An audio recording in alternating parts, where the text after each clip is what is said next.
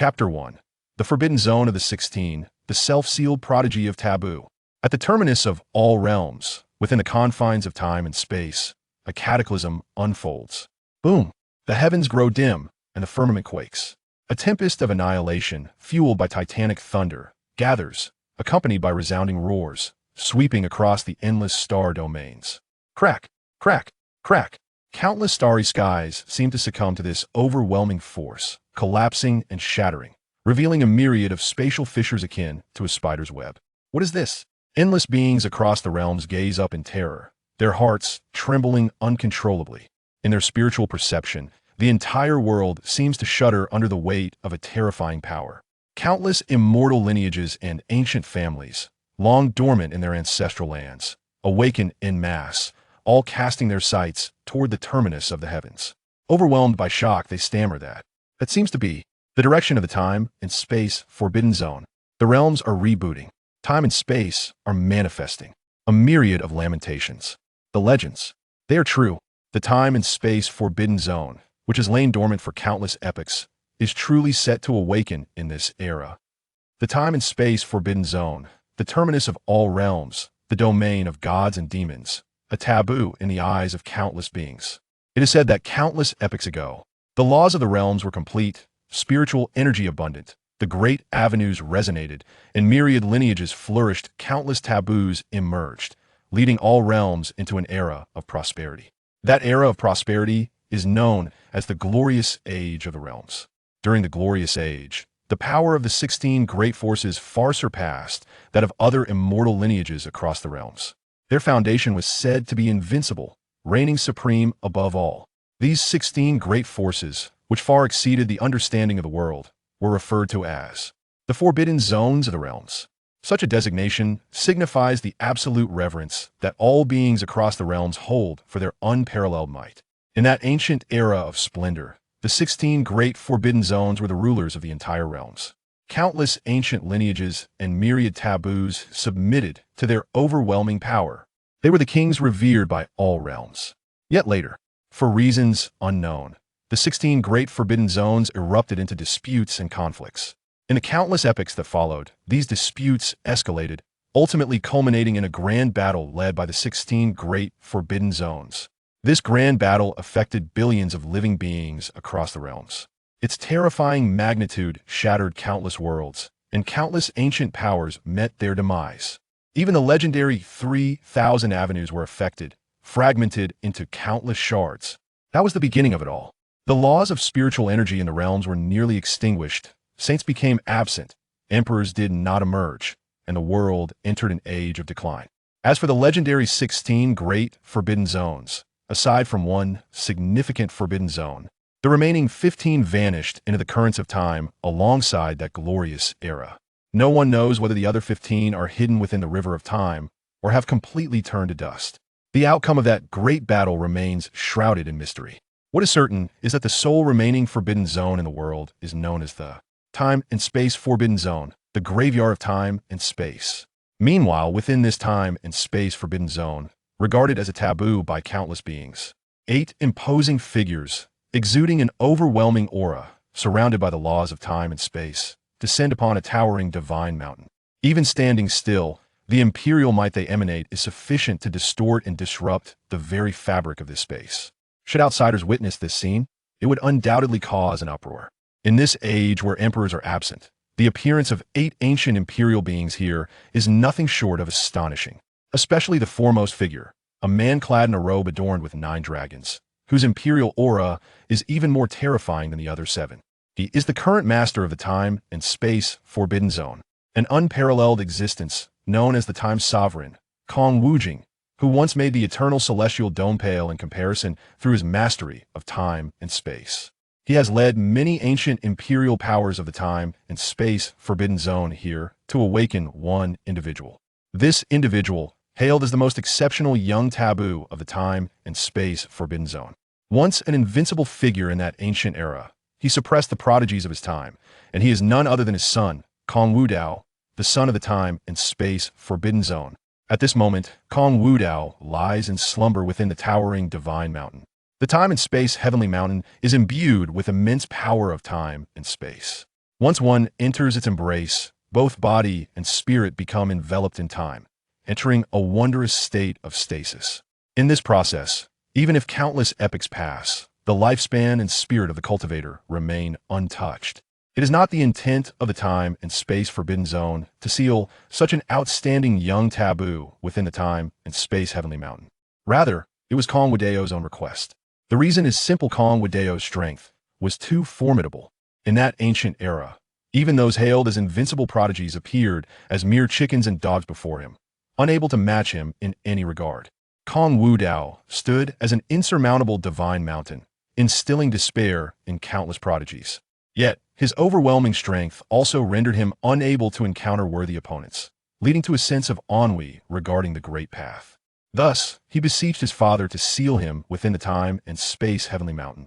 When the great paths of the future awaken and the realms once again enter a glorious era, he would be roused anew.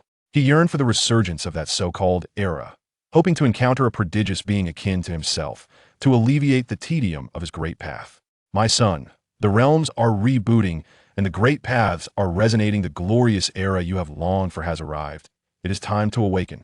As his voice fell, Kong Wudao and the other imperial powers acted in unison. Boom!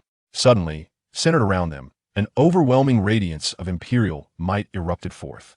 The vast imperial majesty froze time, reversing the laws. A divine light, born of the laws of time and space, descended, enveloping the surrounding space entirely. The divine mountain, seemingly standing tall amidst the ancient world, trembled and roared as though affected by this. Boom! The gathering dark clouds and calamity thunder above the time and space forbidden zone surged wildly, erupting into a feverish tumult. Such a startling transformation caused the ancient powers, who had gathered their gaze upon this place, to wear expressions of increasing uncertainty. What on earth is happening in the time and space forbidden zone? Why has such a terrifying commotion erupted? Damn it, these fellows have just awakened from their slumber in time, and they're already making grand moves? They can't possibly be seeking to dominate the realms once more, can they? In response, some obstinate ancient powers retorted, "Humph. Why worry? The era belonging to the 16 great forbidden zones has long since faded into smoke. Now, many ancient forces have also revived in the realms, and there are even many who have risen in later generations, ultimately becoming unparalleled giants. Indeed, the time and space forbidden zone, which has experienced great ruin, seeking to dominate the realms once again, is nothing but a foolish dream." While the time and space forbidden zone was indeed one of the 16 great forbidden zones of the former glorious era, its strength was not to be underestimated. Yet, the opposing factions were unaware of how many epochs had passed in silence. During this time, the laws of the realms had long since revived on their own. Thus, many immortal lineages, said to be no weaker than the former 16 great forbidden zones, had emerged in the realms. However, such claims were merely their own definitions. After all, the strength of the 16 great forbidden zones, which once could dominate the entire realms with their own might, was beyond comprehension. The time and space forbidden zone, recognized as the foremost among them, was not something the petty forces of later generations could dare to provoke. Within the time and space forbidden zone, many individuals awaiting the resurgence of the time and space forbidden zone gazed upward toward the time and space heavenly mountain. The legendary son of Wudao. Is he finally to emerge in this epoch? I've heard that the son of Wudao, being too invincible, found the great path uninteresting and willingly entered into slumber. Now that the realms are rebooting, I wonder if he will find a worthy opponent? Now that the son of Wudao has finally awakened, the 9 imperial children of our time and space forbidden zone finally have a reliable backbone. The time and space forbidden zone has inherited countless epochs, naturally producing innumerable dazzling prodigies. Among them, the most exceptional 9 individuals were designated as imperial sons or daughters by the time and space forbidden zone. However, all the ancient ancestors of the time and space forbidden zone were acutely aware. Though these 9 individuals were indeed strong, capable of effortlessly sweeping aside others of the immortal lineages, in comparison to Kong Wudao's innate talent and strength, they still fell significantly short. Chapter 2. System. A trivial accessory with no use. Time and space heavenly mountain. Brilliant rays of time and space descend, illuminating the massive divine mountain with even greater splendor. Boom, boom, boom. Following this, a rhythmic sound akin to a heartbeat from the ancient past resonates from within the time and space heavenly mountain, echoing throughout the boundless expanse. Hum. The vast laws of time and space converge at the foot of the time and space heavenly mountain, manifesting as a spatial white hole. Accompanied by the resounding echoes of the great avenue's celestial melodies, the flowers of the great path bloom in profusion. A majestic figure treads upon the river of time and space, stepping forth from that ineffable realm. Wudao, the son of Wudao. The awaiting Kong Wudao and several emperors exclaimed joyfully. After a prolonged interval, as the ethereal mist gradually dissipated, the silhouette within finally became distinctly visible. The young man possessed an otherworldly grace, his figure tall and slender, clad in a garment of moonlit white. His raven-black hair cascaded like a shimmering waterfall, each strand glistening with an otherworldly sheen. Countless vibrant, swirling runes of time and space encircled him, accentuating his already majestic presence, rendering him akin to a celestial being descended to the mortal realm. Particularly striking were his eyes, reminiscent of the vast cosmos, swirling with fragments of time and space that coalesced into grand patterns of universal significance. These were the divine eyes of temporal Genesis, a unique innate ability exclusive to the realms of time and space. Such an innate quality transcended the 3,000 paths, a rarity through the ages, destined to surpass the worldly principles of existence. Those who possessed these divine eyes were inherently attuned to the path of time and space. Those who cultivated them to their zenith could wield the legendary pathways of time as their own. They could even temporarily solidify the fabric of time and space within a domain, rendering a myriad of paths obsolete. Furthermore, apart from the divine eyes of Genesis, he also possessed the primordial void body, embodying the chaos of creation and the path of void chaos, the genesis of all things. This, too, was an extraordinary innate quality, existing independently of the 3,000 paths. With such formidable dual natures, combined with his exceptionally high comprehension, one could only imagine the extent of his power and talent. Father, is the glorious era of the future truly upon us? During the years sealed within the temporal celestial mountain, he had remained oblivious to the affairs of the outside world. However, in his perception, the laws of spiritual energy within the realms had indeed grown significantly stronger compared to the era of ruin, now several times more potent. In such a favorable environment for cultivation, it was likely that numerous extraordinary talents would emerge, was it not? In that era of ruin, he had found existence unbearably mundane. Even the most elite and invincible prodigies could withstand no more than 5 exchanges against him, rendering them pathetically weak. He hoped that in this revived era, some worthy adversaries might finally emerge. At that moment, a voice, ethereal and elusive, suddenly resonated within his mind. Ding! The destined individual has been detected. The celestial hunting system has been successfully activated, assisting the host in becoming invincible across the realms. Currently binding. Binding failed. Ding! It has been detected that the causal entanglements concerning the host are exceedingly powerful, rendering forced binding impossible. The host must be consulted. Does the host wish to bind with the celestial hunting system? To become a hunter of the realms? System? Upon hearing these words, he was momentarily taken aback. It had been quite a while since he had heard those 2 syllables. When he first traversed into this world, he was but an infant in swaddling clothes. Yet, the system he had anticipated never materialized, and even in the subsequent years, there was no trace of any system. He was indifferent to this, after all. From the perspective of his background and innate talent, he already stood unrivaled. His father was the sovereign of the temporal forbidden zone, and he was backed by countless ancestors from within. His grandfather had long transcended this realm, not to mention his own innate potential, having awakened 2 extraordinary qualities that surpassed the 3,000 paths from birth. Even the most supreme methods of the world were readily accessible to him. With unparalleled talent and an invincible lineage, even without the aid of system, he would still reign supreme, suppressing the prodigies of a bygone era. Even the formidable beings of the Divine King realm would find themselves effortlessly subdued by him. Indeed, his excessive power rendered him bored with life, ultimately leading him to seal himself away. Whether a system existed or not was inconsequential to him. Suddenly, a thought struck him, stirring an inexplicable emotion within. Why do I possess such a clear understanding of this so-called system, despite having never encountered it before? A sharp pain throbbed in his head. He was aware that he did not belong to this world. Yet, he could not recall from which world he originated. The mere act of contemplating his past life caused a painful ache in his mind. It seemed as if an invisible force was preventing him from accessing a certain truth. Steeling his resolve, he cast aside these thoughts, regaining his impassive demeanor. Now, I can acquire whatever I desire solely through my own strength. To me, your systems are merely trinkets. And moreover, they are utterly useless trinkets. What purpose do they serve? As soon as these words escaped his lips, he could distinctly sense the system in his mind falling silent. When it had just been created, the deity of the system had declared that hosts would revere it as divine upon encountering it. Yet, this host, whom it had selected, not only felt indifferent, but likened it to a trinket. An utterly useless one at that.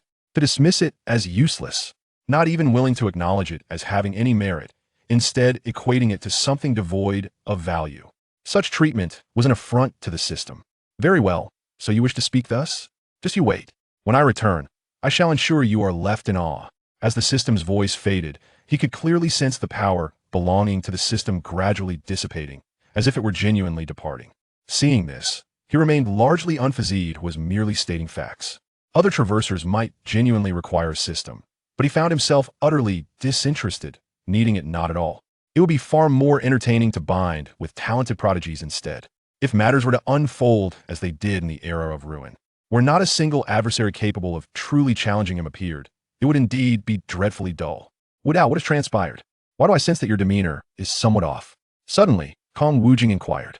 His cultivation was already immensely powerful, having ascended to the realm of the Great Emperor. He had perceptibly caught on a Kong Wudao's momentary distraction. Nothing, I merely found a flicker of interest in what father spoke of regarding this revived era. Kong Wudao replied with a faint smile. He had not seen his dear old father in many years. Though he was a transmigrant, during that time of ruin, his father had shown him extraordinary affection. He had even poured countless resources from the temporal forbidden zone into his care, indulging him excessively. Haha, although Wudao, your cultivation has reached the 7th level of the Dao Palace realm. You have been in slumber for 1,000,000 years, and your strength has waned. If you require cultivation resources, I shall command others to bring forth all the resources from the Forbidden Zone's divine treasury for you.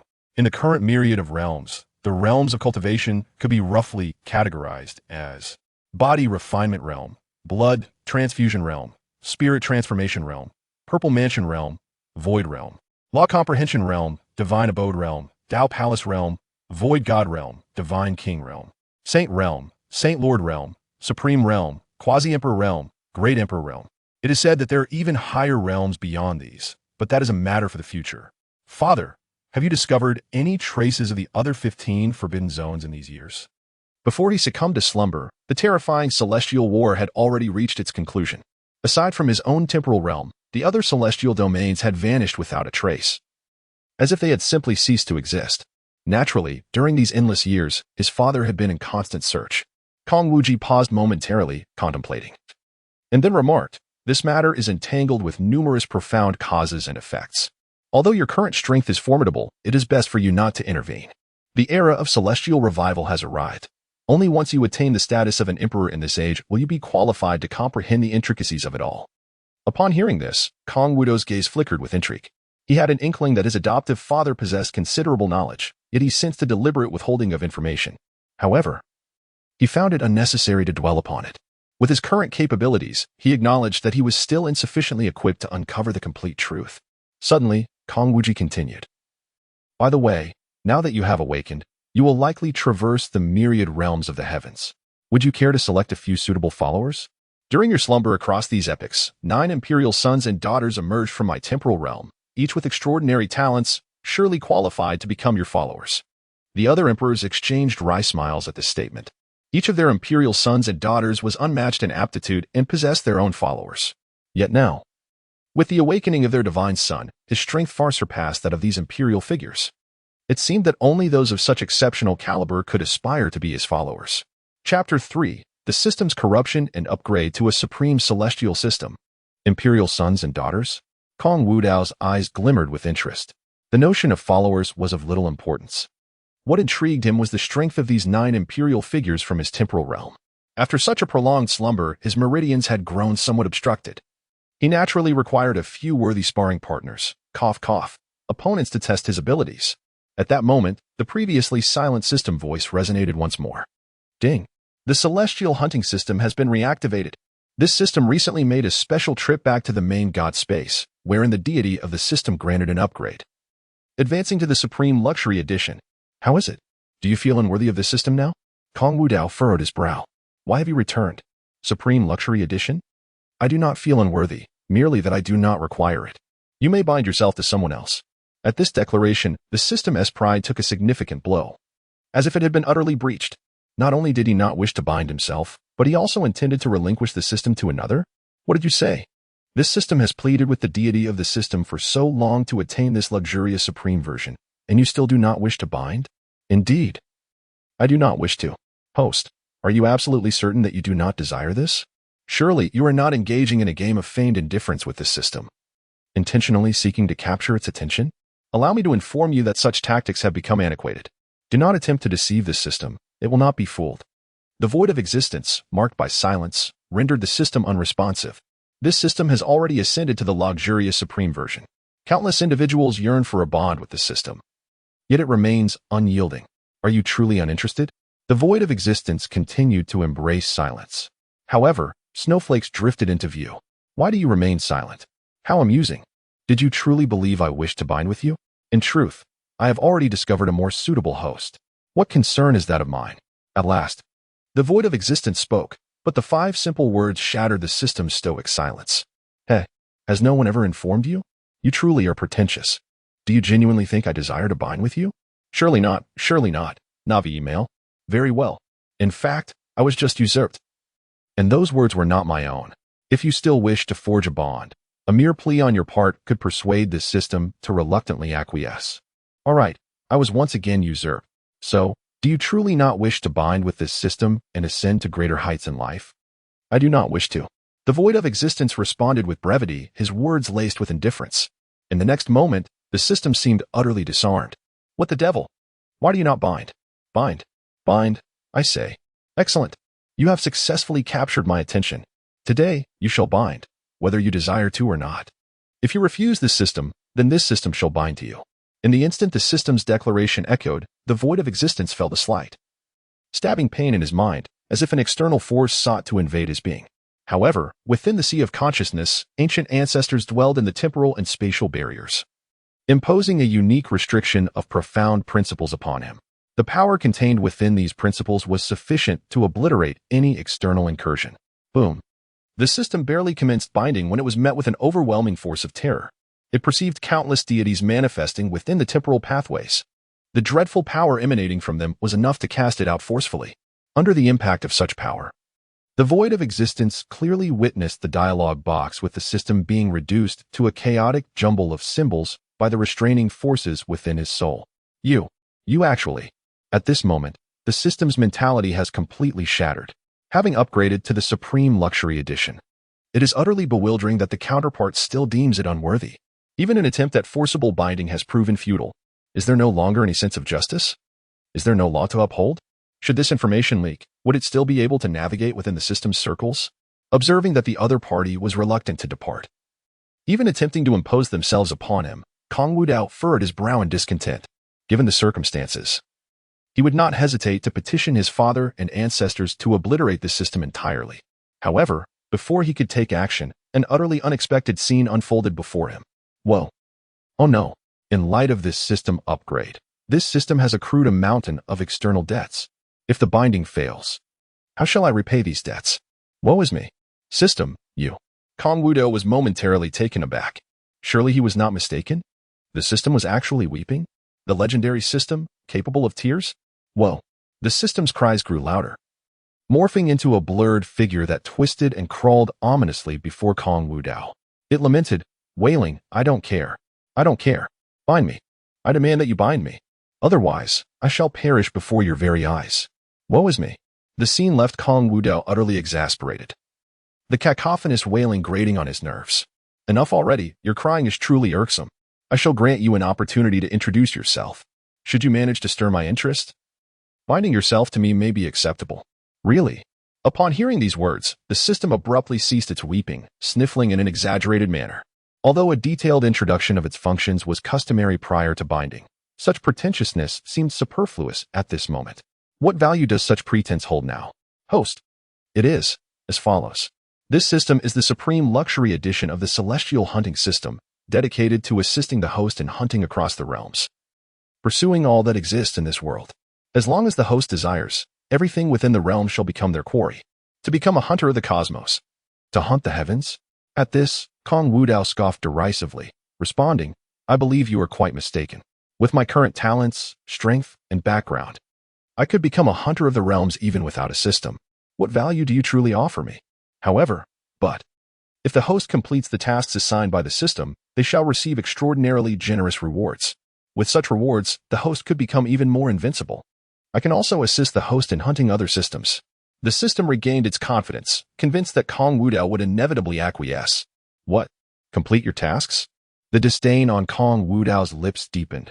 This divine scion can already attain everything desired through his own abilities. Binding myself to you means adhering to your will to undertake tasks, only to receive system rewards. How does that differ from becoming your puppet? I have no need for your binding. Be gone. Should you linger, do not blame me for unleashing the ancestral guardians of my restricted zone upon you.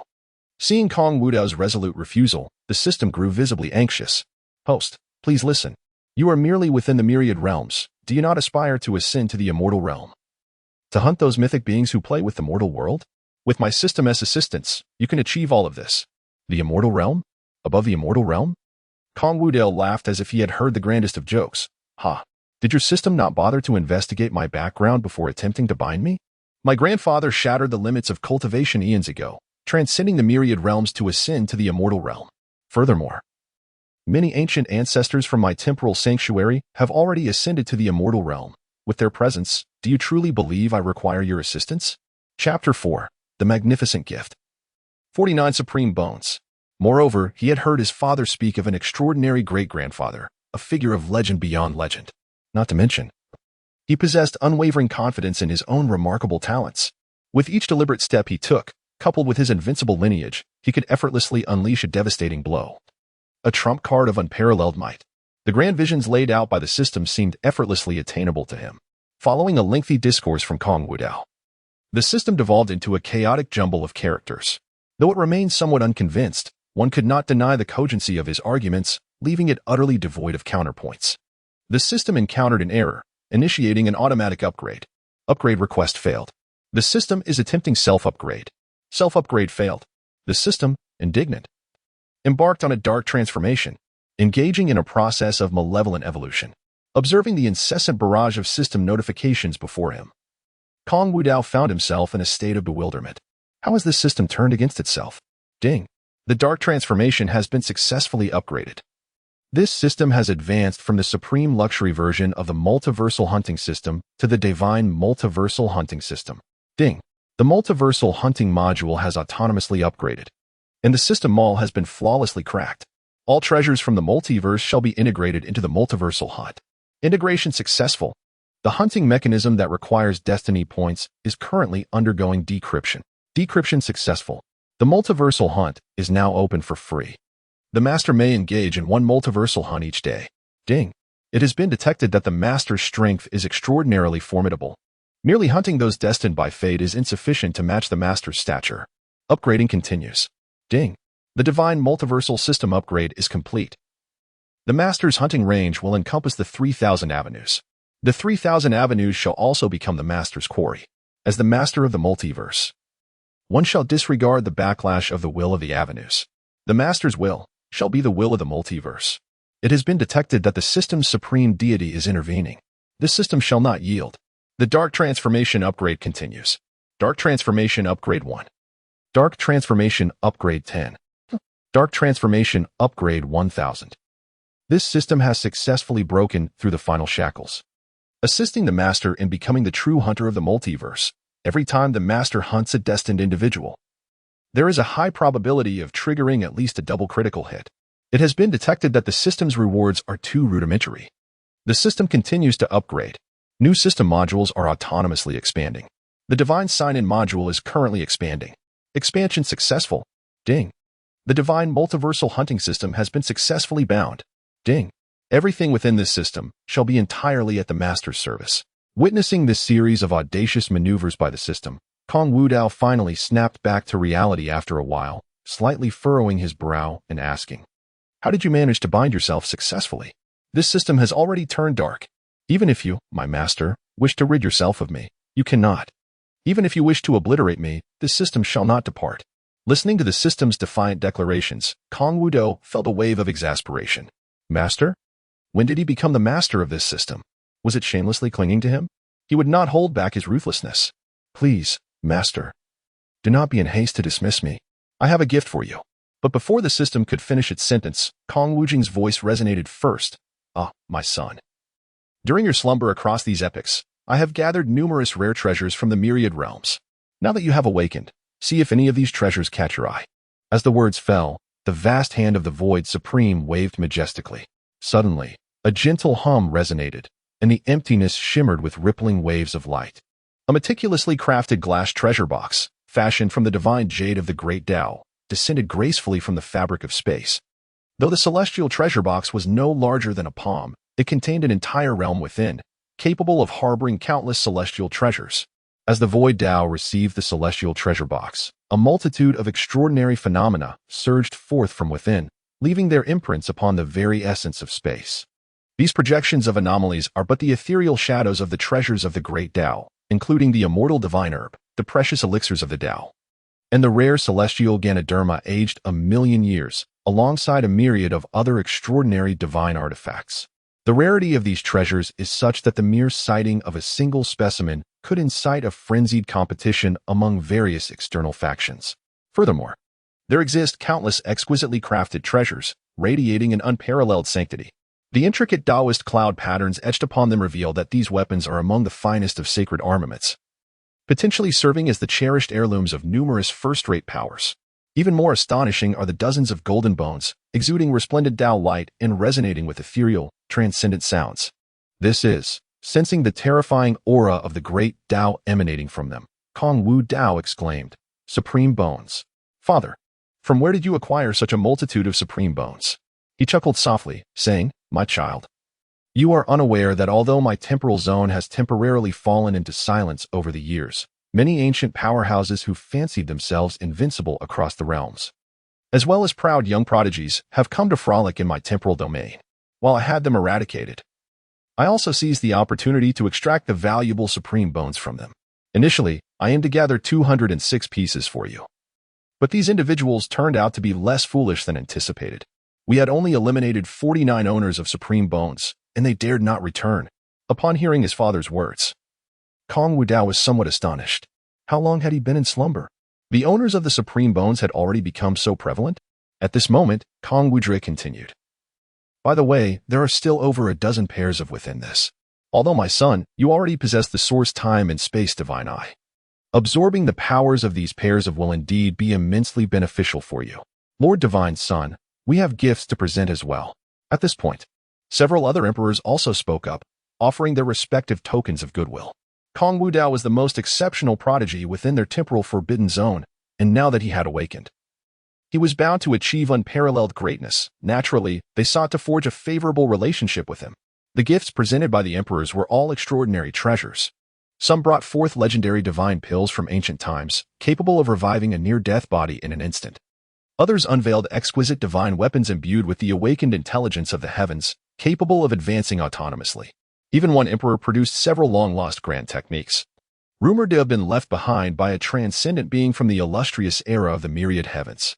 One after another, these treasures of the grand path accumulated in Kong Wudao's hands, to the point where he seemed to be engulfed by a mountain of riches. While expressing his gratitude to these venerable figures from the Forbidden Zone, he began to jest with the system. "You just mentioned that you have a grand gift for me. Surely it's not merely a novice starter pack, is it? Are you certain that your novice rewards can compare to the treasures bestowed upon me by these esteemed predecessors?" Chapter 5. Divine-level novice rewards, 2 fundamental physiques. Upon hearing this, the system fell utterly silent. It indeed had intended to present Kong Wudao with a novice starter pack. However, in comparison to the treasures from these emperors, its offerings paled significantly. Alas, it had already exhausted all funding on upgrading and cracking the system template. It truly had no budget left.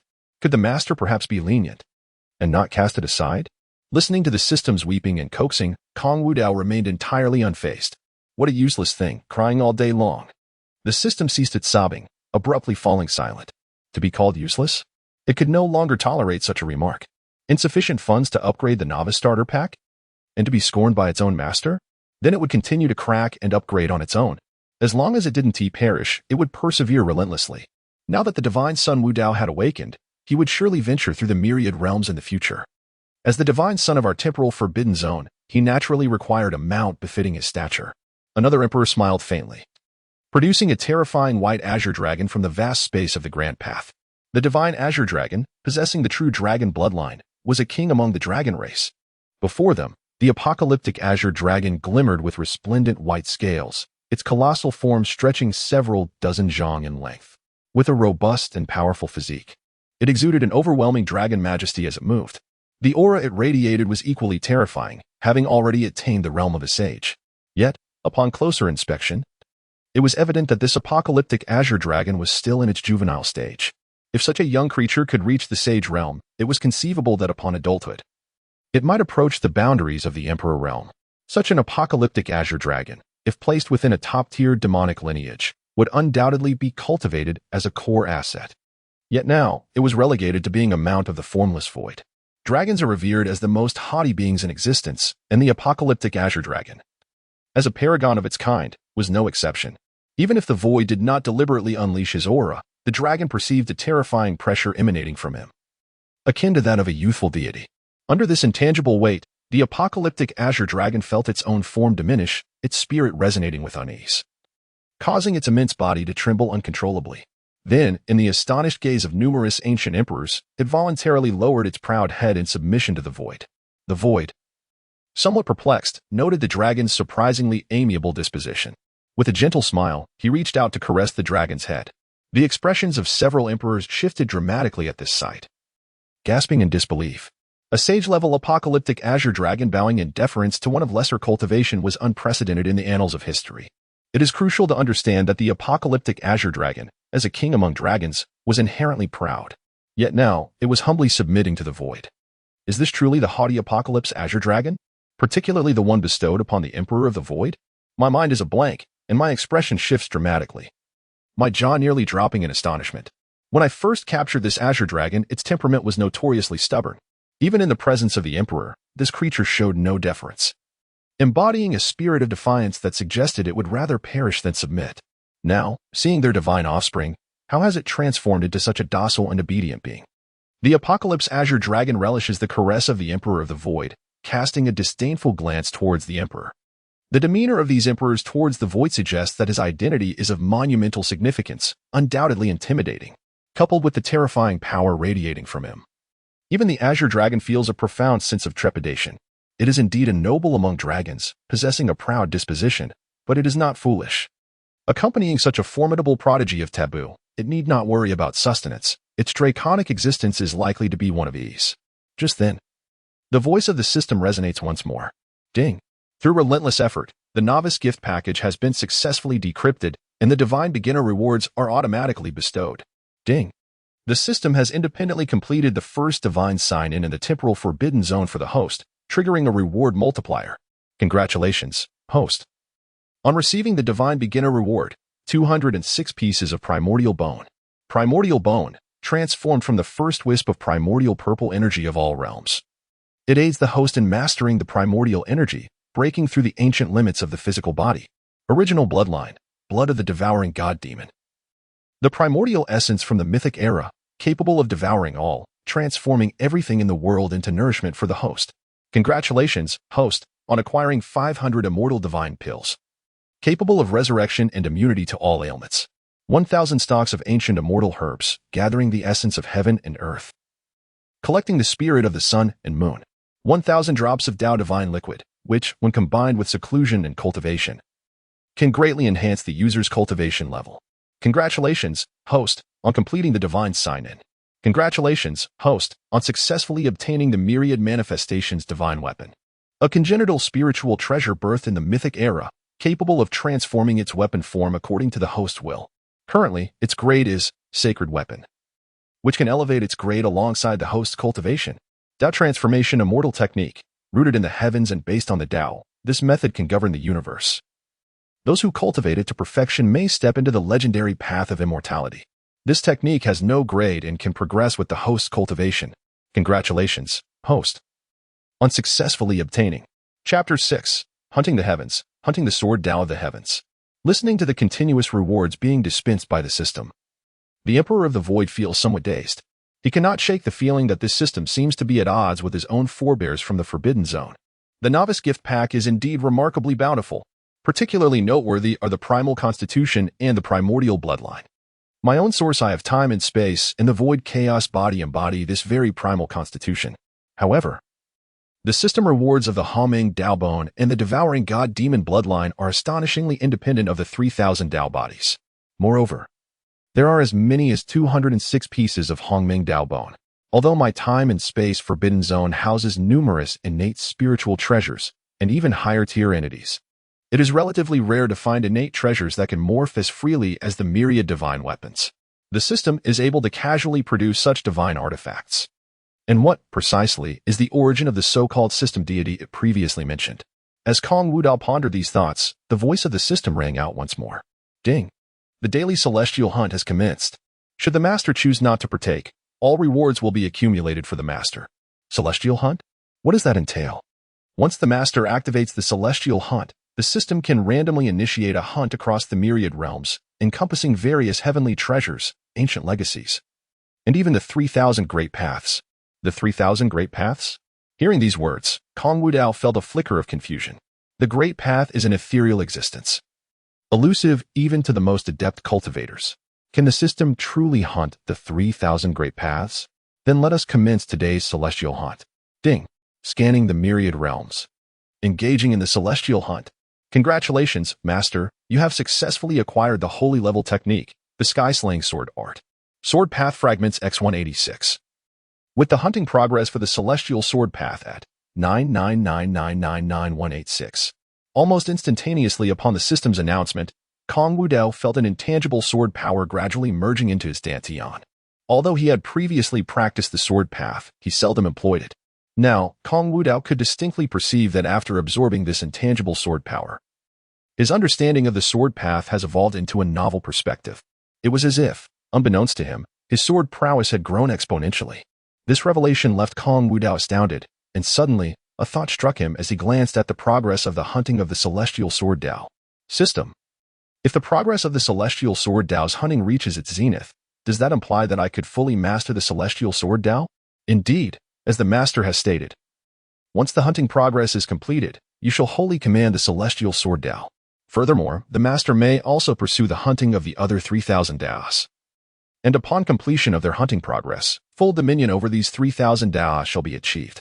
In the future, the Master may ascend to the pinnacle, surpassing the 3,000 Daos, and seize control over all. Upon hearing this, a sense of yearning blossomed within Kong Wudao for the first time. He was indifferent to attaining the pinnacle of cultivation. The prospect of hunting these 3,000 Daos and becoming their true master was undeniably intriguing. However, with the hunting progress so advanced, receiving only a few Dao fragments each time, how long would it take to hunt all 3,000 Daos? Rest assured, as your cultivation level rises, the number of Dao fragments obtained from each celestial hunt will increase. Moreover, initially, a vast amount of destiny points was required to initiate celestial hunting. This system has now autonomously resolved that issue, providing the master with one complimentary celestial hunting opportunity each day. What are destiny points? Destiny points are awarded to the master upon the successful hunting of a target. The so-called celestial hunting tasks necessitate the master to hunt the pinnacle of destiny bearers or those endowed with great fortune across myriad realms. Seemingly wary of displeasing Kong Wudao, the system promptly added, whether to undertake the celestial hunting tasks is entirely at the master's discretion. I shall solely serve the master's wishes, recommending optimal hunting targets based on their level of destiny and fortune.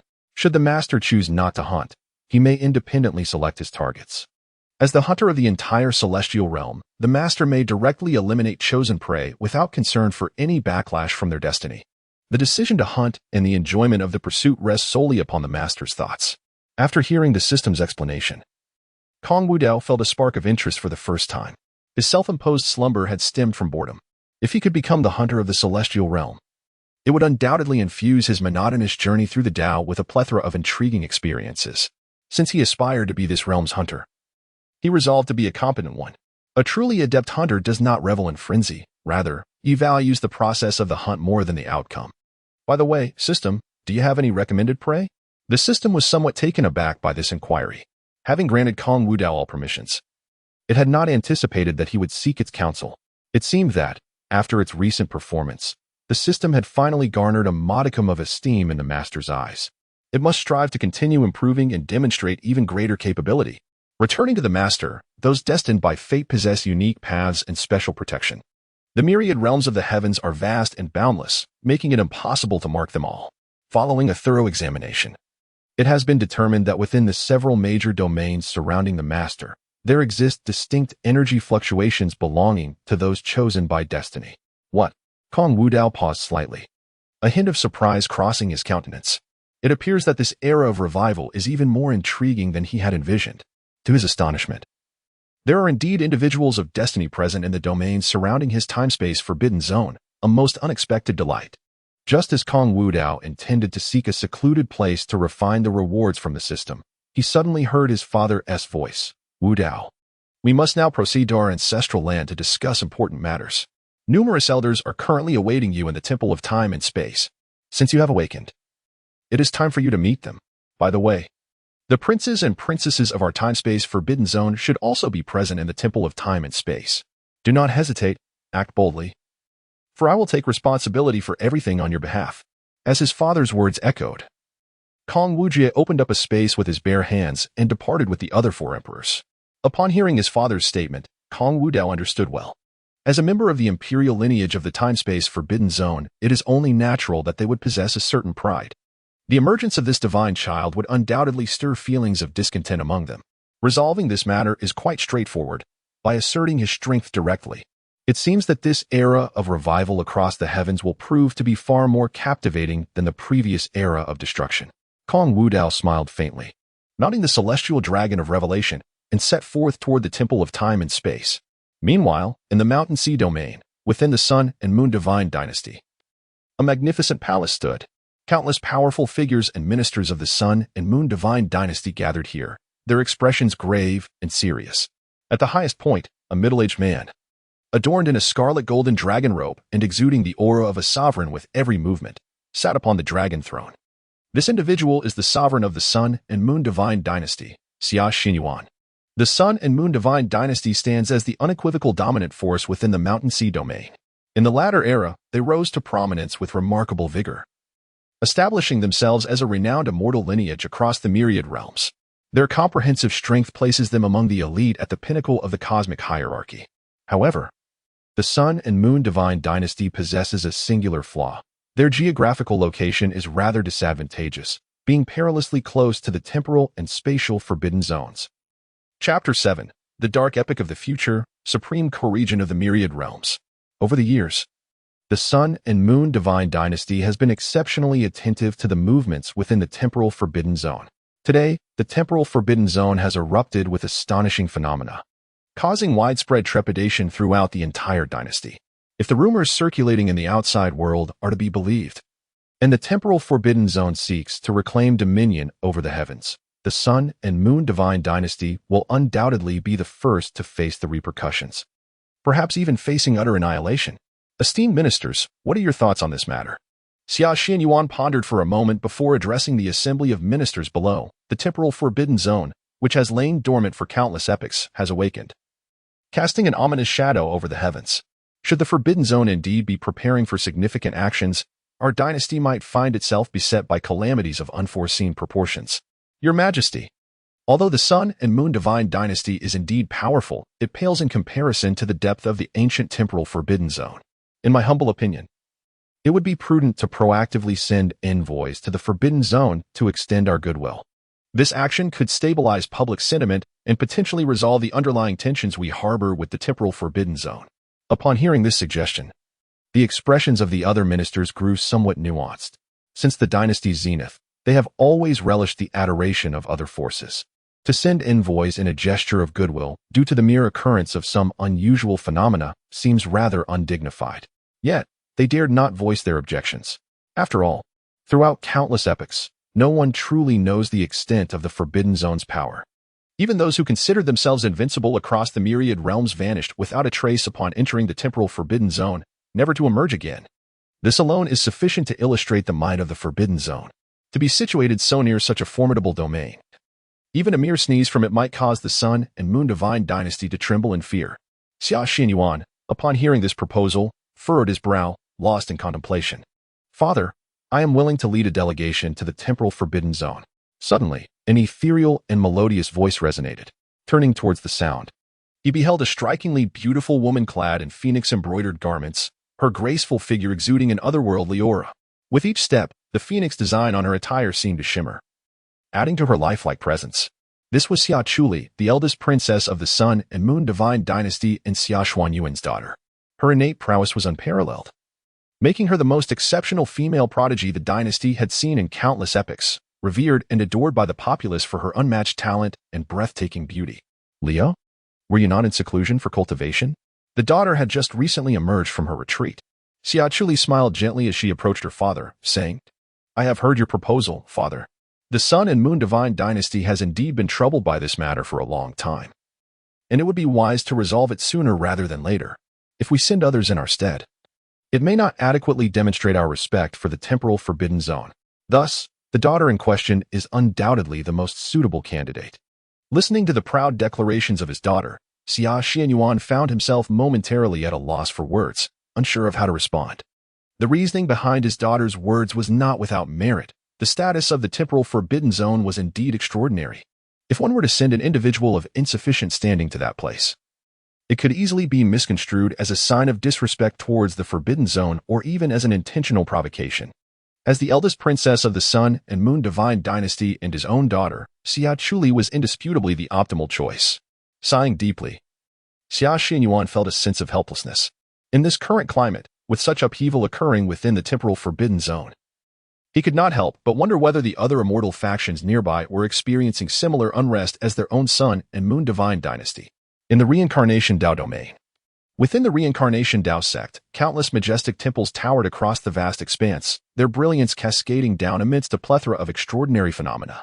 Deep within the ancient palace, above the grand hall, a phoenix throne crafted from the essence of the Great Dao gleamed, upon which reclined an ethereal figure resembling shimmering glass.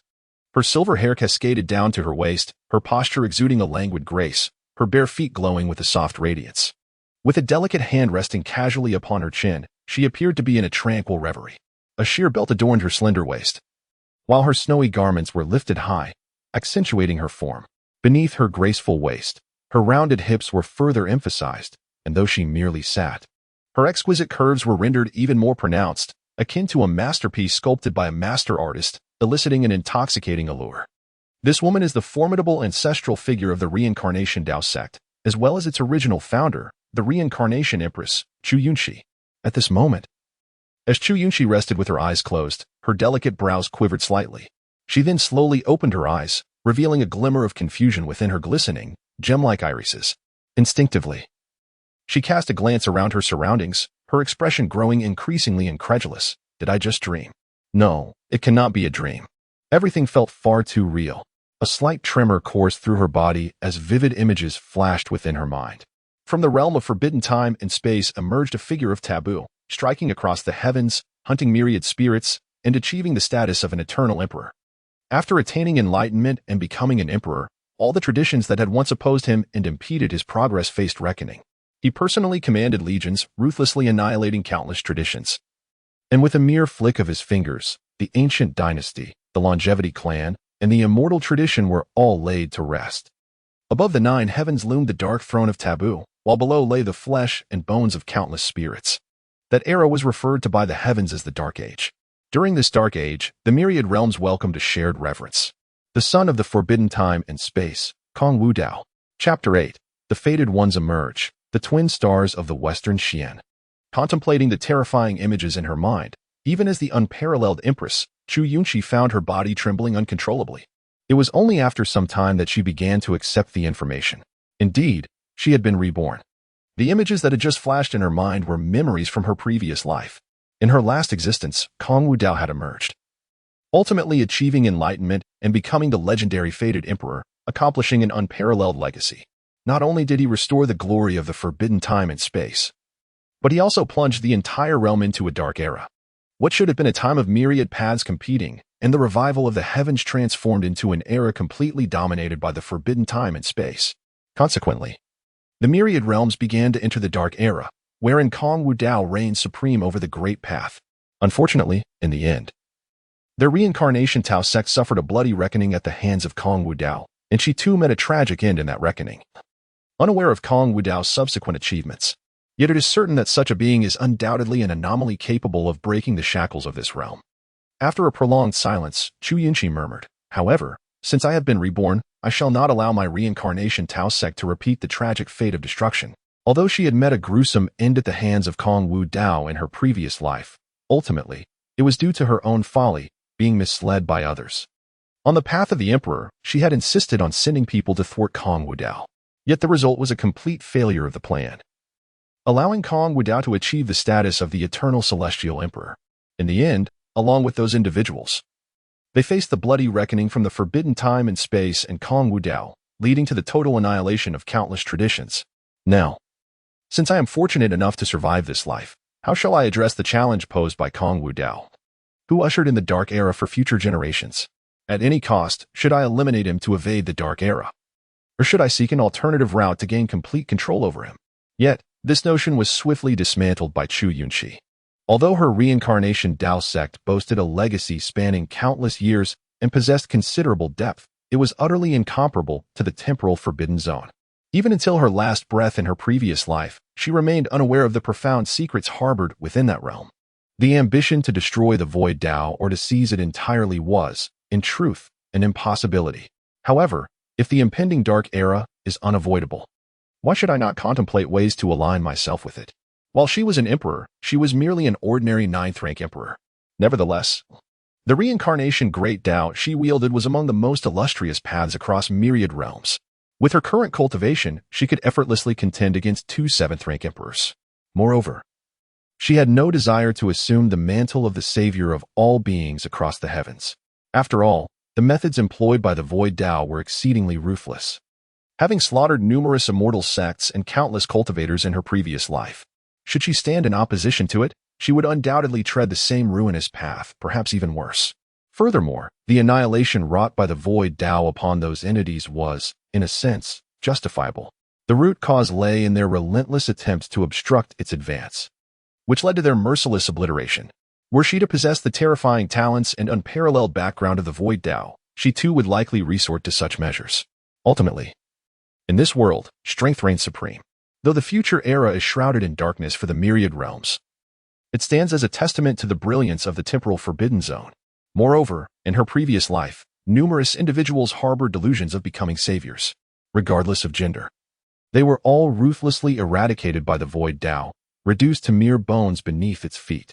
Since she had been granted a second chance at life, rather than fretting over her ability to prevail, it would be far wiser to choose to join forces, thus wholly eliminating her concerns at their root.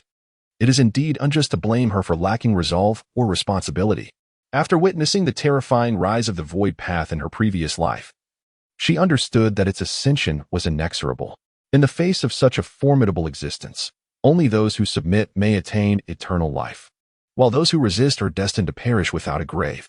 However, the reality is that I, the Emperor, have grown older, and the prospect of forging a connection with the void path now seems rather impractical. As thought surged within her mind, a sudden flash of divine inspiration illuminated her consciousness, revealing a glimmer of clarity in her gaze.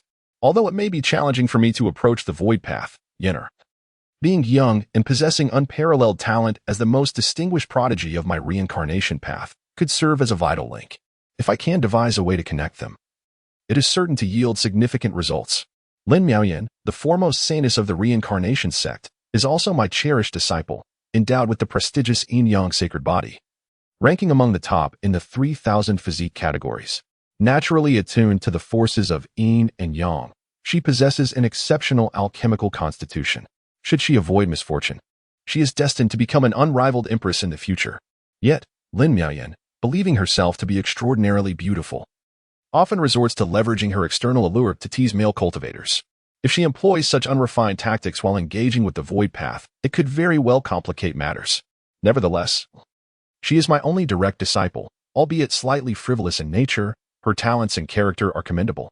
Thus, to avert potential calamity, it is imperative that I emphasize the importance and gravity of this matter to Yenner. Shu Yunshi called out to the outside of the hall. Announce. Saintess Miaoyan enters the hall. I have pressing matters to discuss with her. In the West Xin Dao domain, atop a towering divine mountain, a resplendent beauty clad in a flowing azure silk gown stood gracefully against the wind, her ebony hair dancing in the breeze, accentuating her ethereal presence. Su Qingge, the unparalleled prodigy of the West Xin Dao domain, possessed the rarest innate supreme bone of exceptional physique. Not only did she embody the various manifestations of the supreme bone, but she could also harness innate power, making her combat prowess formidable. Her cultivation was formidable, having reached the 9th level of the Dao Palace realm. Merely a step away from the Void God realm, truly, the unrivaled prodigy of the West Xin Dao domain. Yet, Su Qingge's enchanting gaze was fixed upon the direction of the temporal forbidden zone, her eyes harboring deep-seated fury and vengeance. The temporal forbidden zone. It is time for you to pay for the wrongs against my brother. Her brother, Su Yuan, also possessed the prestigious supreme bone physique and was once a renowned prodigy in the West Xin Dao domain. However, long ago, he ventured alone into the temporal forbidden zone, seeking to challenge its formidable beings and hone his path to greatness. Yet, since entering the temporal forbidden zone, he has never returned, vanishing as if he had been utterly erased from existence. The world is rife with speculation regarding Su Yuan's fate, with many fearing he has met a tragic end within the confines of the temporal abyss. Every time Su Qingge reflects on the promise her brother made to her before his departure, her heart is wrenched with anguish. From the moment the incident befell Su Yuan, she understood that her brother had perished, his spirit extinguished. The supreme bone, intricately linked to her very being, has severed all connections with her. Su Yuan was her soul kin, and his cruel demise in the temporal abyss has ignited within Su Qingge an overwhelming animosity towards that cursed realm. This profound hatred has, in turn, fueled her relentless determination to strive forward. In the span of a century, she has not only achieved but surpassed the accomplishments of her brother, becoming the foremost female prodigy of the Western Xin Dao domain, all in the hope of avenging her brother one day. Now, as anomalies emerge from the time-space forbidden zone, it seems that significant events are poised to unfold. Choosing to confront her rivals today, even in the face of failure and potential demise, she relishes the thought of causing them discomfort. Qingge, are you heading to the time-space forbidden zone? At that moment, a resonant male voice echoed behind her. I shall accompany you. A tall, handsome figure clad in azure robes descended gracefully on clouds before Su Qingge. It was Yichen, a preeminent prodigy of the Western Xin Dao domain, possessing a 9th level cultivation in the Dao Palace realm and the extraordinary 9 transformation divine phoenix body. His profound comprehension of the Dao is renowned, and it is said he possesses the ability to be reborn from flames like a phoenix. With such remarkable talents, he is famed as one of the twin stars of the Western Xin Dao domain alongside Su Qingge. In the past, they have competed countless times for the title of the domain's top prodigy, and amidst these fierce contests, an inexplicable bond blossomed between them, transforming rivalry into a deep and mutual affection. Chapter 9, The Might of the Strong, the Aspiration for the Divine Sun Position. Yichen, what brings you here? Have we not been rivals for years? Am I not familiar with your habits? Yichen smiled lightly, extending his hand to affectionately ruffle Su Qingge's hair. Humph. Were you eavesdropping on me, you scoundrel? Who permitted you to accompany me to the time-space forbidden zone? Su Qingge swatted away Yichen's hand, huffing. This is my private matter, and I need not your concern. Yet, beneath her defiant exterior, a sense of inexplicable gratitude lingered in her beautiful eyes. Although she feigned indifference towards the forbidden zone, a flicker of trepidation resided within her. The thought of Yichen accompanying her indeed offered her a measure of solace. In response, Yichen's gaze remained tender. What sort of relationship do we share that you would distance yourself so? Your matters are inherently my matters. He perceived her underlying unease. Their bond was exceptional, teetering on the brink of becoming something deeper. How could he allow his beloved to venture into such peril alone?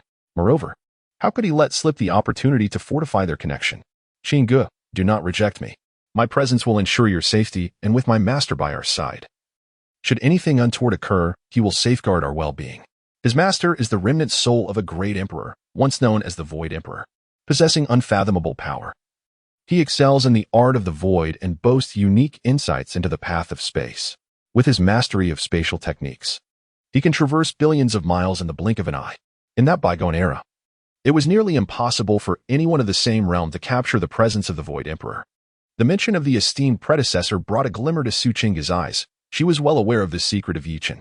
In the past, she had the fortune of receiving guidance from the Void Emperor, which enabled her to comprehend unparalleled divine abilities. Suddenly, a brilliant radiance erupted from the jade pendant adorning Yichen's chest. As the light coalesced, it gradually transformed into a magnificent, ethereal figure. Esteemed Void Predecessor. Both Su Qingga and Yichen exclaimed in unison, bowing respectfully towards the phantom figure. Ha, there is no need for such formality with me. The Void Emperor replied with a gentle smile. Qingga, I am already aware of your intention to venture into the temporal forbidden zone. Rest assured. Countless epochs have passed since that crisis, and the forbidden zone has long since diminished. Even though I am now but a remnant soul, my void techniques are not to be underestimated. Should any unforeseen circumstances arise, I possess the means to ensure your safe departure. Even if I cannot confront the temporal forbidden zone directly, Yi Chun is his most exceptional and cherished disciple. Given time, he is destined to revive the splendor of the void techniques and perhaps even assist in restoring his master's physical form. Throughout the countless encounters between Yichen and Su Qingga, the master has observed their fierce competition with keen interest. He also holds great admiration for Su Qingga's talents. The thought of her becoming a partner to his most beloved disciple brings him immense satisfaction. Thank you, esteemed Void Predecessor.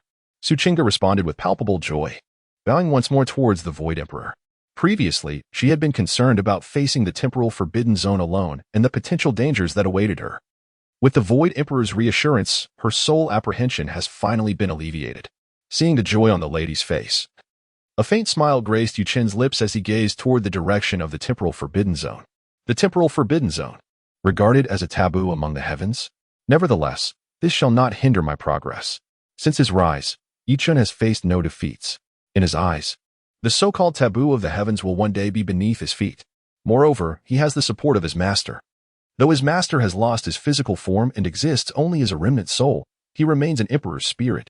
In this era, where emperors are not manifest, even a mere soul of an emperor is formidable enough to defy the heavens. With the formidable power of his master, suppressing a quasi-emperor is effortlessly achievable. Moreover, even if a great emperor resides within the time-space forbidden zone, with the assistance of his master, he would still manage to retreat unscathed. The notion of a time-space forbidden zone? Utter nonsense.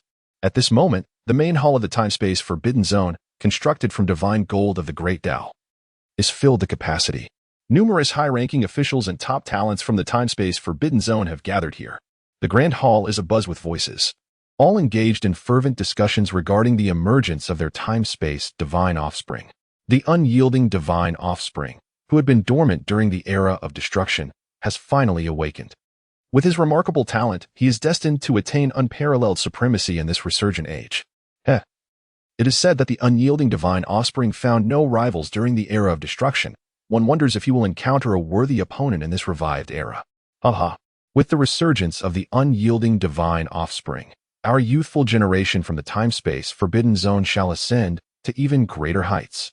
Amidst the jovial banter among the high-ranking officials of the time-space forbidden zone, an abrupt voice suddenly pierced the air. Father, esteemed elders.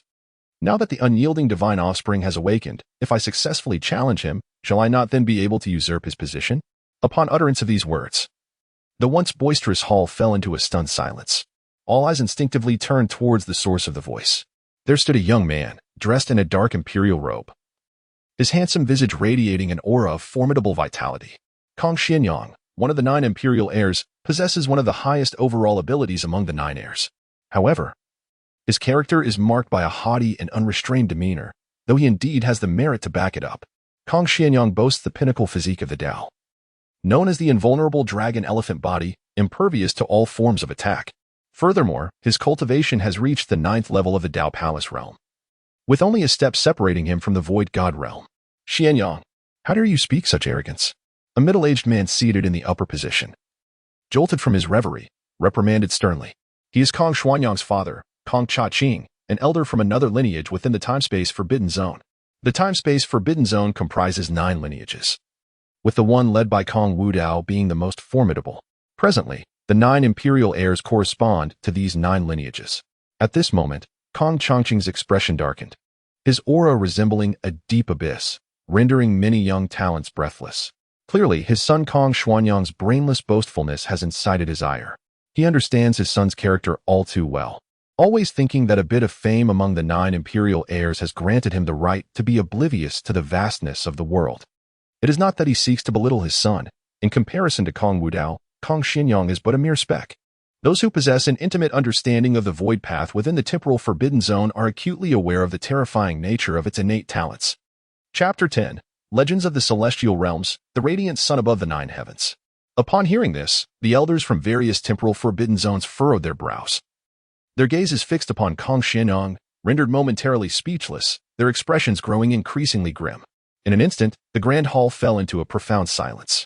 Observing this scene, Kong Xianyang remained unfazed and continued, "Esteemed elders, our temporal forbidden zone has always revered the supremacy of the strong. I hold unwavering confidence in my own abilities. If I can vanquish the son of the void, why should I not claim his position as the prince of the temporal forbidden zone? My stature and talents are sufficient to look down upon all realms. How could I possibly acquiesce to the emergence of a son who surpasses me? Not only I, but the majority of the 9 imperial sons and daughters also harbor considerable dissatisfaction regarding this matter. They have all heard tales of the void path. Yet the era from which it originates is too distant, often referred to as the Age of Desolation. A time when the principles of the Great Dao were obscured and spiritual energy was sparse. Compared to the flourishing cultivation environment of the present era, it pales in comparison. Who can ascertain how formidable this son of the void truly is? As top-tier prodigies of the temporal forbidden zone, it is only natural for them to harbor skepticism towards one who seemingly eclipses them. Unfilial son, you truly. However, before Kong Changqing could complete his rebuke, he was interrupted by a mocking laughter. Ah, what a brute with brawn but a simple mind. The voice was not loud, yet it resonated distinctly in the hushed hall. Swiftly, all eyes turned to a singular individual. Positioned within the same imperial lineage, yet a woman stood out. She was breathtakingly beautiful, her features exquisitely refined. Clad in ethereal white garments, she exuded an otherworldly grace, reminiscent of a celestial goddess, evoking endless imagination. Kong Jiangwei, the most formidable among the imperial daughters of the temporal forbidden zone, a direct descendant of the void path, possessing the Tai Linglong body. She holds unique insights into the Great Dao, and if fate allows, she could very well ascend to become a top-tier master of the Great Dao in the future. Kong Jiangwei? What do you mean by that? Reacting with a surge of anger, Kong Xianyang directed a sharp inquiry towards Kong Jiangwei. Under the oppressive gaze of Kong Xianyang, Kong Jiangwei remained unfazed, not even raising an eyebrow. In the current hierarchy of the imperial lineage, Kong Jiangwei undoubtedly possessed a profound understanding of Kong Wudao, although she had never encountered Kong Wudao in person. Her ascent to the status of imperial daughter had led her to diligently study historical texts documenting Kong Wudao's legacy. As a result, she had gleaned a wealth of knowledge regarding the illustrious exploits of Kong Wudao.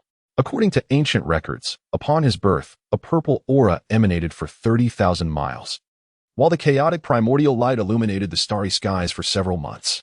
Furthermore, it was rumored that mythical immortals in the ethereal forms of divine beasts descended, bestowing their blessings upon him. At the tender age of 7, armed with extraordinary talent, he became the youngest cultivator of the Dongshu realm in that era. What is this concept? While others of the same age have yet to embark on the path of cultivation, still engaged in playful pursuits, Kong Wudao can soar through the skies and unleash a single punch powerful enough to shatter mountains towering hundreds of feet high. At the tender age of 10, he triumphed over the 7 greatest prodigies of the same realm, defeating them all within mere 10 breaths, leaving the heavens and myriad domains in awe. By 13, he commanded the army of the Forbidden Zone to wage war against opposing forces, casually leading his troops to obliterate ancient dynasties, transforming countless lives into mere bones beneath his feet. Until the age of 16, Kong Wudao consistently led his army into battle, achieving victory time and again, mastering military tactics to an extraordinary degree. In that era, he was hailed by many as the youngest general clad in white. At 16, he had already become invincible among his peers, sweeping all challengers aside. By 17, he could even engage with elder formidable beings, defeating them effortlessly in just a few moves. Upon reaching 18, he shattered the age itself, becoming an insurmountable mountain in the hearts of countless prodigies. Even though she had merely gleaned knowledge of Kong Wudao's illustrious feats through ancient texts, his image lingered in her heart. Indeed, she found herself inexplicably enamored with this divine child. After all, whether it be Kong Wudao himself or his magnificent achievements, they all illustrated that he was a true invincible prodigy, one who had once dominated an era and caused the sun in the 9 heavens to pale in comparison. Kong Xianyang, a peer of comparable strength, stood little chance of overcoming him. How could this fellow dare to claim he could defeat Kong Wudao? Just then, a series of dragon roars suddenly resonated through the heavens and earth, reverberating in the hearts of all present. This was before the assembled crowd could react. A gentle and refined voice unexpectedly emanated from outside the hall, seemingly invoking the very laws of this realm. Today, the time and space temple was indeed bustling with activity. However, upon discerning the source of the voice, the numerous high-ranking officials of the time and space forbidden zone appeared as if awakened from a dream. In their astonishment tinged with joy, they disregarded their status and hurriedly rushed outside to greet the arrival. Several imperial sons and daughters seemed to sense something and followed the elders towards the exit.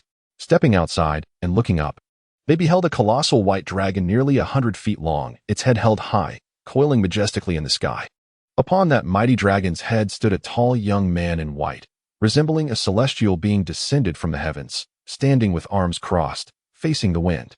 This young man appeared as if he had emerged from a picturesque landscape, radiant starlight swirling around him. His very being seemed to merge with the heavens and earth. Even while standing still, he emanated a powerful aura without actively releasing any energy, commanding an impressive presence with every gesture. It was as if he was born to be the most resplendent sun in this world, with all beings beneath it unable to catch a glimpse of his brilliance. Simultaneously, a singular name flickered in the hearts of all present within the vast halls of time and space. That name belonged to their revered progeny of the temporal realm. Kong Wudao. Chapter 11. The Insurmountable Divine Mountain, a hasty conclusion indeed. They had encountered the divine son Wudao, the esteemed elders of various clans.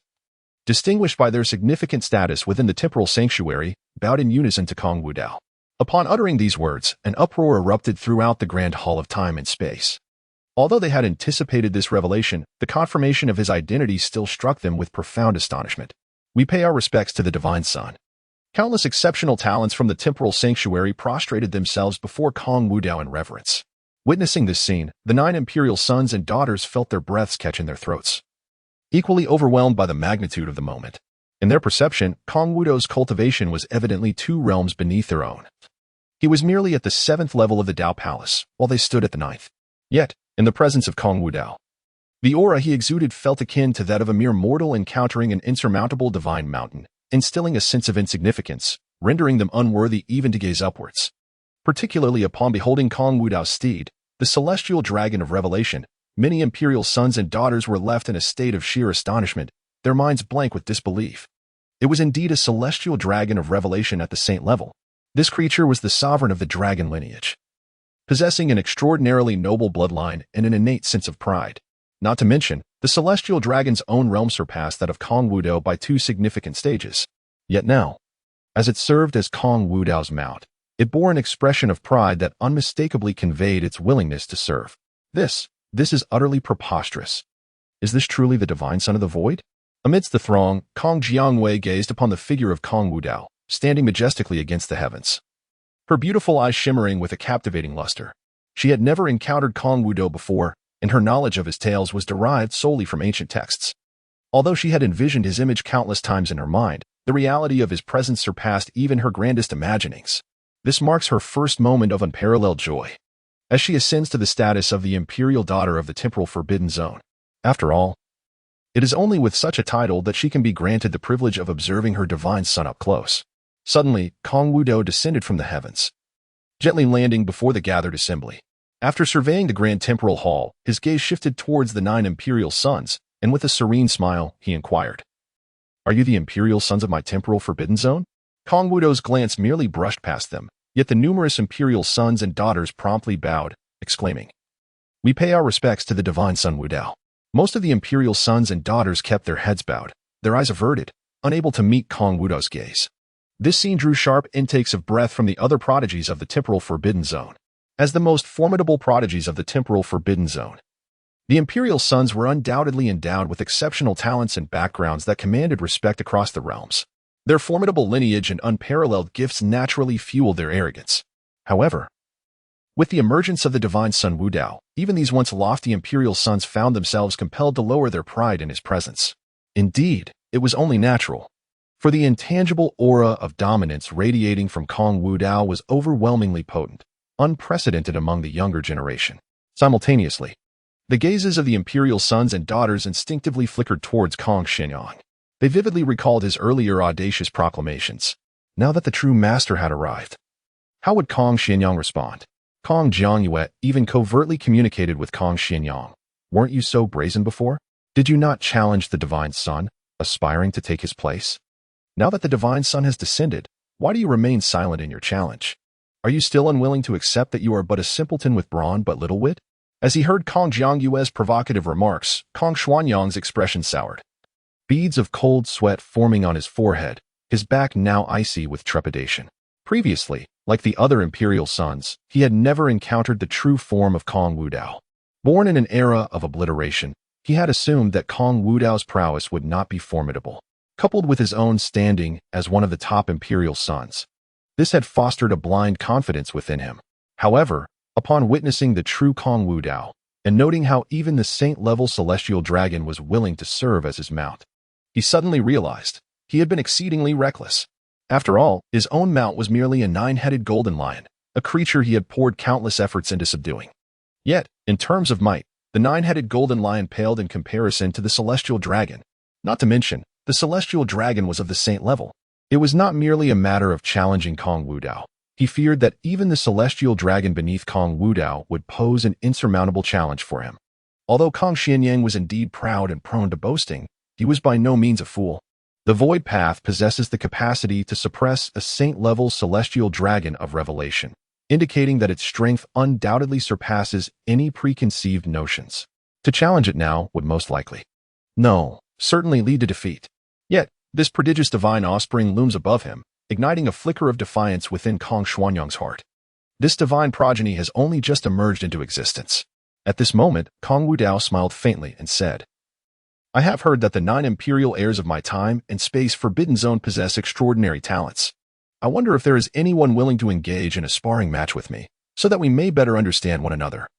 Although the expressions of these imperial children are subtle, they have not escaped the keen observation of the Void Dao. It is evident that there exists a degree of skepticism regarding the strength of this slumbering divine son. If that is the case, then let us directly demonstrate our might. Upon hearing these words, the elders from the other clans were momentarily taken aback, yet they quickly rallied in agreement. The Void Divine Son spoke wisely. True bonds must be forged through the clash of battle. I wonder how the words of this old fellow have taken on an unexpected meaning. It is clear that the Void Divine Son, having awakened from a long slumber, seeks to deepen the connection with the many imperial sons and daughters of my Forbidden Zone through exhilarating combat.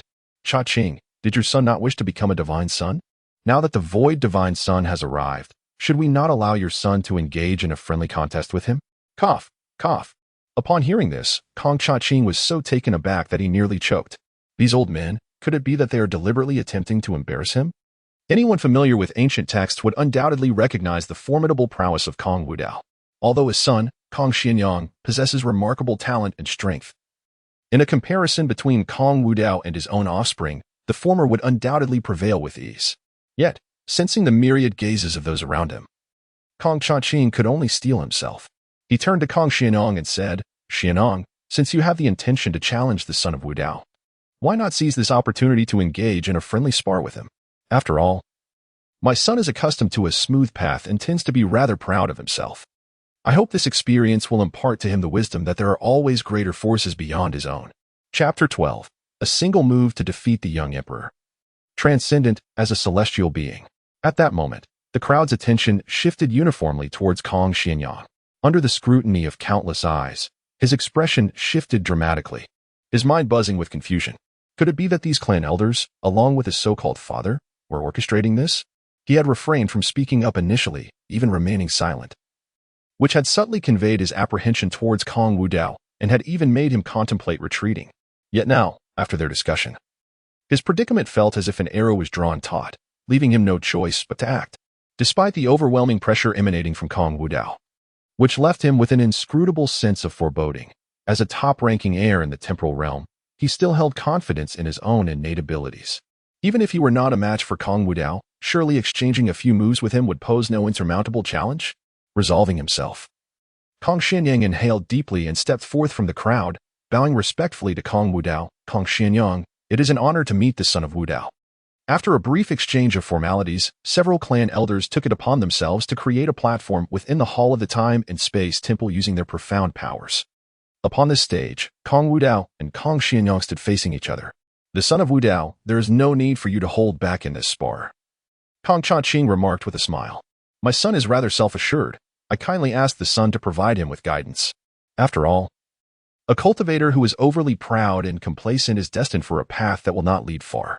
However, hearing his father's words, Kong Xianyang felt a wave of frustration wash over him. Who, in fact, was his father rooting for, him or Kong Wudao? Did his father truly wish to witness his son endure a beating at the hands of Kong Wudao? Very well, Kong Wudao replied with a faint smile. In that case, I shall unleash a fraction of my power, allowing our two distinct physiques to collide. Boom. Suddenly, the aura within the void path surged with overwhelming intensity, beginning to rise sharply. At that moment, his figure seemed to grow increasingly imposing. A multitude of chaotic light erupted from his being, and amidst the swirling mist of chaos, it resembled countless stars breaking through the celestial expanse, manifesting the invincible stance of the void path. Yet, this was merely the beginning. As his gaze flickered, it revealed profound cosmic patterns infused with the essence of the Dao. Within the depths of his pupils, countless fragments of time and space intertwined and surged forth. Buzz. Following this, an infinite array of stellar luminescence coalesced behind the void path, ultimately transforming into a colossal portal of time and space.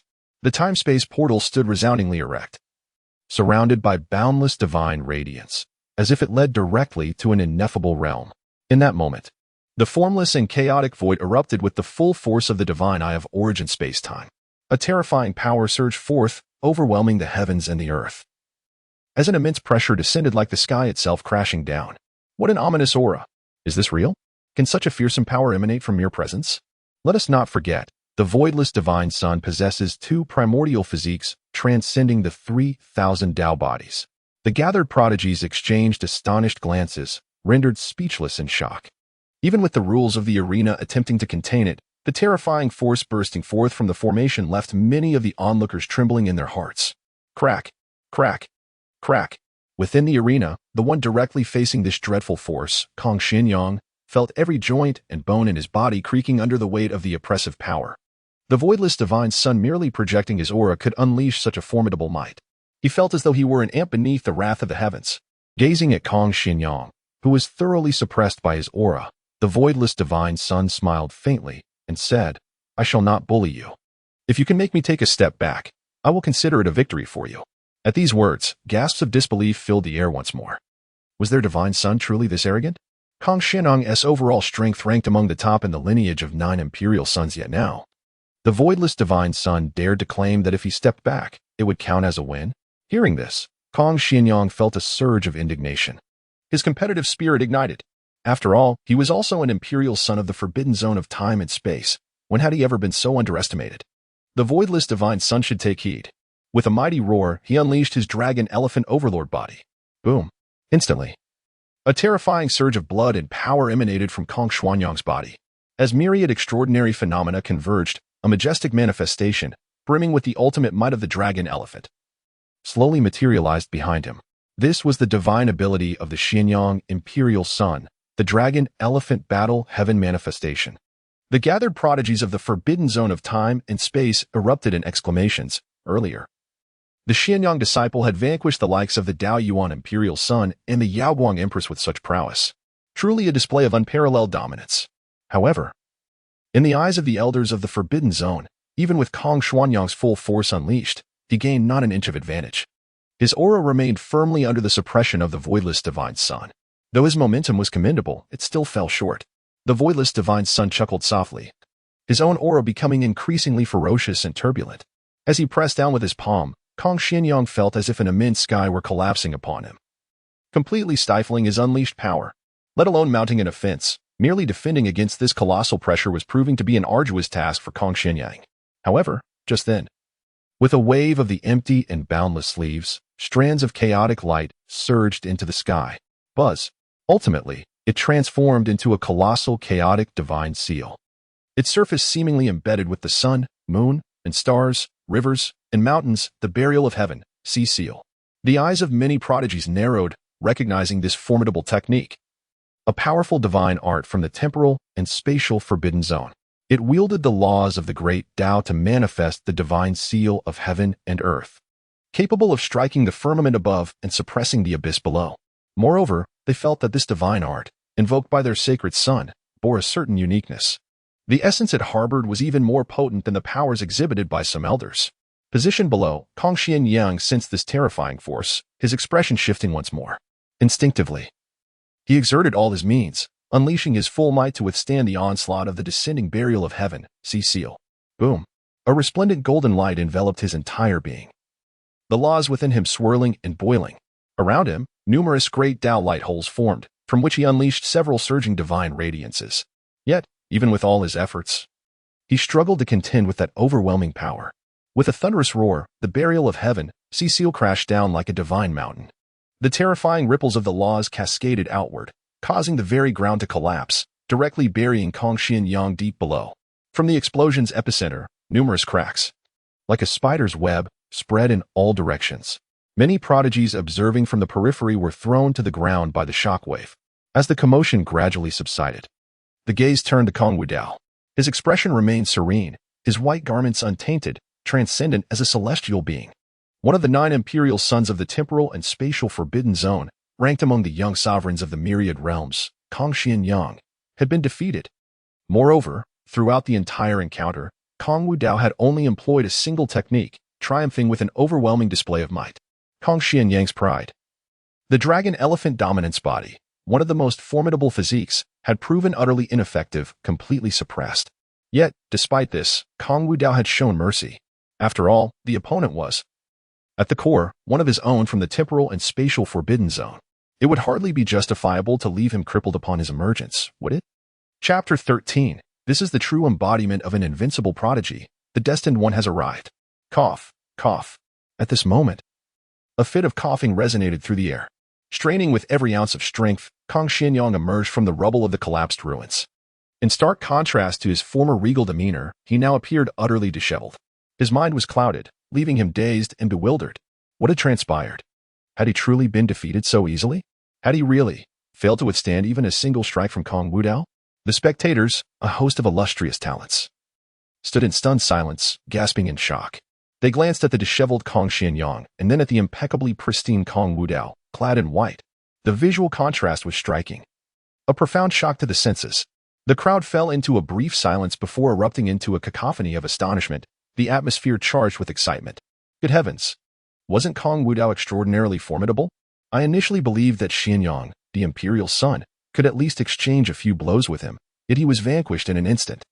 This cannot be attributed to Xuanyang's weakness. Rather, it is a testament to Kong Wudao's overwhelming strength, just based on the aura he unleashed earlier.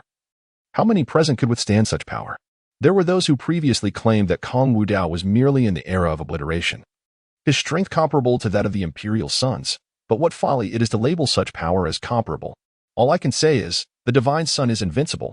From this day forth, the divine son shall be my eternal idol. Amidst the fervent discussions among the crowd, Kong Jiangwei regarded the figure clad in white at the center of the arena, her beautiful eyes sparkling with admiration. He is strong. The divine son she revered was far more formidable than she had imagined. How could this toad, Kong Xianyang, even dare to aspire to the position of divine son? Now, unable to withstand a single attack, he shamelessly stepped into the arena, revealing himself to be nothing of consequence. What does it mean to be an invincible prodigy? This is truly the unparalleled prodigy. In contrast to the myriad discussions among numerous talented individuals, the elders from various temporal realms expressed their astonishment. Their gazes were filled with admiration and awe for the unparalleled prowess of Wudao. Although Wudao had been in slumber for an extended period, currently possessing only the cultivation of the 7th layer of the Dao Palace, Xianyang had even surpassed him by 2 minor realms. Yet, none anticipated such a significant disparity in their strengths. Naturally, one must not forget the extraordinary constitution of the divine son Wudao. Even in this era, he remains a figure of unmatched magnificence. However, Did Wudao perhaps show some restraint? Indeed, it appears that in my perception, this young lad ultimately held back. Otherwise, had he unleashed his full might with that last strike, Xianyang would likely have sustained grave injuries. Ha ha! With such an invincible and formidable talent, it is destined that Wudao shall ascend to the throne of an emperor in this lifetime, and perhaps even realize the legendary status of a true immortal. While the elders were engaged in their discussions, one elder jovially turned to Kong Cha-Ching, saying, Cha-Ching, it appears that Xianyang's aspiration to become the divine son is indeed a formidable journey ahead. Haha. The vigor of youth is often accompanied by lofty ambitions, and facing a setback can indeed be quite beneficial. Cha-Ching, do not feel embarrassed merely because your son was defeated in a single move. Xianyang is still young and has ample opportunity to strive for greatness. The remarks of these esteemed elders were laced with a tone of disdain, yet subtly tinged with a hint of amusement. After all, Kong Xuanyang's prowess could be deemed among the elite within the imperial son hierarchy. It was not uncommon for them to use their sons and daughters as mere punching bags under the pretense of sparring. Each time, the old rascal Kong Cha-Ching would proclaim that the youth, brimming with vitality, were quite justified in such vigorous exchanges, urging a broader perspective on character. However, now that Kong Xianyang had been bested by Kong Wudao with a single strike, the tides had truly turned, allowing them a moment of vindication and delight. In response, Kong Cha-Ching could only manage an awkward laugh. Although it was he who had insisted that Kong Wudao exert his full strength, he had never anticipated that his disappointing son would be incapable of enduring even a single blow. This insufferable brat had always been accustomed to arrogance. Now, he had brought shame upon himself. He could hardly wait to return home and administer a few dozen lashes with the divine whip to instill in him the virtue of humility. Kong Xianyang, keenly aware of his father's darkened gaze, involuntarily shuddered. This debacle was not entirely his fault. Having never encountered Kong Wudao before, he had harbored a misguided confidence. Yet upon seeing the true form of his opponent, he had already begun to waver. Were it not for his father's insistence on his participation, he would not have faced such humiliation. After experiencing the overwhelming might of Kong Wudao, he was thoroughly convinced of his superiority. To fail to withstand even a single strike, and to express any dissent or dissatisfaction thereafter, would only portray him as a foolishly enraged incompetent. Thank you for your guidance, divine son. Kong Xianyang dared not linger. Bowing respectfully to Kong Wudao before hastily retreating to the side, he dared not assume the mantle of the current spectacle any longer. Kong Wudao slightly nodded, gazing at the remaining members of the Imperial Sun sequence, and with a gentle smile remarked, Do you wish to engage in a spar with me? Upon the utterance of these words, a cacophony akin to thunder resonated within the minds of the Imperial Suns, rendering their expressions ashen as they hastily gestured, No need. No need. The abilities of the Divine Son far exceed our own. We are utterly convinced. With but a single move, Kong Wudao had subdued them. It was highly probable that he could achieve the same with the rest. Is this truly a sparring session? It is nothing short of a display of embarrassment. Yet, in contrast to others who regard Kong Wudao with trepidation, Kong Jiangyue amidst the crowd gazes with eyes shimmering like rippling waters, her demeanor betraying a certain eagerness.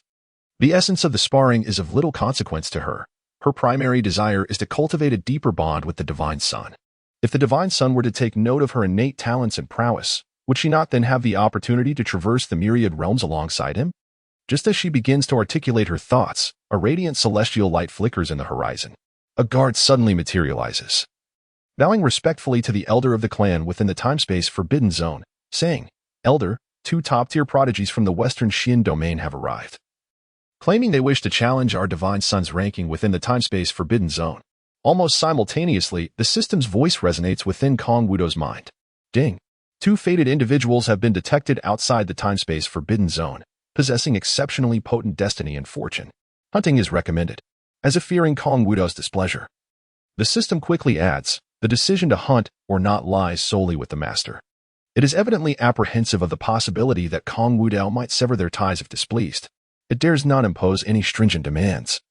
For whether to undertake the hunting task and how to approach it is entirely at Kong Wudao's discretion. Oh, fated individuals? Kong Wudao raises an eyebrow, suddenly intrigued. Those deemed as fated by the system must possess considerable abilities, and now that they have come to him, it is only fitting to engage with these fated beings of the revived era. Chapter 14. An extraordinary presence, is it merely a self-perception? Outside the time-space forbidden zone, 2 figures stand resolutely against the backdrop of the starry expanse, a man and a woman, namely Yichen and Su Qingge. The time-space forbidden zone, a graveyard of the heavens. Yichen stands with his hands clasped behind his back, gazing into the vast, desolate star field ahead. His eyes brimming with ambition, but given time, once I attain the path of the Emperor, I shall surely trample the time-space forbidden zone beneath my feet. Beside him, Su Qingge, enchanted by Yichen's audacity, gazes at his bold silhouette, her eyes sparkling with admiration. She perceives Yichen's talent as truly remarkable, even fearsome. In less than 3 years, he has risen to become the pinnacle prodigy of the Western Xian domain. Although she and Yichen are both heralded as the twin stars of this domain, Su Qingge is acutely aware of the considerable gap in combat prowess between them. Given time, as Yichen grows ever more formidable, it is conceivable that he might indeed bring the time-space forbidden zone to its knees. Nevertheless, Su Qingge harbors unwavering confidence in herself. Since awakening her innate supreme bone, she has toiled for countless years, all to confront the time-space forbidden zone and avenge her brother. Even against the divine sun's ranking, she is assured of her ability to subdue it. Thunderous sounds resound. At that moment, within the celestial domain where the entrance to the temporal and spatial forbidden zone lay, a thunderous roar erupted, shaking the very foundations of existence. Ethereal light and the laws of reality swirled and expanded, revealing several spatial conduits that emanated an overwhelming and terrifying pressure. Following this, formidable figures emerged slowly from the rifts in the void. This was, in the eyes of Yichen and Su Qingge, the figures before them appeared remarkably youthful. Yet the aura they exuded was reminiscent of youthful emperors.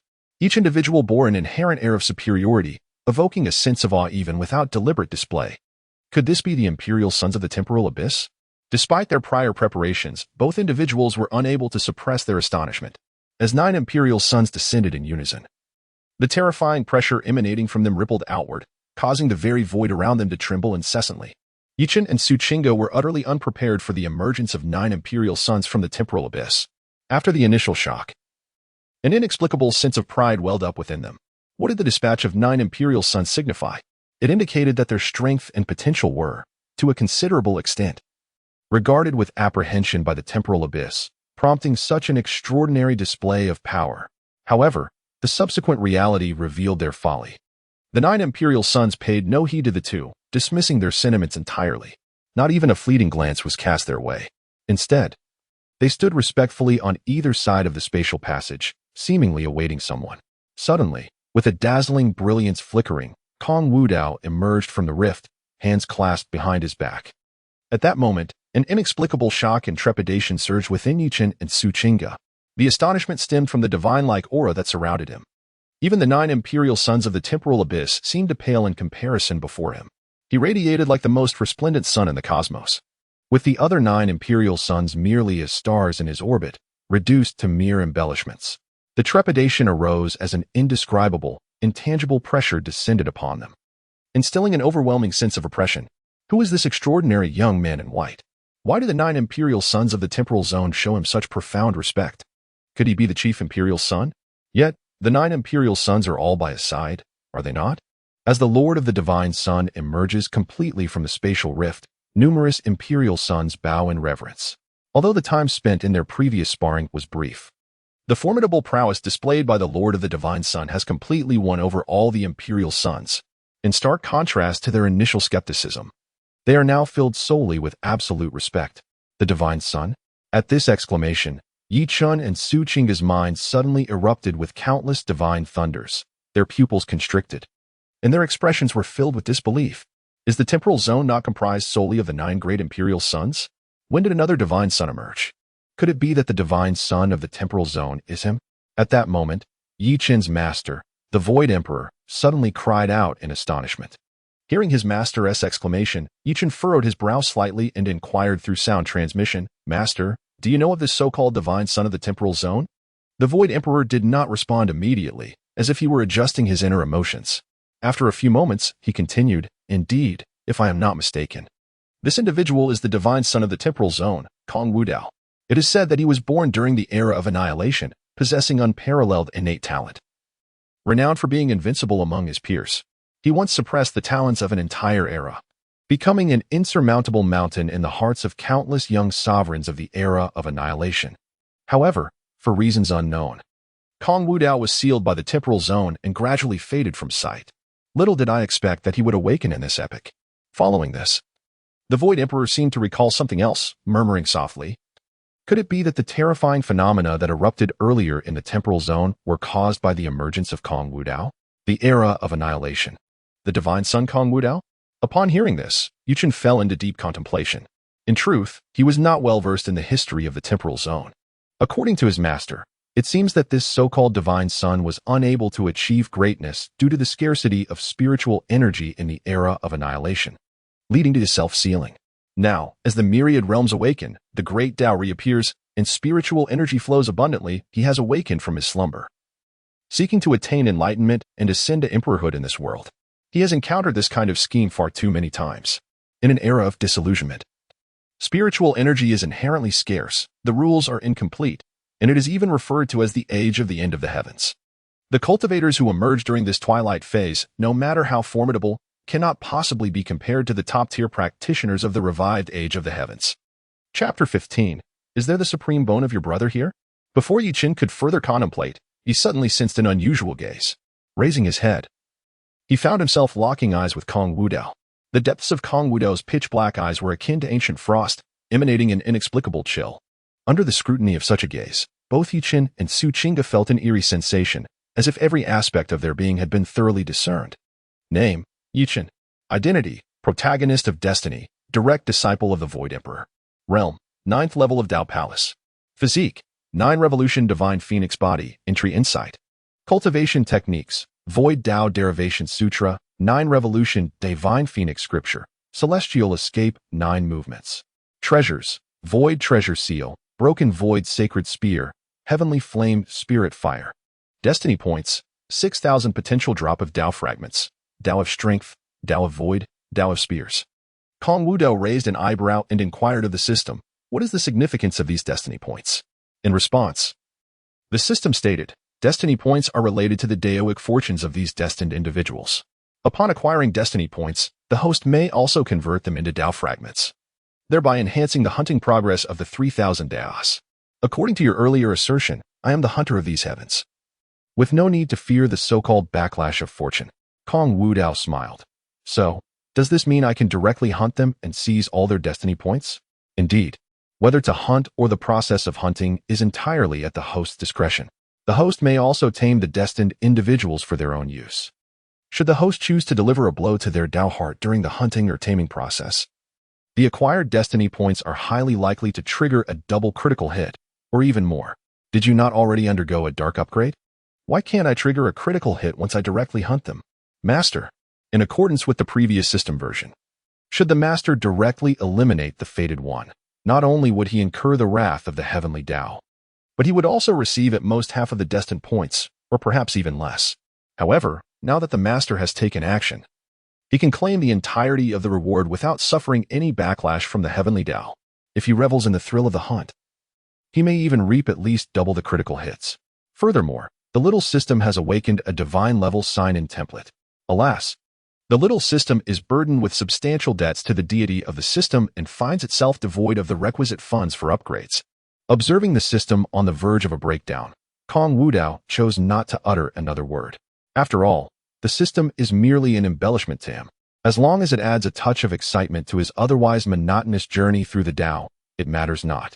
Having chosen to become a hunter among the myriad realms, he naturally aspires to be a proficient one. A competent hunter often finds greater joy in the act of hunting than in the outcome itself. His gaze, laced with playful mockery, fell upon Yi Chun and Su Qingge. Are you two the ones daring to challenge my dominion of time and space? Kong Wudao's voice was calm, yet it resonated throughout the vast expanse of the star domain. In the eyes of Yi Chun and Su Qingge, Kong Wudao's expression grew increasingly amused. Imbued with an air of absolute superiority, he appeared as a hunter endowed with an undeniable advantage, while they, in contrast, stood as the prey, entirely at the mercy of this hunter. The gaze directed at Yi Chun was particularly infuriating. As a distinguished prodigy of the Western Xian Dao domain, he had traversed his path with unparalleled ease, vanquishing all foes, and had never before encountered anyone who dared to regard him with such disdain. Yet, before he could utter a word, Su Qingge took the initiative to speak first. Indeed, today, I, Su Qingge, have come to the temporal forbidden zone to collect a debt. Upon her declaration, the eyes of Kong Wudao, and the 9 imperial sons of the temporal forbidden zone turned once more towards Su Qingge. Within Kong Wudao's sight, a system panel materialized above Su Qingge's head. Name: Su Qingge. Identity: destined protagonist. Realm: 9th level of Dao Palace. Physique: innate supreme bone. Entry level: branch of supreme bone anomalies. Technique: creation treasure art. Return to 1 formula. Treasures: 9 Xianling longsword, heart protecting jade. Destiny points: for 1,000 potential drops of Dao fragments. Sword Dao, Flame Dao, Ice Dao. Unexpectedly, it was a pair of fated protagonists, both male and female. Hunting 2 prey simultaneously. Did this not double the enjoyment? However, he felt a twinge of regret that the opponent's physique was merely at its nascent stage. Hardly a challenge worth the effort. In this world, physiques could be categorized into 6 realms, from lowest to highest: entry level, minor success, major success, pinnacle, perfection, and transcendence. Kong Wudao, the son of the temporal forbidden zone? Just moments ago, Yichen had relayed the information he obtained from the Void Emperor regarding Kong Wudao to Su Qingge. Although the sudden emergence of Kong Wudao instilled a sense of trepidation within her, she could not, at this juncture, allow fear to deter her from the quest for vengeance she had set upon today. "Do you all remember Su Xian?" she exclaimed, her beautiful eyes brimming with fierce, killing intent. "Decades ago, my brother Su Xian came to your temporal forbidden zone to challenge you, and since then, he has completely vanished." Her voice was laced with fury as she continued. "It was you, people of the temporal forbidden zone, who murdered my brother and even extracted his supreme bone." At her words, several members of the Imperial Sun sequence displayed expressions of confusion. "Su Xian? Who is that? Have you heard of him? Who knows? Over the years, many prodigies from various realms have come to frolic in our temporal forbidden zone, and they all ended up dead, right? It seems Su Xian was just another one of them. I can't even remember his name. How could he be anything but a trifling fish?" Although the supreme bone ranks among the pinnacle physiques of the 3,000 Dao bodies, neither the contemporary Imperial Sons nor those of the past possessed anything less than the top-tier 3,000 Dao bodies. In their eyes, this ordinary supreme bone hardly seemed impressive. The 9 sons of the Emperor remained utterly indifferent, even jesting about the appearance of their deceased brother, which only served to infuriate Su Qingge further. Yet, before she could utter a word, Kong Wudao retrieved the heavenly treasure box that his father had bestowed upon him. With a grand gesture, he unleashed a brilliant radiance from the box. "Since you claim that your brother's supreme bone was excavated from my temporal forbidden zone," Kong Wudao remarked with a smirk, "why not take a look and see if any of these bones belong to him?" In an instant, 49 resplendent bones, radiating golden light, emerged from the heavenly treasure box. Upon witnessing this spectacle, Yichen and Su Qingge felt as if they had been struck by lightning. Rendered immobile like lifeless statues, their features contorted in shock. The 9 sons of the Emperor, standing behind Kong Wudao, were equally astonished, their mouths agape, as if their jaws might unhinge. 49. A staggering 49 supreme bones. Chapter 16. How dare mere ants lay hands on the divine sun? As the 49 supreme bones materialized in the air, a vast expanse was enveloped in ethereal and majestic Dao light. Within this brilliance, the sounds of the Dao wafted gently, tinting everything in a resplendent golden hue, as if the very laws of this realm were swaying in response. Supreme bones, the pinnacle of the 3,000 Dao bodies. The appearance of 1 or 2 could be fathomed, but now, a total of 49 supreme bones had manifested. The visual impact of such a scene was overwhelming, profoundly shocking to the heart and mind. It felt as if they could not even dare to dream of such a spectacle. Could it be? Was it truly the supreme bone of her brother? At this moment, amidst the 49 supreme bones, Su Qingge suddenly sensed a familiar aura. Her gaze wandered in search, ultimately honing in on one particular piece. After a thorough examination, she found herself momentarily entranced. It could not be mistaken that was her brother's supreme bone. Initially, she had clung to a sliver of hopeful fantasy. However, upon encountering the remnants of her brother's supreme bone, the last vestige of hope was utterly shattered into dust. "It appears you have found it?" Kong Wudao also noticed the shift in Su Qingge's demeanor, a subtle smirk curling at the corners of his mouth as he remarked, "However, I regret to inform you that this is a gift from my father, and I cannot part with it." As he spoke, Kong Wudao's gaze playfully swept over Su Qingge's chest area. "Of course, if you truly desire it, you might consider extracting your own supreme bone to exchange for your brother's. I might be inclined to entertain that proposition." Ding. Detection indicates that Su Qingge's will has been struck. Her fate points have dropped to 3,500. And the Master has gained 500 fate points. Ding. Congratulations, Master, for successfully achieving a double critical hit. resulting in an acquisition of 1,000 fate points. Ding. Detection reveals that Yichen has also experienced significant emotional upheaval. His fate points now at 5550, and the host has successfully gained 50 fate points. Congratulations, Master, for triggering a triple critical hit, earning an additional 150 fate points. Upon hearing the system's announcements, the amusement on Kong Wudao's face deepened. Is this truly the caliber of those destined in the era of revival? Merely through a few provocative words, he had elicited such profound emotional responses. And this Yichen, indeed a devoted admirer, was also swayed to such an extent by these occurrences. The fact that such a character could become the destined protagonist of this era is truly disheartening. Upon hearing these words, Su Qingge trembled with rage. As a premier prodigy of the Western mystic domain, she had never endured such humiliation.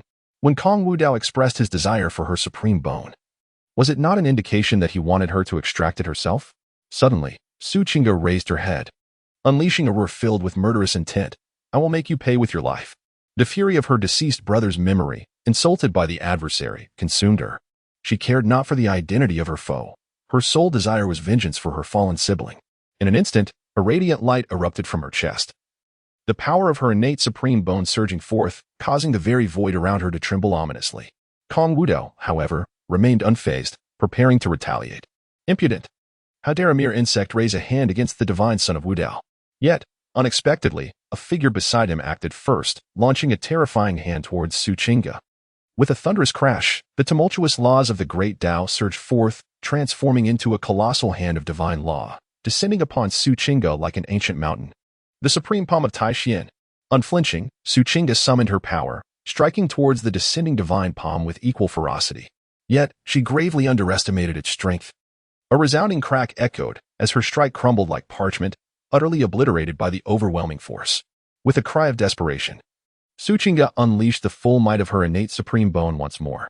Countless Taoist runes coalesced in the air, morphing into a cataclysmic beam of divine light, hurtling towards the descending palm. Boom! Simultaneously, the residual force of the palm, undiminished, pressed down upon Su Qingge with earth-shattering might. Qingge! At that moment, Yichen finally reacted, exclaiming in alarm as he swiftly moved in front of Su Qingge, delivering a powerful punch towards the falling divine hand. The collision of the two formidable powers resonated like colliding stars, unleashing a tempest of energy that reverberated through the surroundings, causing the myriad of star remains to tremble. A mist of law enveloped the scene, completely shrouding the figures of Su Qingge and Yichen. At this moment, Kong Wudao finally discerned the shadow before him. It was the imperial daughter, Kong Jiangwei, one of the 9 illustrious figures of the empire. The young woman was indeed a vision of unparalleled beauty, her exquisite features captivating all who beheld her. Her flowing black hair danced like a cascade of stars in the tempestuous winds of the lost storm. Clad in a gown of pristine white, she exuded an ethereal grace that set her apart from the mundane.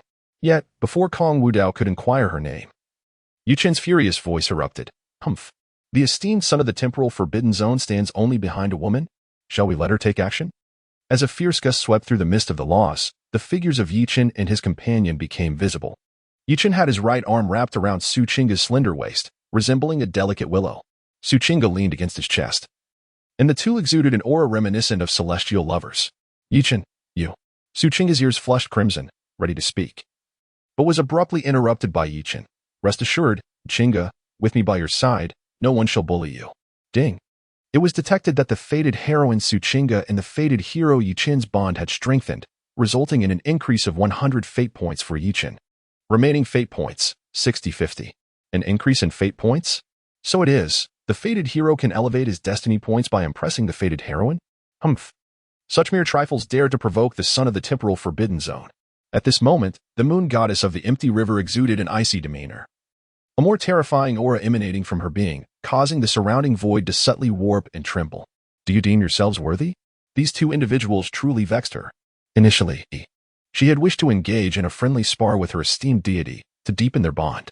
However, she did not anticipate that these two wretched beings would interrupt her endeavor. What further irked her was the audacity of such a feeble fool to dare confront the deity. What kind of personage is her divine lord? Surely, one of such stature is not to be provoked by myriads. At this moment, the remaining members of the Imperial Child sequence reacted, their expressions darkening as they directed a terrifying aura towards Yichen and his companion. Seeking death. What do you think you are, daring to act against the son of the temporal forbidden zone in such a manner. There is no need to waste words on these two insignificant beings. To dare to be so audacious towards the esteemed son, they should be eliminated. They had witnessed the strength of Kong Wudao, and to a great extent, had already been subdued by him. Now that they had such an opportunity to elevate their own standing, they could not afford to miss it. Chapter 17, The Arrogance of Ants. Claiming to defeat the sun in 5 moves? Each of the 9 imperial children was extraordinary, their cultivation nearly on par with Yichen and his companion. Not to mention, they all possessed supreme physiques. It would be no difficult task for any one of them to suppress Yichen individually, as they collectively unleashed their oppressive aura. Even if Yichen and his companion fought with all their might, it was futile. Their bones creaked under the weight of such overwhelming pressure. Damn it. Yichen's expression shifted, regret washing over him for having misjudged the situation. At this rate, not only would they be unable to engage with Kong Wudao, but they would likely be reduced to ashes by these imperial children before they could even touch the hem of his garment. Yichen's face paled as his thoughts raced. Suddenly, it seemed he had an epiphany. The urgency in his heart dissipated, and a faint, almost imperceptible smile graced his lips. With immense effort against the terrifying pressure, he declared loudly, "Heh, is the esteemed temporal forbidden zone only capable of bullying the weak with numbers?" Before arriving at the temporal forbidden zone, we employed special means to record everything happening here with a jade mirror. If the renowned temporal forbidden zone engages in such shameless acts, it would surely become a laughingstock throughout the myriad realms. I advise you all to think carefully before proceeding. Upon hearing this, the brows of the imperial children furrowed slightly. This fellow actually had some tricks up his sleeve. The Void Emperor, who had been observing in the shadows, let out a sigh of relief. Truly, he had chosen a disciple capable of maintaining composure under pressure. In an instant, the situation had shifted from passive to active. Heh, it seems Yichen is about to surprise me yet again today. Meanwhile, encouraged by the impact of his words, Yichen seized the moment. Addressing Kong Wudao, since you are the son of the temporal forbidden zone, you must be the strongest prodigy of this realm, correct? If you are a true man, do not hide behind others. Dare to challenge me to a one-on-one duel. It was evident that Kong Wudao held the highest status among the imperial children. If Yichen could defeat him, all problems would be resolved. Although the presence of Kong Wudao exuded an overwhelming sense of oppression, he possessed unwavering confidence in himself. Rising from obscurity to his current stature, he believed that when he unleashed his full potential, few could withstand his onslaught. Moreover, in his perception, while Kong Wudao was indeed a divine son of the temporal and spatial forbidden zone, his cultivation level paled in comparison to that of the imperial sons. Being merely at the 7th level of the Dao Palace realm, it was likely due to his esteemed status that the 9 imperial sons treated him with reverence. After all, he himself stood at the 9th level of the Dao Palace realm and was already half a step into the Void God realm. Could he truly be unable to suppress someone of a lower cultivation? What? Upon hearing this, the imperial sons were momentarily taken aback, exchanging incredulous glances, as if they had just heard a preposterous joke. What was this? The individual before them, a mere nobody, dared to challenge their divine son to a duel? Just recently, their divine son had effortlessly subdued one of the top contenders among them, Kong Xianyang. The individual named Yichen appeared to them as significantly inferior, and they were confident in their ability to completely overpower him. To challenge their divine son was tantamount to courting death. Unfazed by the astonished gazes of the imperial sons, Yichen remained oblivious to their condescension, believing instead that their silence stemmed from a fear of his prowess. Just as he was about to continue speaking, the voice of the Void Emperor suddenly resonated in his mind. Disciple, do not underestimate your opponent. Although Kong Wudao's cultivation is merely at the 7th level of the Dao Palace, his strength is certainly far beyond that. It is unwise to engage in direct confrontation with him. Upon hearing his master's admonition, Yichen's intended words were abruptly halted. What did his master mean by this? Did he truly believe that Yichen was inferior to someone whose cultivation was 2 levels below his own, solely on account of the latter's title as a divine son? Was his master's faith in his abilities so lacking? This incited a peculiar irritation within Yichen. Born into humble beginnings, he was merely the scion of a once-declining minor clan from the western Xin Dao domain, in stark contrast to the identity of Kong Wudao. His status was akin to a radiant moon in the sky, compared to the disparity of shattered stones in the mire. The innate superiority of these prodigies, born at the pinnacle, stirred within him an inexplicable animosity. Why should they, from the moment of their birth, reside at such lofty heights? Why should these exalted beings look down upon him? Yichen felt an insatiable urge to demonstrate to the world that he, a prodigy who rose against all odds from obscurity, could likewise trample upon them. using their existence as mere stepping stones on his grand path. Master, you have always imparted to me the importance of ambitious aspirations, cautioning against self-deprecation.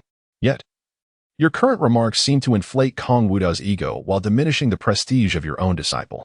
Yichen questioned the Void Emperor. Do you truly believe my strength pales in comparison to that of Kong Wudao? Tuner, before the Void Emperor could finish, Yichen interrupted, Master. There is no need for further words. I implore you to believe in me. Trust that your disciple is certainly not inferior to this so-called child of the Forbidden Zone. Upon uttering these words, the Void Emperor found himself momentarily speechless. Nonetheless, Yichen had relentlessly swept through obstacles since his rise. Even his former strongest adversary, Su Qingge, had been vanquished by him, bowing to his formidable presence. This unimpeded journey along the path of greatness had only amplified Yichen's pride. If he were to encounter some setbacks here, it would not be entirely unfavorable. Besides, with his presence, significant danger was unlikely. With his mastery over the Void Dao, he was confident in his ability to lead both himself and Yichen away from peril. Noticing his master's silence, Yichen regained his earlier confidence. Perhaps it was to maximize the humiliation of those from the temporal Forbidden Zone, and to ensure that both his master and beloved viewed him in a new light. Yichen audaciously extended 5 fingers towards Kong Wudao, declaring, I acknowledge your status as the child of the Forbidden Zone and your formidable prowess. However, my cultivation surpasses yours by 2 minor realms. To ensure fairness, I shall not take advantage of you. Let us engage in 5 exchanges. If you can withstand 5 moves from me without defeat, then consider it your victory. What say you? His proclamation reverberated in the minds of the numerous princes present, leaving them astounded and speechless. Rather than being shocked by his audacious words, they were more astonished by the audacity of this reckless individual. What audacity did he possess to make such a challenge to their divine son? Yichen, beside him, the infatuated Su Qingge gazed at him with eyes full of admiration. Behold, the object of Su Qingge's admiration. Such grandeur and elegance. Who among the myriad realms can compare? What of the divine offspring from the temporal Forbidden Zone? In comparison to her beloved, he pales in insignificance. Chapter 18. Receive this strike from this divine offspring. Consider it a victory for you, a single blow that shall suppress this wretched insect. Kong Jiangwei clenched her fists tightly, her knuckles cracking audibly, her gaze towards Yichen brimming with murderous intent and wrath. Arrogant. Truly, what audacity this insect possesses. As a princess of the imperial lineage, who has perused countless ancient tomes chronicling the illustrious deeds of Kong Wudao, she regards him as the epitome of invincibility, without exception. A person of his caliber inevitably ascends to the status of an emperor. Becoming a legendary immortal, a mythic celestial emperor, is likewise an unavoidable fate. Yichen's utterances now are not merely the folly of arrogance, but a blasphemy against the invincible prodigy she holds in high esteem. How dare a mere insect, one she could easily defeat, display such hubris? Divine offspring, this fellow is truly audacious. Please allow me to intervene. I am willing to act on your behalf to eradicate this ignorant wretch. Not only Kong Jiangwei, but many from the imperial lineage also beseeched Kong Wudao to let them vanquish Yichen.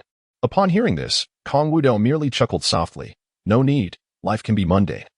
I shall handle this myself, consider it a diversion. Yet, the divine offspring, how could he? Kong Jiangwei still felt a flicker of anger. Kong Wudao gestured for her to remain silent. Do you understand? I relish such weak, oblivious insects, those who perceive themselves as extraordinary. For when I utterly crush their pride and trample them into the soil, the despair they reveal is immensely satisfying, is it not? How exquisite. A faint, enigmatic smile graced Kong Wudao's lips as he stood poised, addressing Yichen. 5 strikes are unnecessary. That would be excessive. Just 1 will suffice. Should you withstand a single blow from this divine offspring, consider it your victory, and I shall grant you the supreme boon of your beloved's brother. Of course, I can bestow upon you an additional gift. Kong Wudao then cast a glance at Su Qingge, grinning. You may both strike together. I shall bear the brunt of it. After all, you are truly weak. Upon hearing these words, both Yichen and Su Qingge were momentarily stunned, their expressions reflecting disbelief. How could Kong Wudao, whose cultivation was 2 minor realms below Yichen, claim he could defeat him with a single strike? Even more incredulous was the notion that he would allow both of them to attack simultaneously. Are you not seeking revenge for your brother? Kong Wudao raised his chin slightly, tauntingly stating, Are you intending to rely on your little paramour to avenge your brother? It has been detected that the fated daughter, Su Qingge, has suffered a blow to her Dao heart, resulting in her fate points diminishing to 3/100. Congratulations to the master for successfully acquiring 100 fate points. As the system announced this, a more pronounced smirk appeared on Kong Wudao's lips. On this day, the fated heroine Suchinga and the destined hero Yichen found themselves nearly equal in fate and cultivation. In his eyes, Suchinga, as the fated heroine, subconsciously resisted the notion of being merely a compliment to Yichen. To his astonishment, with just a hint of provocation, she indeed faltered. Her resolve shaken as he had anticipated. The so-called destined individual is truly rather disappointing. Kong Wudao, I shall eliminate you, Suchinga shouted in fury, summoning her innate treasure. The 9 mysterious Ling Long prepared to confront Kong Wudao in a fierce battle. Suchinga, remain calm. Leave this matter to me. Yichen grasped Suchinga firmly. Trust in me. I shall undoubtedly vanquish Kong Wudao and reclaim your brother's supreme bone. As a prodigious talent of the West Xin Dao region, Yichen possessed his own distinctive pride. Witnessing the humiliation inflicted upon his beloved by Kong Wudao, he felt compelled, as a man, to take matters into his own hands and restore her honor. After ensuring Suchinga's safety, Yichen cast a frigid gaze towards Kong Wudao. This individual not only previously underestimated himself, but also dared to insult the one he cherishes. Today, Yichen shall, with a single stroke of his might, suppress him. He aims to vent his grievances for his beloved and to prove to his master that his prized disciple is not inferior to Kong Wudao, but rather far superior. Boom. Yichen fully harnessed the 9th level of his Dao Palace cultivation, unleashing the complete power of the 9-turned divine phoenix body. The formidable waves of law surged forth with the force to upend the world, resonating in all directions. A piercing cry of a phoenix echoed throughout the heavens. In the next moment, a colossal illusion of an immortal phoenix began to materialize behind Yichen, its blazing flames seemingly igniting the entire area. To ensure a decisive blow against Kong Wudao, he even invoked the void divine art imparted to him by his master not long ago. Rumbling. Instantly, several bolts of explosive law thunder emanated from the void. They encircled Yichen like a galaxy, amplifying his already extraordinary presence, making him appear as a god of war among mortals. Perhaps Yichen felt incredibly cool and dazzling at this moment, but in Kong Wudao's eyes, he resembled nothing more than a mere jester. The hunter relishes watching the prey make a desperate stand at the final moment.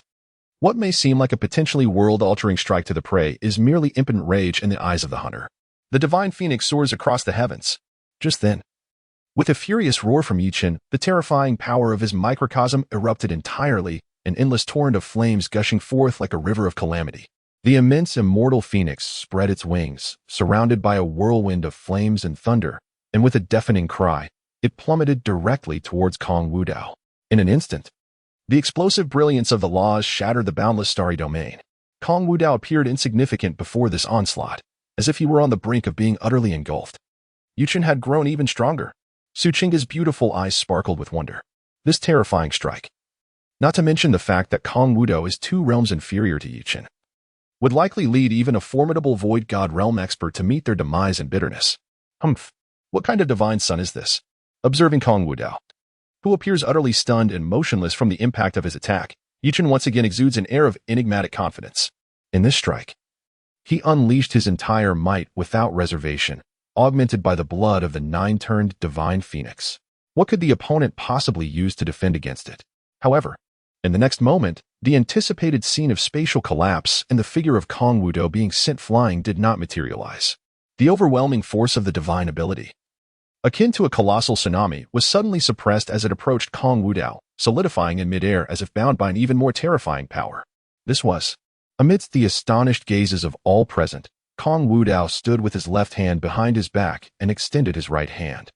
His distinctly knuckled palm resembled an unyielding divine mountain, firmly catching the opponent's attack.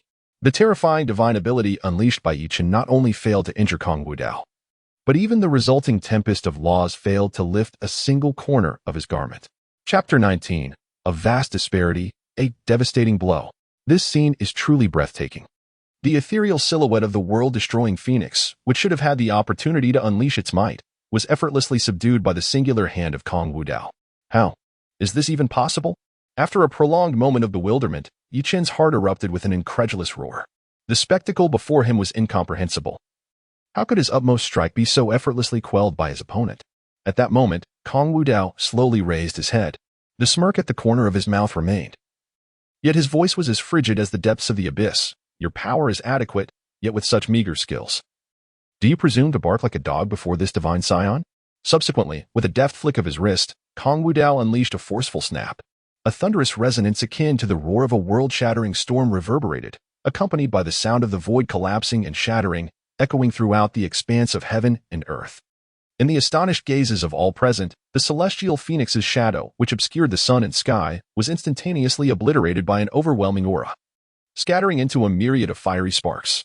With a resounding boom, an invisible shockwave radiated from Kong Wudao, expanding outward in all directions. Wherever it passed, the void began to collapse and shatter with alarming rapidity. Yi Chun, quickly, defend with all your might. Only when the terrified voice of the Void Emperor broke through the chaos did Yi Chun awaken from his stupor. Without a moment's hesitation, Yi Chun hastily shifted from offense to defense, unleashing an even more terrifying energy from within. An infinite array of laws coalesced, forming a protective golden bell that enveloped his entire being. However, even as he exerted his utmost to defend, he gravely underestimated the power of Kong Wudao. With a thunderous crash, a terrifying storm of laws surged forth, and the seemingly indestructible golden bell was reduced to mere scraps of paper under such overwhelming might. Shattering in an instant, the residual force continued unabated, striking mercilessly upon Yi Chun's arms. Crack, crack. The chilling sounds of bones fracturing and flesh exploding resonated simultaneously. In the sudden eruption of crimson mist, Yi Chun's arms were shattered into countless fragments, and several ribs in his chest were similarly broken. He plummeted backward like a blood-soaked rag, hurtling toward the distant void. Boom. It was not until his mangled body collided violently with a damaged star that his descent finally came to a halt. Yet at this moment, Yi Chun was devoid of the awe-inspiring presence he once possessed. Now, with his arms shattered, he lay on the ground like a mass of broken clay. Though his indomitable will prevented him from crying out in agony, his face had turned a ghastly shade of white. The excruciating pain caused his muscles to seize uncontrollably, and he found himself expelling copious amounts of blood from his mouth. Those who had witnessed this harrowing scene, including the prominent princes, were struck as if by a bolt from the blue, their pupils dilating in shock. They had anticipated that their divine scion would ultimately emerge victorious. Yet, they could never have imagined such a decisive and overwhelming conclusion. Earlier, they had observed Yi Chun unleash his full strength and acknowledged that Kong Wudao's physique was formidable. Even if they were to engage him in battle, it would undoubtedly require considerable effort. However, the Divine Son not only caught his opponent's full force strike with a single hand, but with a mere flick of his finger, he shattered both of his adversary's arms, rendering him utterly incapacitated. Such a display of overwhelming prowess was indeed profoundly astonishing. Hiss. Especially for Kong Xianyang, who could not help but gasp in disbelief, beads of cold sweat forming on his forehead. Goodness. Previously, he had heard his father mention that Kong Wudao had shown him leniency. Initially, he had harbored doubts about this assertion. Yet, it appears that the opponent had indeed granted him a vast expanse of mercy. He had never felt so grateful to be a member of the Imperial Sun sequence within the temporal Forbidden Zone. Otherwise, his fate would likely have been no better than that of Yi Chun. The Divine Sun is truly formidable. Kong Jiang's beautiful eyes sparkled with brilliance. One must admit, the Divine Sun's astounding display of dominance is utterly captivating. These arrogant scoundrels deserve to be crushed by the Divine Sun. Yi Chun was actually defeated in a single strike. At this moment, Su Chinga's shock was no less than that of the Imperial heirs, perhaps even more profound. As one half of the twin stars of the Western Xiandao domain, she had once been a fierce rival to Yi Chun.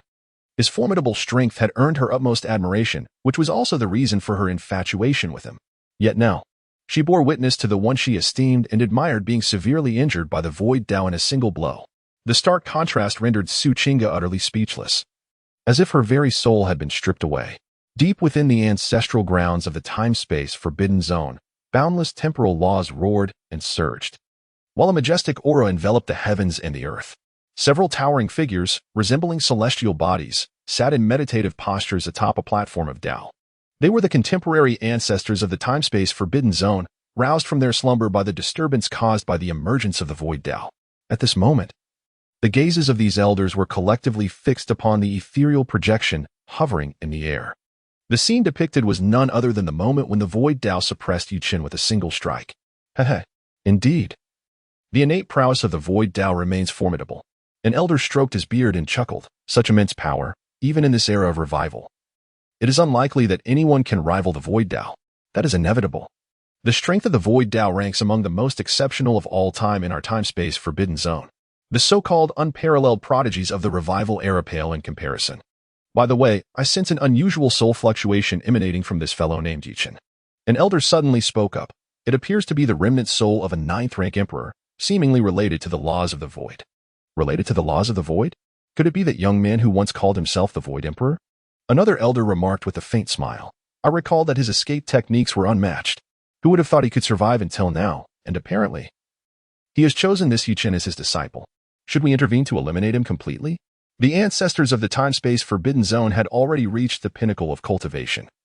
And even though they were in the deepest part of the forbidden zone, with a mere flick of their fingers, they could obliterate the soul of the Void Emperor.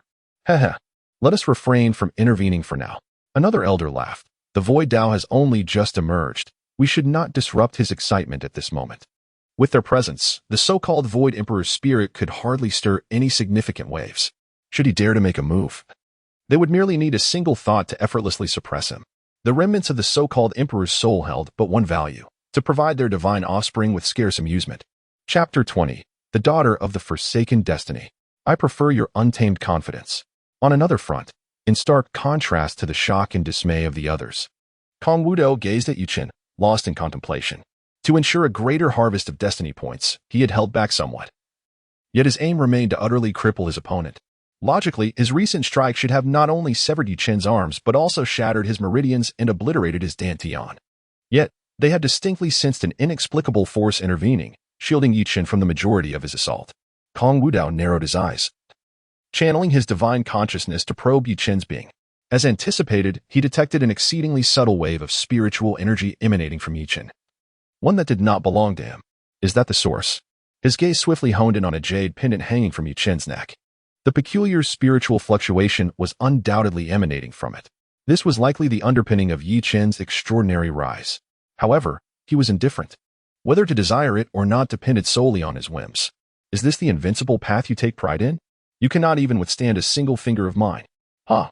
Truly, just as I surmised. A playful smile curved on Kong Wudao's lips, pitifully weak. Ding. Congratulations, master, for successfully inflicting a severe blow on the destined protagonist Yichen, causing significant damage to his resolve. The opponent's destiny points have been deducted by 1,000. Congratulations, master, for achieving a triple critical hit, successfully acquiring 3,000 destiny points. Yichen's current remaining destiny points stand at 4050. Yichen. It was only then that Su Qingge emerged from her prolonged astonishment, exclaiming in alarm as she intended to rush forth to assess Yichen's injuries. However, before she could approach, she felt a sudden flash in the void before her. A figure clad in white appeared instantaneously in her midst. Almost before she could react, Kong Wudao's calm voice resonated. Since you two have come to challenge my temporal domain, why not receive a strike from me? Boom. Almost as soon as he finished speaking, Kong Wudao unleashed his power, directing a punch straight at Su Qingge. Su Qingge reacted with remarkable speed, summoning all her strength, and even fully activating the power of her innate supreme bone to counterattack. Buzz, the boundless runes of the Great Path, infused with the profound essence of innate power, coalesced into a unique barrier that materialized before Su Qingge. However, it proved utterly futile. The divine abilities that Su Qingge summoned with all her might were as fragile as parchment. A single punch from Kong Wudao shattered her defenses effortlessly. With no hint of mercy, he delivered a crushing blow directly to Su Qingge's dantian. Boom. The overwhelming force, akin to a cataclysmic torrent, instantly obliterated Su Qingge's dantian. Yet, this terrifying power did not dissipate. Instead, it coursed through her meridians, devastating and shattering her completely. In that singular strike, Su Qingge was irrevocably severed from the path of the Great Way, rendered utterly incapacitated. Coughing up a mouthful of blood, Su Qingge resembled a bloodied white sparrow, plummeting towards the void below. However, Kong Wudao was not one to let his opponent escape so easily. In a flash, he lunged forward, grasping her delicate neck and lifting her effortlessly. Qingge. Yichen, lying amidst a pool of blood, let out a heart-wrenching roar. Kong Wudao, release your filthy hands. Ding. The system detected that the master had successfully incapacitated the destined heroine, Su Qingge. The opponent's destiny points were reduced by 1,000, and the master triggered a double critical hit, successfully acquiring 2,000 destiny points. Su Qingge currently has 2,400 destiny points remaining. Ding. The system detected that the destined hero, Yichen's Dao heart, had suffered another devastating blow. resulting in a deduction of 500 destiny points. Congratulations to the master for triggering a triple critical hit, successfully acquiring 1,500 destiny points. Yuchen currently has 3,550 destiny points remaining. As the system's incessant notifications echoed in the air, a smirk of amusement spread across Kong Wudao's lips. Such fated pairs are truly captivating. After all, should one casually eliminate any member, it would trigger a chain reaction, resulting in a delightful amplification of joy. One cannot entirely blame him for his ruthless actions, as they themselves have actively provoked him. Moreover, in comparison to their current disheveled state, Kong Wudao rather preferred their earlier audacious confidence. Kong Wudao. Despite losing both arms and suffering multiple broken ribs, Yuchen, disregarding the agony coursing through his body, struggled to rise from the ground. Yuchen, you are no match for him. Do not act foolishly. The anxious voice of the Void Emperor echoed once more. He had never anticipated the formidable strength of Kong Wudao. Had it not been for his personal intervention earlier, Yuchen would likely have been utterly defeated. However, that previous intervention seemed to have revealed his presence. The Void Emperor could distinctly sense that several powerful gazes from the time-space forbidden zone had completely locked onto him. At this moment, he could not even utilize his void divine powers to transport Yuchen and the others away from this place. For a single misstep would not only jeopardize their escape, but could very well lead to their demise here. Simultaneously, he was filled with regret. Was it not said that the time-space forbidden zone had suffered significant injuries after the initial upheaval, rendering it far weaker than before? Why? Why did the gaze emanating from within instill such profound fear in him? Could there still be an emperor among them? I have yet to mention my previous wager. At this moment, Kong Wudao smiled faintly and remarked, "You have triumphed over me, and thus you shall successfully obtain the supreme bone of your beloved's brother. However, should you falter, I regret to inform you that your cherished one will fall under my dominion. Kong Wudao, I desire your demise." Consumed by an overwhelming fury, Yuchen had long cast aside the admonitions of his master. His eyes blazed crimson, suffused with frenzied veins. Ignoring his own injuries, he yearned to unleash his wrath. Yet, as he merely rose to his feet, a far more terrifying force descended from the heavens, instantly subduing him. It was none other than Kong Jiangwei and the other members of the imperial lineage who had intervened. Their divine scion had already afforded this group ample opportunities. This rabble, unable to grasp their own limitations, now faces a relentless sweep and yet dares to rage impotently? Do they truly believe themselves blind? Chapter 21. Innate Supreme Bone? Unworthy of regard. Ignoring Yuchen's impotent fury, Kong Wudao turned his gaze towards Su Qinggu, smirking coldly, "I know not who your brother is, but this matter ultimately leads to his own demise. Countless beings across the myriad realms are aware of what my temporal forbidden zone truly represents. Yet, there are always those, like your arrogant brother, who consider themselves invincible prodigies, attempting to traverse my temporal forbidden zone to validate their formidable talents. However, if you are so confident in your abilities, you must be prepared to pay the ultimate price. My temporal forbidden zone is not a place that just anyone can provoke. The vast expanse of the myriad realms is immeasurable. Even an emperor-level powerhouse would struggle throughout their life to fully explore it. In such a grand forest, one can expect every kind of bird. Some are foolish enough to believe that our temporal forbidden zone is merely exaggerated, seeking to elevate their own renown through association. Yet, whether they are those forbidden prodigies or supreme beings, anyone who dares to offend in my temporal forbidden zone inevitably meets their demise. Cough, cough, cough. You in the temporal forbidden zone are ruthless and unprincipled. Not only have you slain my brother, but for countless epochs, you have tormented innumerable beings across the myriad realms. Su Qinggu, with her neck gripped by Kong Wudao, struggled desperately. Yet that hand was as unyielding as an iron claw, tightening further and causing her to gasp for breath. A cold smile crept onto Su Qingji's lips as she summoned every ounce of strength to rasp. "You will undoubtedly face retribution, and will surely find no place for your remains." Upon hearing this, Kong Wudao paused momentarily, taken aback that the fated female protagonist possessed such fortitude. Shaking his head, he scoffed, "Fool." Suddenly, Kong Wudao thrust his left hand into Su Qingji's chest, ignoring her heart-wrenching screams. He forcefully extracted a blood-soaked golden Dao bone from her chest. Ding! Detected that the master has extracted the innate supreme bone of the fated female protagonist Su Qinggu. The Dao heart has been severely damaged, deducting 2,000 fate points from her. Congratulations, Master, for achieving a double critical hit, successfully obtaining 4,000 fate points. Su Qinggu currently possesses 400 fate points. Without uttering another word, Kong Wudao exerted force from his palm. A terrifying wave of destructive law surged forth from within him, and with a resounding crack, Su Qinggu was instantly crushed into a mist of blood. Ding! Congratulations, Master, for successfully hunting the fated female protagonist Su Qinggu and obtaining the remaining 400 fate points. Acquired fragments of the Ice Path 1100, fragments of the Sword Path 800, and fragments of the Fire Path 700. Ding! Congratulations, Master, on successfully completing your first hunt, with an additional reward of 5,000 destiny points. Kong Wudao casually flicked the blood from his hands. Is the so-called destined heroine truly a fool? Her life rests in his grasp, yet she dares to issue threats? Does she genuinely believe that Kong Wudao is a benevolent soul, hesitant to take a life? In the bygone era of desolation, he had dispatched countless individuals of her ilk. However, upon slaying this so-called destined heroine, Su Qinggu, I sensed an enigmatic force locking onto me, only to dissipate inexplicably thereafter. Master, that mysterious force was the power of the heavenly Dao. Individuals such as her are under its protection. Yet, please rest assured, I, your loyal assistant, have successfully deciphered it. Even the heavenly Dao cannot inflict harm upon you in the slightest. More importantly, Kong Wudao's background is extraordinary, shielded by invincible beings from the realm of time and space. These powerful entities transcend this world. Even without their intervention, the heavenly Dao cannot touch Kong Wudao in the slightest. Qinggu.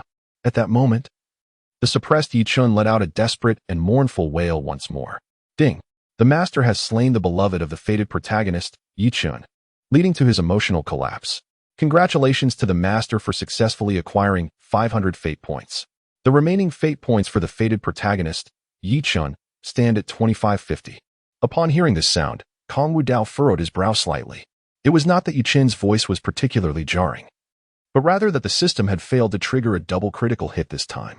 On this day, the protagonist Yichun seems rather unimpressive.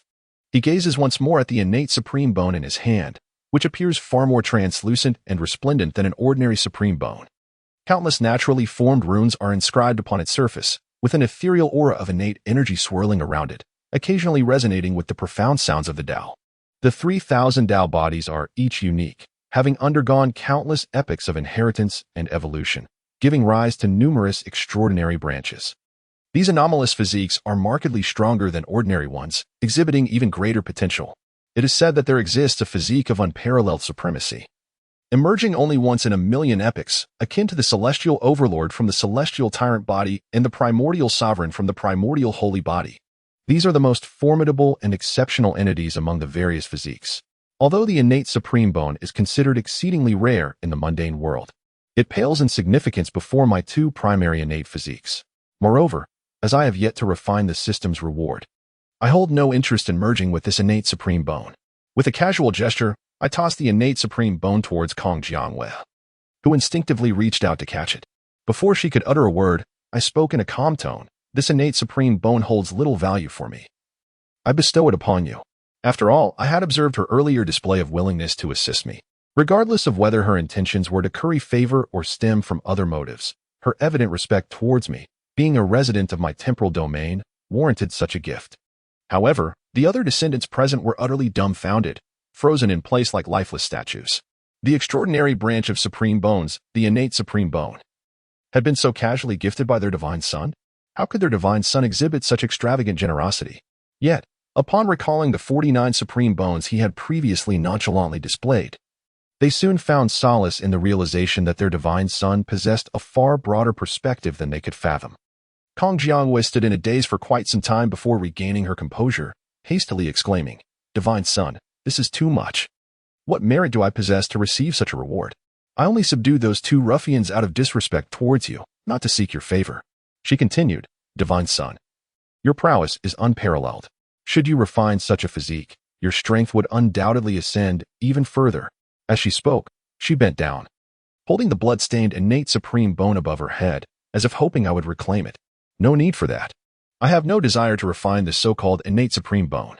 Since I have already given it to you, it rightfully belongs to you. The innate supreme bone is of little use to me. At most, it serves as mere embellishment. Furthermore, the system has rewarded me with 206 primordial bones, rendering the so-called innate supreme bone unnecessary.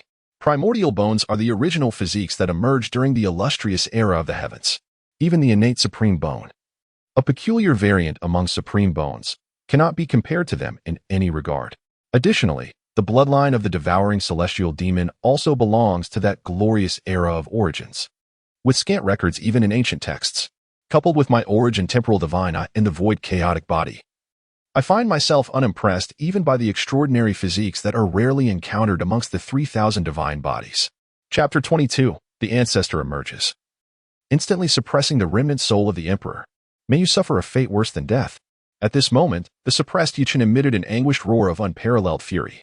The willingness of Kong Wudao and Kong Jiangyue to retreat from one another was, in his eyes, an ultimate humiliation. The sole relic left by his beloved was so shamelessly appropriated by that scoundrel Kong Wudao. How could he not be enraged by such a slight?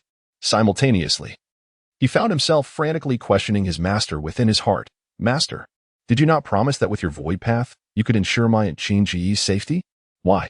Why did you remain inactive until Qing Ji's supreme bone was extracted, and even until her demise? Before entering the temporal forbidden zone, his master had assured him that as long as he was present, he would definitely protect him and Su Qingge. But why? Why did the Void Emperor, his master, remain utterly motionless throughout this ordeal? Ding. Detection of the fated protagonist Yichen experiencing a rift with his master, the Void Emperor. The master successfully gains 500 fate points. Congratulations to the master for achieving a triple critical hit, successfully acquiring 1,500 fate points. The current remaining fate points of the fated protagonist Yichen are 2050. Upon hearing this, Kong Wudao raised an eyebrow. The Void Emperor, Yichen's master?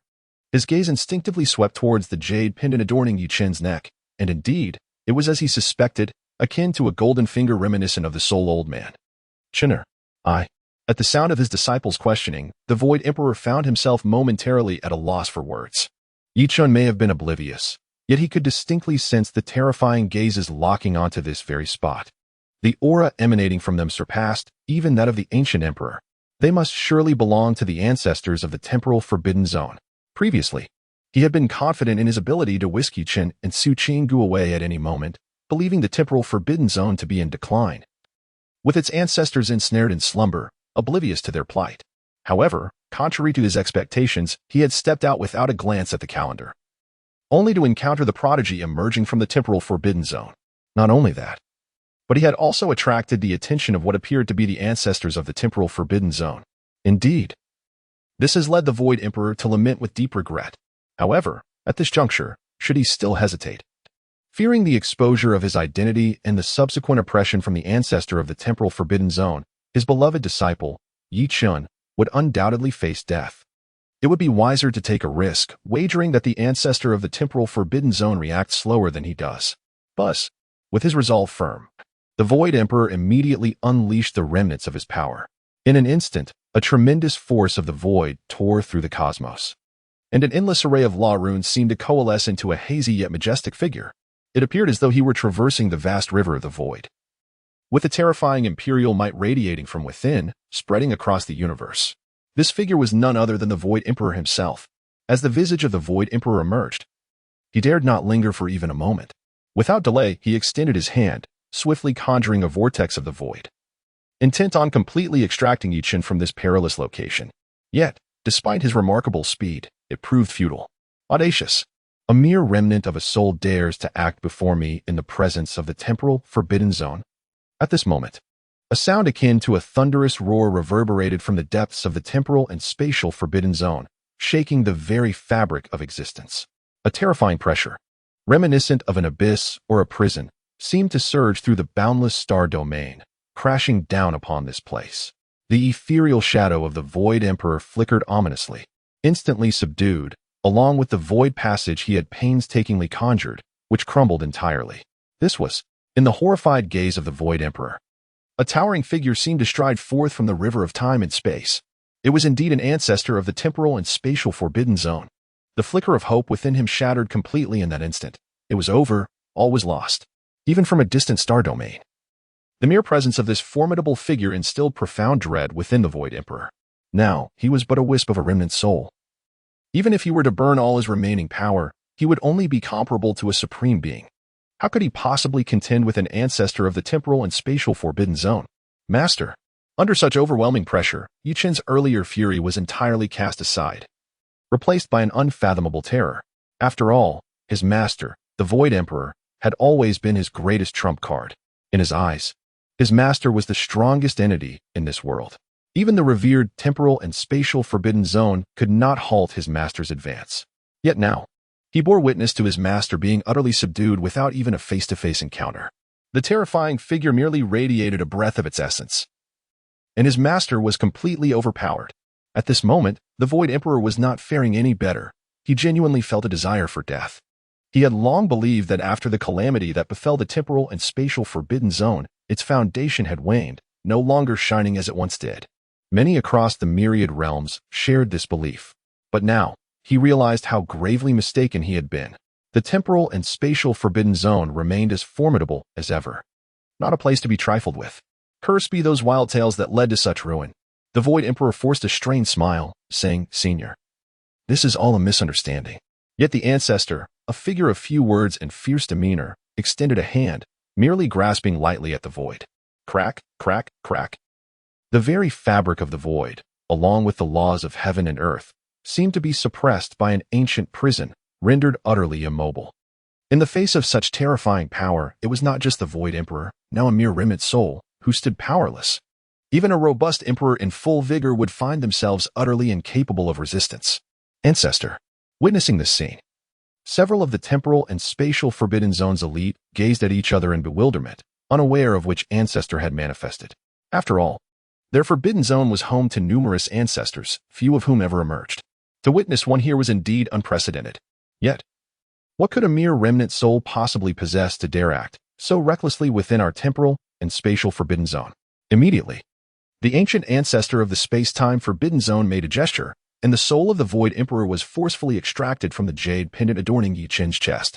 Subsequently, under the oppressive force of the ancestor, it was grotesquely compressed into a luminous orb, gently resting within the palm of his hand. The essence of the Void Emperor's soul flickered erratically, filled with palpable dread. In the face of such overwhelming power, he felt as if he were confronting a veritable deity. His own existence reduced to insignificance, akin to that of an ant. The adversary could utterly obliterate all remnants of his soul with but a mere thought. Humph! How audacious to intrude upon my space-time forbidden zone, armed with only a rudimentary grasp of the Void's principles, truly a reckless pursuit of death. The venerable elder let out a cold snort before shifting his gaze towards Kong Wudao, his lips curling into a warm and amiable smile. Wudao, feel free to act boldly and without hesitation. The time-space forbidden zone stands as your most formidable support. Upon hearing this, Kong Wudao was momentarily taken aback, then returned the elder's gesture with a respectful nod and a faint smile. Thank you, esteemed elder. It seems that the elder of the time-space forbidden zone had been observing the events transpiring here all along. Otherwise, he would not have intervened so decisively to suppress the Void Emperor at the very moment he attempted to flee. Chapter 23. Cultivating the Fated Ones, Harvesting the Chives? Thud. At this moment, Yi Qin felt as though all his strength had been drained from him. He collapsed directly onto the ground, his scalp tingling and his mind a blank slate. His master, the pinnacle of power across the myriad realms, the Void Emperor, had been utterly subdued without even a single exchange. Although his master was merely a fragment of a shattered divine soul, he was still an emperor. How could it be that not even a fleeting moment of resistance was afforded? It appeared that your final trump card is, in truth, nothing extraordinary. Yi Qin felt an ominous shadow enveloping him entirely. Instinctively, he looked up, locking eyes with the condescending gaze of Kong Wudao. In the depths of those profound eyes lay an unwavering arrogance, coupled with a palpable disdain for him. Crack, crack, crack. As realization dawned, Yi Qin's features contorted in rage, his eyes nearly bursting from their sockets, his jaw clenched so tightly that it emitted a series of sharp clicks. He had never harbored such hatred for anyone as he did at this moment. His beloved, his master, all had been rendered to nothingness by this foe. Previously, he possessed everything the world envied. Yet now he had lost it all in an instant, crushed into the mud by Kong Wudao. Despite his fury and the exertion of every ounce of his strength, he found it impossible to rise from the ground. The intangible pressure exuded by Kong Wudao loomed over him like an insurmountable mountain, pinning him down and rendering him immobile. He chuckled darkly. Compared to your current pitiful state, I still prefer your former rebellious demeanor. After all, I have a penchant for more fervent prey. Hearing these words, Yi Chen felt as though he had plunged into an icy abyss, a chill running down his spine. In that moment, Kong Wudao appeared as a truly terrifying celestial hunter, a predator of the heavens. Kong Wudao was disinclined to engage in further banter. He reached out with a colossal hand, directly seizing Yi Chen's crown. Boom. Instantly, a terrifying force of devouring energy erupted from the palm of Kong Wudao.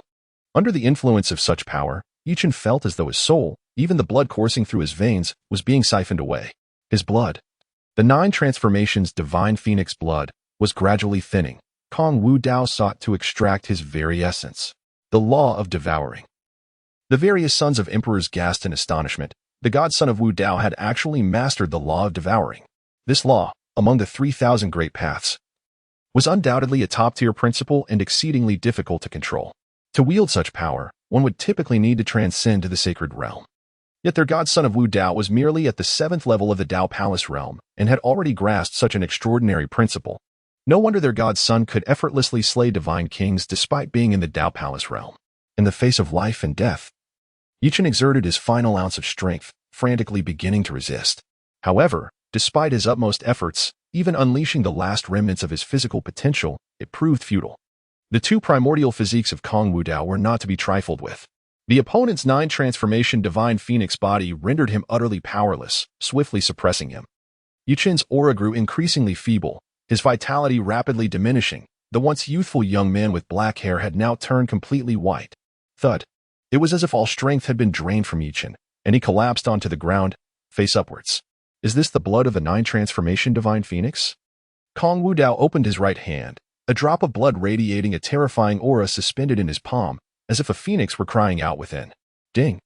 The system detected that the host had successfully plundered the 9 transformation divine phoenix body from the destined male protagonist, Yi Chen. Congratulations. The host has successfully acquired 1,000 destiny points. The current remaining destiny points of the destined male protagonist Yi Chen, 1050. Upon hearing the system's announcement, Kong Wudao furrowed his brow slightly. It was not due to the absence of a critical hit effect from this system reward. Logically, the destined female protagonist was dead, and Yi Chen's master had been suppressed by the ancestor of his temporal confinement. With the bloodline physique already extracted, how could he still possess such an abundance of destiny points? Buzz.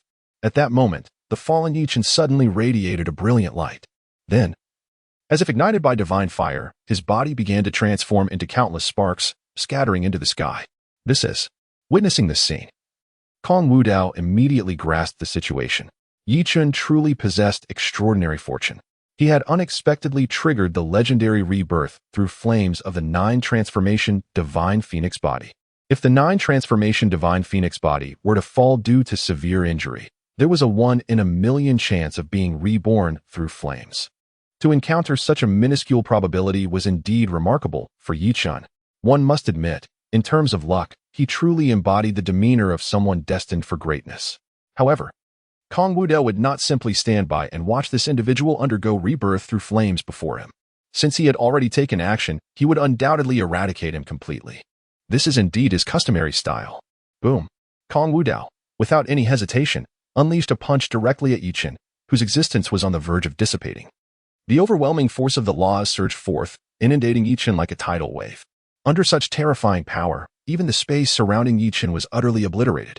However, after all this, the system prompt indicating Yi Chen's demise did not sound. Kong Wudao furrowed his brow. In his perception, Yi Chen's aura had completely vanished, along with the collapse of that portion of space. Why had this fellow not perished? Could it be that, in this so-called process of rebirth through fire, no obstruction is possible? Kong Wudao smirked. He had to admit, this so-called destined individual was quite feeble. Yet his luck was extraordinarily abundant. He truly questioned whether this so-called destined person was deliberately selected by the myriad paths of the universe. In such dire circumstances, one manages to escape. Without the protection of the legendary special path, it would be hard for anyone to believe such a tale. However, he cares not for the opinions of others. This matter does not equate to releasing a tiger back to the mountains. After all, Yi Chen could not withstand even a single punch from him. He is hardly worthy of being compared to a mere stray dog. He could crush him at any moment. Furthermore, can a monk escape the temple? Though he may have had the fortune to flee, his family and all those associated with him cannot evade their fate. Moreover, He yearns to verify a particular notion. Will the destiny points he has seized from the person of fate restore themselves after their rebirth through fire? Or perhaps even elevate further? If that were indeed the case, he need not go to great lengths to hunt down various daughters and sons of destiny. Instead, he could simply raise them, like harvesting chives. Would that not be delightful? Ding! The first son of destiny hunted by the master has been detected. Having received the special protection of the path of destiny and successfully reborn through fire, upholding the master's will and principles, they have all successfully broken the barriers of destiny. Their locations marked for the master to view at any time. Kong Wudao raised an eyebrow. It seems this system is not as incompetent as he initially presumed. With a slight mental nudge, Yi Qin's information swiftly appeared. Yi Qin's current location, Western Xian Dao Domain, the Great Mountains. The master may view the precise location in detail. Current status: meridians shattered, gravely injured, cultivation level fallen to the first realm of Dao Palace. A subtle smile graced Kong Wudao's lips. Those little legs can certainly run. Who among you is willing to venture to the Western Xian Dao Domain on behalf of this divine son? Upon hearing this, the various young masters exchanged glances, seemingly perplexed by their divine son's intentions. Kong Jiangwei was about to speak, but a figure beside him was quicker. Kong Xianyang stepped forward from the crowd and bowed respectfully to Kong Wudao. Xianyang is willing to serve the divine son. Kong Wudao's previous displays had instilled a deeper fear within Xianyang, and he regretted his earlier reckless bravado. He genuinely feared that his divine son might harbor discontent and scatter his ashes. Now was the time to demonstrate his loyalty and enhance his favor. He could not afford to miss this opportunity. Chapter 24. Killing two birds with one stone, the legend of the Chaos Holy Land? Very well. You shall set off immediately for the Western Xian Dao Domain. Investigate everything about Yi Chun and Su Qingge. Bring their entire family, along with all associated individuals, to me. Thereafter, Kong Wudao tossed his token to Kong Xianyang, stating, since they dared to provoke my temporal forbidden zone, let them taste the bitterness of losing everything. His character is rather peculiar. He tends to be absolute in all his endeavors. As an otherworldly prodigy of ancient times, he is acutely aware that one must eradicate weeds by the roots. After all, these two individuals are destined beings, and it is inevitable that their families may give rise to similar fated individuals. However, he has no time to squander on trivial matters, opting instead to address the issue at its source. Furthermore, he can utilize this situation to establish the authority of his temporal domain, reaping benefits without incurring any detriment.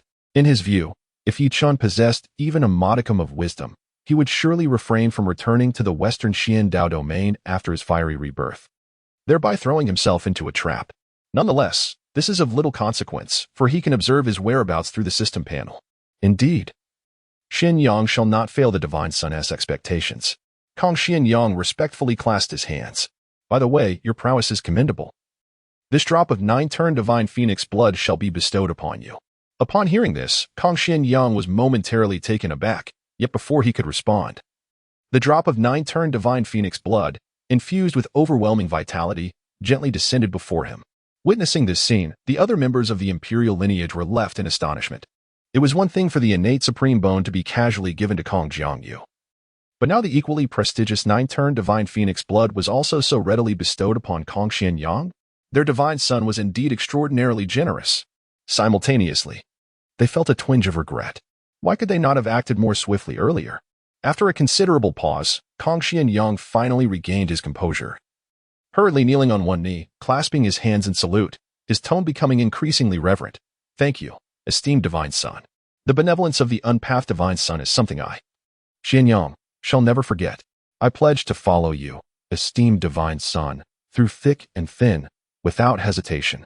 Observing this, Kong Wudao merely smiled and waved his hand, saying, no need for such formalities, just fulfill the tasks I assign you. The many ancestors of the temporal domain, who were watching this scene through the law's light screen, were equally impressed. After this brief interlude, Kong Wudao had undeniably established the paramount status of the younger generation within the temporal domain, significantly winning the hearts of the imperial lineage, a truly remarkable feat. In the Western Xian Dao Domain, within a cave among the 10,000 Great Mountains. Cough, cough, cough. Fortunately, I left a cluster of divine phoenix fire here. Weak and weary, Yi Chun leaned against the stone wall, slowly emerging from the depths of the cave. His previously severed arms had now fully recovered. However, he did not, as the legends of the phoenix suggest, emerged from the flames with enhanced strength. His aura was exceedingly feeble. He had not only completely lost the 9th divine phoenix bloodline, but had also plummeted from the 9th level of the Dao Palace realm to the 1st. Even all his treasures had vanished entirely, leaving him utterly destitute. The divine phoenix fire was his ultimate means of survival, cultivated through countless years of effort and an abundance of rare materials. In the face of imminent death, he could invoke a sacrificial ritual to allow himself to be reborn from the flames like a phoenix, ultimately rising against the heavens. However, he never anticipated that this trump card would be utilized so swiftly. Moreover, after deploying this last resort, he found himself utterly crippled. Not only had he completely lost the bloodline of the 9th divine phoenix, but even his greatest reliance, the Void Emperor, had been directly suppressed by the ancestors of the temporal forbidden zone. His beloved had also been slain by the Void Dao. Now, he had plummeted from the pinnacle to the depths, and the prospect of rising against the heavens seemed utterly fanciful. Crack, crack, crack. Yichen clenched his fists tightly, exerting such force that his knuckles cracked audibly. Yet, recalling how his full-force strike had been effortlessly dismantled by the Void Dao, he felt as though all his strength had been sapped, collapsing despondently to the ground. A monster. Such a terrifying creature. Did he truly possess the ability to seek vengeance? Yet, to endure this humiliation and resign himself to being utterly powerless was even more unbearable. In the midst of his despair, a sudden spark of inspiration flashed through his mind. Of course, Yun Xiao was now the saint son of the chaotic sacred land. The chaotic sacred land, with its profound heritage spanning countless years, could certainly offer him assistance. Yun Xiao was a friend he had met during his travels, their personalities harmonizing seamlessly, leading them to become sworn brothers. Though he felt a twinge of dissatisfaction, in reality, Yun Xiao's talents and cultivation surpassed his own. Possessing the renowned Chaos Physique, ranked among the top 10 of the 3,000 avenues. In terms of combat prowess, the 3,000 avenues were not on par with the origin physiques, yet they were born from the very essence of the heavens and earth. Compared to those origin physiques that transcended the rules, the 3,000 avenues could more readily harness the power of the heavenly principles. Not to mention, the top-tier Chaos Physique, once fully realized, could rival the strength of many origin physiques. During the annual disciples recruitment ceremony at the chaotic sacred land, he had made history by ringing the legendary Chaos Bell 9 times, elevating himself from a mere entry disciple to the most esteemed saint son of the chaotic sacred land. This remarkable achievement established him as the brightest star within the entire chaotic sacred land. Now that he had fallen from grace, seeking vengeance against the Void Dao seemed to hinge solely upon Yun Xiao's support. As for his family, he knew he could not return. The Void Dao had likely already learned of his rebirth. If they sent someone to his family in anticipation of his return, it would be tantamount to walking into a trap, leading to certain death. While it was somewhat disgraceful to abandon his family and flee alone, he found himself with no other choice. Surely, his family, aware of the circumstances, would not hold it against him. Should the Void Dao dare to annihilate his family, rest assured, he would return in due time to obliterate the temporal forbidden zone, repaying today as humiliation 100-fold. In the temporal and spatial forbidden zone, within a resplendent temple interwoven with the profound essence of law, news of Kong Wudao's impending seclusion prompted the high-ranking officials to dispatch numerous crates of treasures. Various elixirs of immortality and exquisite celestial source spirit stones piled high like mountains. The vast palace was suffused with an intoxicating fragrance that captivated the senses. The rich aura of spiritual energy had become tangible. A mere inhalation could rival years of arduous cultivation outside. Your Excellency, this is the temporal sanctuary where you once practiced. An elderly steward from the temporal forbidden zone respectfully clasped his hands. During your years of slumber, the Lord of the Forbidden Zone has consistently instructed others to maintain this place and has even cultivated an ancient gathering formation for spiritual energy. You may directly activate it, and the spiritual energy within a radius of several 100,000 miles will converge here. Should you require anything, feel free to summon me at any time. The steward once again clasped his hands and bowed as he withdrew. Kong Wudao instructed the celestial dragon of revelation to wait outside, and he entered the temporal sanctuary alone, activating the shielding formation. With a slight movement of his thoughts, the system panel materialized before him. Master, Kong Wudao. Upon seeing this, a twitch of the corner of Kong Wudao's mouth occurred. The system appears to be excessively apprehensive about being cast away once more, even going so far as to bestow upon itself such a peculiar appellation. Chapter 25, The Vanished Mother, Refining the Primordial Dao Bone. It seems to have sensed the thoughts lingering in the heart of the void Dao. The system's cautious voice suddenly resonated. Master, are you dissatisfied with this name? You may request a change at any time. It presently finds itself burdened by an overwhelming debt to the god of systems, leaving it bereft of funds to undergo a dark transformation or upgrade. It harbors a genuine fear of the void Dao, apprehensive that a mere displeasure might sever their bond. No, I quite like this title. In truth, within his understanding, the system has always been a form of parasitism. This parasitic relationship greatly displeased him, akin to becoming a mere puppet of another. It was a compliance system he sought, one that would regard him as its master, with all things serving his will. Kong Wudao continued to gaze ahead. Identity, son of the god of the temporal forbidden zone, son of the temporal emperor, son of the ethereal empress. Upon seeing this, Kong Wudao was momentarily taken aback, his gaze lingering on the words ethereal empress. Yunshi, the esteemed young lady of the primordial forbidden zone, and his mother. Yet, after the cataclysmic event of years past, his mother vanished along with the primordial forbidden zone, leaving no trace behind. Throughout the countless years that followed, his father had endeavored to search for her, but to no avail. This is also a lingering knot in the heart of Kong Wudao that has persisted through countless epochs. One can only surmise that his mother is surely safe and sound. Shaking his head, Kong Wudao continued to gaze downward. Physical attributes, void chaos body 100, 099, 9999. Origin time and space divine I100, 099, 9999 techniques. Time and space forbidden canon, 12 techniques of heaven suppression, supreme creation divine art.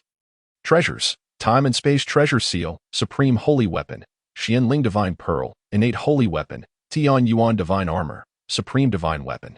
System rewards, Hongming Dao Bone 206, devouring heaven demon blood, universal divine weapon, Dao Yin immortal technique, learnable, heaven slashing sword technique, learnable, immortal divine pills 500. Grand Dao divine liquid 1000 drops, ancient immortal herbs 1000 stalks. Fate points, 18650 progress of the 3000 Great Dao hunts, Sword Dao, 198, 699, 9999 Ice Dao, 180, 099, 9999 Fire Dao, 100, 099, 9999. Gazing at the information displayed on the system panel, Kong Wudao fell into deep contemplation. System. Can these fate points only be used to augment the hunting progress of the 3000 Great Daos? Replying to the master. Fate points can also be utilized to enhance the awakening level of the host's physical attributes. Awakening level? So, my current physical constitution has yet to be fully activated, and fate points can assist in maximizing this activation. However, logically speaking, shouldn't your system possess a system mall? Master, this system has undergone a special upgrade. The system mall has been completely integrated with the heavenly haunts. There is no need for the master to spend fate points to purchase divine items, as the system grants the host one chance for heavenly hunts daily, which randomly yields treasures from across the realms. At this, Kong Wudao raised an eyebrow. Speaking of system upgrades, he recalled the divine level check-in mentioned earlier. Where will the next check-in be? Rest assured, Master, the system will select a suitable check-in location, ensuring that the Master acquires the finest treasures of the Great Dao. Kong Wudao nodded slightly, no longer dwelling on it, and prepared to refine the original physical attributes rewarded by the system. He was somewhat curious about the considerable transformation in his strength after successfully refining the other two original physical attributes. Without further hesitation, Kong Wudao directly extracted the devouring heaven demon blood and the Hongming Dao Bone, ready to commence the refinement process. Buzz. A total of 206 pieces of Hongming Dao Bone manifested within the formless expanse of the Great Dao. The Hongming Dao Bone radiated a dreamlike, crystal-like brilliance, shimmering with a translucent quality. It was enveloped in a magnificent purple aura of Hongming, as if it contained the vastness of an infinite Hongming world. 206 pieces of Hongming Dao Bone. If one wishes to refine them all, would it require a complete replacement of all my bones? In the void, Dao sat cross-legged, softly murmuring to himself. Apart from the 206 fragments of primordial Dao Bone, there existed a droplet of blood that emanated an overwhelming aura of the Dao, seemingly infused with the essence of celestial deities and demons. This droplet, akin to a miniature sun, hovered before Dao. What made his heart race even more was the realization that, despite mastering the laws of devouring, this blood contained a force of consumption he had never encountered before. The power within seemed capable of devouring all of creation, even the celestial deities and demons. Before such might, all grand laws would merely serve as sustenance for this droplet of blood, the bloodline of the devouring, celestial demon. A terrifying lineage that had emerged in ancient times. If memory serves, it was the master of the forbidden zone of devouring. A figure who had instilled fear across the heavens, who seemed to have awakened such a bloodline. Before Dao descended into slumber, he had perused numerous ancient texts, gleaning much about the illustrious epics of the past. The master of the forbidden zone of devouring left an indelible impression on him. For he had awakened the fabled bloodline of the devouring celestial demon. With his singular strength, he led the forbidden zone of devouring to a formidable rise, becoming a presence that sent shivers down the spines of countless ancient powers during that glorious age. Although he had never heard of the essence of primordial Dao, he was aware that it epitomized the utmost manifestation of the way of strength, primordial purple chi. A total of 206 pieces of primordial Dao bones, if he could successfully refine them, would undoubtedly enable him to shatter the limits of his physical form. Kong Wudao took a deep breath, resolving to commence the refinement of the primordial Dao bones. With a mere flicker of his thoughts, the 206 pieces of primordial Dao bones immediately levitated around him, emanating waves of dazzling primordial purple light, akin to the brilliance of stars. Subsequently, countless strands of primordial purple chi cascaded down, enveloping him entirely. In order to perfectly refine the primordial Dao bones, Kong Wudao had to replace all of his original bones through a special method. The agony of this replacement surged like a relentless tide, causing even his countenance to pale slightly. Crack, crack. The sound of his bones exploding echoed as thunderous roars erupted from his joints. Countless guillotine-like blades formed from the primordial purple chi descended in succession, tearing his body apart. The original bones were excised, and then the primordial Dao bones were fused into his being. In an instant, his body was riddled with countless wounds, an overwhelming stench of blood wafting in all directions. However, the void chaos body of Kong Wudao was even more formidable. An immense and boundless life force continuously surged from within him, in the light of chaos. Like a tidal wave, rapidly restored his shattered form. Yet, this excruciating process of bone extraction and replacement would have to be endured 206 times. Throughout this ordeal, his flesh would be incessantly cleaved, crushed, and then reformed by the guillotine blades of primordial purple chi, a relentless cycle. For one with even a modicum of fragile willpower, it would be impossible to withstand such torment without succumbing to unconsciousness. Yet, aside from his somewhat pallid complexion, Kong Wudao remained remarkably serene. Chapter 26, The Manifestation of the Great Dao, shocking all sides. In the ancestral ground of the temporal forbidden zone, numerous ancestral elders gathered. The energy orb imprisoning the void emperor floated majestically among them. To think that one who has merely grasped the rudiments of the void laws would dare to frolic within my temporal forbidden zone, truly seeking death. Though this being is but a remnant soul, it still counts as an emperor. Perhaps it would be better to refine it into a puppet? A lowly ninth-rank emperor. Not even having attained enlightenment through the power of heaven and earth, what use is such a wretched existence? In my view, it would be far more valuable to obliterate it into dust and utilize it as fertilizer. Listening to the proclamations of the ancient ancestors of the temporal forbidden zone, the remnants of the void emperor trembled in fear. Contrary to the speculations of myriad beings across the realms, the temporal forbidden zone had not declined into insignificance. Rather, it remained in a state of unparalleled prosperity, its depth unfathomably vast. Particularly daunting were the ancient beings before him, each a former emperor, or even more formidable. The emperors ranged from the 1st to the 9th rank, with those above the 3rd rank being considered supreme sovereigns. The 1st rank represented the ultimate path. Of course, there existed those who transcended this ultimate path. Such emperors had lived through countless epics and possessed terrifying combat prowess. Senior, this is all a misunderstanding. The suppressed void emperor, summoning all his strength, pleaded once more, I implore you, grant me a chance for redemption. Upon hearing this, several ancestors of the temporal forbidden zone exchanged knowing smiles. A chance? Certainly, they would offer him an opportunity to heed caution in his next life. The ancestor who had subdued the void emperor scoffed softly, his massive hand tightening slightly. The sound of shattering space echoed ominously. The remaining form of the void emperor was completely obliterated. In his final moments, the void emperor was engulfed by an overwhelming terror. The temporal forbidden zone was still the formidable entity it had always been, its foundation immeasurable, let alone someone of his mere 9th rank. Even higher-tier emperors would meet their demise in the face of the temporal forbidden zone's might, filled with regret. Had he known this, he would never have so vehemently promised Yuchen, insisting on provoking the temporal forbidden zone. After effortlessly shattering the remnants of the Void Emperor's soul, the ancient ancestors did not even flinch. In their eyes, an emperor, the strongest among the myriad realms, was merely a transient stage on the path of cultivation. After all, beyond the emperors lay transcendence, and beyond that, the mythical immortals, with even loftier realms awaiting. With the emergence of the Dao still fresh, a reckless individual had dared to provoke them. One ancestor proposed, in my view, we should directly announce to the entire myriad realms, thus instilling fear into those petty challengers. Upon the utterance of these words, an immediate consensus was reached among the numerous venerable ancestors. The entity known as Kong Wudao had long been their pride as the divine offspring of the temporal and spatial forbidden zone. Now, having awakened from a deep slumber, he emerged once more into the world. Thus, it was only natural for them to rally in support of him, even proclaiming his significance to the entirety of the myriad realms. As the esteemed ancestors deliberated, a thunderous roar suddenly resonated from the direction of the temporal sanctum. The ancestors swiftly projected their divine consciousness towards the sanctum to discern the source of the commotion. However, the scene that unfolded before them left all in utter astonishment. Centered around the temporal sanctum, an immense surge of primordial purple chi surged forth, transforming into a celestial display of sun, moon, and stars that showered down radiant purple light. Amidst the tumultuous ocean of purple chi, ethereal figures of countless beings seemed to materialize, humbly bowing in reverence towards the temporal sanctum and even descending with auspicious rays of light. At this moment, not only were all individuals within the temporal forbidden zone stirred, but even the myriad beings from nearby realms were captivated by such a grand phenomenon.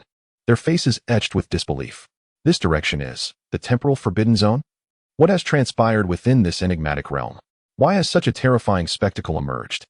The consecutive occurrences of magnificent phenomena within the temporal forbidden zone have increasingly caught the attention of many. Numerous ancient entities, once dormant, have awakened, gazing towards the direction of the temporal forbidden zone with expressions of awe. This aura does not resemble the emergence of a divine artifact. It seems as though someone has awakened a fearsome primordial constitution, such an intense concentration of primal purple energy. Could it be that someone has awakened the legendary primal Dao bone? Impossible. This is utterly inconceivable. Some retorted, according to historical records, the primal Dao bone only manifested during the glorious era of the heavens.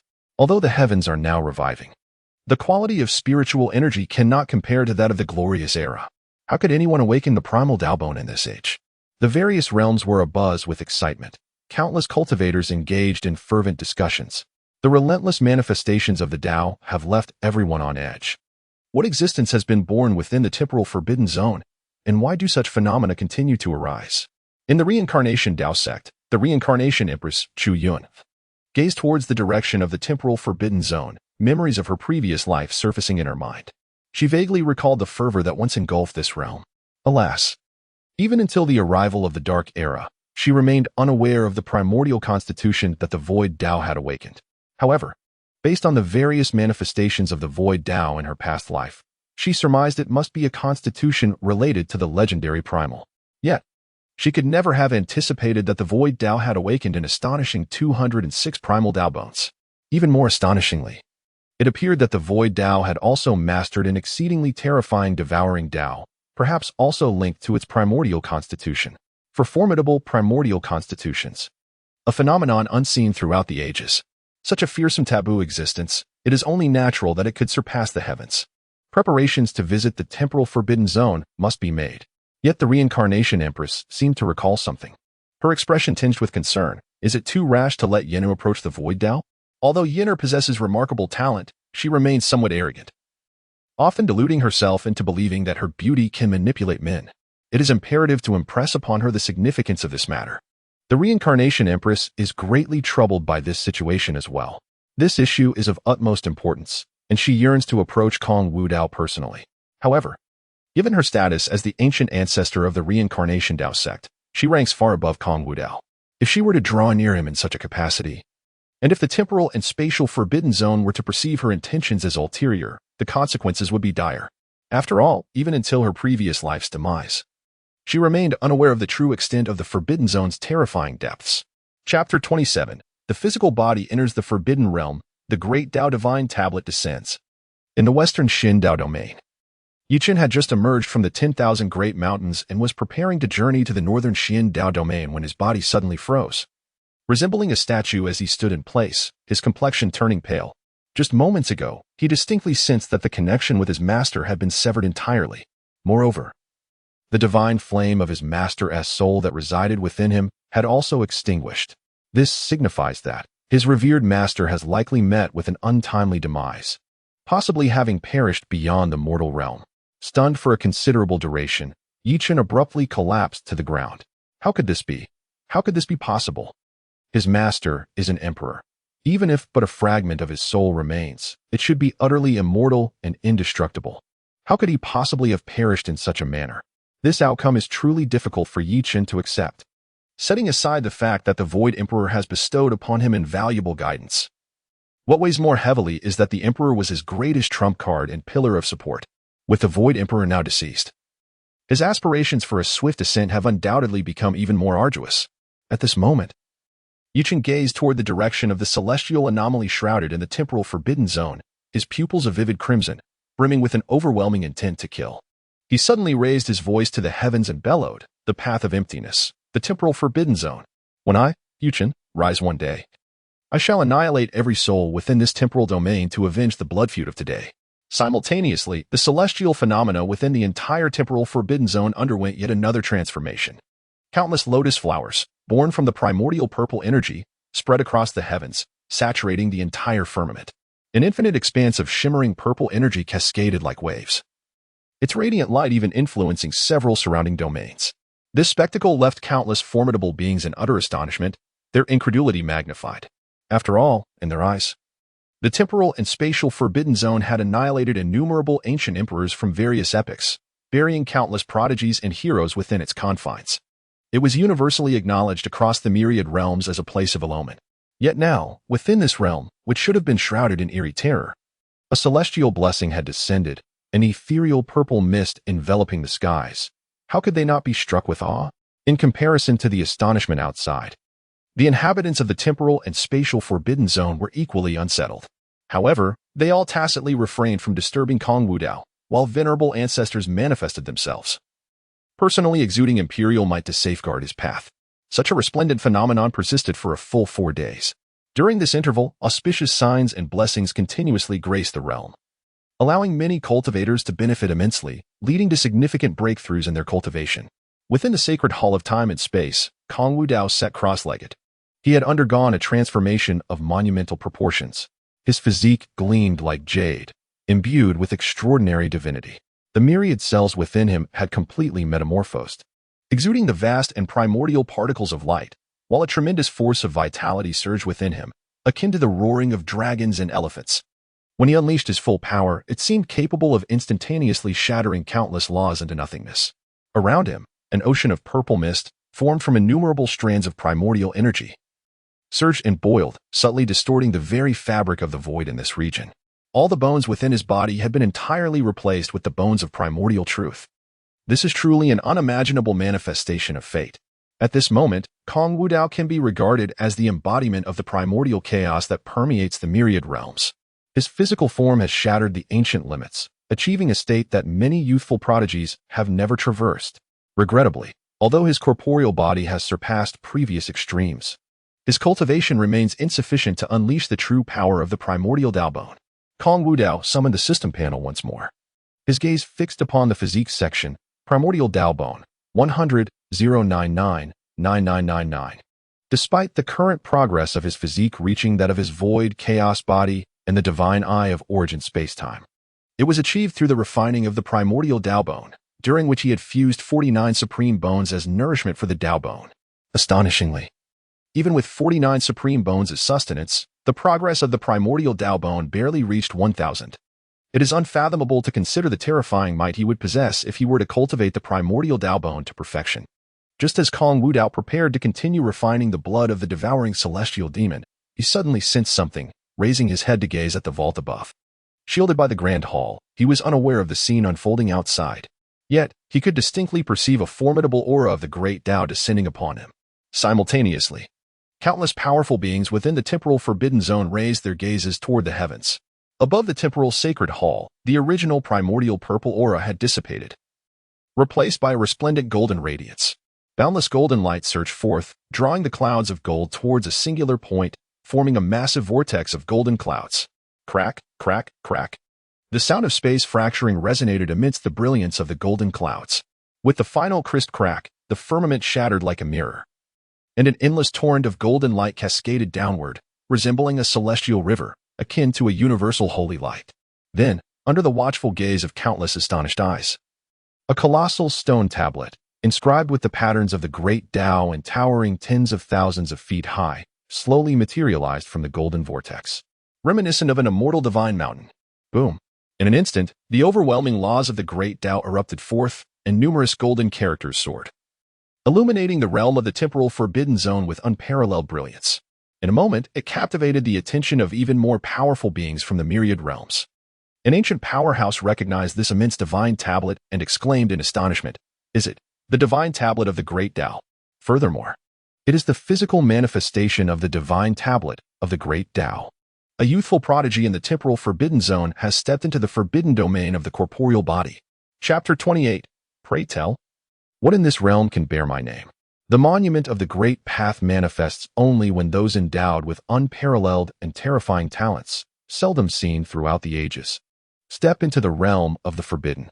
The last time the monument of the Great Path revealed itself, even the most ancient of powers could scarcely recall the occasion. Indeed, for many of the younger generation, it is their first time witnessing the emergence of the monument since embarking on their journey of cultivation. Prior to this, they had believed the so-called monument of the Great Path was merely a fabrication woven into the myths of countless realms. Within the monument of the Great Path, the corporeal embodiment of the divine sun has entered the forbidden domain. A gasp echoed through the temporal and spatial restrictions as countless gazes turned toward the sacred temple of time, particularly among the contemporary imperial science. The shock they experienced was beyond measure, leaving them at a loss for words to convey the profound astonishment in their hearts. Their divine sun, already immensely powerful, had only recently come into existence, and yet had now stepped into the realm of corporeal taboos. To what extraordinary heights might his strength ascend? Buzz. At this moment, the ancient inscriptions upon the grand monument shimmered with an ethereal brilliance. Under the gaze of the multitude, an array of names, resplendent in golden light, gradually materialized. Xiaoyun, having entered the realm of corporeal taboos during the illustrious era of the heavens, is hereby immortalized. Tian, having entered the realm of corporeal taboos during the illustrious era of the heavens, is hereby immortalized.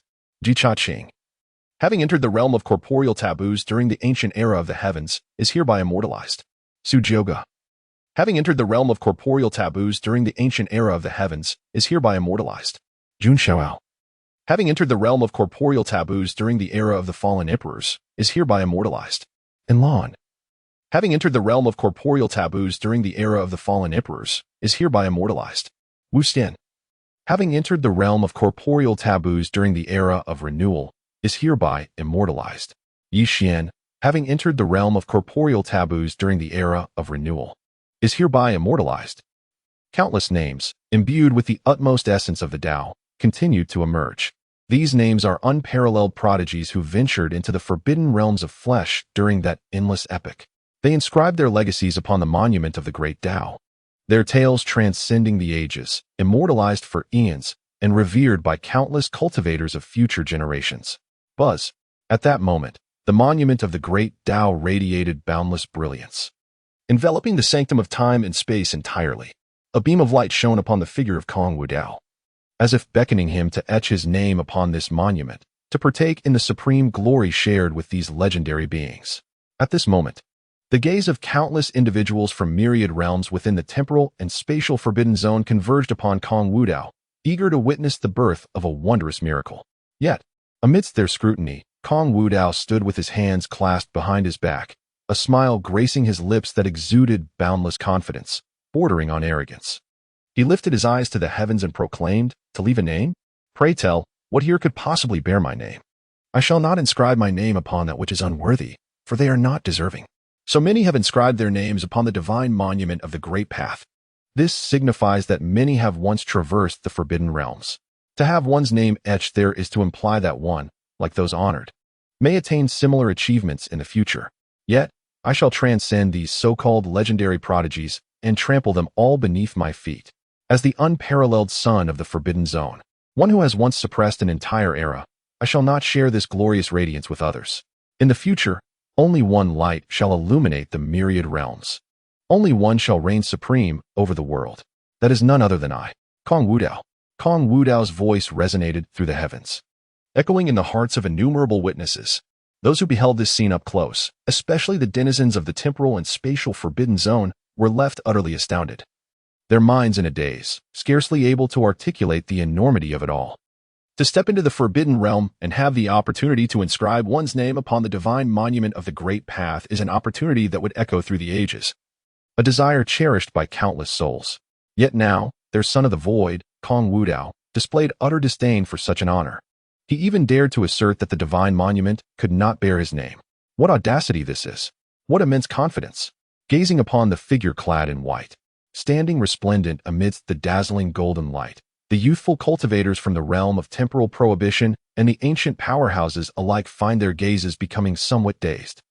It is as if they truly glimpse, in that distant future, a supreme taboo, overlooking the heavens and the earth from the celestial heights, exerting dominion over the entire universe. Thunderous echoes resound. At that moment, the Great Dao divine monument suddenly resonated with a deafening roar, emanating a terrifying thunder of destruction that reverberated from within its core. It seemed that the audacious remarks of the void Dao had thoroughly incensed it. What a privilege it is for any entity to inscribe its name upon such a magnificent Great Dao divine monument. Yet, this audacious being not only refrained from leaving its mark, but also dared to assert that it could not bear the weight of such honor. Truly a display of supreme arrogance. Did you not hear? Just then, a sound imbued with boundless Dao rhythms echoed from the depths of the temporal void. Why do you not hasten to depart? This indescribable force of terror instantaneously suppressed the cataclysmic thunder of the Dao divine steel, causing the overwhelming aura of destruction to gradually dissipate. The Dao divine steel flickered momentarily. And then, before the astonished gazes of the myriad powerful beings from various realms, the legendary Dao divine steel transformed into a radiant arc of light, soaring swiftly into the clouds as if fleeing from the confines of the temporal and spatial barriers. Witnessing this scene, the formidable beings, isolated by the restrictions of the temporal and spatial zone and unaware of its true nature, could only exchange bewildered glances, their minds swirling with questions. What does this mean? The unknown existence within the realm of temporal and spatial prohibitions has yet to be named, yet the divine monument of the Great Path has seemingly departed on its own. Observing the situation, it appears as though it has encountered some terrifying entity, fleeing in a frantic and chaotic manner.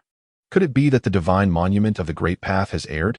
Or perhaps the unknown existence within the temporal and spatial prohibitions has no desire to etch its name upon the monument. Yet, how could this be possible? To have one's name inscribed upon the divine monument of the Great Path guarantees everlasting renown. Would one truly allow such a splendid opportunity to slip away? What is the true nature of this temporal and spatial prohibition? Having clearly ventured into the forbidden domain of the corporeal, how could one refrain from being immortalized upon the divine monument, allowing its departure unimpeded? Has some formidable young taboo arisen within the realm of temporal and spatial prohibitions? The news of the revival of the Void Path has been meticulously concealed, leaving many unaware. The ancient powerhouses here are also engaged in speculation. However, it is certain that the entire realm of myriad heavens has been profoundly shaken. The consecutive extraordinary phenomena, coupled with the arrival of the Great Dao divine monument, have instilled trepidation in an increasing number of formidable beings towards the temporal forbidden zone. Yet, many burgeoning forces from later generations remain dismissive of this situation. After all, the legacy of the temporal forbidden zone spans countless epochs, with numerous ancestors immortalized on the Great Dao divine monument. In their eyes, this is hardly remarkable. Chapter 29. The Resurgence of Extraordinary Phenomena. The Blood of the Devouring Celestial Demon. Within the temporal forbidden zone, as the aura of the Great Dao divine monument dissipated, the crowd gradually emerged from their stupor. It seemed as if the ancestors of their temporal forbidden zone had spoken, driving the Great Dao divine monument away with a stern command. Witnessing this scene, Kong Wudao was momentarily taken aback, seemingly unprepared for the unfolding of events. At that moment, an ancient and profound voice resonated within his mind. Wudao, we old fellows support your actions. How could a mere monument of the Great Dao be worthy of bearing your name? Your achievements are boundless, and transcending this realm is merely a matter of time. Not to mention, the numerous young powerhouses from my temporal forbidden zone at the outset were equally disdainful of leaving their names upon it. This so-called water ranking dares to collect the name of Wudao, the son of God from my temporal forbidden zone? If these words were to spread, the myriad realms would surely erupt once more. The monument of the Great Dao, which countless young taboos yearn for, is regarded as nothing more than a water ranking in the eyes of the temporal forbidden zone? How utterly absurd.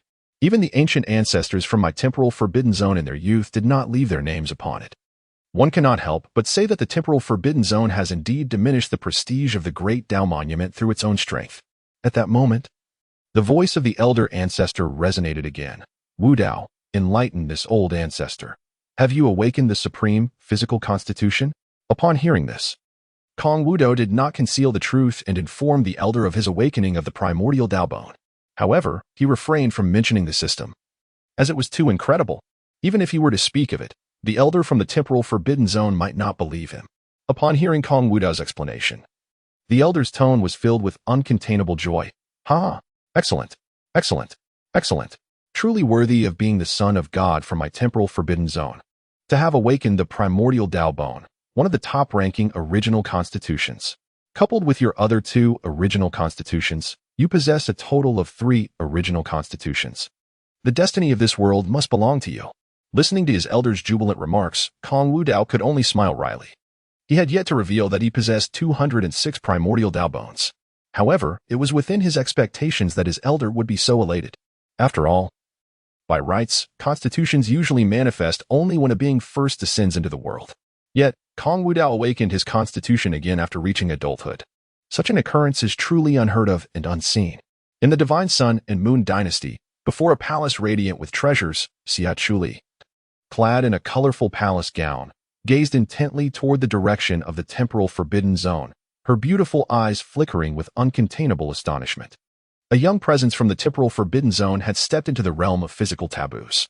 Could it be the work of the son of the Emperor sequence? But why had the monument of the Great Dao departed? Yet before she could ponder further, her father, Xia Xuanyuan's voice suddenly echoed in her ears. It was not the monument of the Great Dao that had left, but rather the young being from the temporal forbidden zone, who had stepped into the realm of physical taboos, had not left their name upon the monument. At this moment, clad in a resplendent crimson and gold dragon robe, Xia Xuanyuan had unknowingly appeared beside Xia Chuli. Furthermore, based on my conjecture, the young entity capable of provoking such an extraordinary manifestation of purple aura could hardly be one of the imperial offspring from the temporal forbidden zone. It is far more probable that it is the doing of an ancient prodigy among them, perhaps even the legendary scion of the temporal forbidden zone, Kong Wudao. As a neighbor to the temporal forbidden zone, the Sun and Moon divine dynasty had always kept a vigilant eye on its movements. Possessing substantial knowledge of its history, he was well aware that there once existed a scion within the temporal forbidden zone who towered above all realms.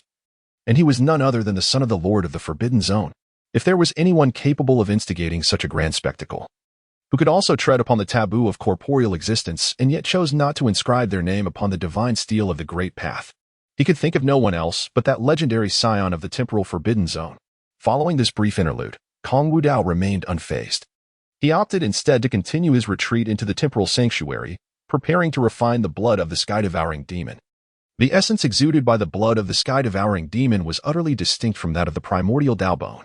Within Kong Wudao's perception, it seemed to harbor a palpable sense of lethal danger. In this single drop of blood, it felt as if the heavenly deities were universal, and ancient demons slaughtering the heavens were conjured. It was akin to the profound fusion of divine essence and overwhelming demonic nature, resulting in a scene of utter paradox.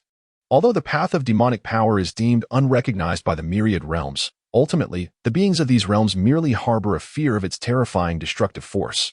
Kong Wudao murmured softly and commenced the refinement of the sky-devouring demon blood. According to ancient texts, the former master who devoured the Lord of the Forbidden Zone, upon successfully awakening the blood of the sky-devouring demon, could even manifest in dual forms of both deity and demon.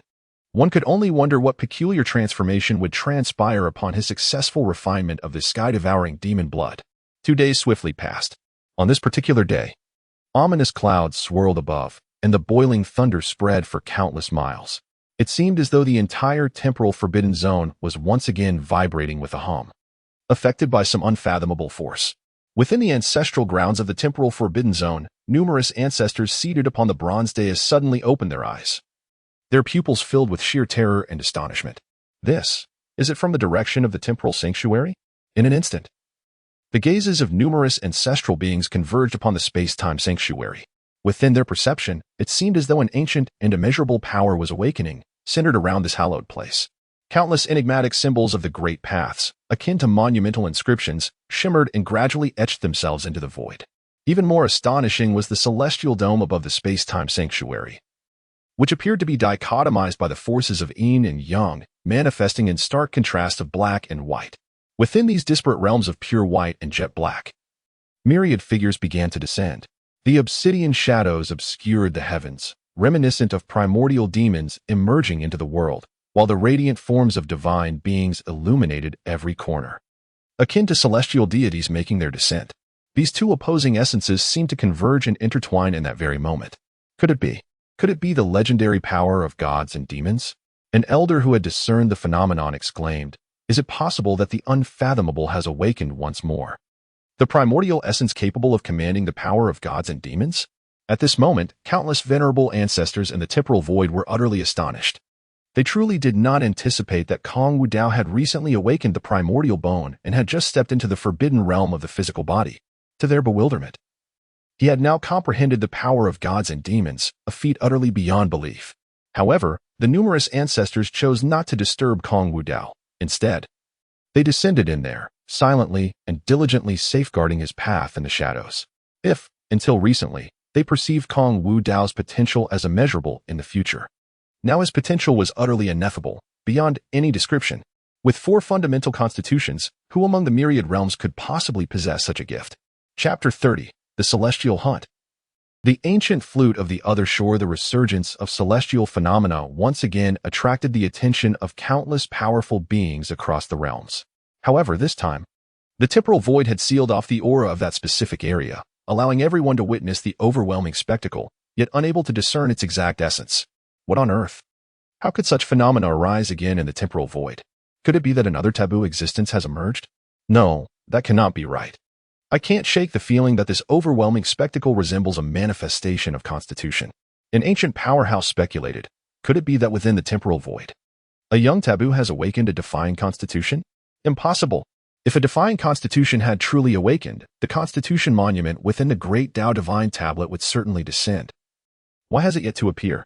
In my view, it is more likely that a formidable being within the temporal void has comprehended some unparalleled divine art. As the crowd speculated, no one dared to consider, nor even think, that the previous 2 phenomena were both manifestations of constitution. Who would believe that the temporal void would consecutively present such terrifying manifestations? Even if they harbored doubts, they did not dare to project their consciousness to investigate. After all, that was the temporal void. Though some outwardly expressed defiance, they inwardly held immense trepidation. Who would recklessly provoke such a formidable opponent? Should they incur the wrath of such an entity, it would be beyond their capacity to bear. It is worth mentioning that the Constitution monument within the Great Dao Divine Tablet had actually intended to descend from the very beginning. However, upon witnessing the physical monument being reprimanded by the supreme presence of the temporal void, it chose to retreat into silence. Surely, Kong Wudao would not deign to leave his name upon it, preferring instead not to tarnish the reputation of the Great Dao Divine Tablet. Meanwhile, Kong Wudao, after successfully refining 2 primordial physiques, found his vast divine sea within his dantian expanding beyond measure, seemingly boundless. The divine sea is the cornerstone of a cultivator's essence. The greater the expanse of the divine sea, the more laws of spiritual energy it can amass, and the quality becomes extraordinarily formidable. Now, Kong Wudao's divine sea not only stretches into infinity but is also infused with 4 potent forces capable of shaping worlds, the divine power of time and space, the chaotic void energy, the primordial purple chi, and the power of gods and demons. These 4 supreme forces swirl and merge within the vast divine sea, as if intertwining with another realm. Each of these forces residing within Kong Wudao carries an aura that is rare throughout the ages. The convergence of such terrifying power within him is almost beyond imagination. Simultaneously, Kong Wudao's cultivation has also ascended, and he now stands at the threshold of the void divine realm. Ding. Master, the system has accumulated 10 instances of celestial hunts for you. Would you like to utilize them? 10 instances of celestial hunts. So that's it. I have been in seclusion for 10 days. With a daily free celestial hunt, and the system has automatically gathered 10 for him, initiating 10 instances of celestial hunts. Ding. Commencing celestial hunt. Ding. Congratulations, Master. You have successfully acquired 2 Saint Realm puppets, an exquisite holy weapon, the primordial zither, 530 fragments of the void path, 230 fragments of the zither path, and 420 fragments of the power path. The ancient flute of the other shore, origin unknown. Rumored to be the key to the flower sea of the other shore, requiring to be played at the end of the boundary sea. Kong Wudao disregarded the remaining rewards from the celestial hunts, his gaze fixated firmly on the last 2 items. The flower sea of the other shore. Is this not one of the 10 great miracles of the myriad realms? Kong Wudao felt a surge of astonishment. These 2 items are actually related to the legendary 10 great miracles? The 10 great miracles, according to the historical records of the myriad realms, were special worlds birthed by heaven and earth at the dawn of creation. It is said that within these 10 miracles lies the secret to immortality. Even numerous emperors from the myriad realms are eager to seek them out, yearning to transcend this world and ascend to the higher realm of the celestial beings. Yet, these 10 miracles have always existed as mere legends, never revealed to the world, even after countless epochs. To my astonishment, I have inadvertently acquired a key through this system's celestial hunt, a key said to lead to the Sea of Other Shore Flowers. This Sea of Other Shore Flowers is rumored to be the place of reincarnation for the myriad realms, where countless powerful beings and souls that have perished over the ages ultimately undergo rebirth. While I am aware of the names of the other 9 miracles, my knowledge of them is limited. However, it seems that this realm of the sea is situated in the battlefield beyond the realms, adjacent to the outer lands of the myriad realms. The vastness of the myriad realms is boundless. Apart from the realms themselves, there exists another world of cultivation civilization, distinct from the myriad realms, known as the outer lands.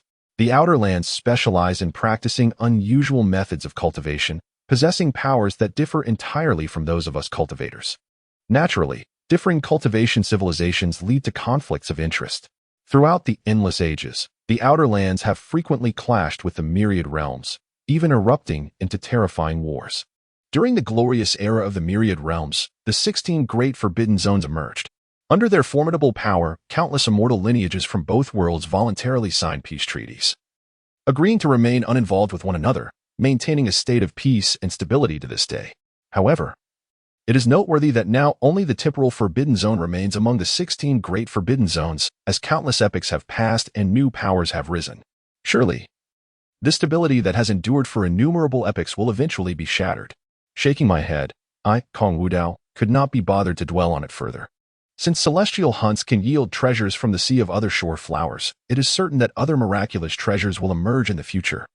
It appears that I may indeed traverse all 10 miracles in my journey ahead. With a thought, I summoned the system panel once more, directing my gaze downward. Destiny points: 18650. Progress of the 3000 Great Paths. Sword Path: 198,699,9999. Ice Path: 180,099,9999. Fire Path: 100,099,9999. Void Path: 530,999,999. Now that I possess such a wealth of destiny points, should I use them to enhance my physical progress or to augment my great path hunting endeavors? As if perceiving the thoughts of the Void Way, the voice of the system suddenly resonated. Master, for every increment of 50,000 points in the hunting progress of the 3,000 Great Paths, a fragment of will from this realm will descend to impede you. Although you are formidable, your current cultivation remains insufficient, and facing such obstructions may still prove challenging. Xiaotong had never regarded the master as weak. Never. The descent of the Great Paths will to impose obstruction implies that the more one engages in the hunting process of the Great Paths, the greater the attention drawn from them. Ultimately, this will lead to the imposition of punishment upon oneself. If that is the case, then these fateful points should be judiciously allocated. A portion should be used to enhance the hunting progress of the 3,000 Great Paths, while another part should be devoted to augmenting bodily cultivation. Chapter 31. The Cataclysm of Bodily Tribulation. Merely sustenance. However, system, you previously mentioned hunting the 3,000 Great Paths. Why do we now only see these few names? Among the 3,000 Great Paths, the pinnacle paths of time, space, and the legendary cause and effect have yet to manifest on the system panel. Master, due to Xiaotong's prior darkening upgrade, The template for hunting the 3,000 great paths has just begun to unfold. Xiaotong is continuing to decipher and upgrade. Currently, I require you to endure for a while. Observing the system's diligent efforts in upgrading, the Void Way refrained from further comments. After all, the top-tier paths like time and space encompass an extensive array of implications. To completely hunt them is not a task that can be accomplished in a day. With this in mind, the allocation of these fateful points should proceed first. The Void Way once again settled into a meditative posture, preparing to commence the cultivation of his bodily progress using the fateful points. In an instant, countless ancient runes manifested around him, seemingly containing the profound truths of heaven and earth, exuding an ethereal resonance of the great paths. Ding! The progress of the Master S Void Chaos body has been enhanced. The current progress stands at 5,000,999,999. Ding! The progress of the Master S Source Time-Space Divine I has been elevated. The current progress stands at 5,000,999,999. As the Void Way continued to elevate his bodily progress, outside the time-space sanctuary, the sky above became shrouded in thick, ominous clouds once again, extending for countless miles. It resembled a terrifying vortex of dark clouds, enveloping the time-space forbidden zone along with half of the star domain within its grasp. Why has such a dreadful phenomenon emerged in the direction of the time-space sanctuary? Could the god son of the void have awakened some divine ability once more? No. It appears that this dark cloud is brimming with the power of rolling tribulations. It seems that a heavenly tribulation is about to descend. At this moment, the venerable ancestors secretly observing the Tao of emptiness also raised their gazes towards the depths of the dark clouds. It seemed as though it was the calamity of physical tribulation. Could it be that the Tao of emptiness had cultivated his physical constitution to an even higher realm? This calamity of physical tribulation feels somewhat amiss. It appears to encompass more than one type of physical calamity. For types, astonishingly, there are 4 distinct physical tribulations. The expressions of the many ancestors who had already discerned this changed dramatically. The Tao of emptiness had only just awakened 2 types of physical constitution. Now, unexpectedly, he had already cultivated the newly awakened 2 types to a higher level. Even the original 2 fundamental physical constitutions seemed to have been enhanced. Moreover, it appeared that he had simultaneously cultivated these 4 fundamental physical constitutions to such a profound state, which had resulted in the descent of 4 types of physical tribulations. The ancestors dared not be negligent and promptly took action.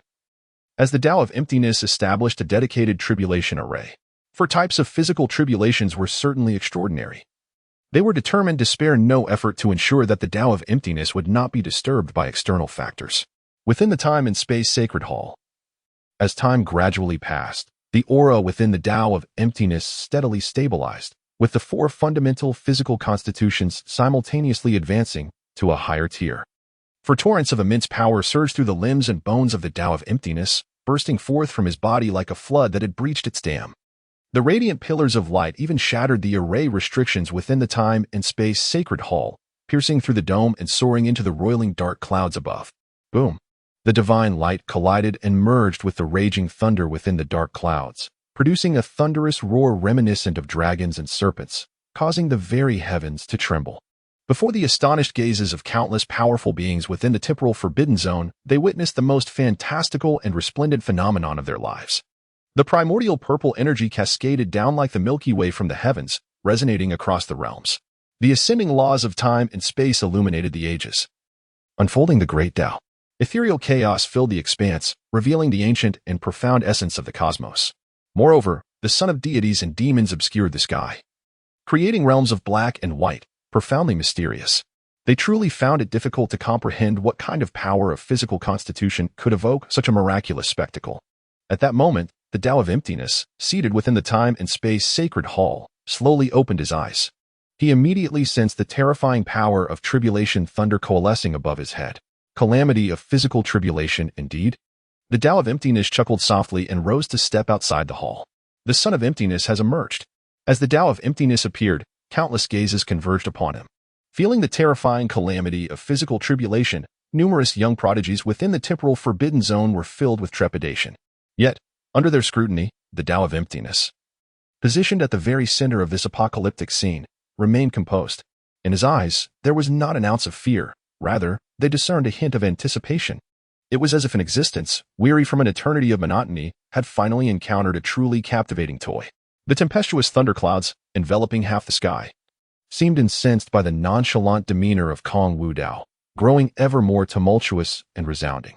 Suddenly, 9 bolts of thunder, as colossal as towering mountains, cascaded from the depths of the ominous clouds, resembling divine radiance plummeting to the earthly realm. Each arc of light brimmed with the forbidden power of annihilation. And even from a considerable distance, the celestial prodigies within the temporal confines felt their minds teetering on the brink of collapse upon sensing such a formidable aura. Even the numerous elders stilled their breaths, holding their air in, too intimidated to exhale. Kong Wudao stood motionless, as steadfast as a sacred mountain, allowing the terrifying bolts of light to strike him without flinching. Under such ferocious thunder, one would fear even the mightiest of saints would suffer grievous wounds. Yet, when the deluge of thunder descended upon Kong Wudao, it was as if countless streams merged into an ocean, vanishing without a trace in an instant. Not only did it fail to harm him, but even his robes remained untouched by the slightest speck of dust. Witnessing this scene, the celestial prodigies were left in a state of shock, their expressions laden with confusion. They had envisioned numerous methods in their minds of how their divine progeny might vanquish the thunder. Yet, they never anticipated that their champion merely stood still, impervious to the tempest that raged around him. Such a display of overwhelming power was truly astonishing, rendering all present momentarily speechless. Thunder rumbled on. At that moment, within the body of Kong Wudao, for distinct forces resonated in unison. Astonishingly, he consumed the heavenly thunder that coursed through his meridians as if it were a delicacy, dividing it entirely for his sustenance. No one could have anticipated that the forbidden and destructive power of the tribulation light not only failed to harm Kong Wudao in the slightest, but instead nourished him with its essence. Chapter 32. A single strike shattering the physique of tribulation thunder. An invincible stance. Kong Wudao's actions only served to further incite the wrath of the tempestuous thunder. With a thunderous roar, the dense vortex of calamity clouds in the depths of the heavens began to spin like a world-ending grinding wheel. An endless tapestry of lightning intertwined and reverberated, emanating a more terrifying aura. This time, even the numerous saint servants within the temporal forbidden zone felt a profound sense of trepidation. Should this calamity manifest, it would likely overwhelm even them. This calamity bolt has undoubtedly exceeded the threshold. Such power could potentially be too much for even an ordinary saint-level expert to withstand. An elder, with a worried expression, suggested.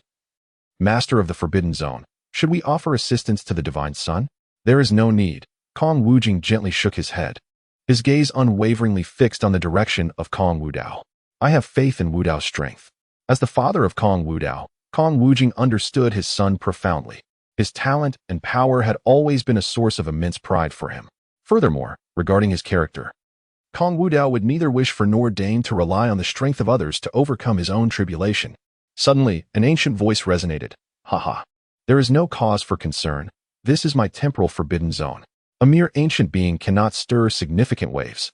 Upon hearing this, the elders of the temporal forbidden zone turned their attention toward the source, Ancestor 19. How is it that you have awakened as well? Alongside him were Ancestor 18 and Ancestor 17, all nodding with smiles. Their gaze fell upon the resplendent figure of Kong Wudao above the temporal holy palace, filled with admiration and contentment. From the moment Kong Wudao entered the world, they had sensed his presence and awakened one after another. Not to mention the successive manifestations of grand phenomena. The terrifying aura that erupted not only roused these ancestors from their slumber, but even compelled the 6 ancient ancestors and 3 distant ancestors to descend their divine thoughts, awakening their rule incarnations hidden deep within the temporal forbidden zone. Their ancient and distant ancestors had ascended to the celestial realm countless epochs ago. Even if they remained as mere rule incarnations in the myriad realms, they possessed only 1/millionth of their original strength. Should their true forms descend here, a mere flick of their fingers could obliterate a significant portion of the myriad realms. Of course, the foundations of the temporal forbidden zone extend far beyond this. The 4 primordial physiques, all of which originated in the age of myths. Ancestor 19 gazed at the brilliant figure in the heavens and whispered, in this world of the temporal forbidden zone, there exists Wudao. The grand plan shall ultimately come to fruition. At this moment, the cataclysmic force of the impending thunderstorm surged forth like a deluge breaching its banks. It transformed into a bolt of lightning resembling a spear, piercing fiercely downwards towards the void. In that fleeting moment, it seemed as though the heavens had unleashed the spear of judgment. A tremendous aura swept across all directions, and even the void echoed with mournful cries. Was it the wrath of divine thunder, resembling a celestial spear? Although the divine child had little experience with the path of weaponry, this paltry thunderstorm would surely be no match for him. With a faint smile, he, known as Kong Wudao, summoned the myriad divine arms. These divine arms could manifest weapons from the very fabric of the universe, with but a thought. He could conjure an array of weapons. As his intent surged, the myriad divine arms radiated a brilliant light, gradually transforming into a resplendent silver spear. This mere thunderstorm I shall shatter with a single thrust. With a soft chuckle, Kong Wudao grasped the divine spear, raising it above his head as his body arched backward, adopting a throwing stance. At that moment, an endless stream of weaponry runes emanated from within him, swirling around the divine spear and amplifying its already dazzling brilliance. As the celestial aurora drew ever closer, he hurled the spear with primal force. Boom! In an instant, the void before him shattered, and the ripples of the laws surged forth like a tempest, producing a deafening roar. The silver spear pierced through the fabric of reality, ascending against the onslaught of the tumultuous thunder. The brilliance unleashed by the spear resembled a rainbow piercing the sun, instantly tearing apart swathes of raging thunder. Remarkably, it cleaved the vast ocean of thunder in twain, as if it were a river of stars, before the astonished eyes of all. The impending annihilating light that threatened to engulf Kong Wudao suddenly seemed to encounter an overwhelming force, disintegrating in an avalanche of stardust. What a magnificent scene this is! Below, the emptiness seems to have anticipated the timing perfectly. We see him with his left hand resting behind his back, while his right hand suddenly extends. Remarkably, he catches the myriad divine weapons plummeting from the heavens with unparalleled precision, almost at the very moment the divine weapons land in his grasp. An extraordinary transformation occurs in the world around him. The oppressive, dark clouds that shrouded the sky part with a resounding roar, revealing flickers of divine light, as if billions of stars are being ignited in succession. Following this, the overwhelming tempest of calamity clouds is violently torn apart by an unfathomable force, creating a gaping rift. The rippling waves of law emanate from this fractured void, radiating outward in all directions. Wherever the ripples pass, the towering clouds dissipate as if fresh snow were confronted by the blazing sun, crumbling layer by layer. In that fleeting moment, it resembled a celestial being parting the mists, and instantly the clouds dispersed to reveal the resplendent moonlight, unveiling the originally dazzling starry sky. Beneath this celestial expanse stood a figure clad in an elegant white robe. With his left hand resting behind him and his right hand grasping a divine spear, he appeared ethereal, his white attire billowing and his dark hair flowing, exuding an otherworldly grace. In this moment, the realm of temporal and spatial constraints lay shrouded in an eerie silence, as if the very fabric of space had solidified and the laws of existence had come to a standstill. All gazes converged upon that towering figure. It is uncertain how long this state persisted. Suddenly, the frozen crowd erupted into a fervor, exclamations echoing throughout. The prodigies of the temporal and spatial confines displayed palpable excitement, each one leaping in exhilaration. Their enthusiasm surpassed even that of the rightful sovereign, Kong Wudao. He is shattered. The esteemed sun has obliterated the calamity clouds with a single strike. Earlier, he had withstood the onslaught of celestial tribulations unscathed, and now, with another thrust, he has dismantled the vast expanse of calamity clouds. Such an invincible demeanor, I ask, who among the myriad realms can compare? Ha! Even in the face of calamity clouds, the esteemed sun remains undefeated. The esteemed sun is invincible. The esteemed sun, with unparalleled might, reigns supreme across the heavens. The prodigies within these temporal and spatial forbidden zones, when viewed across the vast expanse of myriad realms, are truly the Sea Army de la Sea Army of humanity, each possessing their own unique pride. Yet today, they found themselves utterly captivated by the overwhelming prowess of their divine son. They have witnessed the miraculous birth of a legend. The formidable presence of Kong Wudao has indelibly etched itself into their hearts, a mark that cannot be erased. Chapter 33. Proclaiming to all realms. The divine son appears. Many venerable ancestors displayed gratified smiles, their eyes brimming with admiration. At present, Wudao's physical form has fully entered the realm of the forbidden. And with the awakening of 2 additional primordial constitutions, such a performance is indeed within reason. Given time, Wudao's achievements will undoubtedly surpass the confines of this world.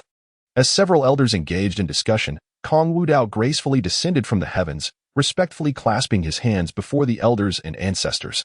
I greet you, esteemed ancestors and elders. Following the successful fusion of his 2 primordial constitutions, Kong Wudao's aura had become increasingly regal and extraordinary. Each gesture emanated a heart-stirring pressure of profound principles. Nevertheless, he still exuded the demeanor of a refined gentleman. The divine son Wudao, having only recently awakened, astonishingly manifested such a terrifying constitution. A group of elders approached him, exclaiming, "You have truly opened our eyes. Wudao, you have not only awakened two primordial constitutions, but have also transcended to the void god realm. Surely, you will require more cultivation resources." Kong Wudao smiled and said, "Please accept these cultivation resources," without affording Kong Wudao a chance to refuse. Kong Wudao produced several grandiose treasure pouches from his robes, thrusting them all into Kong Wudao's hands. Sensing the divine aura emanating from the treasure pouches, Kong Wudao chuckled softly and shook his head. Upon his initial emergence, his father had already bestowed upon him a considerable amount of cultivation resources, not to mention the subsequent gifts from the system, which were more than sufficient, indeed, far too abundant. Recognizing his father's unwavering insistence, Kong Wudao reluctantly accepted the offerings. "Wudao, you have now truly emerged into the world. In the days to come, you shall undoubtedly traverse the myriad realms." At this moment, the 19th ancestor suddenly proclaimed, "After our deliberation, we have resolved to take advantage of today to announce your emergence to the vast realms of the heavens. What are your thoughts on this?" Upon hearing these words, Kong Wudao was momentarily taken aback, yet he comprehended the intentions of the elder ancestors. The decision rested entirely with them. After all, proclaiming his existence across the celestial domains would ultimately spare him considerable troubles in his future endeavors. While the overwhelming power he possessed might render him somewhat bored, it would be irksome were every insignificant being to dare disturb his peace. By announcing to the realms today, the temporal and spatial forbidden zone would significantly deter many foolish entities from encroaching upon him. The three elder ancestors exchanged glances, preparing to commence the ceremony. "Very well. In accordance with the decrees of the ancient ancestor and the distant ancestor, we shall proclaim in the name of the temporal and spatial forbidden zone, our divine son has indeed emerged." As the words of the 17th ancestor resonated, the high-ranking members of the temporal and spatial forbidden zone unanimously concurred. Indeed, Kong Wudao was intrinsically the divine son of our temporal and spatial forbidden zone. Now, upon awakening from his slumber, it was only fitting that the entirety of the celestial realms be made aware of his name. Our celestial domains have languished in silence for far too long, with countless souls having forgotten the former glory of our forbidden zone. The emergence of this divine son ought to stir the winds and clouds of this world. After all, the events unfolding today are nothing short of extraordinary and deserving of attention. The celestial realms are vast and boundless, with innumerable slumbering ancient beings. They undoubtedly possess the means to discern the occurrences within their temporal and spatial forbidden zone. Deliberately concealing the truth would only embolden those ancient relics, leading to unnecessary troubles for Kong Wudao in the future. Thus, it is far more prudent to openly acknowledge his identity and seize this opportunity to proclaim it to the heavens, thereby intimidating the myriad realms. This is their exclusive display within the temporal and spatial forbidden zone, a safeguard for the path of the Void Walker in the future. Behold, the 17th ancestor, with a decisive wave of his hand, commanded, proclaimed the temporal edict, announcing to the myriad realms. Suddenly, the void erupted with a multitude of resplendent particles of law, soaring upwards like a celestial river, illuminating the chaotic brilliance of the cosmos. The entire temporal and spatial forbidden zone resonated with an incessant hum, radiating boundless divine light of time and space. Deeper within the ancestral grounds, the echoes of ancient wisdom began to awaken gradually. Boom, boom, boom. Countless pillars of light, formed from temporal and spatial runes, ascended into the heavens, piercing the deepest reaches of the sky. This caused billions of stars to shimmer and pulsate, releasing an immeasurable brilliance. In an instant, the dark star domain encompassing the forbidden zone became a cauldron of activity, showered with vibrant rays of light, dazzling beyond compare. Such a sudden and magnificent spectacle once again captivated the attention of countless cultivators. Is this the direction of the temporal and spatial forbidden zone? Why has it erupted with such a terrifying aura? Could it be that yet another manifestation of the Great Path is unfolding? The myriad powerful beings across the realms engaged in fervent discussion. After several recent occurrences of anomalies in the forbidden zone, their senses had grown somewhat heightened. After all, the previous manifestations of the Great Path had been utterly astonishing and monumental. Now, Any slight disturbance in the temporal and spatial forbidden zone would draw the attention of numerous mighty beings of the Great Path. Something feels amiss. It seems not to be the so-called manifestation of the Great Path. Rather, it is the temporal edict of the forbidden zone. Suddenly, a powerful being of the Great Path, having discerned the truth, exclaimed in shock. At that moment, the star domain surrounding the forbidden zone shone brightly, as if an ancient force was slowly awakening. Under the gaze of countless astonished eyes, the very fabric of space within the star domain shattered like glass. A decree infused with overwhelming temporal and spatial power burst forth from the rift. Subsequently, boundless divine light of the Great Path surged and rolled, coalescing into a majestic figure. The silhouette before me is shrouded in ambiguity, resembling a colossal titan standing upon the endless river of time and space, casting a disdainful gaze upon the myriad of beings below and surveying the vast realms above. An overwhelming aura emanates from this figure, causing countless stars to tremble in resonance. Even the mightiest of emperors must yield in the presence of its brilliance. A voice, as thunderous as a tempest, reverberates throughout the celestial expanse. Today, I declare to the realms of existence that the divine son of the temporal forbidden zone, Kong Wudao, has returned to the mortal realm. In due time, he shall traverse the celestial domains, walk the path of emperors, subdue the ages, and attain the unparalleled destiny of this world.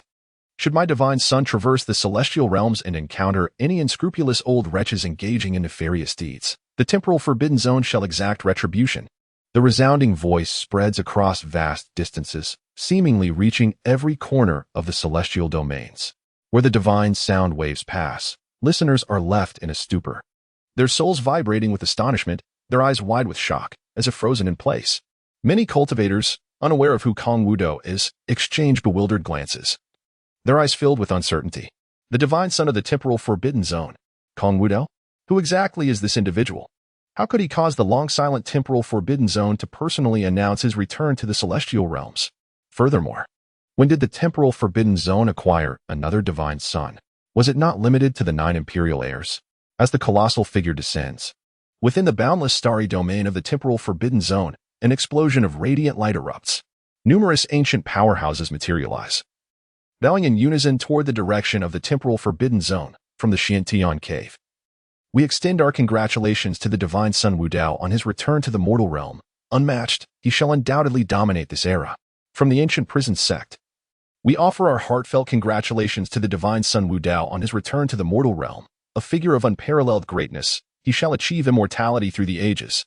From Dream Island, we celebrate the return of the divine son Wudao to the mortal realm. Invincible, he shall ascend to the pinnacle of emperorship. In an instant, countless powerful figures emerge, their brilliance illuminating the boundless starry sky. They all move in harmony, bowing toward the temporal forbidden zone. These entities are all affiliated with the temporal forbidden zone. At this moment, the leaders of these factions manifest, offering genuine blessings. The scene before us is overwhelmingly grand and majestic. Across the vast expanse of the starry sky, numerous formidable figures appear, their voices echoing like thunder as they bow toward the temporal forbidden zone. Such a magnificent display is indeed rare throughout the ages. The divine son of the temporal forbidden zone, Kong Wudao, rumored to be the prodigy sealed away since the era of destruction.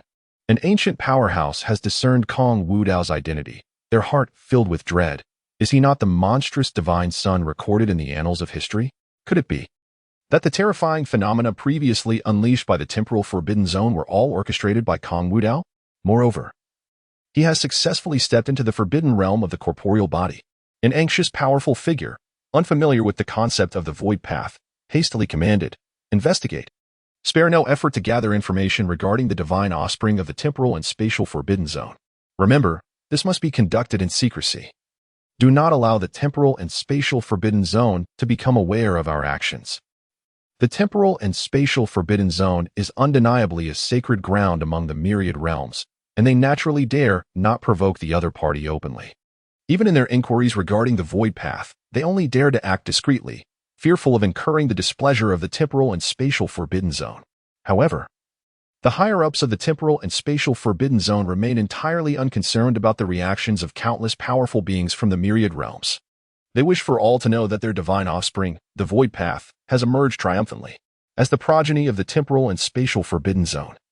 There is no need for concealment, nor any reason to shroud his presence. The void path is inherently destined to stand atop the mountain, gazed upon by all the realms. Furthermore, the temporal and spatial forbidden zone possesses both the capability and confidence to bestow upon their divine offspring privileges that fulfill all desires. This world belongs to the temporal and spatial forbidden zone, and even more so, to the void path, in the northern Xian Dao domain, within the territory of the chaotic Holy Land. Clad in a black robe that obscures much of his visage, Yi Chun now clenches his fists tightly, his face contorted with rage as he gazes towards the direction of the temporal and spatial forbidden zone. The temporal and spatial forbidden zone, the void path. It is this wretched individual who has slain his beloved, suppressed his master, and taken everything from him. Now, he finds himself crushed into the mud, while this accursed figure revels in the glory of the myriad realms. This intensified his murderous intent towards Kong Wudao, a desire to shatter him into countless pieces. Once he successfully aligned himself with the chaotic Holy Land and rose again, he would undoubtedly repay the humiliation he had suffered 100-fold. After thoroughly suppressing the fury in his heart, Yi Chun's gaze turned once more towards the horizon. A magnificent Holy Land lay before him, gracing the edge of the heavens. This was none other than the supreme Holy Land of the northern profound Dao domain, the chaotic Holy Land. It was said that the powerful being who founded this chaotic Holy Land was a rare pinnacle of chaos in the secular world, having long ago transcended the limits of emperors. His sworn brother, Yin Xiao, is today's most renowned chaotic son of the Holy Land. With the assistance of brother Yu Xiao, I shall surely rise again. Kong Wudao, prepare yourself for retribution. Meanwhile, as the temporal and spatial forbidden zone announced its presence to the myriad realms, countless ancient powers and contemporary prodigies became aware of the name Kong Wudao. In an instant, his reputation soared to unprecedented heights across the heavens. Everyone recognized that a formidable divine child had emerged from the temporal and spatial forbidden zone. The recent series of extraordinary phenomena were likely the handiwork of this terrifying divine child. Many were already beginning to investigate the details surrounding Kong Wudao. As for Kong Wudao himself, he held no particular thoughts on the matter. To him, whether they were supreme prodigies or ancient geniuses, they were merely prey. Speaking of prey, he recalled the fortuitous Yi Chun who had recently revived. With a flick of his mind, Kong Wudao summoned the system panel once more to check Yi Chun's location. Oh, this fellow has returned to the reincarnation Dao sect? He has instead ventured to the northern profound Dao domain? Kong Wudao raised an eyebrow, intrigued that he was even in the domain of the chaotic Holy Land. This piqued Kong Wudao's interest, although Yi Chun appeared utterly weak in his eyes. The former still possessed a modicum of intellect, aware that he might send individuals to the reincarnation sect. He chose not to return and instead abandoned all members of his sect, since he had opted to venture into this chaos sacred land. It was likely that this realm held the means for his resurgence. Jiangyu, what power governs this chaos sacred land? Do you possess any knowledge of it? Kong Wudao inquired of the nearby Kong Jianhua. Your Excellency, the chaos sacred land emerged as a superlative sanctuary following the conclusion of the cataclysmic era in the North Xian Dao domain.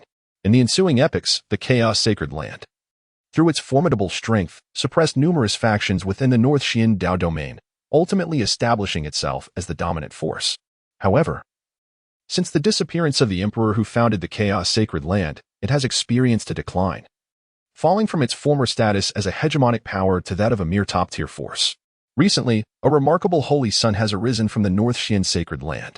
It is said that this holy son distinguished himself during the annual disciple selection ceremony at the chaos sacred land, causing the legendary chaos bell to toll 9 times. Not only does he possess a pure chaos physique, but he also boasts an unparalleled talent for cultivation unseen in epics. The chaos sacred land has directly elevated him from an entry-level disciple to holy son, heralding him as the hope for the resurgence of the contemporary chaos sacred land. However, in Jiang Yu's view, this so-called chaos holy son pales in comparison to your excellency, who Kong Wudao did not heed Kong Jiang Yu's subsequent adulation.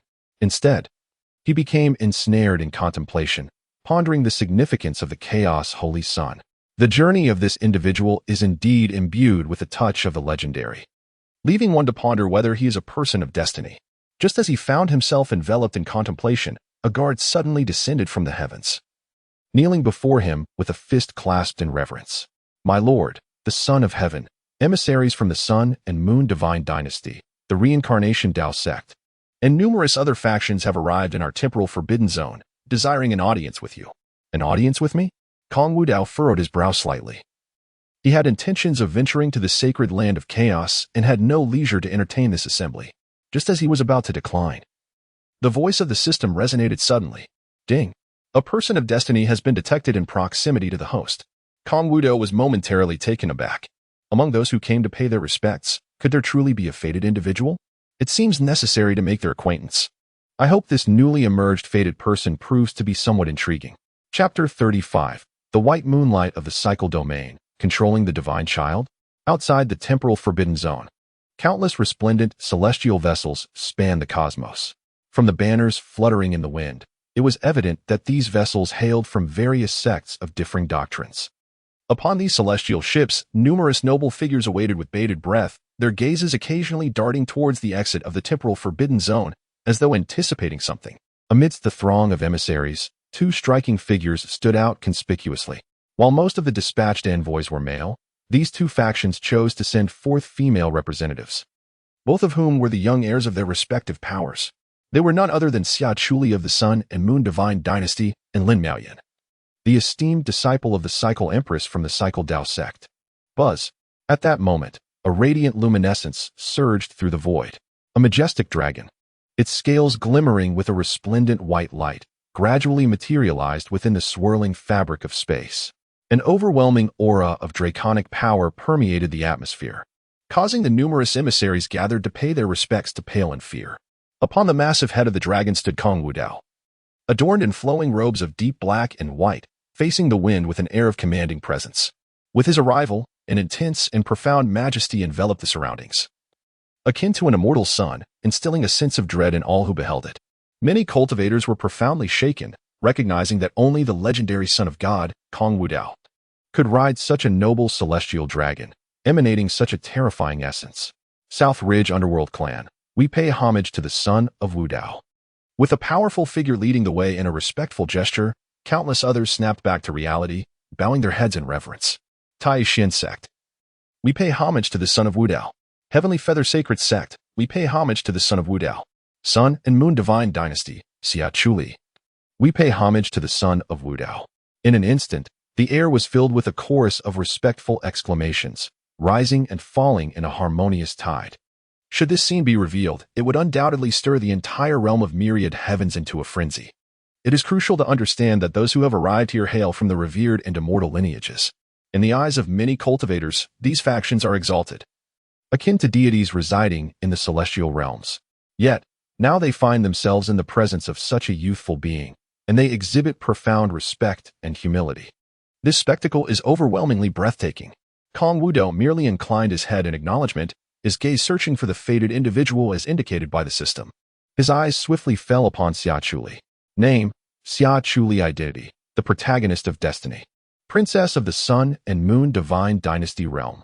9th level of Dao Palace Physique. Supreme Starry Divine Body. Insightful Cultivation Techniques. Sun and Moon Transformation Technique. Starry Scriptures. Supreme Emperor S Annihilation Art. Treasures. Supreme Emperor S Sword. Celestial Rainbow Silk Garment. Heart-guarding Sacred Pearl. Destiny Points. 8,000 possible dropped fragments of the Great Dao. Fragments of the Stellar Dao. Fragments of the Fiery Dao. Fragments of the Melodic Dao.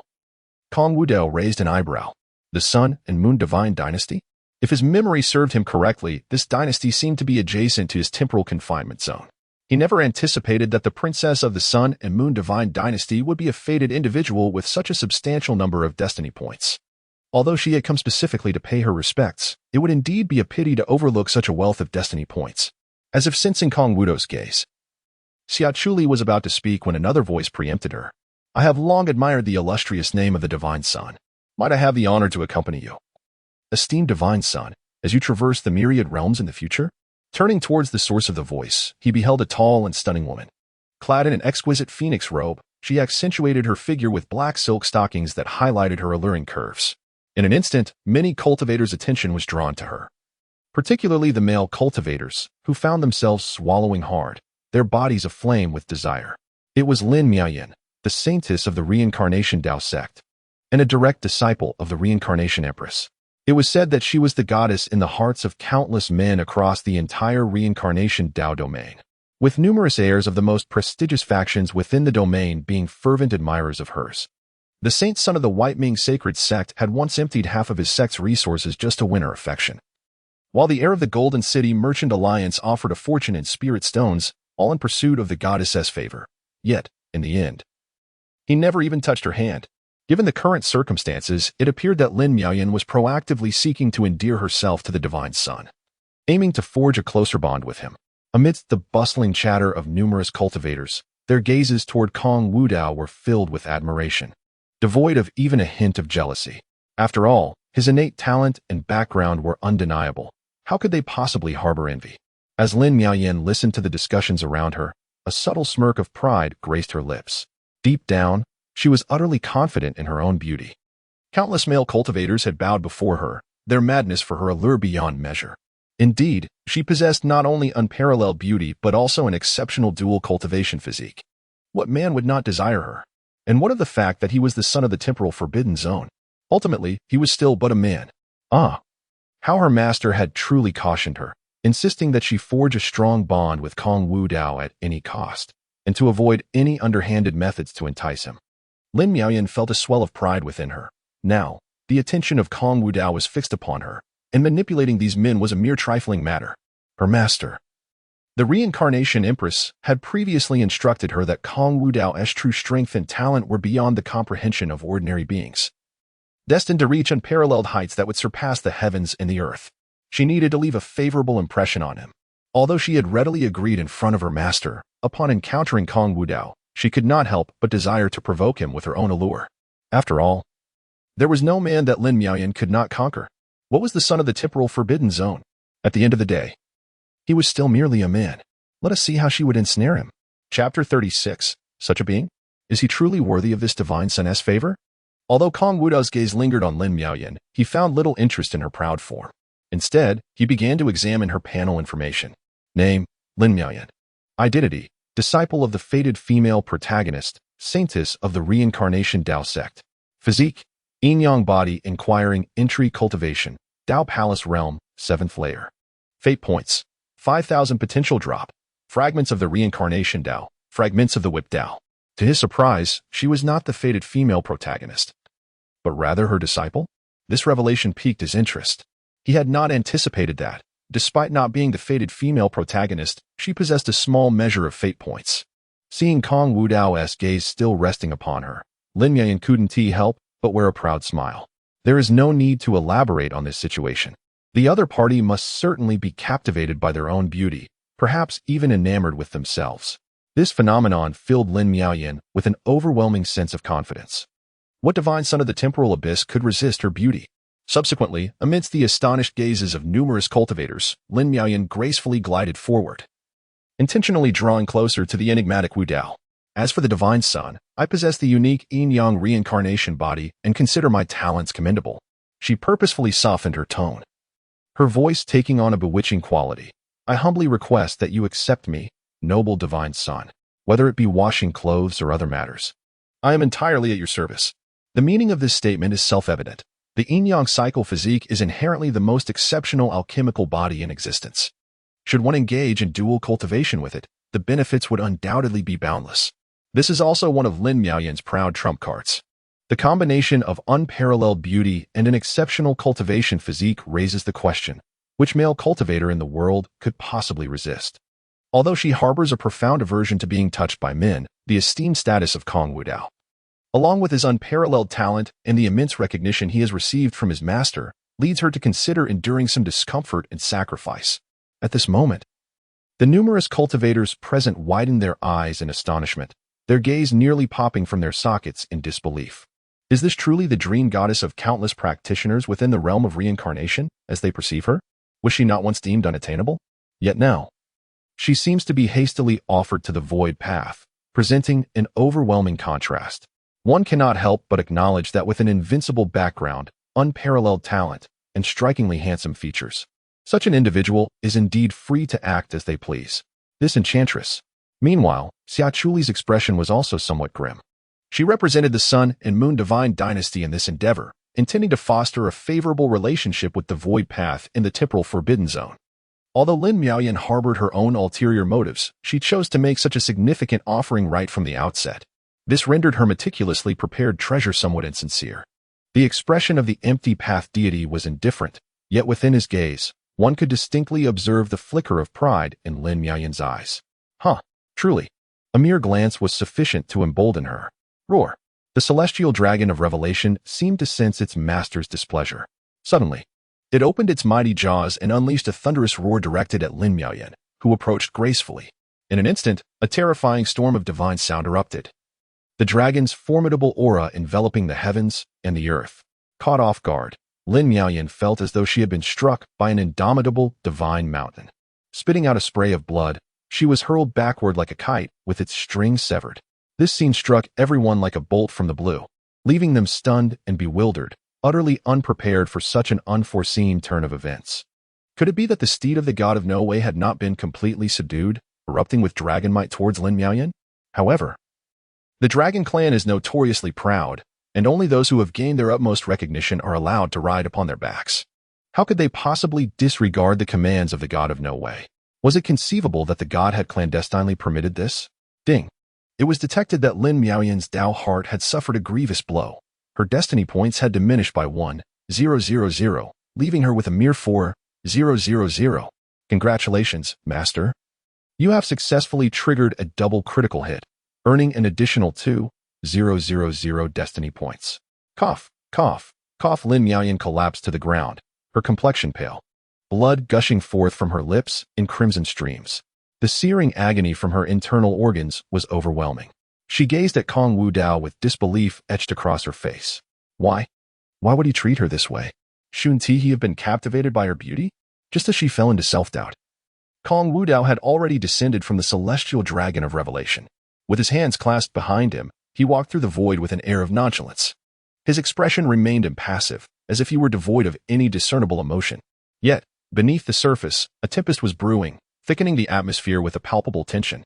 Though he appeared exceedingly youthful, he instilled a profound sense of pressure in the countless immortal emissaries accustomed to grand spectacles, rendering their faces ashen and their brows beaded with cold sweat. Recognizing the gravity of the situation, Lin Miaoyan sensed something was amiss. Nonetheless, she was a seasoned practitioner of charm, born in the year 82, and quickly composed herself, a veil of mist shimmering in her beautiful eyes. Why, god of No Way? Do you? But before Lin Miaoyan could commence her pitiful performance, a terrifyingly vast pressure erupted from within Kong Wudao, unmistakably revealing the aura of the void god realm. The overwhelming force seemed to manifest as a colossal peak crashing down upon them, leaving the visiting emissaries gasping for breath. Their trepidation towards Kong Wudao intensified. To attain the void god realm at such a tender age was a feat that many of the older generation could scarcely rival. I believe you are rather unclear about your own standing. Kong Wudao's voice was cold and unyielding. Do you truly believe that a being of your caliber is worthy of my favor? These words undoubtedly resonated profoundly within the hearts of many envoys. What manner of being is this? Lin Miaoyan is the revered saintess of the Reincarnation Dao sect, a direct disciple of the Empress of Reincarnation. Her beauty and talent are unparalleled, making her the dream goddess of countless young aspirants within the Reincarnation Dao realm. How could she be reduced to mere refuse in the presence of the Void Dao? As the Void Dao advanced, the terrifying pressure emanating from him intensified. Lin Miaoyan, confronting this overwhelming force, felt her bones and joints creak ominously. Her body instinctively sank lower in submission. Your Excellency, Lin Miaoyan yearned to articulate her thoughts. Yet the oppressive force grew ever more formidable, squeezing her innards to the brink of rupture, rendering her utterly speechless. Amidst this unbearable torment, a profound sense of regret consumed her. It dawned upon her that the cleverness she prided herself on had long been discerned by the Void Dao. Her cherished beauty and physique were met with nothing but disdain. She was mistaken. From the very beginning, she had been misguided. Chapter 37, The Empress Bows Down. Pleading for the merciful generosity of the godly son of the Void. At this moment, Kong Wudao had arrived before Lin Miaoyan. Under the weight of this terrifying pressure, Lin Miaoyan found herself unable to lift her gaze. Yet, she could still sense a divine-like scrutiny, towering above her, as if she were being observed by a deity. That indifferent gaze seemed to regard her as nothing more than a lifeless corpse. Kong Wudao showed no trace of compassion under this overwhelming force. It would not take long before Lin Miaoyan's internal organs shattered, leading to her complete demise. Observing Lin Miaoyan's frantic struggles, Kong Wudao remained impassive. The goddess of dreams in the eyes of others appeared to him merely as a filthy insect. He detested being threatened by others above all else. and second only to that was the disdain for being manipulated. This fellow not only presumes to be clever, but also harbors ulterior motives and schemes, truly courting disaster. The onlookers were so astonished that they held their breath, their bodies rendered utterly cold, as if they had descended into the depths of a chilling abyss. They could only watch helplessly as Lin Miaoyan's struggles grew increasingly feeble, her vital energy seemingly on the verge of dissipating. The situation suggested that Kong Wudao was indeed intent on pursuing the goal of extinguishing his opponent's life. This scene took everyone by surprise. The divine child of the time-space forbidden zone was indeed domineering, ready to slay at the slightest disagreement. Just as Lin Miaoyan's consciousness began to fade, a resounding hum echoed. Suddenly, her body radiated a brilliant light, an endless surge of reincarnation's glow rising and swirling. Has it finally emerged? Kong Wudao raised an eyebrow, having anticipated this all along. Lin Miaoyan, being the direct disciple of the reincarnation empress, undoubtedly harbors a fragment of her master's divine consciousness. This maneuver of mine may very well compel her to reveal herself. It can be said that from the very beginning, this has been my intention. Of course, should my assessment prove erroneous, it matters not. At worst, I could eliminate Lin Miaoyan, extract every last ounce of her destined points, and subsequently seek retribution from the reincarnation Dao sect regarding this matter. The outcome would remain unchanged. The reincarnation empress would eventually fall into my grasp. Then, amidst the astonished gazes of all, a resplendent figure, radiating ethereal starlight, and possessing an extraordinary and transcendent beauty, suddenly manifested within the luminous realm of reincarnation. This individual was none other than the reincarnation empress herself. She respectfully inclined her hands toward Kong Wudao, her tone imbued with humble supplication. I beseech you, noble son of the void, to spare my wayward disciple. Though merely a wisp of her spirit, the imposing aura of the empress still exuded a terrifying imperial pressure. Yet, she dared not counteract Kong Wudao's dominance directly, for such an act could easily escalate tensions further. Moreover, this was the doorstep of the time-space forbidden zone. The moment she arrived, she sensed countless terrifying gazes locking onto her. Should she dare to act, not only would she face certain death, but the entire reincarnation Dao sect would also suffer unwarranted calamity. She could only pray that Kong Wudao would show mercy and spare her disciple's life. Master, save me. Lin Miaoyan exerted all her strength, once more crying out in desperate plea. Regret consumed her heart. Had she known this would be the outcome, she would never have so foolishly provoked Kong Wudao. Yet, upon hearing her disciple's cries, the reincarnation empress pursed her lips in silence, even turning her head away. Unwilling to cast another glance, she could not help but sigh internally. Her disciple was truly foolish and incompetent. Despite her earlier warnings against provoking Kong Wudao, Lin Miaoyan had boldly chosen to challenge him instead, were it not for her prior preparations. Having left a fragment of her consciousness within Lin Miaoyan as a safeguard against the worst outcome, not only would Lin Miaoyan be in peril, but the entire reincarnation Dao sect would likely be embroiled in disaster. However, now that the situation had unfolded, even she could not intervene and must await Kong Wudao's judgment. Witnessing this scene, Kong Wudao was somewhat taken aback. He had not anticipated that Lin Miaoyan's master was also a formidable emperor, and one who was still alive at that. In response to this, one remained utterly indifferent to the transition from nothingness to existence. With unwavering gaze, they scrutinized the other's panel information. Name, Chu Yunxi. Imperial title, Empress of Reincarnation. Realm, 9th rank Emperor, Emperor of the Mortal World. Second life. Identity, prophesied female lead. Supreme ancient ancestor of the reincarnation Dao sect. Physique, yin-yang reincarnation divine body, fully realized. Techniques, 6 paths of reincarnation technique. Transformation divine heart sutra, 3 lives emperor canon. Treasures, reincarnation seal, primordial treasure pearl. Destiny points. Upon observing this panel information, Kong Wudao was somewhat taken aback. There are several noteworthy aspects regarding the panel information of the reincarnation empress. For instance, the 3 prominent characters representing her domain in the second life. It seems that the system, sensing the confusion of Kong Wudao, immediately interjected. Master, upon examination, the reincarnation empress, Chu Yunxi, is indeed a being of rebirth. This life marks her second existence. Hence, the system has implemented a special designation. A being of rebirth? Kong Wudao was further astonished by the system's revelation. He had assumed that the so-called destined protagonists were confined solely to the realm of youthful sovereigns. To his surprise, An entity that had attained the emperor's realm could also be considered a fated individual. If that is the case, the reincarnation empress, having lived another life, is likely aware of the historical progression of her past existence, perhaps even capable of foreseeing many future events. As he pondered this, Kong Wudao continued, however, why does the destiny point of the reincarnation empress appear as mere question marks? The system responded, in this instance, it is merely a fragment of the reincarnation empress's divine consciousness, and her destiny point is exceedingly high. To make a more accurate prediction, one must encounter her true self. An exceedingly high destiny point? This intensified the interest of Kong Wu immensely. Not only was it a reincarnation, but it also embodied the perfected yin-yang rebirth divine body, which ranks among the foremost of the 3,000 divine physiques. Such elite constitutions necessitate an exceptionally high level of comprehension to cultivate to perfection. Those who achieve such mastery are indeed rare in the secular world, explaining why this individual could undergo the cycle of reincarnation. It is undoubtedly due to her perfected yin-yang rebirth divine body. Moreover, she is an emperor, and with such profound cultivation, she could likely engage 2 ninth-rank emperors without breaking a sweat. The yin-yang rebirth divine body is renowned for being even more rare than the ordinary yin-yang rebirth body. Naturally, she is a female emperor and the ancient progenitor of the rebirth Dao sect. Even the lowest tier of 9th-rank emperors is not someone just anyone can overpower. Should I eliminate her directly? Kong Wu pondered. Her cultivation level is exceedingly high.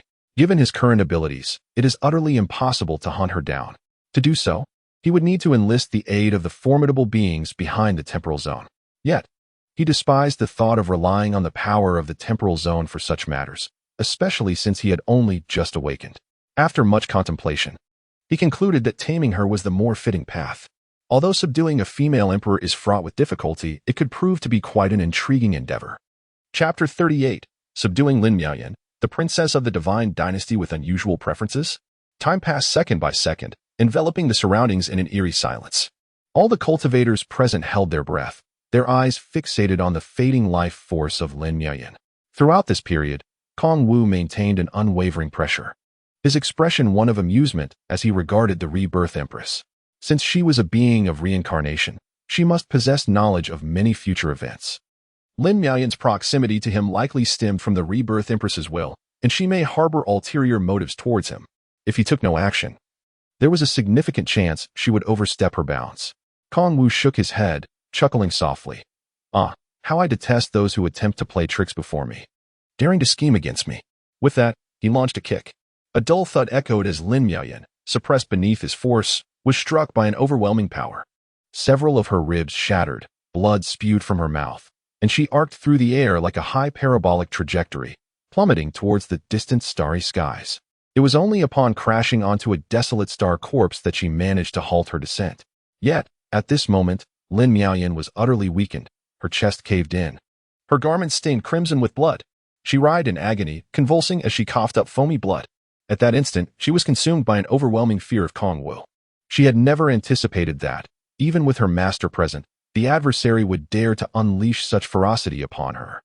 What filled her with despair was the realization that her master, in an effort to avoid offending Kong Wudao, merely stood by and watched throughout the ordeal. The one she had provoked was not just any man, but a veritable embodiment of death itself. Hiss. Witnessing this scene, everyone gasped in shock, their eyes wide and their scalps tingling with fear. Ruthless, Kong Wudao was indeed merciless. It was common knowledge that Lin Miaoyan was a direct disciple of the reincarnation empress, her status beyond compare. Yet now, with the divine consciousness of the reincarnation empress having already descended, Kong Wudao still dared to act so brutally, proving himself to be an unequivocal tyrant. This instilled a profound sense of dread in them, their gazes towards Kong Wudao becoming increasingly fearful. The son of time and space is certainly not someone to be trifled with. Just as everyone assumed that Kong Wudao was merely administering punishment, a disheartening truth emerged. I despise it when others dare to harbor inappropriate thoughts towards me. Therefore, I kindly suggest that you find yourself a more suitable disciple in the future. As soon as these words fell, without a hint of forewarning, Kong Wudao raised his hand and unleashed a powerful strike. Boom! The surging divine radiance erupted. A colossal golden hand, imbued with the force to annihilate all, descended upon Lin Miaoyan. Kong Wudao, you. Lin Miaoyan's expression changed dramatically. Her master was present. How could the adversary dare to attack her in front of her master? Already severely wounded, she was no match for Kong Wudao. Master, save me. She could only muster all her strength to plead desperately for mercy from her master. However, the reincarnation empress did not dare to make a move. At that moment, she was firmly ensnared by a terrifying power emanating from the depths of the time and space forbidden zone. Any slight action on her part would lead to her utter annihilation. Not to mention, her previous experiences had cast a psychological shadow over her regarding Kong Wudao. Should she intervene to save her wayward disciple, she too would meet a tragic end. With a resounding crack, the golden hand instantly shattered Lin Miaoyan's body. Blood and fragments of her pristine bones flew through the air, resembling fireworks blooming in the void. Lin Miaoyan was utterly defenseless, her soul extinguished completely. Ding! The master has successfully hunted down the destined heroine Lin Miaoyan, acquiring 4,000 remaining destiny points. The world fell into a profound silence. Everyone was astounded, utterly unprepared for Kong Wudao's sudden assault.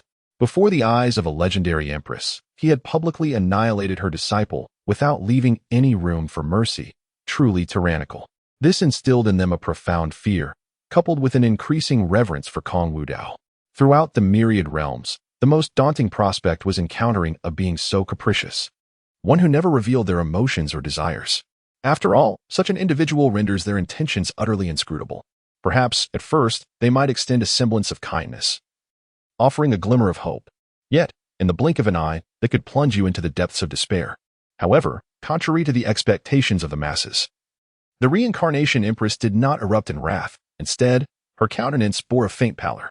Although she appeared composed on the surface, she felt as if she were ensnared in a frigid abyss. It was over.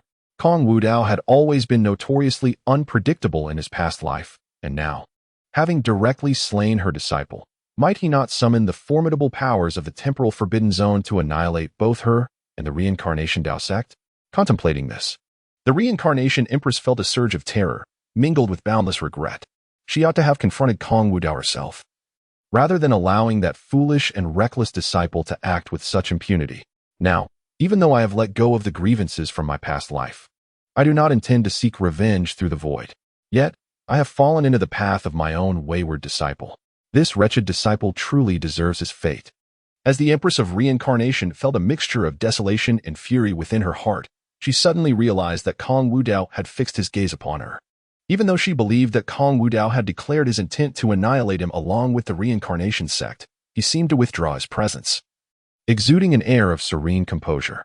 Senior Empress of Reincarnation, there is no need for alarm, Kong Wudao spoke with a gentle smile. Every grievance has its origin, and every debt its master. I am not one to harbor a petty grudge. Upon hearing these words, the Empress of Reincarnation was momentarily taken aback. Yet, she swiftly regained her composure and hastily bowed in gratitude. Thank you, Divine Son Wudao, for your magnanimity. Such words are unnecessary, Kong Wudao replied. This rebellious disciple, having offended the Divine Son, deserves nothing less than death. I am grateful for your willingness to cleanse the sect. What a jest. In his past life, Kong Wudao was indeed a relentless force. After achieving the status of an emperor, he had mercilessly eradicated all who had wronged him, leaving no survivors amongst their families and affiliated powers. He was notorious for his unwavering resolve. Once he struck, he would ensure total annihilation. If he wished, he could easily exploit today's events to unleash his wrath. The onlookers, oblivious to the underlying truths, were seized with horror, their fear reaching new heights.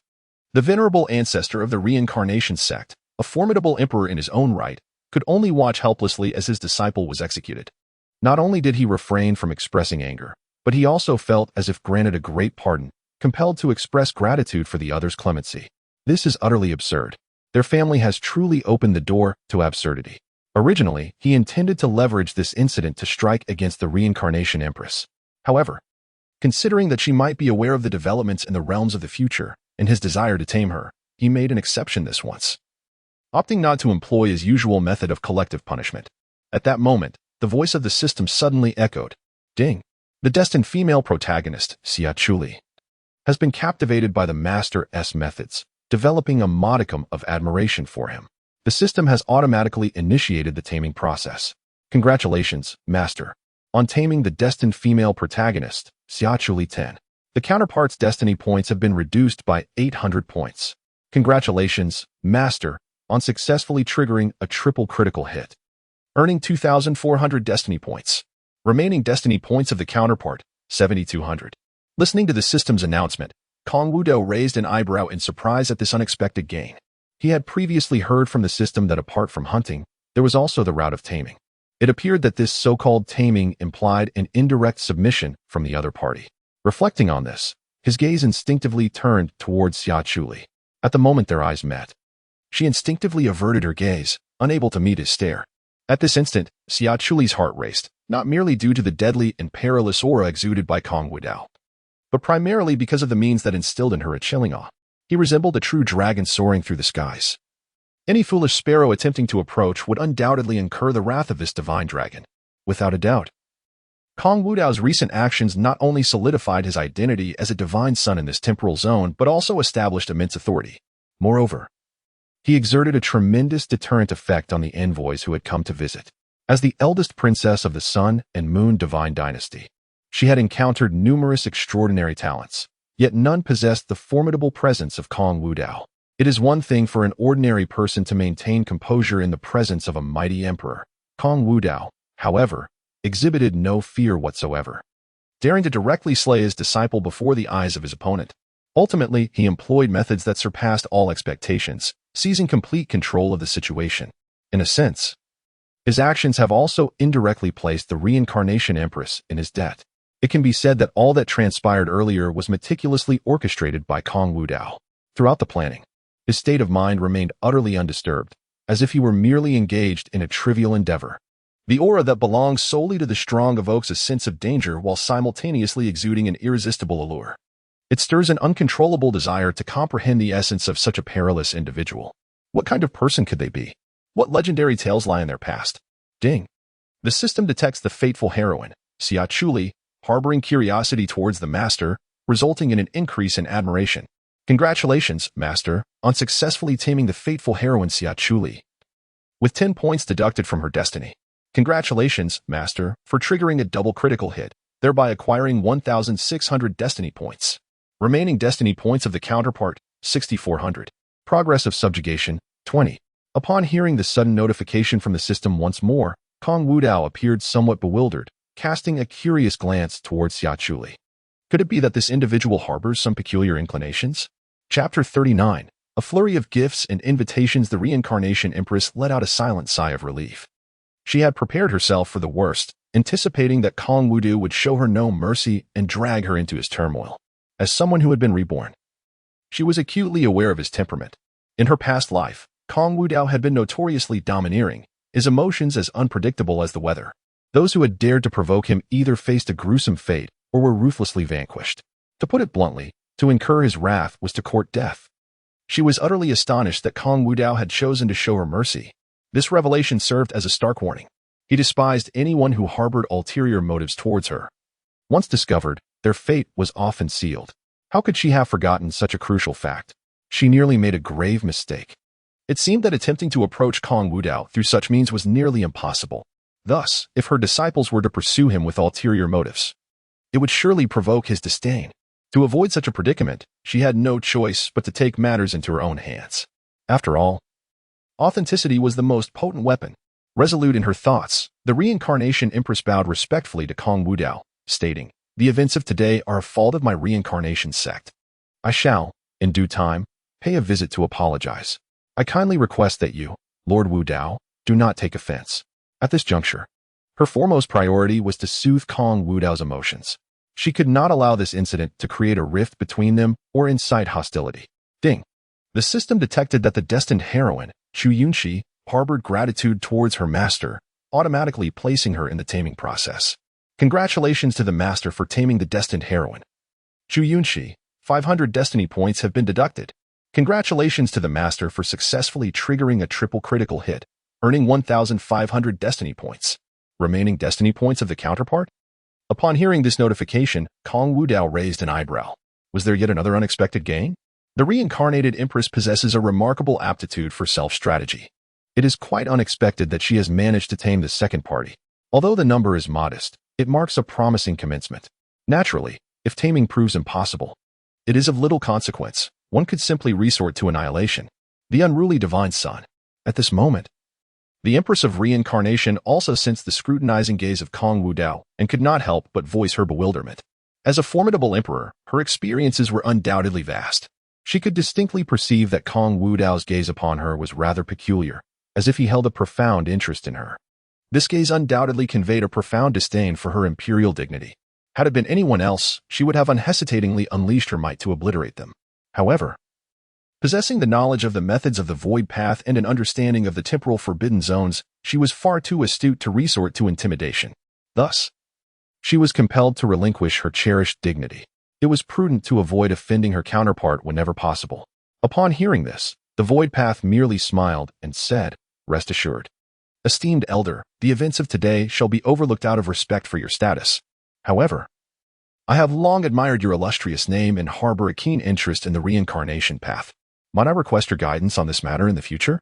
At this pronouncement, an eerie silence enveloped the surroundings. The assembled cultivators were momentarily taken aback, exchanging bewildered glances, clearly unprepared for such an unexpected turn of events. Not only were the numerous cultivators dazed, but even the reincarnation empress herself was momentarily stunned. The supreme monarch of the Dark Age, the Void Path, not only chose to overlook this incident with ease, but also expressed a desire to personally visit and seek her teachings. This gesture not only absolved the reincarnation sect of its transgressions, but also conveyed a sense of goodwill. Countless ancestors resided within the temporal forbidden zones, many of whom excelled in the reincarnation path, some even surpassing her own understanding of it.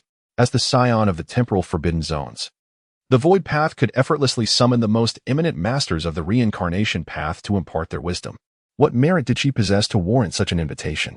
Yet, recognizing the opportunity to strengthen their relationship, the reincarnation empress could not afford to let it slip away. She hastily replied, "If the scion of the void path has any requests, I am more than willing to oblige." Ding! The system detected the fated heroine, Chu Yunxi, expressing gratitude towards the master, and has automatically categorized her within the taming process. Congratulations, master, for successfully taming the fated heroine, Chu Yunxi. 500 destiny points have been deducted. Congratulations, master, for triggering a double critical hit and receiving 1,000 destiny points. Remaining destiny points. The progress of taming the other party stands at 4. Not only did they agree directly, but they even engaged in self-strategy. A subtle smile curved at the corners of Kong Wudao's lips. Such ease in self-manipulation by the other party suggests that their simplicity is perhaps overstated.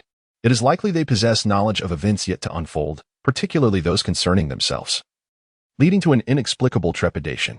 Nonetheless, this matter is proceeding smoothly according to the plan in his mind. Currently, he is merely a member of the younger generation. Should he directly express a desire to meet the true self of the other party, it would likely arouse suspicion. Moreover, allowing the other party to pay a visit would undoubtedly relinquish the initiative to them. A proactive approach would prove to be more prudent. By leveraging the opportunity for the other party to impart their teachings, not only could he encounter their true self, but it would also foster a closer relationship and provide greater opportunities for taming them. Very well, this divine child shall visit in due time. Kong Wudao responded with a faint smile. Upon hearing that Kong Wudao intended to personally visit the Reincarnation Dao sect, the mind of the Reincarnation Empress momentarily drifted. Kong Wudao's status is of great significance. His personal visit to her Reincarnation Dao sect would indirectly convey the relationship between the temporal forbidden zone and other forces across the heavens and myriad realms. This is undoubtedly advantageous for the sect of reincarnation, bringing forth countless benefits without a single detriment. She had never anticipated that her efforts to foster a good relationship between her disciple and the other party would instead lead to her own unexpected intersection with the realm of emptiness. This stirred within her a complex array of emotions, intertwined with a hint of joy. Similarly, upon hearing that Kong Wudao would pay a visit to the reincarnation sect, the numerous envoys who had come to pay their respects displayed an unmistakable expression of envy, utterly losing their composure. Divine Son Wudao, this is a token of goodwill from our Dai and Heavenly sect. We humbly request that you accept it. Might Divine Son also grace our Dai and Heavenly sect with your presence? It would undoubtedly bring unparalleled glory to our sect. This gift is prepared by our Tianbao Pavilion for Divine Son. We earnestly hope you will accept it. We would be honored to host you at our Tianbao Pavilion. Esteemed Divine Son, this is a rare treasure we, at Feng'an Tower, have prepared for you. We kindly invite you to visit us. In an instant, countless envoys, eager to present their treasures, fervently sought to invite Kong Wudao to their respective factions. After all, Kong Wudao was the divine son of the temporal forbidden zone. The princes of the temporal forbidden zone are all of incredibly noble status. What unfathomable power must the divine son, who stands above them, possess? Moreover, what compelled them to curry favor with Kong Wudao was his extraordinarily terrifying talent. In this lifetime, the candidate for the Destiny Emperor is most likely the enigmatic Kong Wudao. The Destiny Emperor, a singular entity in each era, represents the pinnacle of the imperial path, a legendary existence bestowed with true destiny.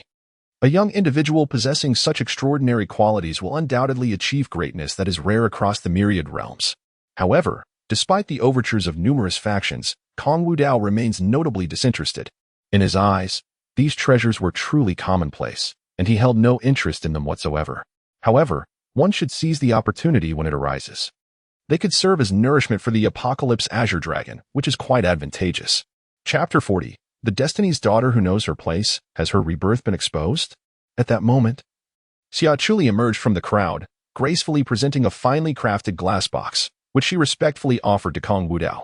Your Excellency, I am aware that you have just entered this world, and your essence is still somewhat discordant with the laws of this realm. This is the primordial Mother Chi divine stone I have specially selected for you. I sincerely implore you to accept it. Upon her utterance, the once tumultuous star domain abruptly fell into a profound stillness. The primordial Mother Chi divine stone? It is said to be a relic from the era preceding the Empire's fall, immensely precious. Within it lies a thread of pure primordial essence, capable of manifesting the laws of the heavens, bridging the realms, and resonating with the Great Dao, truly a divine object among divine objects. Hearing this, Kong Wudao raised an eyebrow and took hold of the primordial Mother Chi divine stone from the glass box. The surface of this stone emanates a kaleidoscope of radiant hues, adorned with a resplendent aura that dances upon its surface. Even when held in one's palm, it imparts a refreshing sensation that penetrates the soul. Indeed, it reflects a thoughtful intention. The primordial Mother Chi spirit stone is truly a rarity in the mortal realm, when compared to the resources others allocate for their cultivation. This item is considerably more precious and precisely what one requires. It is gratifying that the young master finds it to his liking. Xiaochuli responded with utmost reverence. The primordial Mother Chi divine stone was a precious treasure she had previously retrieved from the national treasury against the tide of opposition. It was intended to assist Kong Wudao significantly, especially considering that he had just awakened from his slumber, and the laws within him were not yet aligned with this realm. Divine Son, if it pleases you, might you visit my Sun and Moon Divine Dynasty someday? Her visit to Kong Wudao was also a mission entrusted by her father, aimed at ensuring a favorable relationship between the Sun and Moon Divine Dynasty and the Temporal Forbidden Zone. Undoubtedly, inviting Kong Wudao to her Sun and Moon Divine Dynasty was a most prudent strategy. Kong Wudao paused momentarily, contemplating, before responding, certainly. Although he held little interest in the Sun and Moon Divine Dynasty, the crown princess of this dynasty was a fated individual. Not only could he benefit from her fate points, but if he could successfully tame her, he would also gain an immortal lineage without any cost, an unparalleled bargain. Xiaochuli felt a momentary daze, completely unprepared for Kong Wudao's direct acquiescence. However, once she regained her composure, she hastily clasped her hands in gratitude, exclaiming, "Thank you, Divine Son." Simultaneously, she felt an immense sense of relief. Indeed, when dealing with someone like Kong Wudao, absolute sincerity was imperative. Had she approached him as Lin Miaoyan did, it would have been an exercise in futility. Ding! Congratulations, Master, on taming the fated heroine Xiaochuli. 800 fate points have been deducted from the opponent. Congratulations, Master, for successfully triggering a double critical strike, gaining 1,600 fate points. Remaining fate points of the opponent, 5,600. Progress of taming the opponent, 30. Upon hearing the system's announcement once more, Kong Wudao felt increasingly astonished. One wondered whether to commend the fated heroine for her discernment or to remark on her peculiar temperament. Furthermore, compared to the reincarnation empress, she was indeed far too easy to handle. So easily tamed, it left him at a loss. Initially, he contemplated seizing an opportunity to eliminate her outright, thereby draining her destiny completely. However, with the protagonist of fate being so astute, it would be wiser to maximize the benefits instead. As Kong Wudao agreed to visit the Sun and Moon Divine Dynasty at the behest of Xiaochuli, countless envious gazes were cast upon her. Yet, everyone was acutely aware of the immense value of the treasures Xiaochuli had just presented. This is something that their sect cannot possibly offer, It is only reasonable for the other party to extend an invitation for a visit. Kong Wudao, disinterested in further pleasantries with these envoys, casually dismissed them. Subsequently, he mounted the celestial dragon of enlightenment and returned to the confines of the temporal barrier. After allowing that young lad, Yuchen, to frolic for a time, it was now time for him to reunite with his beloved. Moreover, he needed to prepare some gifts for Yuchen. From within his robe, Kong Wudao casually retrieved a communication jade pendant and instructed Xin Yang, summon all the old fellows from the Void Dao sect and the Chongqing Su clan to the chaotic sacred land of the northern Xin domain. We are all one family. It is only fitting that we embark on this journey together. In another area, the Empress of Reincarnation let out a long sigh of relief after finally departing from the boundaries of the temporal barrier. It was utterly terrifying. Kong Wudao was indeed formidable. Had it not been for his inexplicable act of mercy, she, having just been reborn, would have faced utter destruction. With a lingering sense of trepidation, she gazed back toward the temporal barrier and murmured, "I can't shake the feeling that Kong Wudao has some ulterior motive in having me preach for him, of course." She was not naive enough to think that Kong Wudao coveted her body. Setting aside her advanced age, a being of his caliber could effortlessly summon the most exquisite beauties from across the myriad realms with just a wave of his hand. The fact that he had chosen to spare her was likely indicative of some deeper scheme. This suddenly gave her a conjecture. Could it be that the other party was aware of her reincarnation? Chapter 41. The Celestial Emperor's Guardian, Yichen. Stricken with dismay within the confines of the time and space forbidden zone, many ancestors became aware that Kong Wudao was preparing to embark on a journey to the North Xiandao region. Although we have already proclaimed our intentions to the myriad realms, the vastness of these realms is boundless, and none can ascertain how many ancient beings remain hidden. The 19th ancestor remarked, "Moreover, we must not forget those ancient existences that once stood alongside our time and space forbidden zone, who have yet to reveal their presence. They are not afraid of our time and space forbidden zone. There are those who dare to engage in a desperate struggle with them. After all, they possess confidence. The fish will surely perish, but the net shall remain unbroken. What we fear, however, is that some ancient beings might resort to unscrupulous means, disrespecting their elders by targeting Kong Wudao. Therefore, it is imperative that a sufficiently powerful guardian accompanies Kong Wudao as he traverses the myriad realms. Why not appoint a formidable celestial emperor from our time and space forbidden zone to act as his guardian?" suggested the 18th ancestor. Haha. As I mentioned earlier, that child, Wudao, does not desire such a powerful guardian, claiming it would disrupt his elegance, said Kong Wujie with a light chuckle, shaking his head. Let us adhere to Wudao's own inclinations. After all, he possesses numerous imperial edicts and does not require the direct intervention of an emperor. Hearing this, the many ancestors could not help but laugh lightly and shake their heads. It seemed the young man was more than eager for a powerful guardian. Yet he rejected the offer of a celestial emperor, instead opting for a weaker protector. Truly, Kong Wudao's temperament is quite peculiar. The 17th ancestor proposed, "Why not appoint the guardian from the Shadow Palace, in Yin, as Wudao's protector? The Hall of Shadow, one of the many departments within the temporal forbidden zone, oversees matters of assassination and stealth. The formidable warriors within its ranks have mastered the art of shadow techniques, excelling in concealment to such an extent that even the mightiest emperors find it challenging to detect them. More significantly, Shadow Yin, a master of the 9th level of the Supreme Realm, is particularly adept in the ways of shadows, rendering him impervious to the laws of this realm. He is thus uniquely suited to ensure the safety of Kong Wudao while maintaining the elegance of his counterpart." Days later, in the North Xiandao domain. Within the Great Wilderness State, the overall strength of the North Xiandao domain, while not among the pinnacle of the myriad realms, spans an expansive territory teeming with countless beings. On this day, the skies trembled as the might of dragons surged, akin to countless thunderclaps reverberating from the depths of the heavens. Even from a considerable distance, the commotion deeply unsettled many cultivators of lesser prowess, prompting them to emerge from their secluded abodes in search of the source of the disturbance. However, upon witnessing the scene before them, all cultivators were struck with astonishment, gasping in disbelief. What they beheld was a saint-level celestial dragon of revelation. The sheer presence of this dragon suggested it was the mount of a formidable figure. To ride such a magnificent creature must indicate the impending arrival of a powerful being from the saint realm. Yet, something seemed amiss. The head of the celestial dragon appeared to be occupied by someone.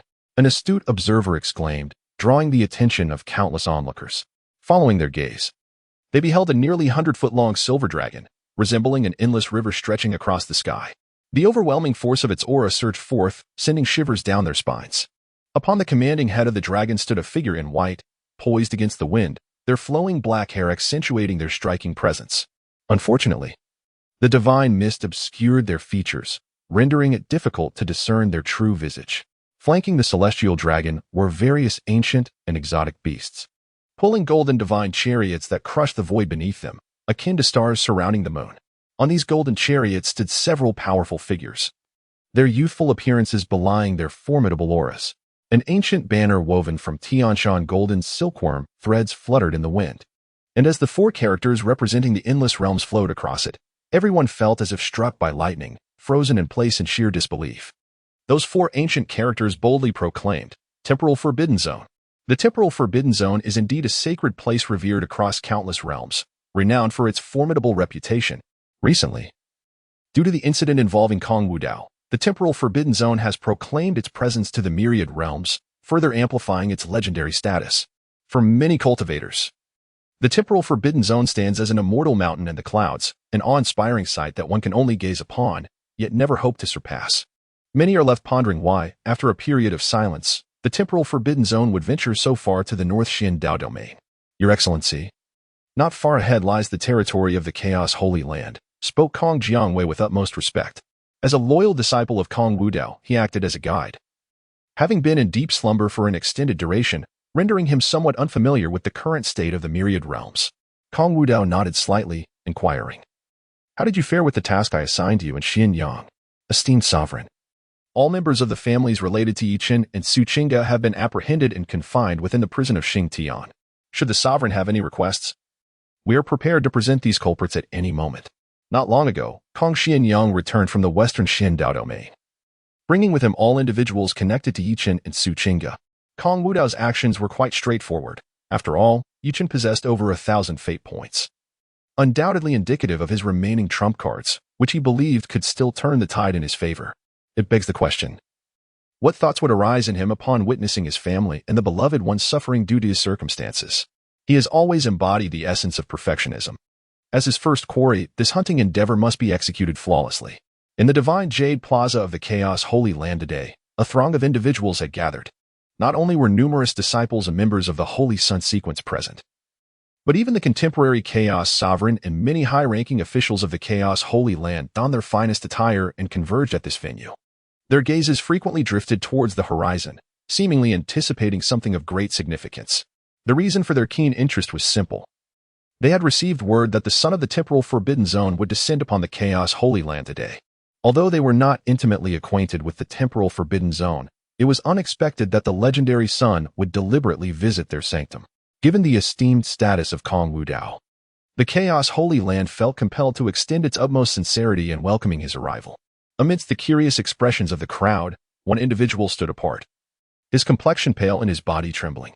This individual was none other than Yichen, who had come seeking refuge with his dear brother. "Yichen, what troubles you? Why does your visage appear so ghastly?" Beside them, a concerned attendant inquired. Just a few days prior, Yichen had arrived unexpectedly, expressing his desire to join their Wuji sacred land. Although his bloodline had been siphoned away by Kong Wudao, his innate talents and strength remained extraordinary, ranking among the elite. Moreover, given his close relationship with their Chaos Holy Son, the Wuji sacred land was naturally delighted to accept him. Seizing this opportunity, Yichen swiftly established a certain standing within the Chaos sacred land through his own prowess. "Nothing." Yichen waved his hand dismissively, a strained smile tugging at the corners of his lips. Yet, the terror that gripped his heart showed no signs of abating. In fact, it intensified. Why would Kong Wudao come here? Could it be that he was specifically searching for him? But how could that be possible? He had taken great care to conceal his aura during his journey to this place, even erasing his traces as he walked. He had even severed his connection to his family's spiritual essence. How could they possibly locate him? Chapter 42, The Legendary Holy Sun, Buy One Get One Free? Meanwhile, numerous disciples gathered at the Chaos Sacred Land engaged in fervent discussions.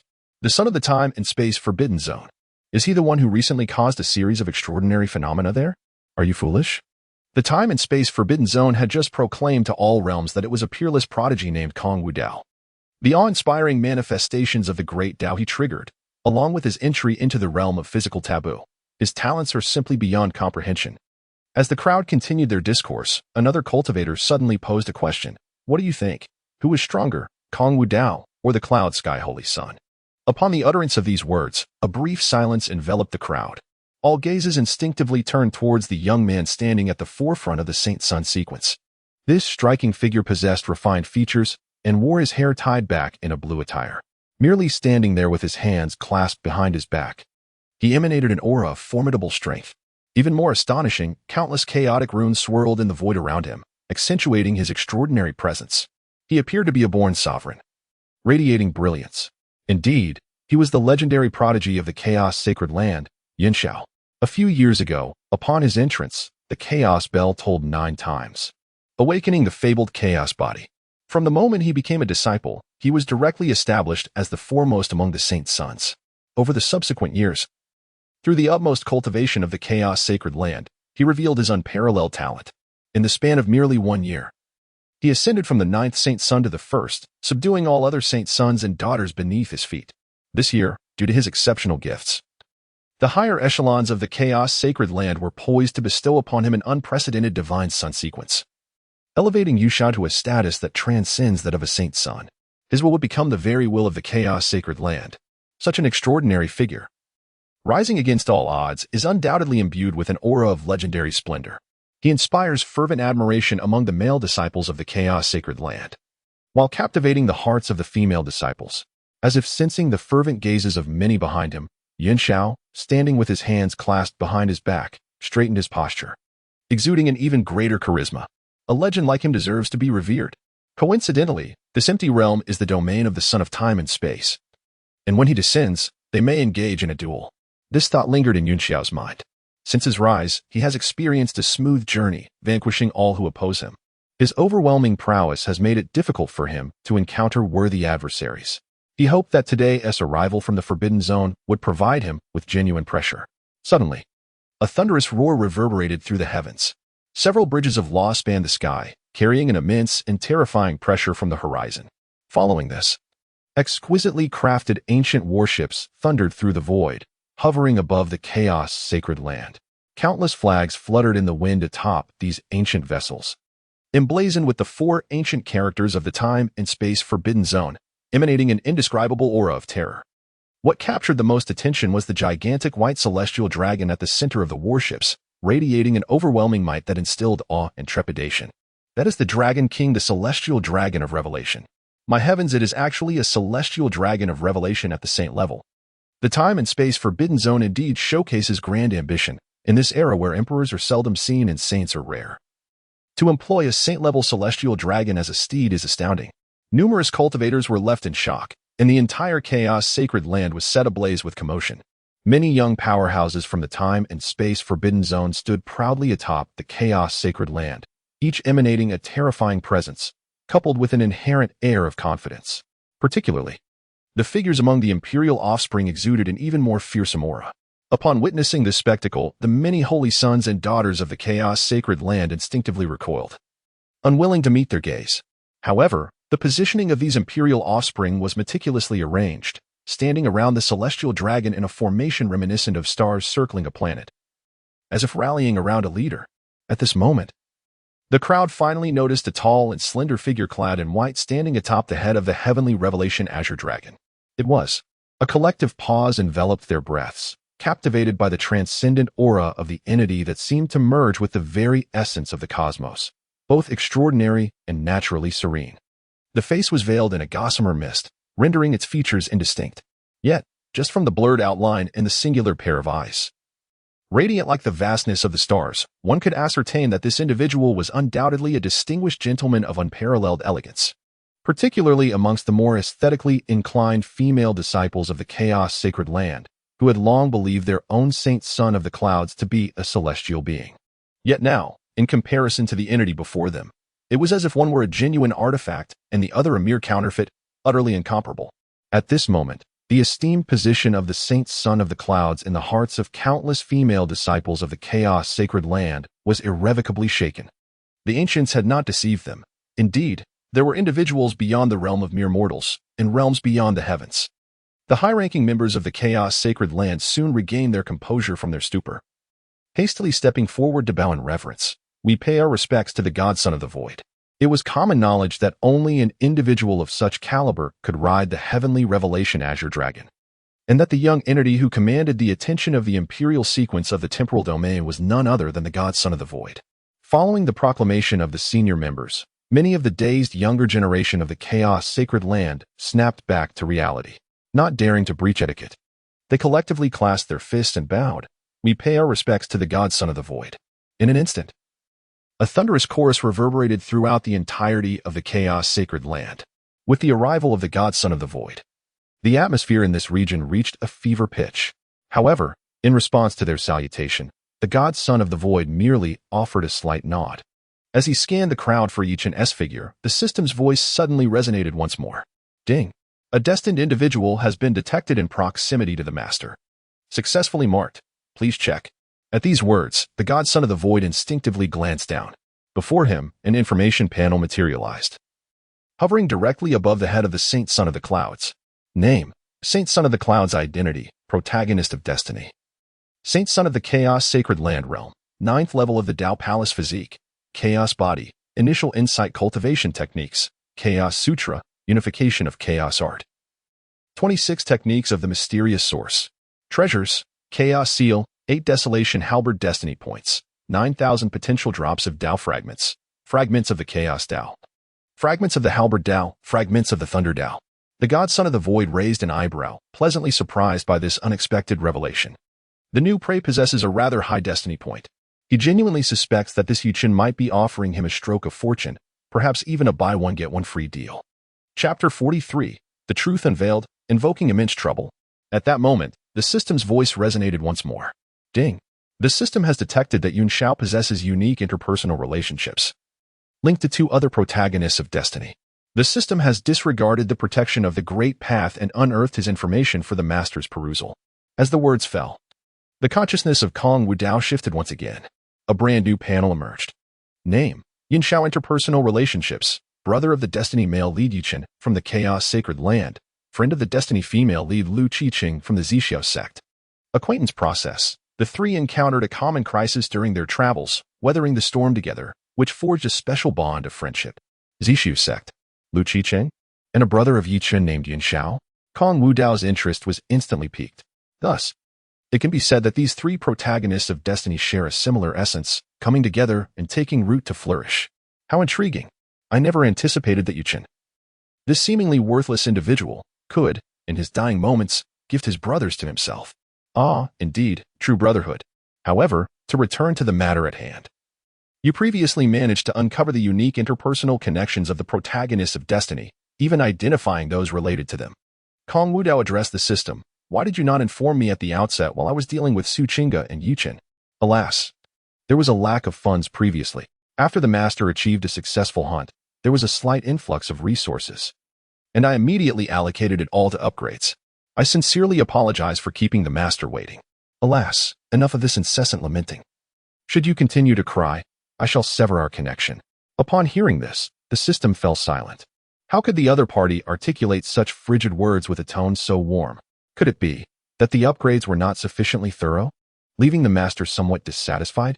At this moment, Kong Wudao descended from the celestial peak of the Apocalypse Azure Dragon, landing gracefully upon the divine jade plaza of the chaotic sacred land.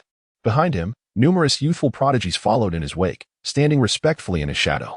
We humbly welcome the arrival of the divine son. The contemporary chaotic sovereign approached, accompanied by countless high-ranking officials of the chaotic sacred land, bowing with utmost reverence. Adorned in a splendid dark robe, the chaotic sovereign smiled and said, "Divine son, after your arduous journey, our chaotic sacred land has prepared a grand banquet. Please allow me to escort you." Upon hearing this, Kong Wudao merely waved his hand dismissively. "There is no need for that. I have come here today to seek someone." At this declaration, the once boisterous crowd fell silent. Bewilderment etched across their faces as they exchanged puzzled glances. Seeking someone? Did anyone from the chaotic sacred land have an acquaintance with Kong Wudao? However, among the crowd, Yi Chun, upon hearing these words, felt as though struck by a bolt of lightning, his complexion turning as pale as paper, his mind momentarily paralyzed. For he had already glimpsed Kong Wudao, whose gaze was directed at him with a knowing smirk, the corners of his lips curling into a playful smile, as if to say, I found you. Simultaneously, Kong Wudao raised an eyebrow, as if noticing something. I had thought that Yuchen's fateful points would recover on their own, yet they remain at a mere 1050 points. It appears that the destiny I stripped away has completely vanished. Even if he had the chance to escape my grasp, the possibility of recovering his fateful points is bleak. Previously, he had contemplated whether Yuchen's fateful points would autonomously restore after his resurrection. But it seemed he could no longer cultivate him for the prolonged harvest of destiny points. Nevertheless, it was of little consequence. In this era of resurgence across the realms, countless destined individuals awaited. At worst, he could hunt and find another target. Under the scrutiny of that gaze, Yuchen felt utterly devoid of any essence befitting a protagonist of destiny. His body trembled involuntarily, every cell screaming at him, "Flee! Escape this place at once!" Simultaneously, Kong Wudao's actions drew the attention of other practitioners, who followed his line of sight. "It is Yuchen. The Divine Son has come to seek Yuchen?" If memory serves, Yuchen is a brother of senior brother Yu Xiao, so how could he be acquainted with the Divine Son? As numerous practitioners engaged in discussion, Yu Xiao also sensed something amiss. When Yuchen had sought refuge with him, he had mentioned encountering an insurmountable dilemma and wished to leverage Yu Xiao's assistance to regain his footing. Throughout this time, he had inquired countless times about the nature of this formidable predicament, yet Yuchen remained reticent. Now it seemed. Was the significant trouble Yuchen referred to truly the temporal and spatial forbidden zone? Upon contemplation, Yu Xiao's expression underwent a subtle transformation. In terms of power, the temporal and spatial forbidden zone far surpasses the chaos sacred land in terms of terror. If this is indeed the case, matters may become quite precarious. Criminal Yuchen, why do you not hasten to reveal yourself? At that moment, a member of the Imperial Sun sequence beside Kong Wudao exclaimed furiously, "Are you trying to have our Divine Son invite you?" His voice carried an overwhelming aura of terror, causing many proud talents from the chaotic sacred lands who heard this to involuntarily shudder and instinctively step aside. In just a few breaths, a vacuum zone had formed around Yuchen, with everyone avoiding him as if he were a venomous serpent. The sinner, Yuchen? All gazes turned towards him with a strange intensity. It seemed that Yuchen had indeed offended Kong Wudao of the time-space forbidden zone. Realizing his exposure and the impossibility of escape, Yuchen gritted his teeth and, in a fit of rage, shouted at Kong Wudao, "Kong Wudao, you have slain Su Qingge and my master, taken everything from me. Why do you relentlessly pursue me? Must you seek my utter destruction?" Upon uttering these words, the atmosphere around them froze, punctuated by the sound of many gasping in disbelief. The numerous figures from the chaotic sacred lands exchanged incredulous glances, their expressions filled with shock. Many among them had heard of the renowned duo, Yuchen and Su Qingge, the top talents of the Western Xin Dao domain, celebrated as the twin stars of the West, standing above countless others. But now, Su Qingge was not only dead, but even his master had perished. On another front, upon hearing Yuchen's accusations, Kong Wudao found himself stifling a laugh. "Ah, you truly are both naive and foolish. Do not forget, the responsibility for this lies with you, not with my time-space forbidden zone. Since you wish to elevate your reputation through me, you must be prepared to face death. Moreover, if I recall correctly, you initially boasted that you could withstand 5 of my strikes, even claiming victory. Yet, the outcome reveals that you could not endure even a single blow from me. Pathetically weak. Now, having become a stray dog fleeing in shame, you even abandoned your own family. Such utter disgrace." As these words fell, the assembled cultivators were momentarily taken aback. What? Yuchen couldn't withstand even one strike from the Divine Son? Is he not a top talent of the Western Xin Dao domain? The implications were far graver. According to the Divine Son's words, Yuchen had abandoned his family? But I had previously heard Yuchen claim that he lost his 9-turn Divine Phoenix bloodline due to a misstep in his cultivation, leading to his family's disdain and eventual expulsion, which forced him to join our chaotic sacred lands. I also heard the Trial Elder mention that he accepted Yuchen into our ranks solely based on his promising talent. Yet he was supposedly one who had forsaken his family? Listening to the myriad discussions of the crowd, Yuchen's expression shifted continuously. And just as he was about to speak in his defense, he heard Kong Wudao's laughter. "You need not concern yourself with how your family is perceived. As a Divine Son, I possess a heart full of compassion and always consider the welfare of others. Look, I have brought your family members and all those related to you." With a wave of his hand, Kong Wudao commanded, "Xian Yang, bring everyone forth." As his words fell, Kong Xian Yang summoned a unique spatial artifact. With a series of intricate gestures, the artifact emanated a brilliant glow. Countless streams of light surged forth from within. ultimately descending upon the vast divine jade plaza of the chaos sacred land. As the encompassing radiance gradually dissipated, the onlookers finally discerned the figures within. Both men and women were present, yet at that moment, they appeared disheveled and shackled, resembling prisoners in a state of utter disarray. Upon recognizing these figures, Yichen was left in a daze, his mind a complete blank. He is acquainted with all these individuals. They are his dear friends and family. This scene left Yichen momentarily bewildered. Once he regained his composure, an involuntary shiver coursed through him, accompanied by an ominous premonition that arose instantaneously. Kong Wudao, you are despicable and shameless. Yichen could no longer suppress the fury within him. As long as my family remains unharmed, let all matters be directed at me. What skill is it to inflict harm upon them? Ha! Yichen, do you know? I find your former defiance far more appealing than your current demeanor. Kong Wudao maintained an expression of indifference, yet the mockery at the corners of his mouth intensified. However, my disposition is rather peculiar. I prefer to act decisively, to eradicate completely, and I take great pleasure in obliterating entire clans. Do you understand my meaning? A profound silence enveloped the surroundings, with only Kong Wudao's voice echoing into the distance, particularly for the members of the Yichen family who heard these words. It felt as though they had plunged into the depths of hell, their expressions as pale as parchment. This matter has nothing to do with us, we implore you. Esteemed son, spare our lives. One member of the Yichen family could no longer contain the terror swelling within, ignoring the agony from his shattered meridians. He desperately bowed towards Kong Wudao, pleading, I beseech you, esteemed son, grant me mercy. I am willing to serve you as a humble servant. Upon the utterance of those words, a tempestuous uproar ensued. The members of Yichen's family, along with all those associated with him, fervently prostrated themselves, pleading for the mercy of the divine son. In an instant, the cries for pardon reverberated like thunder. They had never anticipated such an unforeseen calamity would befall them.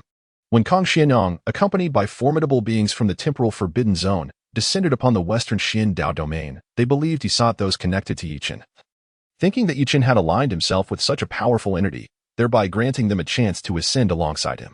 However, to their utter astonishment, the outcome was precisely the opposite.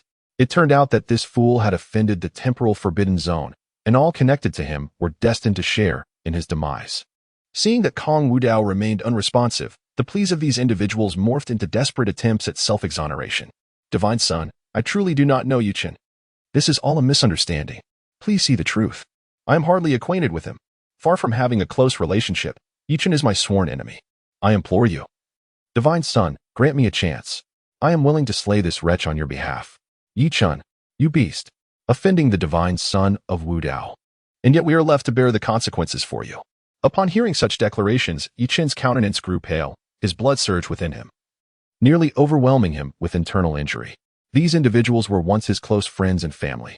To his astonishment, his former companions are now fervently distancing themselves from him, even hurling venomous words in his direction. Those esteemed elders, who had once treated him with the utmost kindness, now derogatorily refer to him as a wretched little bastard. Not long ago, these elders had been nothing but affectionate towards him, almost eager to adopt him as their own son. Yet now, it is indeed a case of the tree falling and the monkey scattering. Ding! It has been detected that Yichen's resolve has been shaken. The opponent's destiny points have been reduced by 200, leaving a total of 850 points. Congratulations, Master, for achieving a double critical hit, successfully acquiring an additional 400 destiny points. With the opponent's destiny points now dwindled to 850, there is no further need for exploitation. It is time for the final harvest. Just as he was about to command the execution of Yichen's family, a dark voice suddenly resonated. Such ruthless and indiscriminate actions by the god of no way are indeed excessive. As the saying goes, one should leave a line when dealing with others. The moment the voice resonated, an eerie silence enveloped the heavens and the earth. All eyes instinctively turned towards the source of the sound. The speaker was none other than Yun Shao, the son of the chaos sacred land. Hearing these words, Kong Wudao raised an eyebrow. Although he had anticipated that Yun Shao, being Yichen's brother, would likely intervene, he did not expect his opponent to act so swiftly. Oh? Kong Wudao scoffed. Are you attempting to instruct this divine son on how to act? His smile then vanished. Boom. In the next instant, a wave of profound terror swept through the assembled cultivators.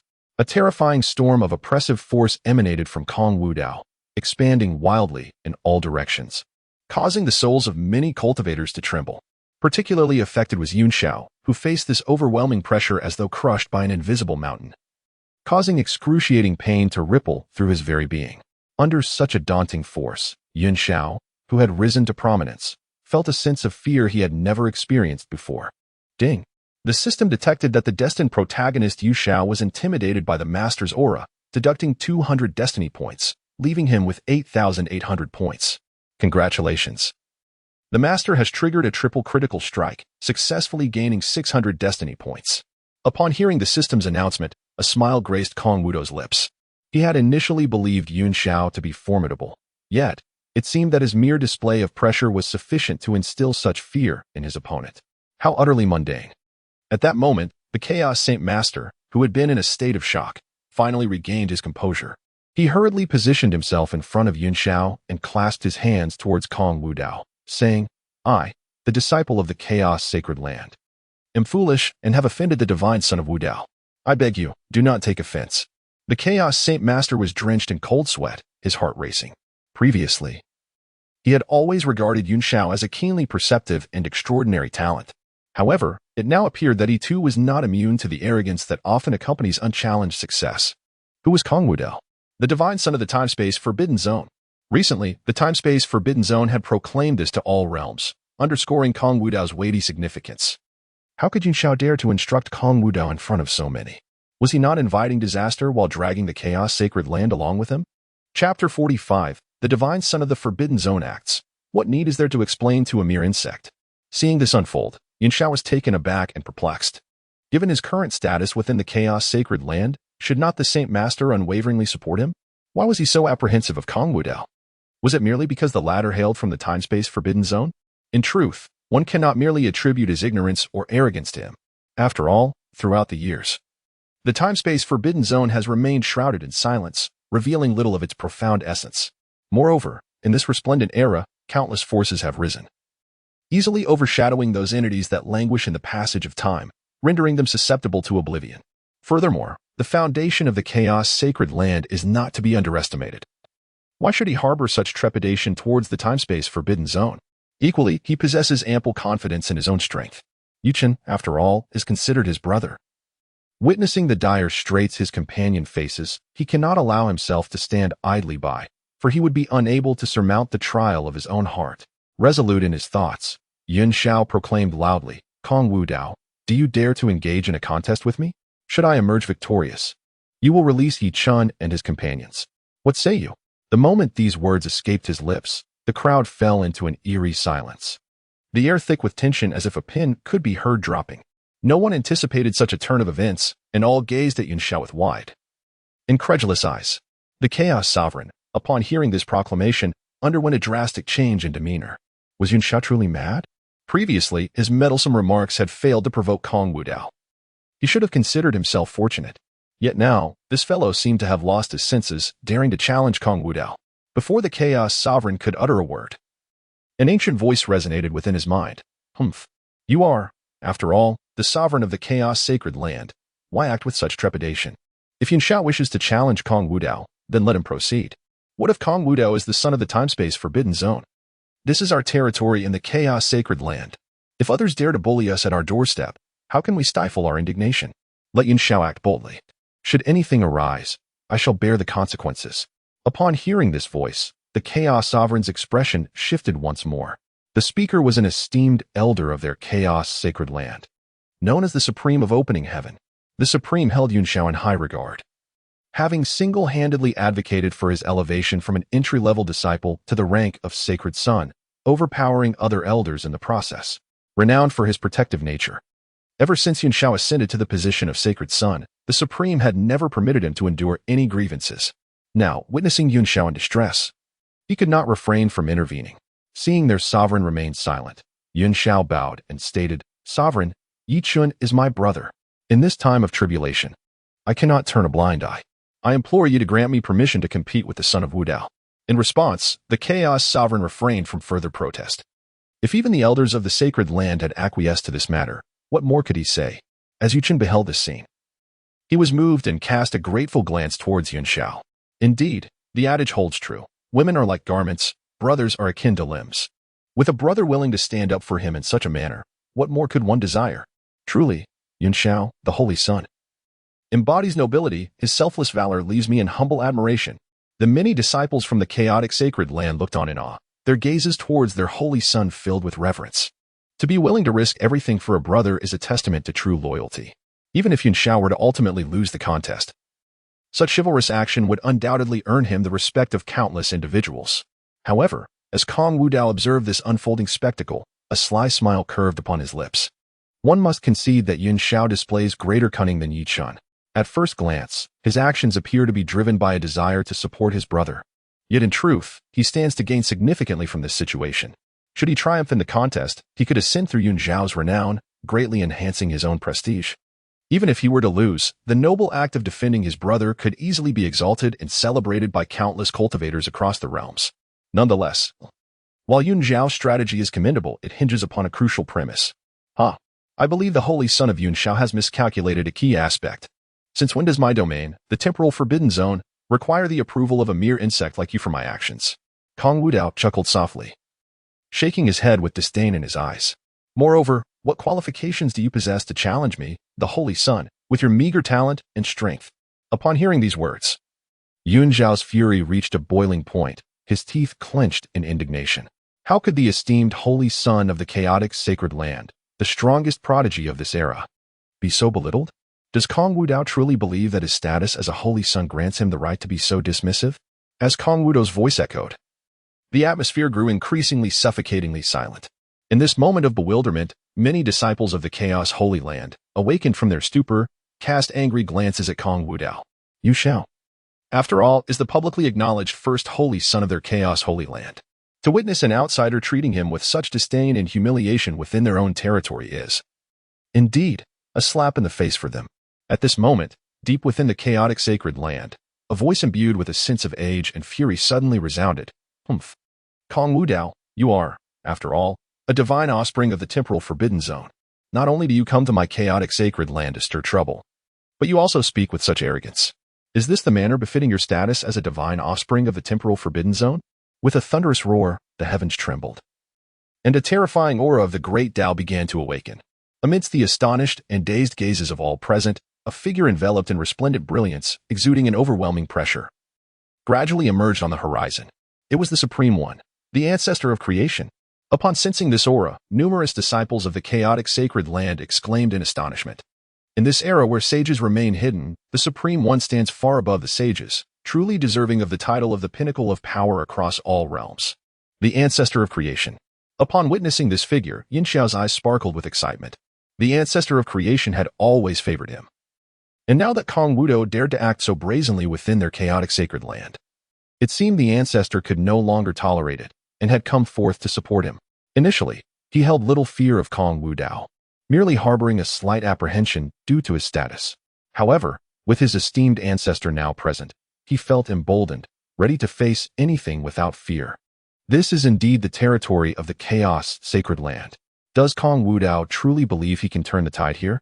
Simultaneously, for the first time, a flicker of anger ignited in his gaze directed at Kong Wudao. How audacious for this fellow to deem himself an it. Yunxiao, worry not. This is the domain of my Chaos Sacred Land, and you, too, are its holy son. Even Kong Wudao shall not dare to act recklessly within our realm. After offering some words of comfort to Yunxiao, the Supreme of Creation turned his attention back to Kong Wudao below. Today, I hope the Son of the Void can provide us with a reasonable explanation. Due to Kong Wudao's status, the Supreme of Creation refrained from unleashing his oppressive aura to intimidate him, and even his words were relatively courteous. Yet, he was seething with suppressed fury. It was the first time anyone dared to behave so insolently at the doorstep of the Chaos Sacred Land, a premier force in the northern Dao region. Observing this scene, Kong Wudao remained nonchalant, hands clasped behind his back, treating the Supreme's words as mere whispers in the wind.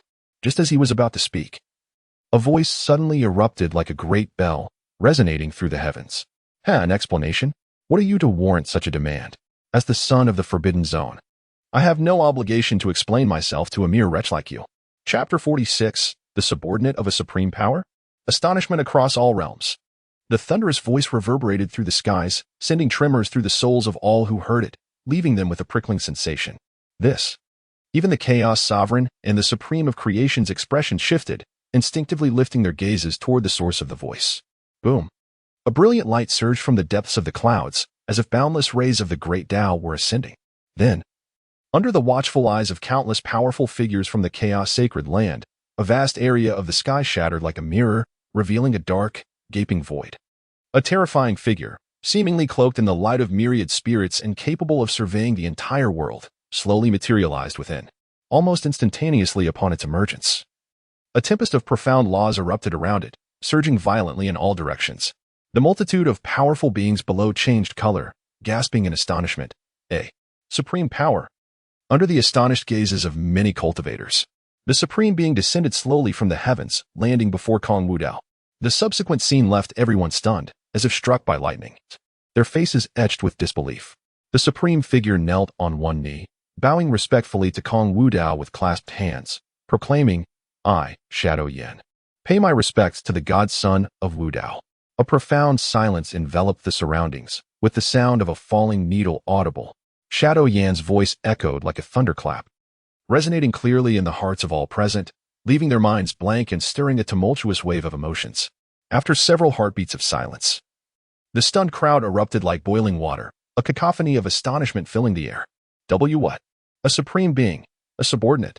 This was a being who surpassed the sacred realm, one of the foremost powers across the myriad domains. How could such a figure refer to themselves as a subordinate before a mere young prodigy? Such a supreme entity would typically be regarded as an ancestral figure within any faction. And to have an ancestor serve as a subordinate to their young talents seemed to upend the very hierarchy. Could it be that this supreme being was not the ancestor of the time-space forbidden zone? In contrast to the discussions among the young prodigies of various chaotic sacred lands, the expressions of the powerful figures from the chaotic sacred land underwent dramatic changes.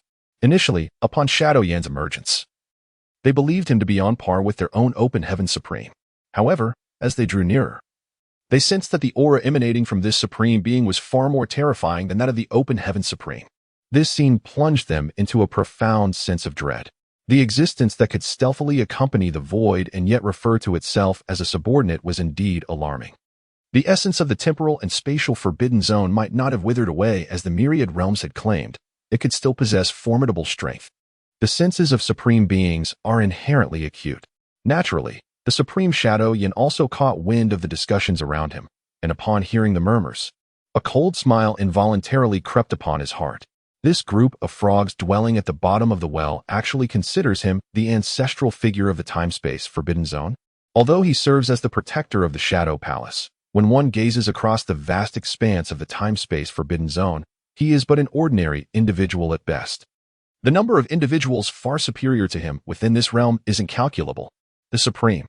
Could it be that the depth of the time-space forbidden zone is even more terrifying than I had imagined? However, Yi Chen likely perceives that the time-space forbidden zone is inhabited solely by quasi-emperors. This is because his master is but a remnant soul of an emperor. When such a remnant soul unleashes its full power, it can only manifest the strength of a supreme. Thus, he is inclined to believe that the time-space forbidden zone must indeed host quasi-emperors. There is no need for you to be so formal, Senior Yin. Kong Wudao smiled faintly, gesturing for Supreme Yin to rise. Previously, when he was out, he had heard from his father that an adept protector of the ninth realm of the Supreme would be arranged for him. In truth, whether or not there is a protector matters little. After all, the imperial mandates he possesses are numerous enough to easily obliterate several imperial-level immortal lineages. It seems that the elder arranged for him a supreme protector, partly to ensure his safety and partly to avoid disturbing his leisurely pursuits. After all, if several heavenly emperors stood behind him, those so-called destined individuals would likely shy away from him. That would be exceedingly dull. Thank you, son of Xia Wudao. Yin responded promptly, standing up in haste. As a protector of the Shadow Palace, he had the fortune of hearing tales of Kong Wudao. However, contrary to the rumors, his initial impression of Kong Wudao was one of remarkable approachability, devoid of any repulsive airs. At this moment, Yin clasped his hands together and said, "Lord Divine Son, the matters that follow shall be entrusted to me." Upon hearing this, Kong Wudao slightly nodded in acknowledgement. As Yin turned to face the supreme being of creation, his smile had vanished, replaced by an invisible aura of pressure emanating from him, rippling outward in all directions. "It is you who seeks an explanation from me," the divine son of the Forbidden Zone? With this declaration, the supreme being of creation felt himself ensnared by a terrifying force. Even he could not help but show a flicker of apprehension. His cultivation had barely reached the first level of the supreme realm, while his opponent was undeniably at the sixth level of the supreme realm, a staggering 5 minor realms above him. However, recalling that this was the territory of the chaotic sacred land, much of his fear dissipated. Taking a deep breath and suppressing his unease, the supreme being of creation inquired, "What do you mean by this, my friend?" "The root of this matter lies in the disrespectful words spoken by your sect's divine son within my chaotic sacred land. As an elder, am I not entitled to seek an explanation? Moreover, let us not forget that this place is." Yet, before he could finish his stern words, a deep voice resonated from the depths of the chaotic sacred land. "My friend, this is all a misunderstanding." Suddenly, a terrifying force surged from the horizon, transforming into 2 divine rainbows that swiftly descended before the gathered individuals. As the radiant glow enveloping them gradually dissipated, the crowd finally discerned their features. Witnessing this scene, the disciples of the chaotic sacred land underwent a dramatic change in expression, their faces etched with disbelief. Regaining their composure from their daze, the disciples hurriedly bowed in respect, exclaiming, "We pay our respects to Ancestor Yunzhou. We pay our respects to Ancestor Tianqin."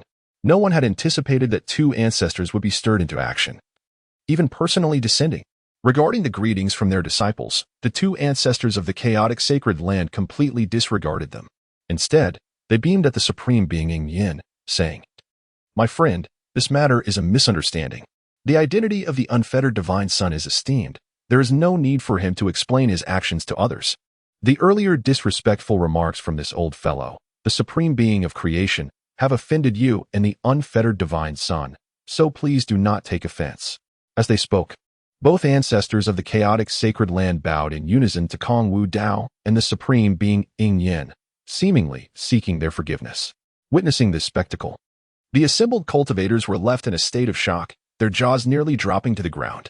In terms of strength, these 2 ancestors surpassed their own supreme being of creation, and their status was naturally much higher.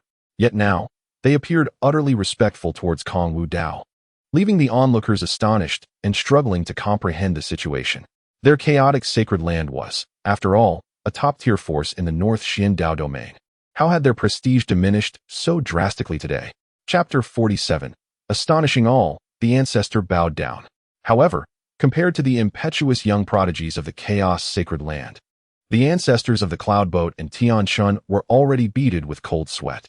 Although their cultivation had reached the pinnacle of the supreme realm, surpassing that of the 6th layer supreme, Yin, the emergence of a supreme presence from the time-space forbidden zone, serving as a guardian for Kong Wudao, left them in a state of trepidation. The fact that the other party humbly referred to themselves as a subordinate only intensified their disquiet. The profound terror concealed within this scenario is self-evident. While that fool Kaitian may be lacking in intellect, they are not. They are acutely aware that Wudao must never be offended. "Kaitian, what are you still dawdling for?" Witnessing that the supreme Kaitian remained unresponsive for an extended period, the supreme Yunzhou bellowed in anger, "Hurry and apologize to the son of Wudao." Upon hearing this, the expression of supreme Kaitian shifted dramatically, nearly causing him to spew blood in frustration. As a dignified supreme being, one of the foremost powers across the myriad realms, he was compelled to apologize to an intruder on the sacred grounds of the Chaos Sanctuary. What a profound humiliation this is. Yet he understands that in the realm of time and space, it is an unfathomable horror for a supreme being to serve as a subordinate to the void path.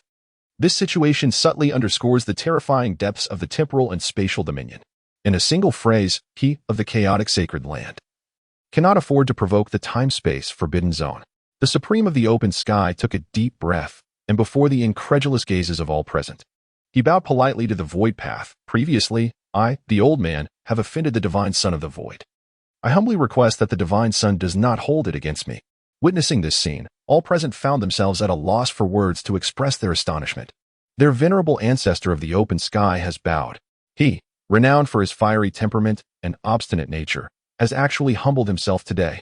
Moreover, it occurs on the sacred ground of their chaotic sacred land, where he bows before a young powerhouse. The ancestor. Upon witnessing this, Yunshao nearly lost his footing, almost collapsing to the ground. Since joining the chaotic sacred land, the open sky ancestor has been the one he values the most. While providing him with a plethora of cultivation resources, every time he faced injustice, the Open Sky ancestor would stand up for him. The opponent's strength is extraordinarily formidable, not only as an ancestor of the chaotic sacred land, but also renowned across the myriad realms. Yet now, he has taken the initiative to bow and apologize to a prodigy who had offended him. As the heavens trembled, the once indomitable pride of Yun Xiao began to show signs of fracture. He had previously believed that in terms of status and identity, he was not inferior to Kong Wudao. Yet now, he realized how profoundly mistaken he had been. A notification chimed. Detection of a significant blow to Yun Xiao's Dao heart. 500 destiny points deducted, remaining 8,300 points. Congratulations, Master, for successfully triggering a triple critical hit and for acquiring 1,500 destiny points. Upon hearing the system's announcement, a smirk of mockery crept onto Kong Wudao's lips. It seemed that the so-called Supreme of Creation had spoiled Yun Xiao over time. With such an esteemed ancestral identity, Yun Xiao had navigated the chaos sacred land with ease, commanding the winds and rains at will. However, witnessing the ineffectiveness of his support in person had dealt a severe blow to his Dao heart. Nevertheless, it would be a pity to let this opportunity slip by without extracting destiny points from Yu Xiao through the hands of the Supreme of Creation. More crucially, if he were to let this matter pass simply based on a mere apology from the other party, he would forfeit the chance to reap the remaining destiny points. From the recent events, it was evident that the Supreme of Creation held considerable significance in Yun Xiao's eyes, making it an opportune moment to capitalize on that. With his mind made up, Kong Wudao smiled and spoke. If the esteemed Supreme of Creation can offer a sincere apology, I would naturally consider letting this matter slide. But I can't help but feel that the apology from the Supreme of Creation carries an air of reluctance, as if the Son of God is compelling you. As his words fell, a jolt of realization coursed through the hearts of many, akin to a thunderclap. What did this mean? Their ancestor had already apologized. Yet Kong Wudao seemed unwilling to let the matter go. Did he intend to take advantage of this situation?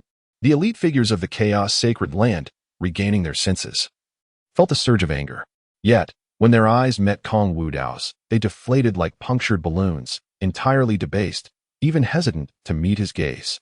Especially the other two ancestors, who, upon hearing Kong Wudao's remarks, broke out in cold sweat, their faces turning ashen. Wudao, this matter. Before Yunzhou Zun could finish, he was abruptly interrupted by Kong Wudao. This matter has nothing to do with the two esteemed predecessors. If an apology is to be made, sincerity must accompany it. Must it not? Such a reluctant apology begs the question of whether it is genuine or merely a facade. Kong Wudao's smile vanished, his voice turning as frigid as the depths of the abyss. Do you look down upon me, Kong Wudao? Do you scorn the temporal forbidden zone? As his words echoed, an invisible pressure, centered on Kong Wudao, surged outward in all directions. At this moment, the aura surrounding Kong Wudao underwent a profound transformation, rendering him somewhat majestic and beyond reach. Despite his youth, the numerous powerful figures from the chaos sacred land felt an overwhelming sense of dread. Particularly, the higher-ups of the chaos sacred land turned pale as if drained of color. Upon regaining their composure from their stupor, the two supreme beings of Yunzhou exchanged sharp glances, directing their thoughts towards the Supreme of Open Heaven, subtly conveying their concerns. Open Heaven, look at the predicament you have summoned. How many times must I admonish you to temper your temper? Yet you refuse to heed my words. If you have truly provoked Kong Wudao and the temporal forbidden zone, you shall be deemed a sinner of the chaos sacred land. As top-tier powerhouses, their experiences were undeniably vast. Kong Wudao's recent declaration was not merely an attempt to place the burden of offending the temporal forbidden zone upon them, but also a tactic to intimidate. Should he not receive a satisfactory response, it appeared that the matter would not conclude favorably. At this juncture, the Supreme of Open Heaven's face flushed crimson, feeling as though he might spew forth a torrent of blood. The audacity. Truly, the audacity. Kong Wudao was undoubtedly intentional in his actions, seeking to exploit this situation for his own gain. Yet, the irony lay in the fact that as an elder of the chaos sacred land, he found himself unable to retort, which was utterly laughable. After suppressing his turbulent emotions, the Supreme of Open Heaven seemed to age several years in an instant, losing the regal demeanor befitting an elder of the chaos sacred land, resembling instead a decrepit old man. He moved his lips to speak, but before he could utter a word, a furious voice erupted. Kong Wudao, though you may be an unparalleled prodigy, using your status to oppress and coerce others is no true measure of ability. If you deem me an insignificant ant, are you brave enough to engage me in battle? Impudence. How dare you speak to the divine son in such a manner? Kang Jingyu and others were incensed, ready to unleash their aura to suppress him, only to be halted by a gesture from Kong Wudao. In that moment, rather than displaying anger, Kong Wudao wore a faint smile. After all, this entire scenario had been anticipated from the very beginning. Young prodigies are inherently proud, and one as extraordinary as Yun Xiao would undoubtedly react with fervor to such provocations. At that moment, unable to contain their fury, the other party boldly emerged. Yun Xiao and ancestor Yunzhou's expressions shifted dramatically, their hearts plummeting to the depths of despair. Could it be that this old man and the young one are utterly foolish? Why has the old one been subdued? Only for the young one to emerge once more? Yet, before they could advance, the enigmatic Kong Wudao chuckled, saying, "Hee hee. If you wish to court your own demise, I, as the divine child, shall certainly oblige. However, do not mistake my words for mere bravado. Your talents are indeed quite mediocre. What you take pride in, the ability to make the chaos bell resonate 9 times, is hardly extraordinary." A look of disdain flickered in Kong Wudao's eyes as he continued, "After all, making the chaos bell chime 9 times is not an achievement that requires exceptional skill." Upon uttering these words, numerous prodigies were momentarily taken aback, exchanging incredulous glances. What could this mean? The illustrious Yun Xiao, capable of causing the chaotic bell to resonate 9 times, possesses merely average talent? Moreover, to elicit 9 chimes from the chaotic bell is something achievable by mere effort? Does that imply that those among them who fail to achieve this feat are endowed with inferior talents, verging on being utterly inept? After a brief silence lasting several breaths, the assembly of prodigies could no longer contain their indignation, erupting into a fervent uproar. Was the proclamation of the Wudu divine son not excessively audacious? Since the inception of our chaotic sacred land, only Yun Xiao has ever succeeded in making the chaotic bell ring 9 times. Yet, here the Wudao divine son diminishes it to a matter of mere capability? What then are we, who have failed to make the chaotic bell resonate 9 times? Mere refuse? Achieving 9 chimes from the chaotic bell necessitates a chaotic body that can evoke a resonance with the chaos itself. Without such prerequisites, even the most fundamental conditions cannot be met. What use are mere words? True understanding emerges only through practice. However, due to the formidable presence of Kong Wudao and his esteemed status, the disciples of the chaotic sacred land, despite their grievances, refrained from overtly offending him. Should he take offense, they would surely find themselves unable to withstand his wrath. Yet, the temporal domain's imperial sequence, having heard Kong Wudao's remarks, found no fault in his assertions. Others may lack the standing to speak so brazenly, yet their Wudao divine son possesses both the right and the merit to do so. Likewise, Kong Wudao's audacious declarations cast a pall over the countenances of the 2 elder ancestors of the chaotic sacred land. Any individual with flesh and blood would possess their own temperament. Previously, owing to Kong Wudao's status, the chaotic sacred land had already taken a step back, even going so far as to apologize to the provocateur. Yet, he not only refused to let the matter rest, but further insulted them with such hubristic rhetoric. Indeed, they have trampled upon the dignity of the chaotic sacred land, incessantly crushing it beneath their feet. However, despite their fury and frustration, they dare only to vent their grievances in silence, never daring to provoke the temporal forbidden zone. Yet, before they could utter a word, Yun Xiao's voice resonated once more. "Hee hee. The unruly divine son is indeed self-assured. Since the unruly divine son claims that the chaotic bell merely requires hands to strike it 9 times. Might I inquire if today he could allow us to broaden our horizons? Let us see if it is truly as the unruly divine son asserts, that merely having hands suffices." As Yun Xiao's words faded, the 3 elders of the chaotic sacred land remained silent, opting to observe quietly. They too were curious to witness the audacity of Kong Wudao in making such brazen declarations. In response, Kong Wudao maintained his indifferent demeanor, chuckling lightly. "Very well. Please bring forth the chaotic bell." The plan was proceeding as he had anticipated. The fact that he possessed the void chaotic body was known only to those within the temporal forbidden zone. The others across the myriad realms were entirely unaware of his unique constitution. It was said that the chaotic bell of the chaotic sacred land was once a primordial artifact of an ancient existence, imbued with rich chaotic essence. This chaotic essence, derived from the purest chaotic power, would greatly benefit his void chaotic body if absorbed. Upon arriving at the chaotic sacred land, Kong Wudao had indeed set his sights on the chaotic bell. His earlier remarks were all purposefully crafted, not only to better hunt Yun Xiao, but also to gain access to the chaotic bell and absorb its chaotic essence. Of course, His previous assertion that merely having hands would suffice to strike the bell 9 times was, in fact, the truth. Upon hearing Kong Wudao's statement, the 3 elders of the chaotic sacred land exchanged glances in secret. The chaotic bell was a treasured relic of their sacred land, and was once the personal weapon of that great being. Only disciples of the chaotic sacred land were deemed worthy to handle it. Supreme Tianchen was the first to voice his concern. Is it not a bit inappropriate to allow this outsider, Kong Wudao, to use the chaotic bell? I can't shake the feeling that this fellow is somewhat sinister.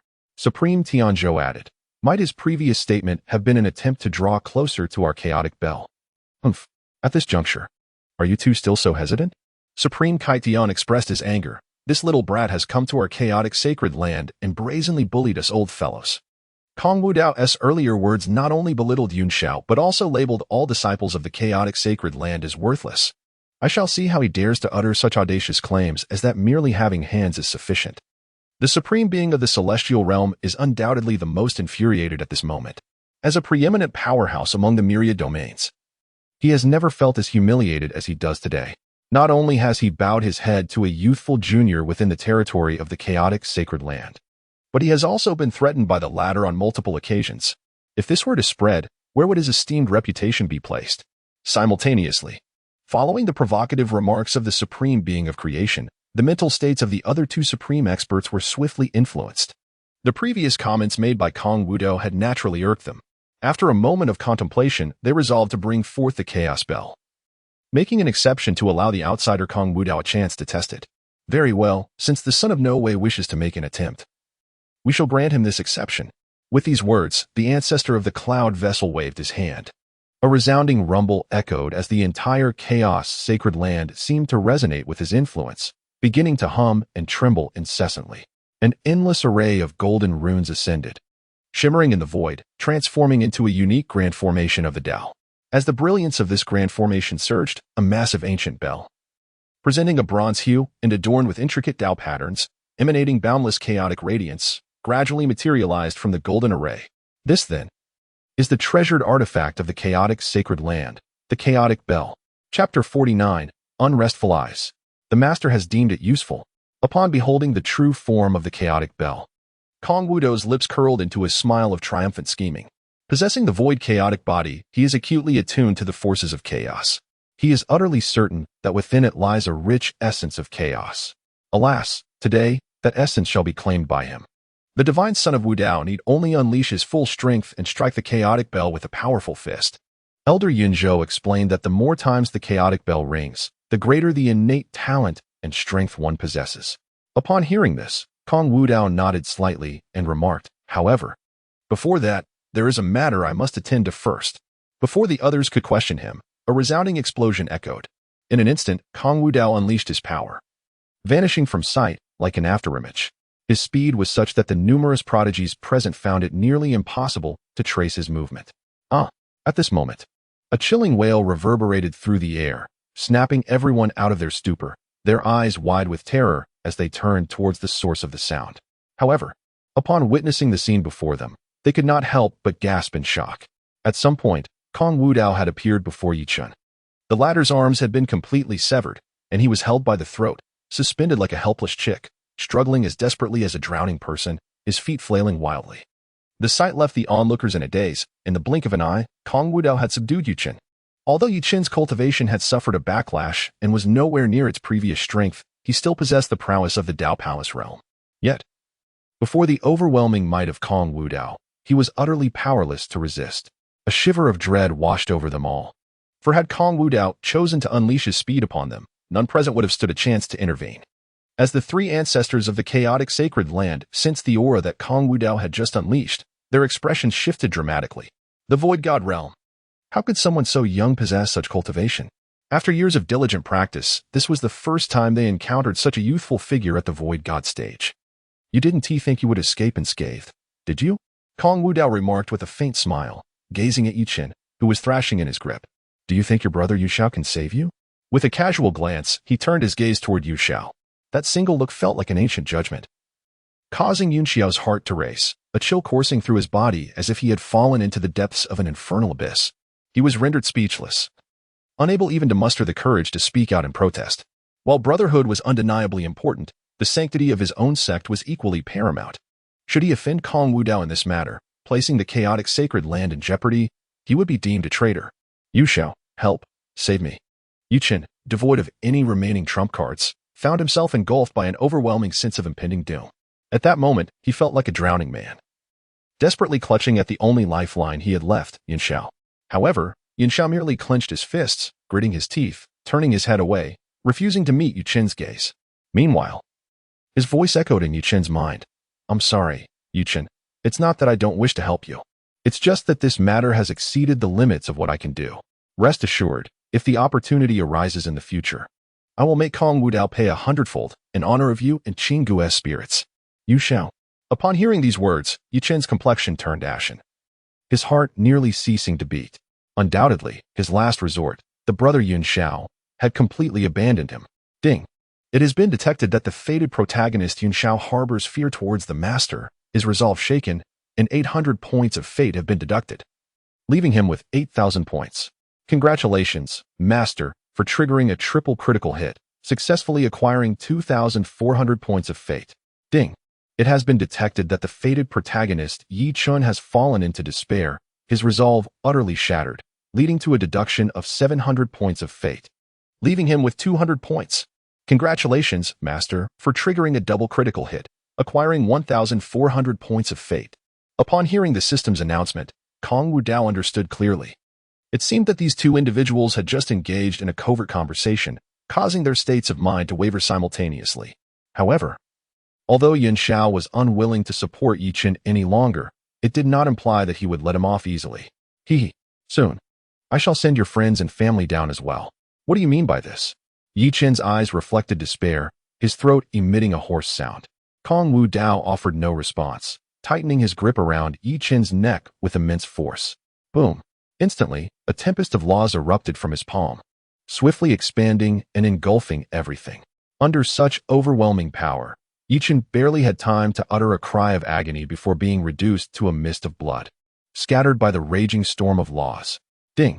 Congratulations, master, for successfully slaying the fated protagonist Yi Chun. You have acquired his remaining 200 points of fate. The master has successfully obtained 1,000 shards of the void path, 1,200 shards of the gun path, and 900 shards of the thunder path. Congratulations, master, for triggering a quadruple critical hit, acquiring 800 points of fate. Ding. Congratulations, master, for completing the consecutive hunt of the fated individuals for the first time, receiving an additional reward of 6,000 points of fate. Is there truly an additional reward? Upon hearing the system's announcement, Kong Wudao was clearly taken aback. Every time the master successfully hunted a fated individual, the little system would receive a sum of extra system funds. Thus, the little system, acting on its own accord, converted this portion of system funds into a reward of fate points. Hearing this, a slight smile graced Kong Wudao's lips. Not bad. You have a bit of ingenuity, and you are somewhat useful. Thank you for your acknowledgement, master. The system responded joyfully. Although it was merely a comment that it was somewhat useful, it felt that its master was complimenting it. Chapter 50. A family must be united. The trial of the chaotic bell. Meanwhile, witnessing Yi Qin being decisively killed by Kong Wudao, all the cultivators present gazed at him with increased trepidation. He was indeed a ruthless individual, able to kill at will in broad daylight, even within their chaotic holy land. At this moment, Kong Wudao directed his gaze towards the three ancestors of the Chaos Holy Land, a smile gracing his lips as he remarked, I seem to have inadvertently sullied the floor of your esteemed abode. I trust you shall not hold it against me? Upon hearing these words, the ancestor of the cloud boat in the Chaos Holy Land trembled visibly and hastily waved his hand, exclaiming, Not at all, not at all. The son of Wudao may act as he pleases. They were all astute individuals, and while Kong Wudao appeared to be inquiring, he was, in truth, certain that they would not dare to blame him. Furthermore, he intended to transform this square of the Chaos Holy Land into a veritable execution ground. Very well. Since you put it that way. Kong Wudao then shifted his gaze towards Kong Xianyang and Kong Jiangyu, contemplating that now that Yi Qin was dead, it would be prudent to send these individuals on their way as well. After all, a family should depart in unison, should they not? As his words fell, those from Yi Qin's family, who had just begun to feel relief from their prior peril, found themselves plunging into the depths of despair, their faces paling instantly. Son of Wudao, we beseech you. Yet, Before they could fully articulate their pleas for mercy, several of the imperial heirs, including Kong Zhongyu, had already taken action. Boom! A terrifying force erupted from within them in an instant as they raised their hands. An endless storm of grand principles coalesced into several colossal hands of law that blotted out the sun, crashing down upon the multitude of Yuchen's kin. The sounds of flesh bursting and bones shattering harmonized almost simultaneously. Those unfortunate cultivators struck by the immense hands of law were instantly reduced to clouds of crimson mist. As the hands of law dissipated, all who beheld that area turned pale, their scalps tingling with dread. A vast expanse had been thoroughly stained red, littered with severed limbs and flowing blood that wound like a river upon the jadestone slabs. A gentle breeze swept across, carrying with it a pungent scent of blood that caused many cultivators to retch violently. All of this, instigated by a mere utterance from Kong Wudao, had resulted in the direct demise of thousands. Such a bloody spectacle only served to amplify the fear with which they regarded Kong Wudao. A demon. He was nothing short of a demon. Unfazed by the fearful glances surrounding him, Kong Wudao adhered to his unyielding principle of eliminating threats with absolute finality. After all, mercy shown to one's enemies is but cruelty inflicted upon oneself. Yuchen's extraordinary talent had garnered immense expectations from his family. And now that he had extinguished their hopes for advancement, he would undoubtedly incur their wrath. Should an opportunity arise in the future, they would seek to retaliate or undermine him. Thus, it was far wiser to eradicate the threat from the outset. Moreover, this act would serve to bolster his own reputation within the realms of time and space. Coldly surveying the assembly, his voice echoed with a chilling resonance, as though it emerged from the depths of the abyss, reverberating across the expanse. To dare provoke my domain of time and space, this shall be your fate. Upon hearing these words, many individuals from the chaotic sacred land felt a sudden chill run through their hearts, leaving them utterly apprehensive. This is undeniably a manifestation of intimidation. The gaze of Kong Wudao lingered intensely upon Yuan Shao, causing an unsettling sensation to wash over him and amplifying his fear of Kong Wudao. He even began to regret his initial decision to stand up for Yuchen. Ding! It has been detected that the destined protagonist, Yuan Shao, harbors fear towards the master, resulting in a wavering of his Dao heart. A deduction of 1,000 destiny points has been made, leaving him with a total of 7,000 points remaining. Congratulations to the master for triggering a double critical hit, successfully acquiring an additional 2,000 destiny points. Upon hearing this, the look in Kong Wudao's eyes towards Yuan Shao grew increasingly mischievous. He had assumed that the characters of these fated individuals would be resolute and unyielding. Yet, witnessing such fear from his mere display of power was rather dull. However, the real spectacle was yet to unfold. Naturally, the three great ancestors of the chaotic sacred grounds who witnessed this scene also displayed pallor upon their faces. Particularly, the Supreme of Yunshou cast a fierce glare towards the Supreme of Kai Tian in secret. The current events unmistakably highlighted the formidable presence and strategic demeanor of Kong Wudao. The previous incidents had already somewhat antagonized him with the chaotic sacred grounds. Should Kong Wudao decide to target the individuals of the chaotic sacred grounds, their days would undoubtedly become arduous.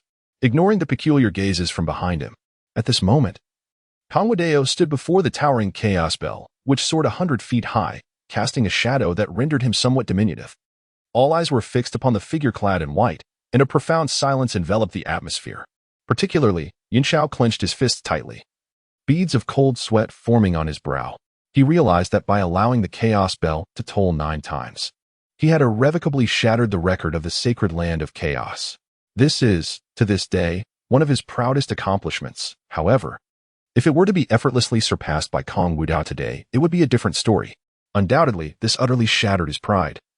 As he was trampled underfoot by Kong Wudao, he had even begun to silently pray, hoping that Kong Wudao was merely spouting grandiose claims, and that he would not gain the recognition of the chaos bell. Buzz. At that moment, Kong Wudao's aura surged rapidly. His physique seemed as if it were sculpted from divine gold, radiating an incomparably brilliant light that accentuated his towering presence. More terrifyingly, wisps of ethereal chaos light emanated from within Kong Wudao, causing the very heavens and earth to resonate in response. This is simultaneously, Yuan Shao, sensing this aura, underwent a dramatic change in countenance. As one possessing a chaotic body, his sensitivity to chaotic power was exceptionally acute. The aura exuded by Kong Wudao was none other than chaotic power, was it not? No.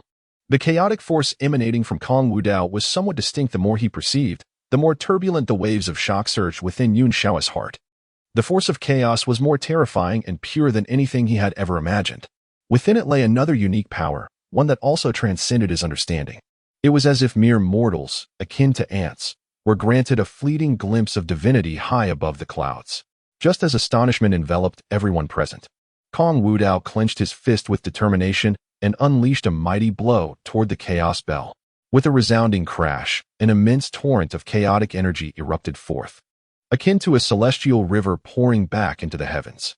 In that moment of confusion, many cultivators perceived the visage of a magnificent deity alongside Kong Wudao, striking a colossal punch that reverberated through the skies. With a thunderous clang, Kong Wudao's formidable fist collided with the chaos bell, producing a sound that echoed throughout the universe. A bell toll so powerful it threatened to shatter the eardrums of all who heard it, leaving their souls numb. Numerous cultivators with weaker spirits were overwhelmed by the terrifying sound waves, their vision darkening, and some even expelled blood, falling unconscious under the sheer force. Yet, the spectacle was far from over. As the apocalyptic waves of chaos erupted from Kong Wudao's fist, a second resounding chime reverberated through the heavens. Chapter 51, 49 Rings. A punch shattering the chaos bell. Boom. Instantly, another terrifying sonic storm radiated from the epicenter of Kong Wudao and the chaos bell, expanding outward in all directions. Countless onlookers were swept away by the force of the sound waves, scattering like beans in a tempest. Then came the third, fourth, and fifth chimes, ringing out in succession. In that moment, the entire chaos holy land was enveloped by this dreadful wave of divine sound, resonating in the minds of countless cultivators with the echoes of such ancient bell tolls. The disciples of the Chaos Holy Land were gripped with horror. Each of them had encountered the Chaos Bell upon entering the sanctum. Even the mighty Yin Tian, who had once managed to make the bell toll 9 times, had not succeeded in producing such an earth-shattering resonance. But the events had not yet reached their conclusion. Clang, clang, clang. The 6th, 7th, 8th, and even the 9th tolls reverberated once more. This time, the myriad pathways etched upon the surface of the chaos clock shimmered brilliantly, emanating an unparalleled radiance, akin to a great sun descending upon the earth, casting everything in a resplendent golden hue. Witnessing this spectacle, the minds of all present in the chaos sanctuary fell into a state of utter stupor, their hearts nearly ceasing to beat from overwhelming astonishment. 9 tolls. The void path truly enabled the chaos clock to resonate 9 times. Furthermore, the rapidity of this feat was several-fold greater than that of Yun Shao, accomplishing the 9 tolls in scarcely the span of 2 breaths, whereas Yun Shao had required a full 45 breaths to achieve the same. What does this signify? It represents the extraordinary prowess of Kong Wudao, soaring far above the clouds. The chasm between them is akin to an insurmountable abyss, one that cannot be crossed merely through effort. How could this be possible?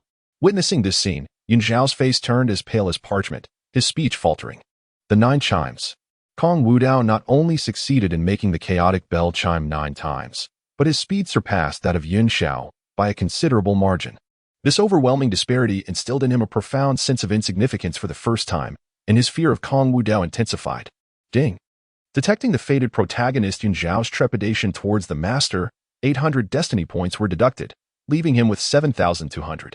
Congratulations to the master for triggering a double critical hit, successfully acquiring 1,600 destiny points. In response, Kong Wudao remained unperturbed, instead amplifying the power within his grasp. Boom. In an instant, an even more terrifying and boundless force of void chaos erupted from Kong Wudao's palm. The surging laws, like tumultuous waves crashing against the shore, violently assailed the chaotic bell. Clang. The resonating chimes rang out once more. The already resplendent chaotic bell became even more dazzling, its blinding radiance causing countless cultivators to involuntarily shut their eyes, too fearful to gaze any longer. In that moment, within the world of golden brilliance, the incessant thunder of the bell echoed.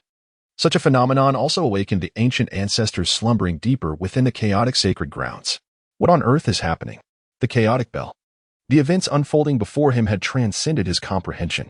The chaotic bell, left behind by their forebears, had astonishingly rung nearly 20 times at this moment. Moreover, the ancient chime continued to increase. Yet, today is not the day for disciples to be received at the chaotic sacred grounds. Why would the chaotic bell erupt with such commotion? Not only the chaotic sacred grounds, but the entire North Xiandao region was astir with astonishment. Countless supreme beings were stirred by the grand resonance of the bell, casting incredulous glances toward the chaotic sacred grounds. What has transpired? Why has the chaotic bell of the sacred grounds resonated dozens of times? Hiss.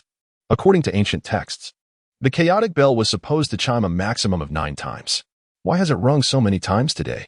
Could it be that the chaotic sacred grounds has given rise to another extraordinary genius? But they had just produced Yin Shao a few years prior. Previously, I heard reports from the sect that a visitor from the time-space forbidden zone had come to the chaotic sacred grounds. Could it be that the commotion was caused by a top-tier prodigy from the time-space forbidden zone? Numerous formidable individuals engaged in fervent discussion, analyzing the intricacies of this matter. A significant number of these powerhouses emanated their spiritual consciousness, gravitating towards the direction of the chaotic sacred land, eager to discern the unfolding events. Meanwhile, as the chaotic bell tolled for the 49th time, a resounding crack echoed, signaling the cessation of the soul-shattering chime. All present stood in a daze, their spirits reverberating through the cosmos, gradually regaining their senses after a considerable interval. Once they emerged from their stupor, their gazes instinctively turned toward the figure of Kong Wudao. However, the scene that greeted their eyes left them utterly stunned, as if struck by divine thunder, rendering them immobile. There stood Kong Wudao, poised in the act of striking, his fist connecting solidly with the surface of the chaotic bell. From the epicenter of his blow, countless fissures, resembling a spider's web, rapidly radiated outward. Oh, it seems that the treasures of your chaotic sacred land are indeed somewhat exaggerated, he remarked with a hint of amusement. It appears they cannot even withstand a single punch from me. As he retracted his hand, the myriad cracks continued to propagate, and fragments akin to iron shavings began to cascade down. In the very center where his fist had struck, a gaping black cavity had formed. With a casual flick, he brushed off the debris clinging to his hand. Had it not been for the considerable damage inflicted upon the chaotic bell, one could surmise that his solitary punch would have elicited far more than just 49 tolls. At this moment, the world was enveloped in an eerie stillness, as if time itself had ceased to flow. All who bore witness to this scene displayed identical expressions of astonishment. Their pupils dilated, mouths agape, and features contorted in disbelief. They stood rigid as if carved from wood. The chaos bell had been shattered, a significant portion obliterated by a single punch from the young prodigy. Kong Wudao. According to the ancient text of their chaos holy land, the chaos bell was the personal weapon of their founding ancestor, a figure of unrivaled might among emperors. Even after countless ages of decay, it should have been far beyond the capability of a youthful warrior like Kong Wudao to destroy. Yet, the events unfolding before them compelled them to accept this inconceivable reality. Chapter 52. The ancestor of the chaos holy land descends. Who deserves respect? After a profound silence that lingered for several heartbeats, the immobilized crowd erupted like boiling water. Could this truly be the work of a mere mortal? 49 resounding chimes. Since the establishment of our chaos holy land, no one had ever achieved such an extraordinary feat. No wonder Kong Wudao had the audacity to boast that striking the chaos bell 9 times was merely a matter of having hands. Yet, it had resonated an astonishing 49 times. Was that not a testament to his prowess? Was the tremendous force unleashed by Kong Wudao truly the essence of chaos? How could it evoke such a profound resonance from the chaos bell? In contrast to the myriad discussions among the disciples of the chaos holy land, the expressions of the imperial heirs, including Kong Jiangyue, turned towards Kong Wudao with fervent reverence. This is the divine child of their temporal and spatial forbidden zone, exuding an unparalleled and invincible aura wherever placed. The sound of 49 chimes resounded. Among the crowd, Yunxiao's complexion turned as pale as parchment, his body swaying slightly from overwhelming shock, as if he might collapse at any moment. He had always believed that his talent, allowing the chaos bell to resonate 9 times, was sufficient to outshine all competitors. After all, prior to the arrival of Kong Wudao, the history of the chaos sacred land had seen no one, aside from its founder and himself, achieve such a feat with the chaos bell. Yet, Kong Wudao effortlessly made the chaos bell chime 49 times with a single punch. The prowess he once took pride in now appeared utterly farcical in the presence of Kong Wudao. Ding! The system detected that the fated protagonist Yun Xiao was deeply shocked and engulfed in profound self-doubt, deducting 1,000 from his destiny points, leaving him with 6,200 points. Congratulations to the master for successfully triggering a double critical hit, acquiring an additional 2,000 destiny points. A smirk curled at the corner of Kong Wudao's lips. When he shattered the chaos bell with that prior strike, he had already unleashed his void chaos body, absorbing all the chaotic essence hidden within the bell.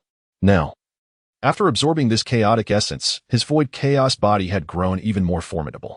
It is indeed thanks to this fellow Yi-chan that I have encountered such an abundance of unexpected delights. Suddenly, a thunderous roar erupted from the direction of the Chaos Sacred Land's ancestral domain as a tempest of divine thunder surged forth, unleashing a ferocious aura that caused the heavens and the earth to tremble in response. This aura is. The expressions of the three ancestors of the Chaos Sacred Land changed dramatically, instinctively raising their gazes. The primordial ancestor? The primordial ancestor is the sole ancient ancestor of their Chaos Sacred Land, possessing the cultivation of the quasi-emperor, a mere step away from the realm of the emperor. In this era, where emperors remain elusive, the quasi-emperor stands as the mightiest force beneath them. This is also the chaotic sacred land, a foundation that enables it to stand among the foremost powers of the northern Xin Dao domain. However, their primordial ancestor has yet to attain the status of an emperor, and thus, their lifespan remains insufficient. For countless epochs, they have been in seclusion within their ancestral grounds. To their astonishment, today they have been roused by the eruption of an aura emanating from the void Dao. Who is it? Who has caused the chaotic bell to toll 49 times? At that moment, accompanied by an ancient and profound resonance echoing across the horizon, a figure bathed in an endless radiance of Dao gradually materialized in the celestial expanse. The ancient ancestor. We pay our respects to the primordial ancient ancestor. All present from the chaotic sacred land bowed deeply, uniting their voices in reverent acknowledgement. However, even in the presence of the ancient ancestor of the chaotic sacred land, Kong Wudao exhibited no inclination to pay homage. He merely stood with his hands clasped behind his back, observing the scene with an indifferent gaze. The mere ancient ancestor of the chaotic sacred land was not worthy of his courtesy. You are. At this moment, the gaze of the primordial ancestor was drawn to Kong Wudao and his companions. Merely by sensing the aura they emanated, he discerned their identities. Yet, upon confirming their identities, the primordial ancestor was taken aback. How could individuals from the temporal forbidden zone venture into his chaotic sacred land? The three ancient ancestors of the chaotic sacred land were also aware that their venerable ancestor had been in slumber, unaware of the events unfolding in the outside world. They hastily conveyed their explanations through sound transmission. After a brief moment, having grasped the situation, the primordial ancestor cast a dark and ominous glance at the supreme of creation, secretly transmitting his ire. You wretched being! How could you still bear the title of an ancestor of the chaotic sacred land? Our chaotic sacred land has now fallen into decline, and our current foundation barely qualifies us as a top-tier lineage within the northern Xian Dao domain. In the grand expanse of the myriad realms, we are but a mere speck. The temporal forbidden zone was once a force that instilled fear across the entirety of the myriad realms. Do you truly believe our chaotic sacred land can contend with it? The primordial ancestor felt an overwhelming urge to strangle the supreme of creation, although it was Kong Wudao who had taken the initiative to provoke them on their own territory. The chaotic sacred land lacked any formidable emperor-level power to withstand such a challenge from Kong Wudao. Even more infuriating was the fact that these three fools had taken it upon themselves to use their treasured artifact, the chaotic bell, to engage in a contest with Kong Wudao. At this moment, not only had he offended Kong Wudao, but he had also shattered a piece of the chaos bell. As an ancient ancestor of the chaos sacred land, he was well aware that the chaos bell concealed the primordial chaos essence left by their forebears. This essence represented a substantial foundation for their sacred land. Just as the primordial ancestor was preparing to covertly reclaim the chaos essence, he suddenly sensed something amiss, and his expression changed dramatically. How could the chaos essence left by their ancestors within the chaos bell have vanished completely? You. The primordial ancestor's gaze sharply turned towards Kong Wudao. Did you absorb the chaos essence from the chaos bell? With the exclamation of the primordial ancestor, a profound silence enveloped the surroundings once more. All eyes turned in astonishment towards Kong Wudao. Chaos essence, the legendary supreme power that nurtured the chaos bell, was derived from the purest chaos energy. Once the chaos bell lost its chaos essence, it would be akin to losing its divinity altogether. The chaos bell was indeed the highest symbol of their chaos sacred land. Now, not only had Kong Wudao shattered their chaos bell with a single punch, but he had also absorbed the chaos essence within it. This was utterly intolerable. Faced with the furious glares of those from the chaos sacred land, Kong Wudao remained unfazed. So what? It was you who proposed the contest, now that I, the divine child, have emerged victorious. Is there a problem with absorbing a bit of chaos essence? Upon hearing these words, Everyone from the Chaos Sacred Land stood in stunned silence, as if carved from clay. No one had anticipated that Kong Wudao would not only admit to it, but do so with such audacity. Even the primordial ancestor was infuriated, his forehead veins bulging. Yet, due to the other party's status, he was reluctant to sever ties completely.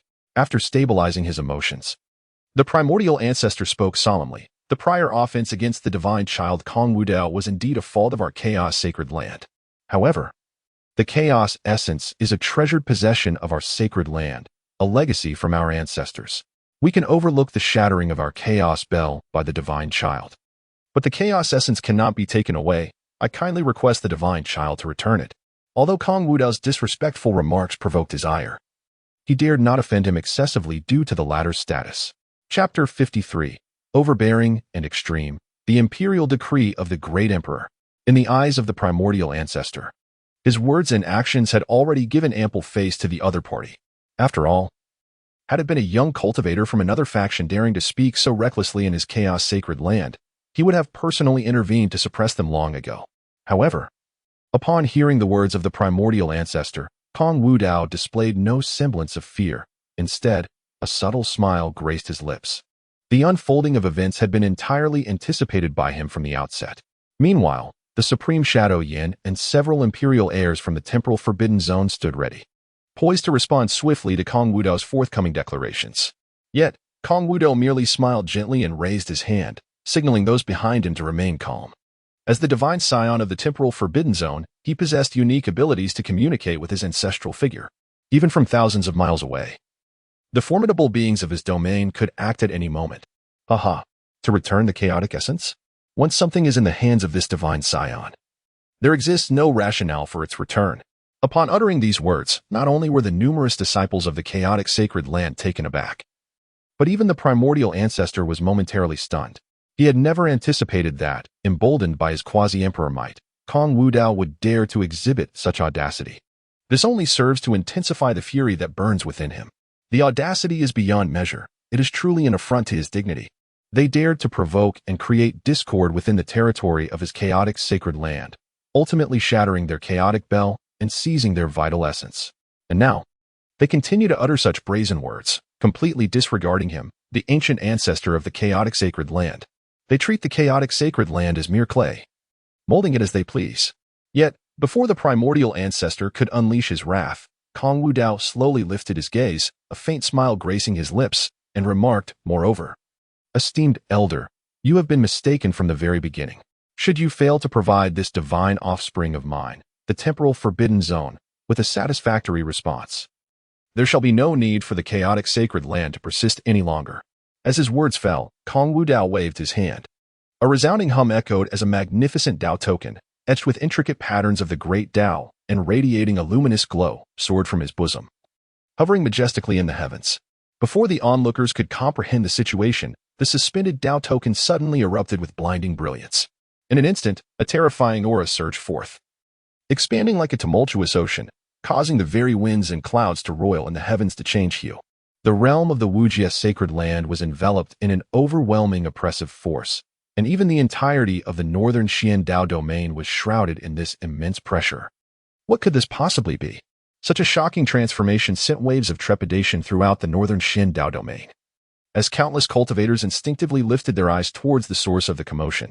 Above the domain of the chaotic sacred land, divine thunder rumbled, and an endless storm of laws roared and spread, distorting the very fabric of that realm. At the heart of this storm of laws, a golden decree radiated boundless divine light, exuding an earth-shattering pressure that instantaneously tore through space, as if a realm of deities had descended upon this place. This is. All those who sensed this terrifying aura were taken aback, their faces paling as they gasped in astonishment. The Emperor's decree. This overwhelming aura is nothing short of imperial majesty. That golden decree is undoubtedly the legendary Edict of the Great Emperor. The Edict of the Great Emperor is a unique decree forged from the primordial essence and the blood of the Great Emperor himself. Once this decree is ignited, the unleashed might may rival the full-force strike of a sovereign emperor. Such a unique decree can only be forged by those of the 7th rank or higher among the Red Dust Emperors. What defines a Red Dust Emperor? The sovereigns across the myriad realms are categorized into two types, the Red Dust Emperors and the Destiny Emperors. Since the cataclysmic collapse of the heavens, the laws of the universe have become incomplete, obscuring the path to imperial ascendance. Many formidable beings have been deprived of the opportunity to attain the emperor's realm. Consequently, these powerful individuals resort to alternative methods, depleting their sect's resources. They invest countless efforts and utilize numerous celestial artifacts to forcibly shatter the shackles of the imperial realm. However, such emperors are not acknowledged by the heavens, thus earning the designation of red dust emperors. Yet, striving to transcend a boundary among the red dust emperors is an exceedingly arduous endeavor, necessitating not only exceptional talent but also an accumulation of innumerable divine materials. As a result, the vast majority of emperors remain at the 9th or 8th rank, with those of 7th rank or above being exceedingly rare in the mortal realm. It is noteworthy that, in times past, red dust emperors were not recognized. After all, a true emperor must traverse the ultimate path of imperial ascendance, embracing the celestial mandate, glimpsing the Great Dao, and reigning supreme by the decree of destiny. This great emperor is referred to as the Emperor of Destiny, a singular entity in an era. Naturally, the most exceptional and formidable Emperor of Destiny is known as the Celestial Emperor, standing above the realm of destiny, heralded by the heavens. Yet, in this current age where emperors are seldom seen, possessing a 7th-tier earthly emperor capable of manifesting the edicts of emperors is indeed a terrifying prospect. Hasn't the chaos sacred land long since fallen into decline? It is said that the strongest ancient ancestor of the chaos sacred land barely reaches the threshold of the quasi-emperor realm. How could there be a 7th-tier emperor capable of condensing the edicts of an emperor? Is the chaos sacred land concealing such depths? It seems something is amiss. The aura emanating from this edict of the emperor does not appear to belong to the chaos sacred land, does it? Suddenly, a powerful figure spoke up. Previously, individuals from the time-space forbidden zone ventured into the chaos sacred land. Could this edict of the emperor be summoned by those from the time-space forbidden zone? Upon hearing this, the hearts of numerous cultivators collectively skipped a beat. The time-space forbidden zone? If indeed the chaos sacred land has provoked the time-space forbidden zone, and an edict of the emperor is thus decreed, the chaos sacred land is destined to face a catastrophic disaster. Within the chaos sacred land, as the edict of the emperor, radiating resplendent golden light and exuding overwhelming imperial majesty, tore through the void and descended, the entire chaos sacred land was enveloped in a magnificent imperial aura. The sacred ground buzzed incessantly, with endless streams of light flickering, as if the very fabric of heaven and earth were on the verge of collapse. Under the weight of this imperial might, all present felt as if they were mere specks of stardust witnessing the brilliance of the sun, evoking an innate sense of insignificance. Except for those from the time-space forbidden zone, countless powerful figures within the chaos sacred land trembled uncontrollably, some even losing consciousness entirely, their eyes turning black. Even the previously agitated ancient ancestor of the primordial realm now felt as if doused with a bucket of cold water from head to toe. His complexion pale and body chilled. The edict of the emperor, the voidless path, is undeniably tyrannical. With a mere disagreement, it has directly summoned the edict of the emperor. Only those above the 7th-tier emperor possess the qualification to condense such a decree. Was it not said that the time-space forbidden zone had long fallen into decline? To casually produce an edict of the emperor, is that what decline looks like? Chapter 54, The Collapse of Faith, the ancestor bows down. The time-space forbidden zone. Many ancestors had recently received messages from the voidless path and were already aware of its plans. This child, voidless, is indeed thoughtful. Not only is he exceptionally gifted, but he also considers the interests of our forbidden zone. However, a mere chaos sacred land is something we can easily crush with a flick of our fingers. Why bother with so much? Let voidless do as he pleases. It will only serve to enliven the myriad realms. I have languished in the realm of temporal prohibition for far too long, with many having forgotten the illustrious reputation I once held. Now, with the resurgence of this child, Kong Wudao, it is time for him to reclaim the glory that once belonged to my domain. After all, as the chosen one of their temporal prohibition, they will undoubtedly support him in all endeavors. Even if he seeks to annihilate a being from the Dao domain, their temporal realm will remain unperturbed. If Kong Wudao desires to obliterate a mere chaotic sacred land, then so be it. Meanwhile, within the chaotic sacred land, gazing at the shifting expressions of the primordial ancestor, a sly smile crept upon Kong Wudao's lips. Did the esteemed elder just express a desire to reclaim the essence of chaos? I, as the divine child, adhere to the principle of respecting the elderly and cherishing the young. Thus, allow me to grant you another opportunity to articulate your thoughts more clearly. What were you just saying? An eerie silence enveloped the space. Kong Wudao's voice resonated with remarkable clarity, echoing in the ears of all present. Though his tone was faint and indifferent, it possessed the weight of divine whispers, sending shivers down their spines and rendering their faces pallid. After all, the colossal decree of the emperor loomed above them. It was feared that with a mere command from Kong Wudao, the emperor's edict would unleash its might, reducing the entire chaotic sacred land to rubble. Countless gazes converged upon the primordial ancestor, seemingly awaiting his response. At that moment, beads of sweat trickled down the ancestor's forehead. His back chilled to the bone. Kong Wudao's earlier remarks had left him with no shred of dignity. Should he concede? As a quasi-emperor and the revered ancestor of the chaotic sacred land, his honor would be utterly trampled underfoot by Kong Wudao. Yet, if he chose silence, the emperor's decree would surely spell doom for the chaotic sacred land. Regret gnawed at him, a lament for having underestimated Kong Wudao's formidable presence from the outset. Taking a deep breath, the primordial ancestor approached Kong Wudao with the same reverence as the supreme of creation before him. Under the watchful eyes of countless cultivators from the chaotic sacred land, he bowed deeply, his tone humble. It is indeed an honor for our chaotic sacred land that the divine child may take the essence of chaos. My earlier actions were impulsive. I beseech the divine child to show mercy. Witnessing this scene, the cultivators of the chaotic sacred land were enveloped in a complex and stifling mix of emotions. First, their ancient ancestor had bowed low, and now their strongest ancestor followed suit, even humbly uttering a plea. Is the legendary realm of temporal prohibition truly beyond their chaotic sacred land's reach? In the realm of the ancient ancestors, particularly amidst the crowd, Yunxiao felt his deeply held convictions shatter completely. For long, the chaos sacred land had prided itself on being one of the foremost powers in the North Xin Dao domain. As the esteemed son of the chaos sacred land, his status was undeniably lofty. Even prior to the arrival of the Void Dao, he believed his identity rivaled that of the Void Dao. Yet now, he realized that he, Yunxiao, and the chaos sacred land were nothing more than jesters in a grand performance. His once proud arrogance had been utterly crushed by the Void Dao and the temporal abyss. Ding. The faith of the destined protagonist, Yunxiao, has been completely obliterated due to the master's methods, resulting in a deduction of 2,000 destiny points, remaining for 1,200 points. Upon hearing this, the Void Dao raised an eyebrow, somewhat surprised by the substantial deduction of destiny points. However, it was to be expected. Yunxiao, being the chaos sacred land's prodigal son, had always considered himself exceptionally gifted and of noble status. Now, the strongest of the chaos sacred land bowed in humility before him. He, a mere son, could easily extinguish Yunxiao's life at a whim. Yet, this did not imply that he would spare him. After all, Yunxiao had not hesitated to provoke him from the outset. It was time for this insignificant creature to taste the bitterness of losing everything. Haha. I shall not accept your apology, elder. With this declaration, many powerful figures from the chaos sacred land fell into despair once more. Could it be that the only path left for them was death? Amidst the palpable fear of all present, the Void Dao turned his gaze once again to Yunxiao.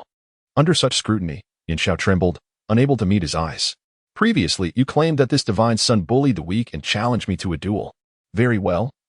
I shall show mercy and grant you an opportunity for competition. If you manage to defeat me, I shall spare the life of your chaos sacred land. Of course, I shall not take undue advantage. If you can make me take even half a step back, then this contest will be deemed your victory. As these words fell, all eyes turned towards Yunxiao, especially the young cultivators of the chaos sacred land, whose eyes sparkled with hope. After all, Yunxiao had always been a legend in their eyes. Undefeated since his rise to prominence, the Void Dao was undeniably powerful, far surpassing Yunxiao. Yet if it merely required the latter to make him retreat half a step, surely he could achieve that? Feeling the intense gazes of the surrounding cultivators, Yunxiao's expression darkened considerably. After all that had transpired, the Void Dao had already etched a psychological scar in his mind. Merely facing the Void Dao instilled a sense of trepidation within him, let alone competing against him. Even though he summoned all his inner strength, his feet felt as if weighed down by lead, rendering him incapable of taking even a single step. At that moment, a light chuckle abruptly interrupted his thoughts. Yunxiao instinctively raised his gaze, only to meet the playful and mocking eyes of Kong Wudao. I recall you were quite bold earlier. Why do you now feign silence? Kong Wudao remarked with a smile, shaking his head. Very well, I shall grant you 3 moves. How does that sound? This utterance struck Yunxiao as exceedingly jarring. This not only signifies an immense contempt towards him, but can even be perceived as treating him as a mere insignificant ant. Coupled with the disappointed gazes of those around him, an overwhelming sense of shame and indignation once again seized the heights of his reason. Throughout his meteoric rise, when has he ever felt such a sense of suffocation? Since the opponent demands that he holds back 3 moves. As long as he can compel the adversary to retreat even a single step, it would be deemed a victory for him. This presents an extraordinary opportunity for him to retaliate. Excellent. Yunxiao took a deep breath, a glimmer of determination shining in his eyes. He abruptly lifted his head and declared coldly, I accept your terms. The unfathomable divine son must also honor the agreement. However, Kong Wudao responded indifferently. Indeed, Yunxiao and the chaotic sacred land had fundamentally misjudged one crucial matter. Just as he was capable of offering the other party hope, he could equally bestow upon them the deepest despair. The exquisite appreciation of the prey, the transition from hope to despair, is undoubtedly a marvelous sensation.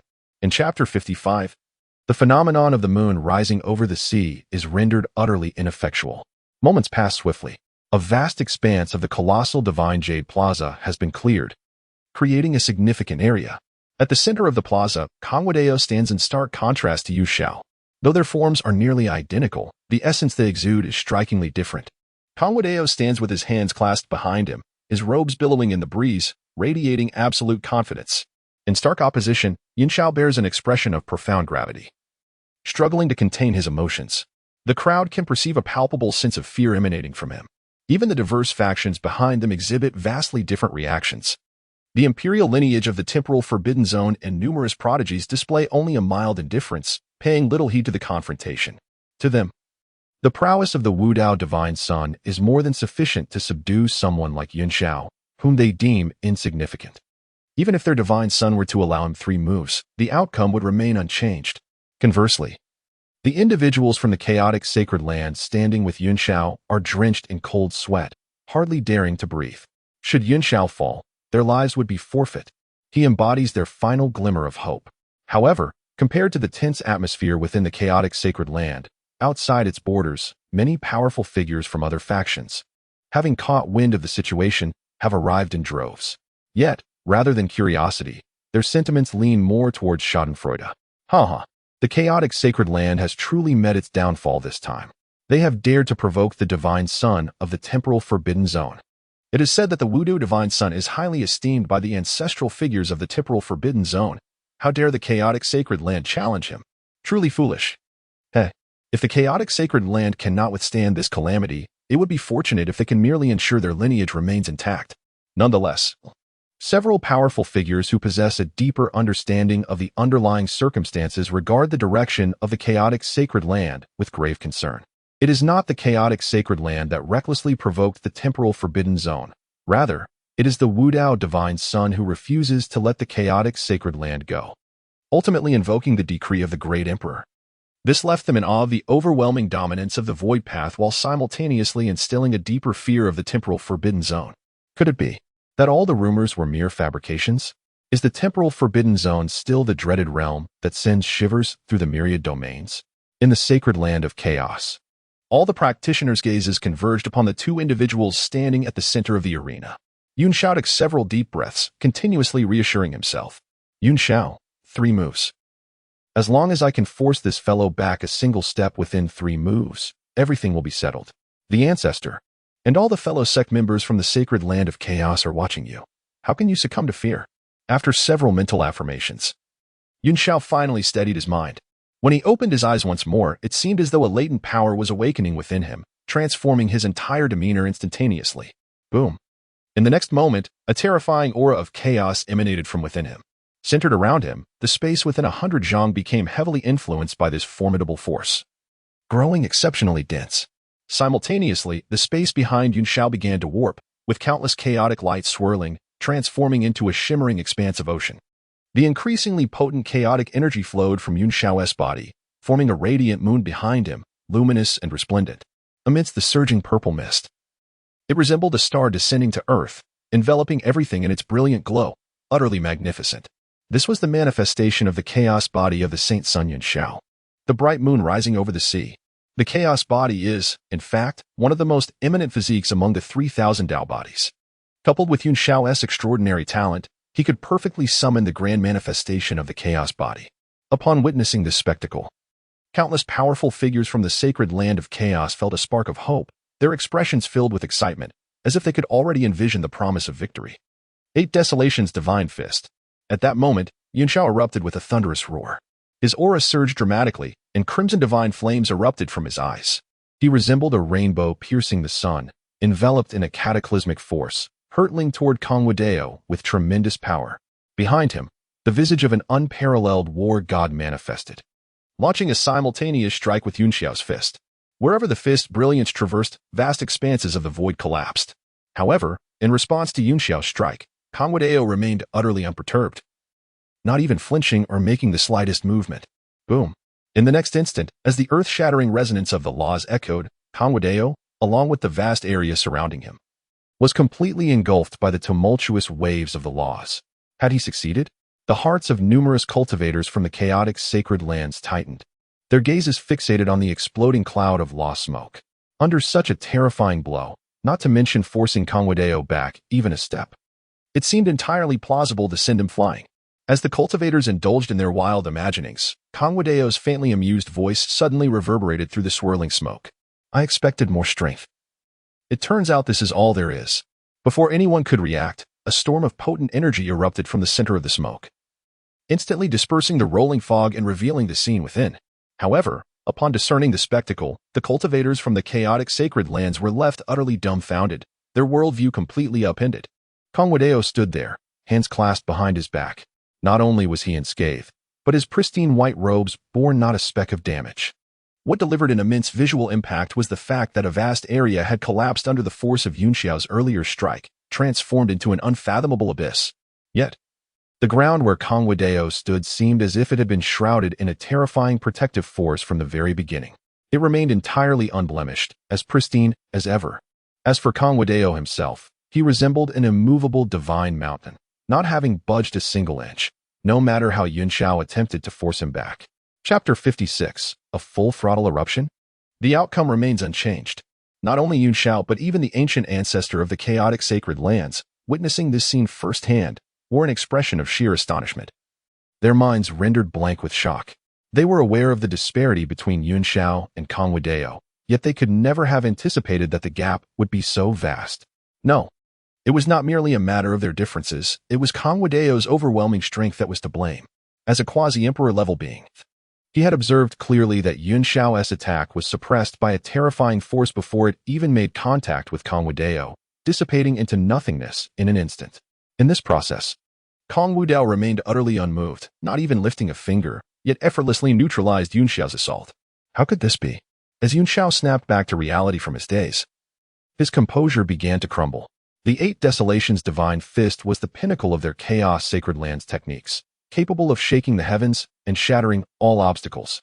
Just moments ago, he had infused his chaotic power into that very punch, amplifying its might severfold. But why? Why did his attack have no effect whatsoever? Ding!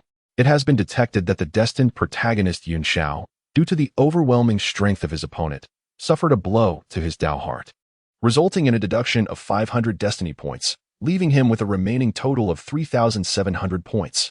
Congratulations, Master, for triggering a triple critical strike, successfully earning 1,500 points. Just as Yunxiao was engulfed in self-doubt, Kong Wudao spoke again. If you continue to dawdle, I shall consider it a voluntary concession on your part. Upon hearing these words, the elders of the chaos sacred land exchanged glances, their expressions shifting rapidly as they hurriedly communicated with Yunxiao in secret. Yunxiao, do not be disheartened. You still have 2 chances. If you can force Kong Wudao to take even a half step back, victory will be yours. Consider the previous strike merely a probe and a warm-up. We believe that you can undoubtedly triumph in this contest. Yunxiao, you are the most exceptional prodigy our chaos sacred land has ever seen.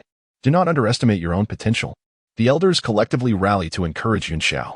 After all, this matter was not solely about Yunxiao, but concerned the entire chaos sacred land. Upon hearing the elders' words, Yunxiao steadied his mind. Indeed, he still had 2 opportunities left, and he had not yet unleashed his full chaotic form. If he were to unleash his full power, there was still hope. With his thoughts settled, Yunxiao's aura surged once more.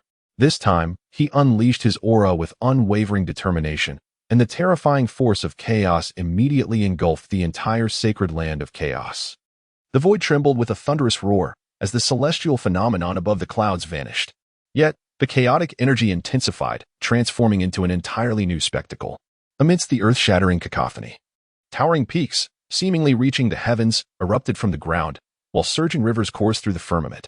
Countless breathtaking vistas and runes intertwined, ultimately coalescing into a magnificent tapestry that unfurled in the air, enveloping the entire sacred land of chaos. The map of mountains and rivers, one of the manifestations of the chaos body. Such a breathtaking scene left the numerous prodigies of the sacred land of chaos in utter astonishment once more. The map of mountains and rivers. It was yet another manifestation of the chaos body. They truly had not anticipated that their holy son of the clouds had comprehended such a profound and grand phenomenon. The flickering flame of hope, previously extinguished by cold water, now reignited. Observing this scene, Kong Wudao raised an eyebrow. The ability to recover so remarkably from setbacks must be attributed to the counsel of a few old-timers from the sacred land of chaos. Yet, he was indifferent. Such a display of hope and strength for the sect was both amusing and intriguing. After all, in this world, one does not simply grow stronger by inheriting hope and love. Even with various auras, mere ants remain ants. The vast currents of chaotic energy surged and roiled, transforming around Yunxiao into towering pillars of chaos, piercing through the heavens. Positioned within these chaotic pillars, Yunxiao's demeanor shifted, resembling a war god birthed from the chaos itself. As the map of mountains and rivers solidified further, it appeared as an incredibly tangible world manifesting behind Yunxiao. The chaotic divine halberd. Come. Then, Yunxiao extended his hand towards the void. A long halberd, bathed in endless divine light, instantly tore through space and landed in Yunxiao's grasp. The chaotic divine halberd, a weapon forged from the legendary Vajra divine iron, was of saintly caliber. The chaotic divine halberd, the holy son of the clouds, was finally ready to unleash his power. Only with the chaotic divine halberd in hand could the holy son of the clouds reach his full potential. Combined with the chaos body, defeating any formidable adversary would be a mere formality. The cultivators of the sacred land of chaos gasped in unison, each more exhilarated than the last. With the halberd in hand, Yunxiao resembled a divine emperor, exuding an aura capable of swallowing mountains and rivers. His hair danced without wind, as if bathed in a layer of divine radiance, becoming resplendently brilliant. Boom! In the next moment, Yunxiao surged forward like a meteor breaking through the heavens, charging towards Kong Wudao. Along the way, his aura erupted once more, the chaotic divine halberd raised high in his grasp. Buzz! Endless runes erupted with a brilliance akin to the stars. The chaotic sky-severing strike. With a thunderous roar, Yunxiao unleashed his full power, causing the magnificent landscape behind him to radiate with a blinding light, exuding an aura capable of annihilating heaven and earth. As he swung the chaotic divine halberd downward towards Kong Wudao, the dazzling chaotic light transformed into a cataclysmic river of stars, plummeting towards the mortal realm with a resounding crash. Boom! A beam of daylight descended, causing the very heavens and earth to tremble. This area was completely enveloped in an overwhelming force of chaos. The dazzling radiance illuminated the world in pure white, prompting many onlooking cultivators to instinctively shut their eyes. Yet, the powerful cultivators, determined not to miss this spectacular moment, remained fixated on the tumultuous battlefield. In the region where Kong Wudao stood, the terrifying power of chaos had already shattered the space into a void, with fearsome rifts extending for miles. However, Yunxiao was acutely aware that mere intimidation would not suffice. Subdue. The chaotic divine halberd in his grasp shone even more brilliantly, disregarding the pain of his shattered grip, as he continued to strike downward. The chaotic light completely engulfed the area where Yunxiao and Kong Wudao stood, transforming the vast divine plaza into a seething ocean of chaotic thunder. This time, he truly exerted all his strength, leaving nothing in reserve. Such power could undoubtedly strike down a formidable being of the void god realm. It seems the holy son of Yunxiao is destined for success. A powerful figure from the chaos holy land exclaimed joyfully. Indeed, the holy son of Yunxiao will not disappoint us. A group of fools, however, including several prominent heirs like Kong Jiangwei, displayed disdain. How powerful is their divine son? To think such might could defeat their divine son is sheer folly. In the blink of an eye, the expression of the previously elated chaos holy land figure shifted dramatically, their countenance freezing in shock. All gazes fixated on a particular area, as if witnessing the most astonishing spectacle in the world. Chapter 57. A life snatched from the jaws of death. The chaos body reaches small perfection. How utterly weak! The numerous strong figures of the chaos holy land held their breath, their eyes piercing through the layers of swirling lightning, and there stood Kong Wudao, majestic and unyielding. Even as thunder raged around him, he remained as steadfast as an ancient divine mountain, his position unchanged from the very beginning. What? Overwhelmed by shock. Yun Xiao's voice trembled with disbelief. Despite unleashing the full force of his chaos body and wielding the chaos divine spear, why did it prove utterly ineffective? He couldn't even force his opponent back a single step.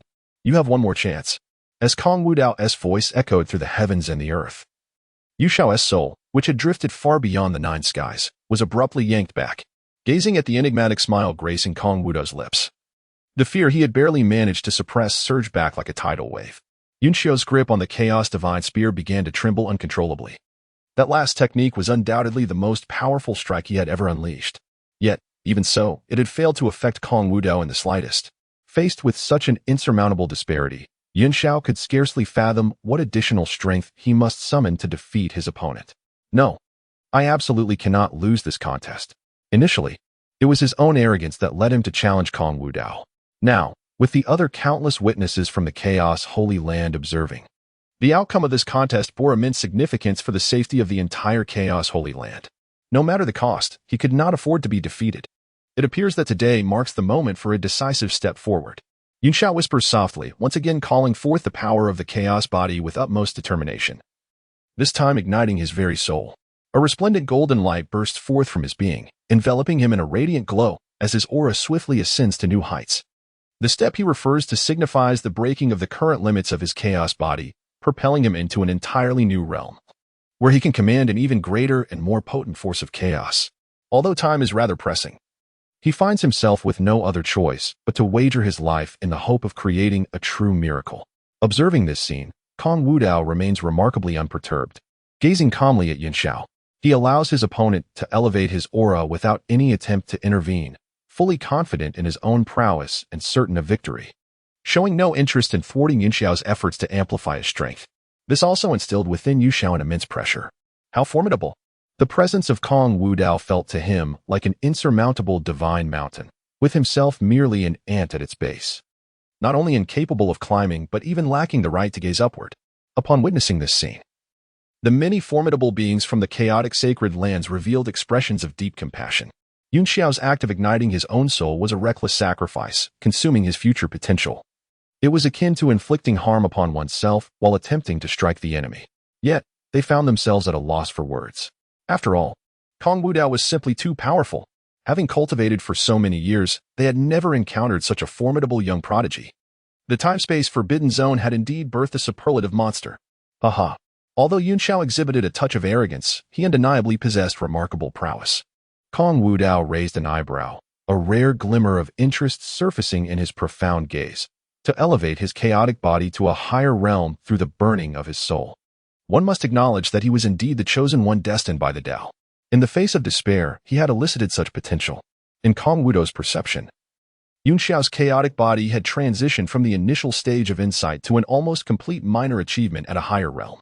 To coalesce a minor achievement chaotic body beneath the imperial realm was indeed a rarity in the mundane world, while others might falter in the presence of such an existence. For him now, a minor achievement chaotic body could still be effortlessly subdued. Thunderous roars echoed. At that moment, a tremendous surge of chaotic power erupted from within Yu Xiao. Soaring into the heavens, it resembled a divine pillar piercing the sky, with rings of chaotic energy radiating outward like ripples, expanding wildly in all directions. The ancestors of the chaotic sacred land, sensing this aura, were momentarily taken aback, only to be overtaken by immense joy. Yun Xiao had actually shattered his own limits, successfully elevating his chaotic body from the insightful realm to a state of minor accomplishment.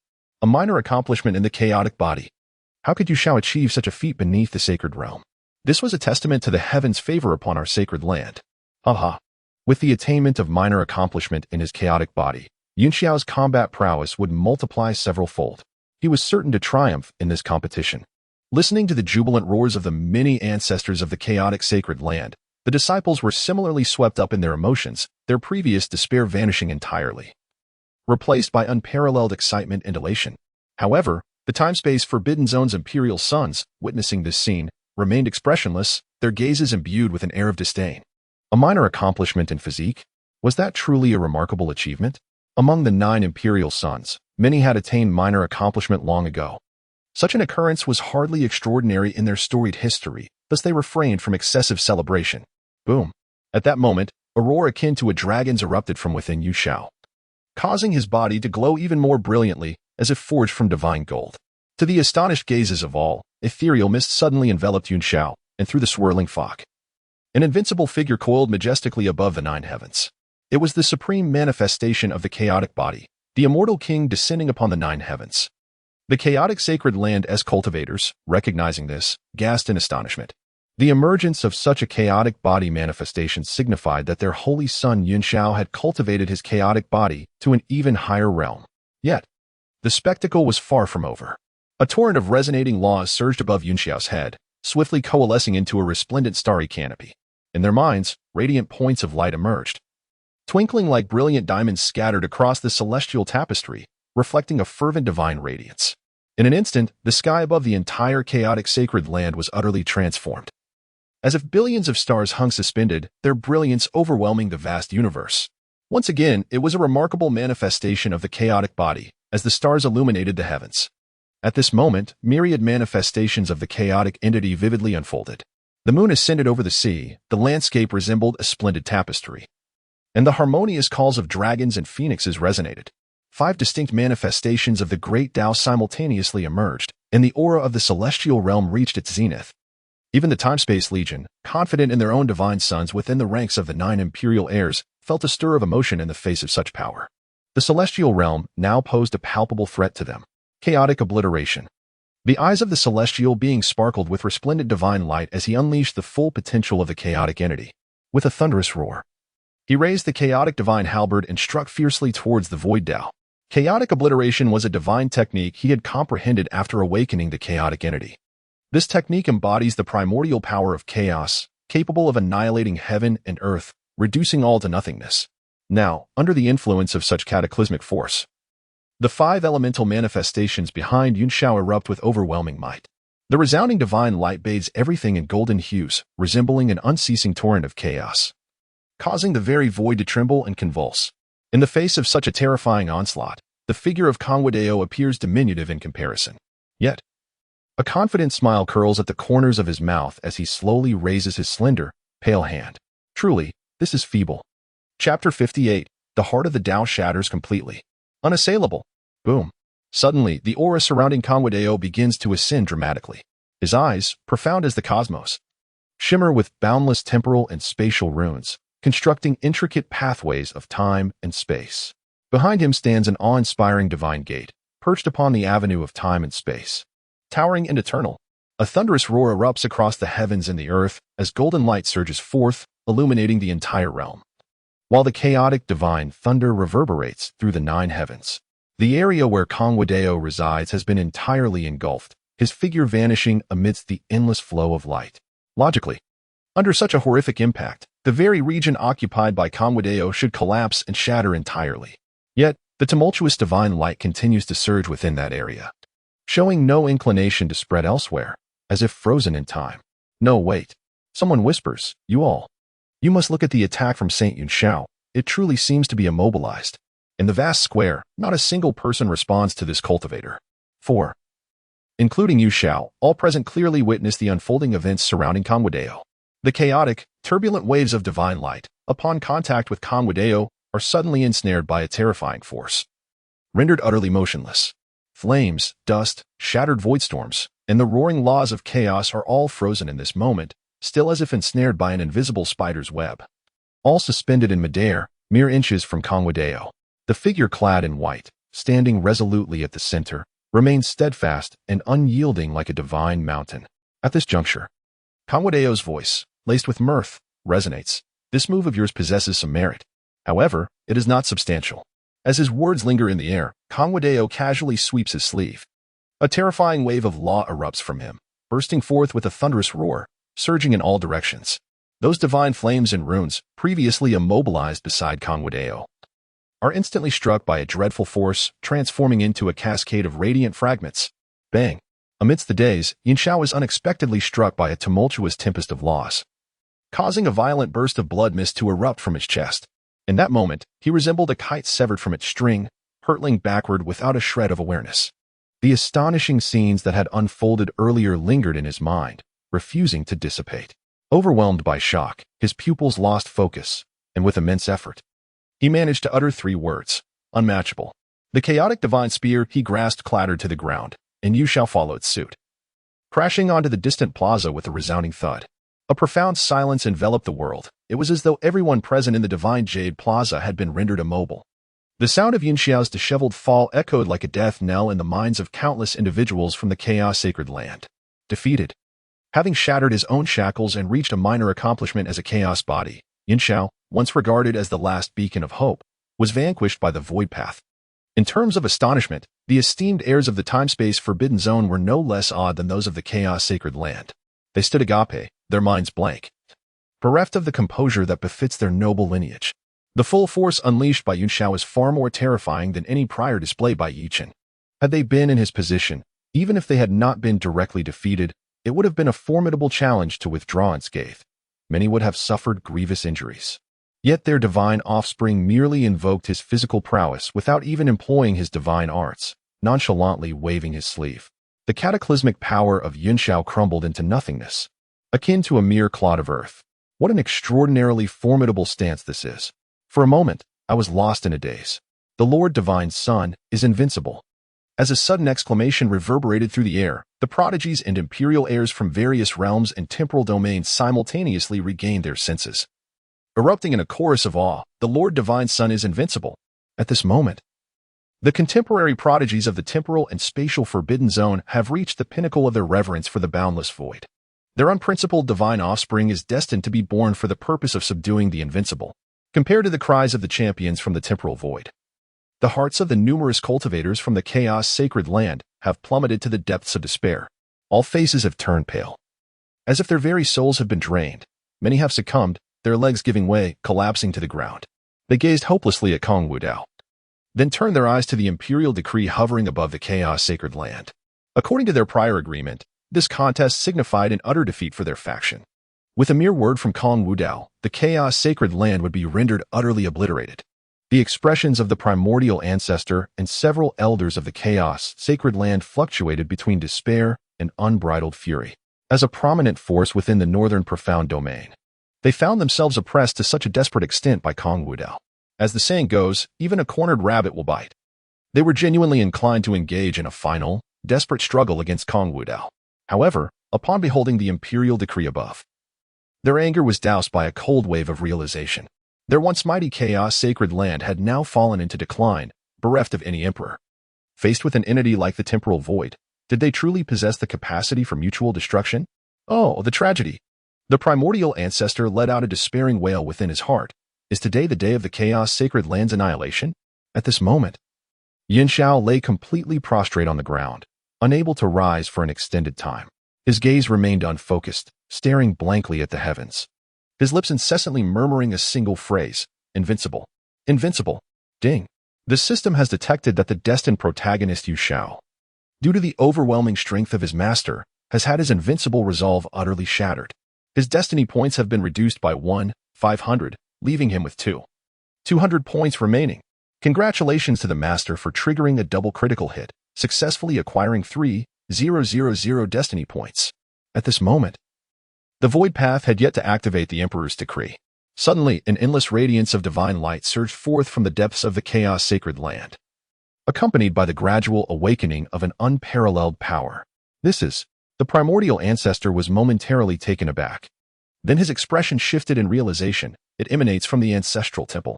Could it be that the forebears are manifesting their presence? The void path, sensing this force, furrowed his brow slightly and gazed towards the source of the commotion. Such a legacy of ancient lineage can indeed be quite vexing, as it often appears that the younger generations challenge the elders, suppressing them with even older stakes. However, he remained indifferent. Even against the so-called patriarch of the chaos sacred land, he was still confident in his ability to quell it. Chapter 59, The Ancestral Emperor, the Great Heavenly Sovereign. I implore the Divine Sun to exercise restraint. The resplendent and boundless chaos runes intertwined in the void, eventually forming an ethereal divine bridge. Upon this bridge, a figure enveloped in terrifying chaotic power, whose visage was obscured and indistinct, began to tread the ancestor. It is indeed the ancestor. As he sensed the aura radiating from this figure, the primordial ancestor felt an overwhelming certainty. This is the founder of their chaotic sanctuary, the illustrious emperor of chaos who once led them into an era of grandeur. Outside the chaotic sanctuary, many cultivators and powerful beings, drawn by the commotion, have begun to notice the extraordinary phenomena emanating from the sanctuary. What exactly has transpired within the chaotic sanctuary? Why has yet another projection of a great emperor manifested? Could it possibly be the legendary figure from the tales of the chaotic sanctuary? What kind of formidable individual has the chaotic sanctuary provoked? The very projection of their ancestor has been summoned. Such ancestral projections typically materialize only when a faction faces the imminent threat of their lineage being overturned and annihilated. Undoubtedly, the chaotic sanctuary is experiencing a monumental crisis, one that has even awakened the projection of its ancestral guardian. "Be cautious, Lord Sun," exclaimed the Supreme Shadow Yin, stepping forward to shield the Void Path from potential dangers. However, Void Path remained indifferent to the unfolding events. This figure scarcely qualifies as an embodiment of will. It is merely a simple projection. Although he was once an emperor in life, this mere projection is utterly incapable of wielding even the slightest fraction of his former power. It exists solely as a void of thought. The so-called Emperor of Chaos must personally witness the annihilation of the sacred land of chaos, the temporal forbidden zone. The Emperor of Chaos paid no heed to the lamentations and pleas of the numerous formidable beings from the sacred land below. His gaze briefly swept over the shattered chaos bell before it settled resolutely upon the figure of Kong Wudao. He sensed the aura of the temporal forbidden zone emanating from him, and moreover, he discerned a terrifying bloodline power within Kong Wudao. If his memory served him correctly, such a bloodline was exclusively possessed by the core lineage of the temporal forbidden zone. Undoubtedly, Kong Wudao held a position of great significance within the temporal forbidden zone. Alas, the Emperor of Chaos could not help but let out a sigh. Such terrifying entities, even during the zenith of the chaos sacred land, were beyond their reach. Moreover, the present-day chaos sacred land has long since fallen into decline. Although he remained ignorant of the reasons behind the chaos sacred land's entanglement with the void path, the situation had become an irrevocable reality, leaving them with no alternatives. Under the watchful gaze of all, the Emperor of the Chaos Sky not only refrained from confronting the void path with accusations but, amidst the astonishment that nearly shattered the souls of countless onlookers, bowed respectfully towards the void path, proclaiming, "The chaos sacred land, in its ignorance, has offended you, esteemed sir. We beseech you not to take offense. We do not seek your forgiveness, but merely hope for a chance for the chaos sacred land to endure. From this moment forth, we, the chaos sacred land, shall honor you as our sovereign, willing to brave any peril for your sake. In the stillness of the heavens and earth." The Emperor of the Chaos Sky's voice resonated with unparalleled clarity in the ears of numerous powerful figures from the chaos sacred land.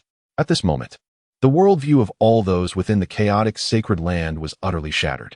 Their ancestors, the legendary founders of the chaotic sacred land, had chosen to bow before Kong Wudao, even offering their unwavering loyalty on behalf of the entire chaotic sacred land. Upon hearing this, Kong Wudao raised an eyebrow, somewhat taken aback. If memory serves, the chaotic sacred land established by the predecessors has been a legacy for quite some time. Are they truly so willing to recognize me as their sovereign? The Emperor of the chaotic heaven, upon hearing these words, felt a tremor in his heart. He keenly grasped the significance of the term divine son within Kong Wudao's statement. Although he had long suspected Kong Wudao's identity, the revelation of the truth left him astounded. The divine son of the legendary time-space forbidden zone could only be the sons of those two supreme beings. Indeed, if the divine son harbors any doubts, I am willing to surrender the chaos token that governs the lifeblood of our chaotic sacred land. The countenance of the many ancestors of the chaotic sacred land turned increasingly pale upon hearing this. The chaos token represented the very essence of their sacred land. Whoever could seize this token would hold the power over their lives and deaths. As the founder of the chaotic sacred land, the Emperor of the chaotic heaven possessed remarkable insight. With a mere moment of contemplation, he discerned Kong Wudao's intentions. Kong Wudao merely sought to utilize their chaotic sacred land as a stepping stone to the time-space forbidden zone, extinguishing them while simultaneously amplifying the might of that domain. To avert annihilation, total submission was their only recourse. The ancestors of the chaotic sacred land understood the rationale behind their forebears' actions. Though such a relinquishment of dignity was hard to accept, the current circumstances left them with no alternative. The ancient ancestor of the chaotic sacred land bowed deeply towards Kong Wudao, embodying utter humility as he implored, "Divine Son, I beseech you to show mercy and spare our chaotic sacred land. From this moment forth, I shall follow you faithfully, never to betray you for eternity." Not only he, but the other ancestors of the chaotic sacred land also knelt, their voices laced with humility. "We implore the Divine Son to show mercy. We are willing to follow you into the most perilous of paths, without hesitation." Thud. The sounds of kneeling multiplied. As countless cultivators of the chaotic sacred land bowed before Kong Wudao, their voices trembling yet laden with profound submission, "We beseech the Divine Son. We are willing to submit to you, only seeking a path to survival." In this moment, all the disciples and elders of the chaos sacred land knelt down in unison. Before the overwhelming power, their once proud dignity had been utterly shattered by Kong Wudao.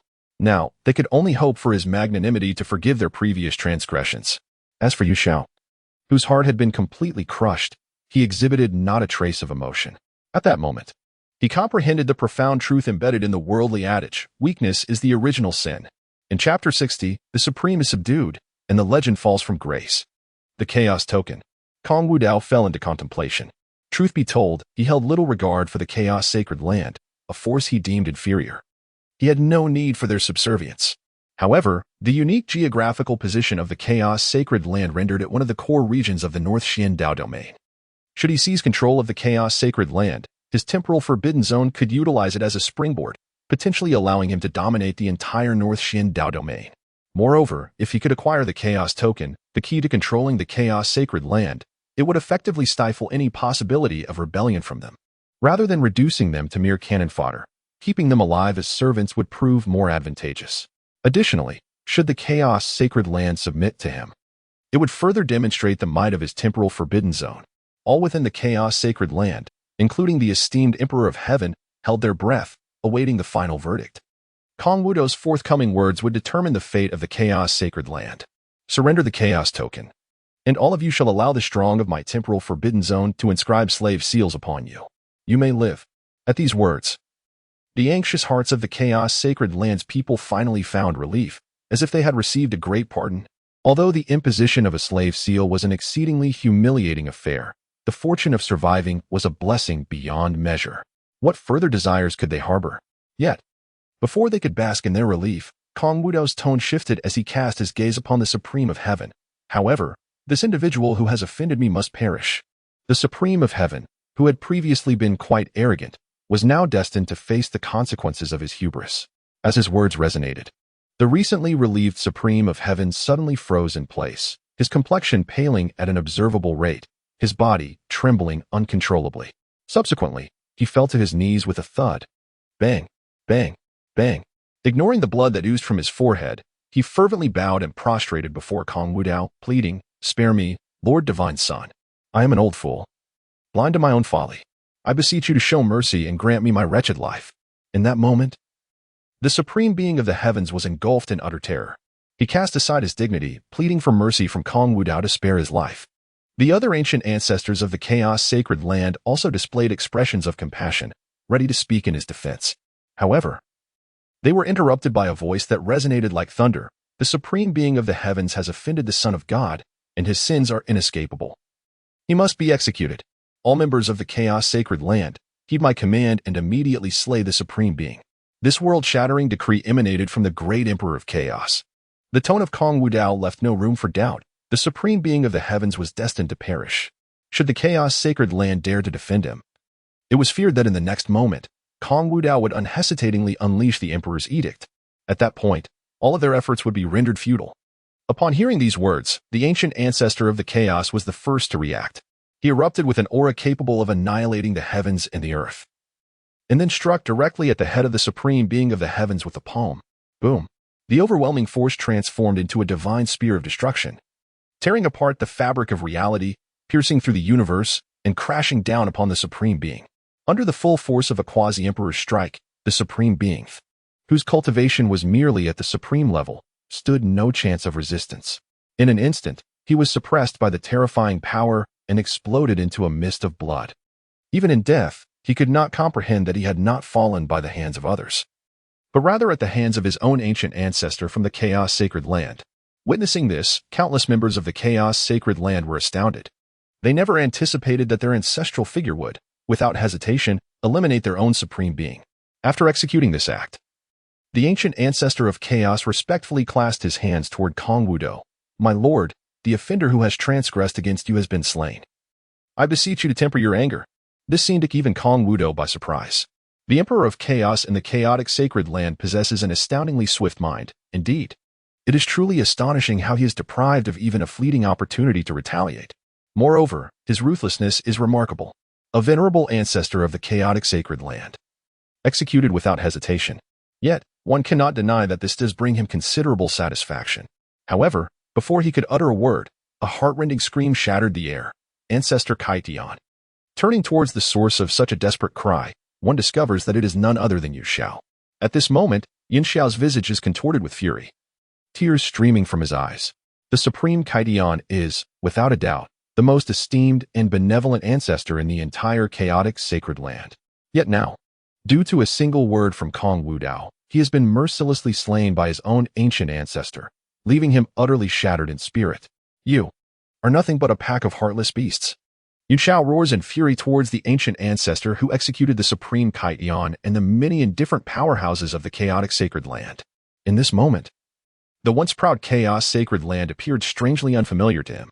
An esteemed ancestor who had made countless contributions to the chaos sacred land was so easily condemned to death. What a travesty! The ancient chaos ancestor was also filled with fury, had it not been for your foolish attempt to defend that wretched Yuchen. Would our chaos sacred land have dared to offend the divine son of untold ways? This declaration struck a chord with many within the chaos sacred land, prompting a chorus of agreement. Indeed, were it not for your idiocy, Yin Xiao, in defending that imbecile Yuchen, our chaos sacred land would not have found itself in such peril. Yes, indeed, the celestial sovereign's ire was entirely due to your foolishness, Yin Xiao, which incited the wrath of the divine son. At this juncture, rather than reflecting upon your actions, you have the audacity to insult us? Do you possess no shame? We once regarded you as the beacon of hope for our chaos sacred land, yet it is you, the harbinger of calamity, who has offended the divine son and brought this unwarranted disaster upon us. Disgraceful. I once idolized you. Yet now you wish to drag us down with you into the abyss. Truly, you are a creature unworthy of even a beast's regard. Faced with the imminent threat of annihilation, countless individuals directed their ire towards Yin Xiao, hurling the most vicious curses at him. And indeed, the reality was as such. Had Yin Xiao not lost his senses in his attempt to defend that fool Yi Chun, our chaos sacred land would not be ensnared in this vortex of calamity. The tide of vitriol seemed intent on drowning Yin Xiao entirely. Among those cursing him were former compatriots who had once treated him with kindness, addressing him reverently as sacred son Yin Xiao. Once elevated and revered, he had been the hope of countless disciples.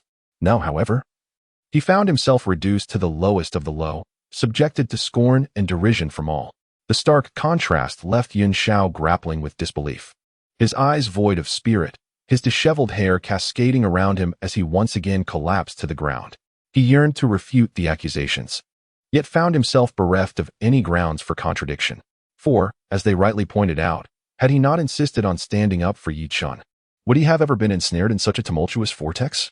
His already fractured state of mind shattered completely in that moment. Ding. Detection indicates the complete shattering of the fated protagonist's psyche. 700 destiny points have been deducted, leaving a balance of 1,500 points. Congratulations, Master. You have successfully attained a double critical strike, yielding an additional 1,400 destiny points. Upon hearing the system's announcement, a faint smirk graced Kong Wudao's lips. At present, Yin Xiao had undeniably plummeted to the depths, reduced to an existence akin to refuse. Once regarded as a beacon of hope by the chaotic sacred land, how ludicrous it was to now be subjected to such scorn.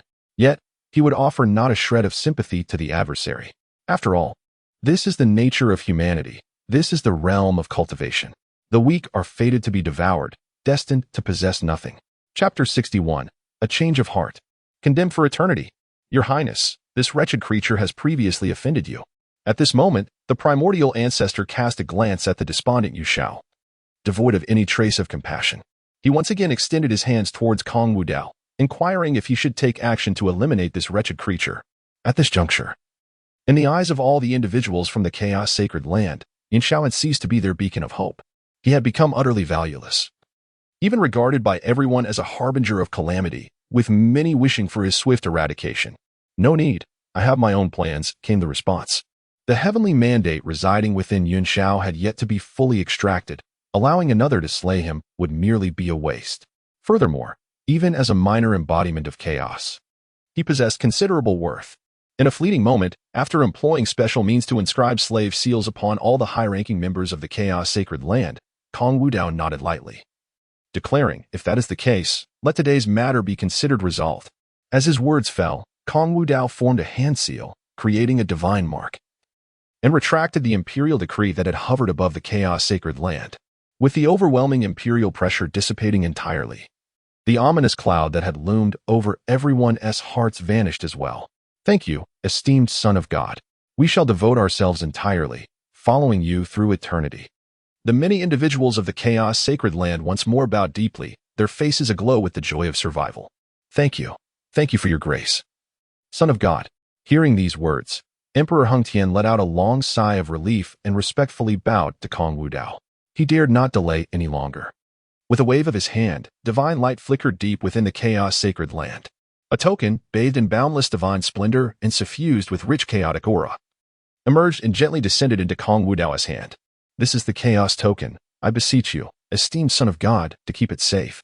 The bearer of this token shall have absolute dominion over the Chaos Sacred Land and may command our armies without fear of disobedience. Emperor Hengtian bore no hint of resentment.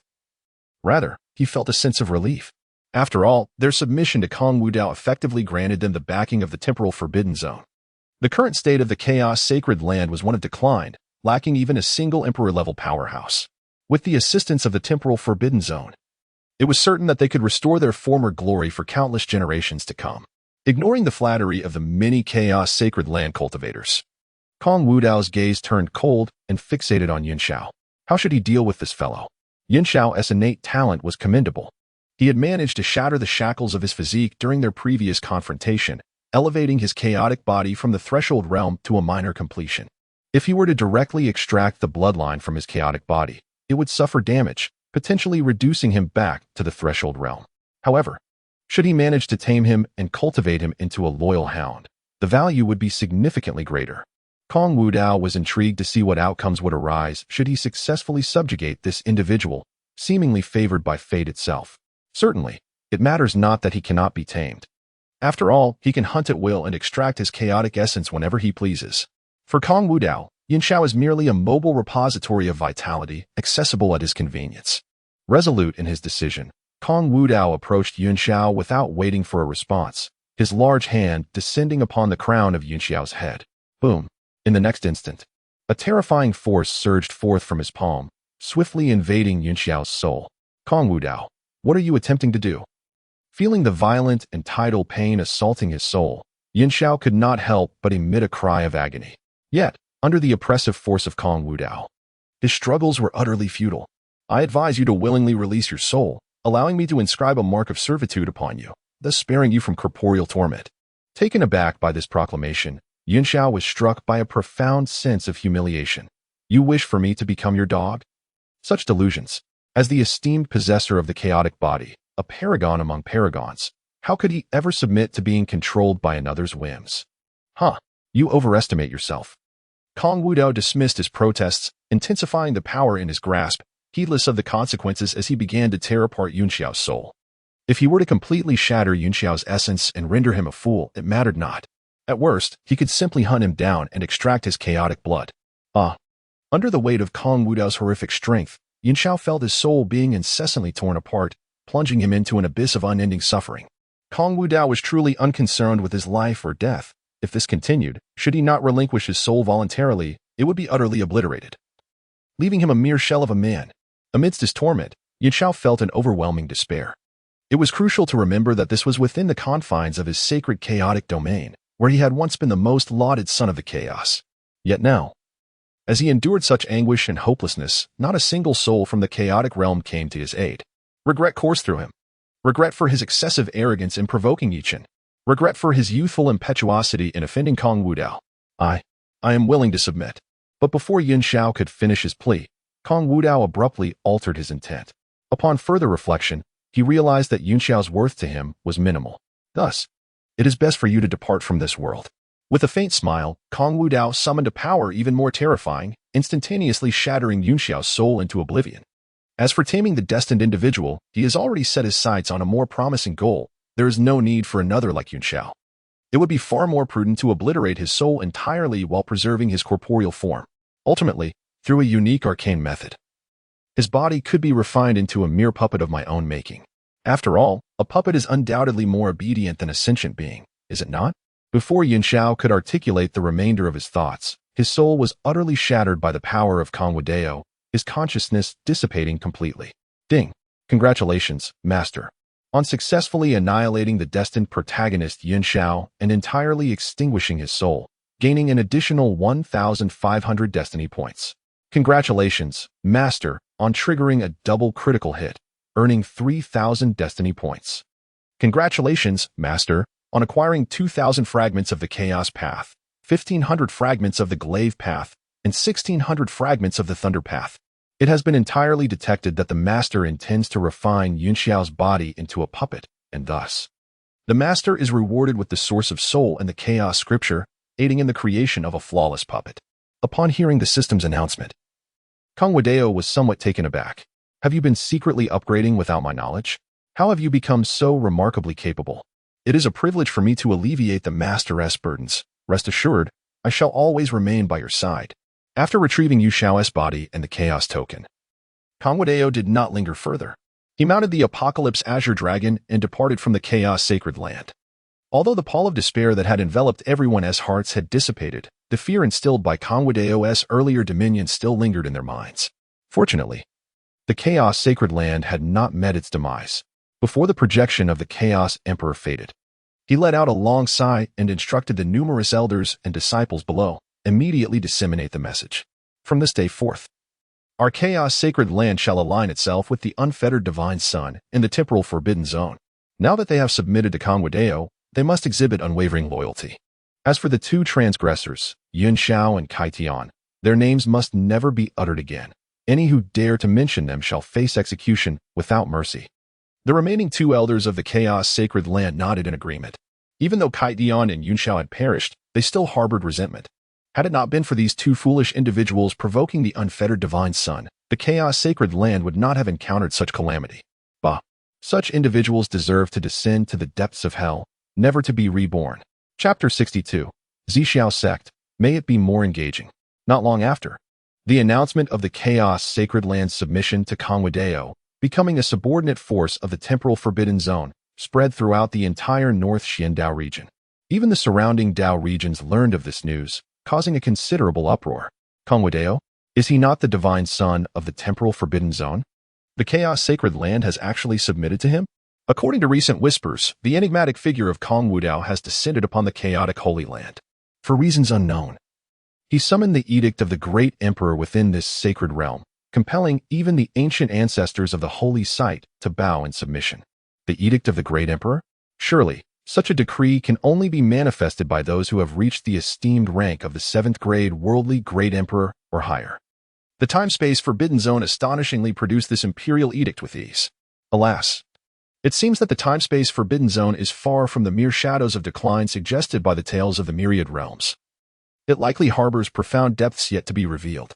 However, many ancient powerhouses regard this with disdain. What does a mere 7th grade worldly Great Emperor signify?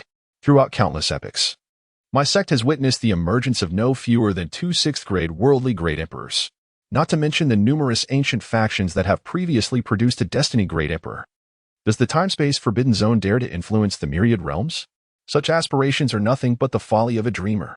Though this matter has astonished numerous factions, it has not caused a significant uproar. The vastness of the myriad realms is boundless, and the depths of water are correspondingly profound. While emperors are seldom seen, it does not imply their scarcity. As a reincarnated soul, Yunxi pays particular attention to the movements of the Void Path. She was among the first to learn of the disturbances occurring at the chaotic Sacred Land.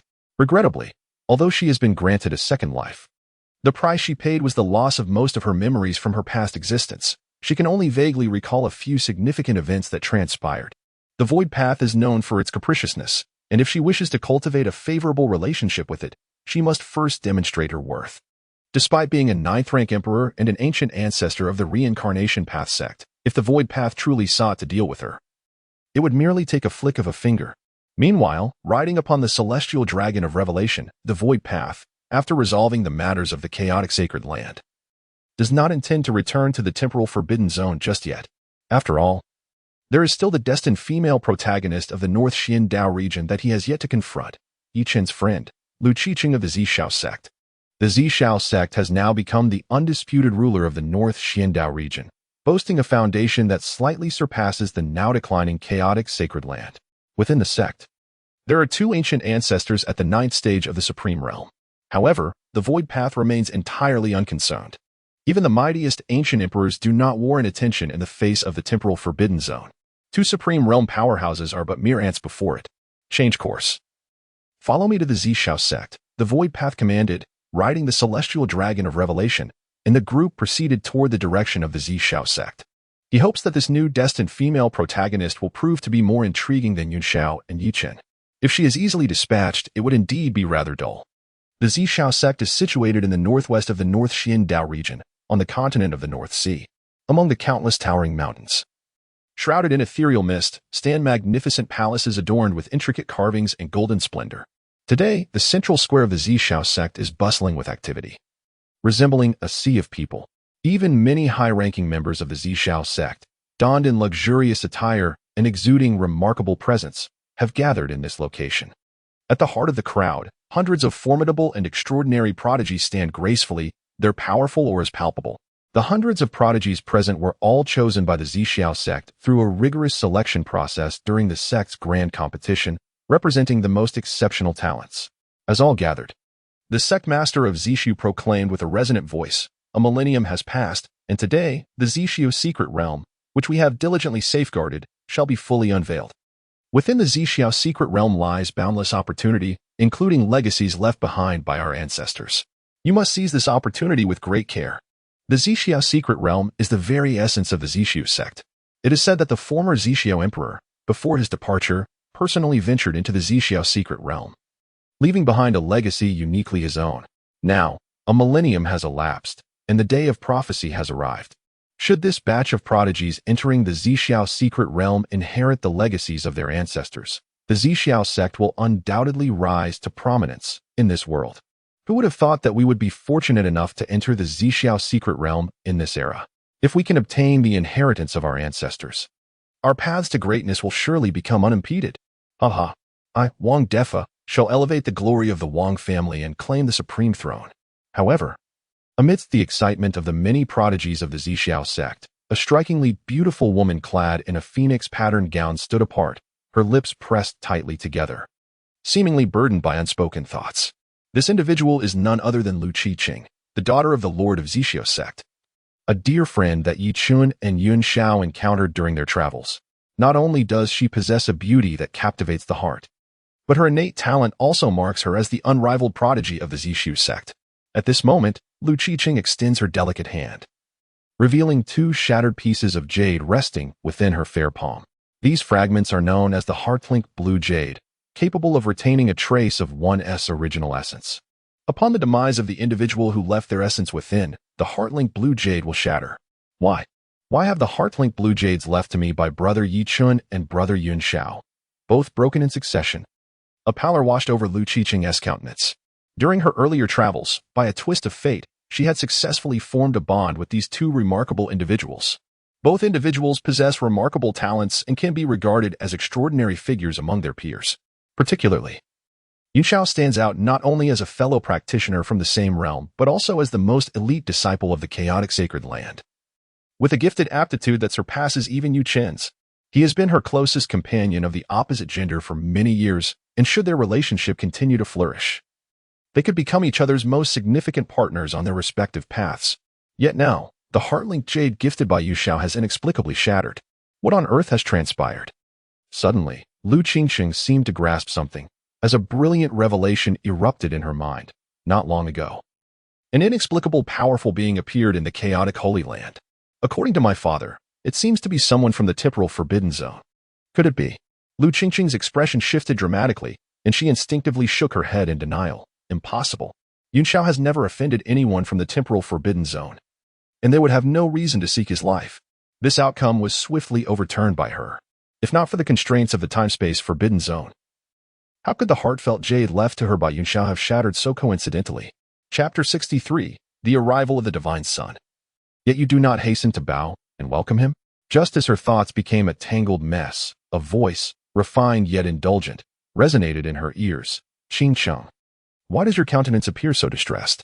Upon hearing this, Lu Qiqing instinctively raised her head. The speaker was none other than her father, the esteemed leader of the Zixiao sect, Lu Wui. I pay my respects to the sect master. Numerous elders and disciples of the Zixiao sect clasped their hands in greeting. Today marks the day of entering the Zixiao secret realm. Have you not anticipated this for quite some time? Lu Wui disregarded those around him, extending his hand to gently caress Lu Qiqing's head with affection. Why do you seem so unhappy? Upon hearing these words, Lu Qiqing felt a flicker of displeasure and promptly brushed off her father's hand. Father, I am no longer a child. Please refrain from patting my head so often. Before Lu Wui could respond, Lu Qingcheng continued. Father, can you tell me what exactly transpired in the Chaos Sacred Land? Who are those from the time-space forbidden zone? What have they done? As soon as these words were spoken, the smile at the corner of Lu Wui's mouth stiffened, and his expression turned unnaturally grave. Although the Zixiao sect's current strength surpassed that of the decayed Chaos Sacred Land, before the time-space forbidden zone, they were merely slightly larger than a mere ant. Rumor has it that the being who descended upon the North Xian Dao domain from the time-space forbidden zone is very likely the legendary divine son of the forbidden zone. Just as Lu Wui sought a reason to evade the conversation, a terrified and urgent voice suddenly rang out from outside. Sect Master! A guard-like cultivator swiftly descended not far from Lu Wui, seemingly unsteady due to overwhelming shock, and scrambled to reach Lu Wui. Observing this scene, Lu Wui furrowed his brow. What has happened? You are a disciple of the Zixiu sect. Why such a flustered demeanor? Is the sky about to fall? The guard gasped for breath, swallowing several times to suppress the tumultuous rise and fall of his chest. In a slightly nervous, stammering tone, he reported, the probing formation has detected abnormalities. Several exceptionally powerful auras are approaching our territory. There may be an invasion by external enemies. What? At this revelation, Lu Wui and the other elders lost their composure. The probing formation was a special array utilized by the Zixiao sect to detect disturbances in their domain.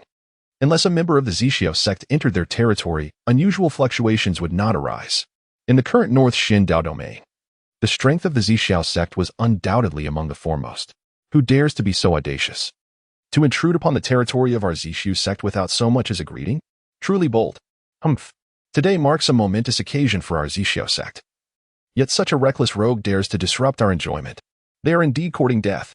An elder, exuding a powerful aura, stepped forward and clasped his hands in salute towards Lu Wuyo, saying, Sect Master, I am willing to lead a team to capture this audacious, nocturnal scoundrel. The venerable elder is the grand elder of the inner sect of the Zixiao sect, having attained the realm of the divine king. While he may not be at the pinnacle of power, he stands as a formidable pillar among the myriad domains of the heavens. Moreover, this is the territory of the Zixiu sect, his rightful domain. Even if a powerhouse of the Saint Lord realm were to arrive, he is confident in his ability to apprehend them. Lu Wuyo nodded slightly. Very well, you shall be responsible for leading the effort to capture. However, before he could finish his sentence, a resounding voice, akin to a tidal wave, pierced through their protective grand formation, reverberating within the hearts of countless powerful individuals of the Zixiu sect. I am the unruly divine son from the time and space forbidden zone, gracing your Zixiao sect with my presence. You all, do not hasten to bow and welcome me. Boom. The sound resonated like a thunderclap on a clear day, echoing in the minds of countless cultivators, leaving all members of the Zixiao sect in a state of utter bewilderment. As they regained their senses from the daze, it felt as if a bucket of cold water had been poured over them, plunging their very beings into the depths of the netherworld. The time-space forbidden zone. The unfathomable sun. The expressions of the Zixiu sect's cultivators changed drastically. Thud. The elder who had previously volunteered to apprehend the so-called vile intruder collapsed to the ground, his legs trembling, his complexion ashen. Had he just referred to the son of the time-space forbidden zone as a mere pest? The more he contemplated this, the more his body quaked, as if his very soul were about to be frightened away. He had clearly witnessed the imperial decree descending upon the holy land of chaos. Now, hearing about the son of the time-space forbidden zone, it was undeniable that this decree was summoned by none other than him. If the son were to discover how he had described him, he would surely meet a fate worse than death. In a state of overwhelming terror, The elder's eyes rolled back, and he fainted. However, his display of distress did not stir much commotion among the crowd, for many were equally pallid, their hearts gripped by profound dread. Several young cultivators even knelt on the ground in a manner reminiscent of the elder's fall. Upon regaining his composure, Lu Wuyo kicked the disciple who had delivered the news, sending him flying. What the hell? Are you truly blind? How could you not recognize a figure from the time-space forbidden zone? To think you called him an invading enemy? Lu Wuyo, devoid of his former dignified demeanor as the sect leader, cursed vehemently at the attendant.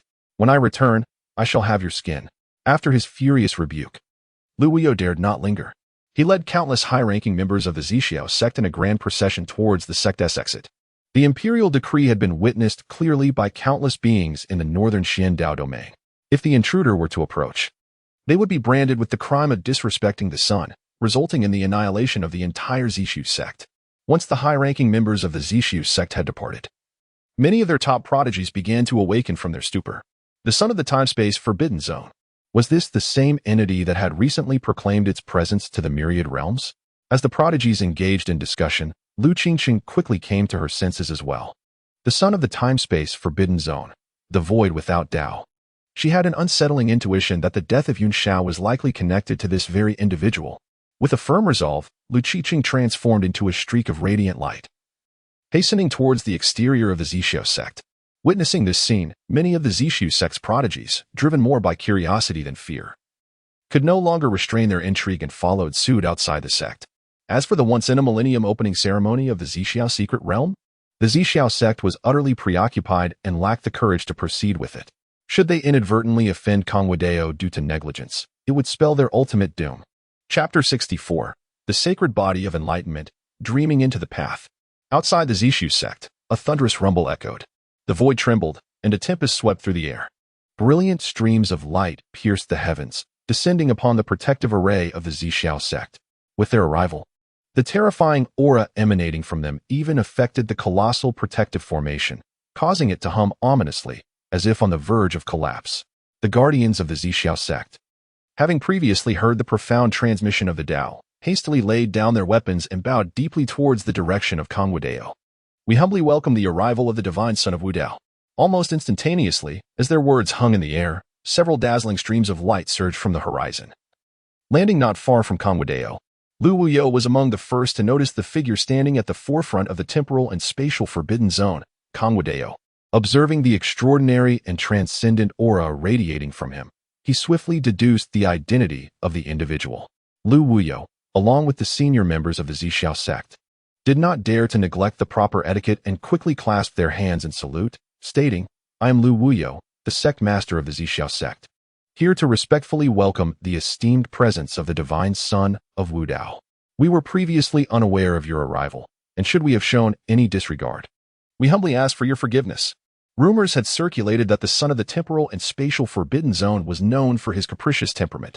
Now that he had graced their presence, the Zixiao sect's failure to extend a welcoming gesture beforehand left Lu Wuyo feeling a profound sense of trepidation. Though it was indeed Kong Wudao who had arrived unannounced, Lu Wuyo felt neither the audacity nor the right to address the matter of propriety, as such courtesies were predicated on mutual strength. In the eyes of the temporal and spatial forbidden zone, the Zixiu sect might appear as a feeble and insignificant sect, let alone someone like Kong Wudao, who resided in the lofty realms above. He had no obligation to extend them any form of courtesy. Simultaneously, the Zixiao sect's prodigies, unable to conceal their curiosity, stealthily trailed behind the senior members, hiding behind the mountain gate while peering towards the direction of Kong Wudao, even from a considerable distance. Upon sensing the terrifying aura surrounding him, their hearts raced uncontrollably. The figure standing upon the white dragon was indeed the divine son of the temporal and spatial forbidden zone. Kong Wudao. What level of cultivation did he truly possess? Why does the distance between us evoke such a profound sense of trepidation? Wasn't Kong Wudao previously situated within the chaos sacred land? Now, having descended upon our Zixiao sect, what intentions does he harbor? The numerous prodigies of the Zixiao sect are engulfed in unease. After all, the decree summoned by Kong Wudao above the chaos sacred land was witnessed by all beings within the North Xiandao domain. Subsequently, for reasons unknown, the Chaos Sacred Land announced its complete submission to Kong Wudao. Now, his abrupt arrival at our Zixiao sect, unannounced, may well be an attempt to exert force and compel us to submit, just as the chaos sacred land did.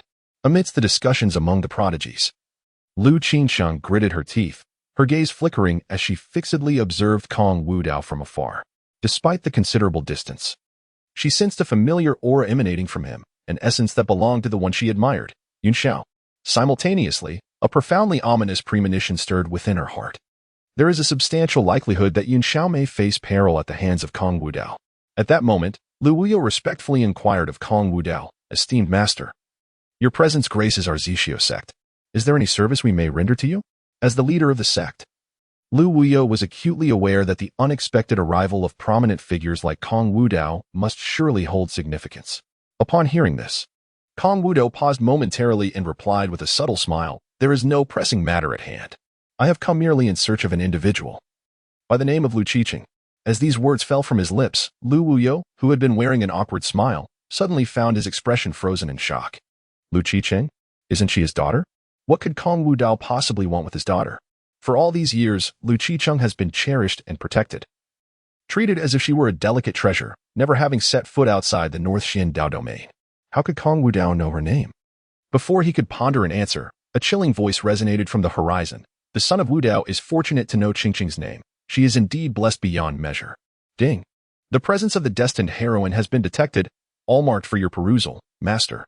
Shortly thereafter, a streak of light descended from the heavens, swiftly landing before Kong Wudao. As the radiant aura surrounding her dissipated, a graceful figure emerged. Clad in a gown of ethereal silk, her skin was as smooth as jade, her beauty enchanting, perfectly befitting the name Qingqing. Qingqing, how did you? Upon witnessing his daughter's sudden appearance, Lu Wui felt a surge of panic. He himself was bewildered by the situation. How had his daughter arrived here on her own? If Kong Wudao took an interest in her, what choice would he, as her father, be compelled to make? Meanwhile, standing before Kong Wudao, Lu Qingsheng sensed an intangible, yet terrifying pressure that sent chills down her spine. Nevertheless, she strove to suppress her emotions, her features betraying no hint of fear toward Kong Wudao. After all, she had an immensely important matter to confirm personally, whether Yin Xiao, the one she admired, her closest companion, had fallen victim to Kong Wudao's sinister hands. As Kong Wudao regarded her with a scrutinizing gaze, he paid little heed to her, instead examining the information panel above her head. Name, Lu Qiqing. Identity, destined heroine, daughter of the Zixio sect master.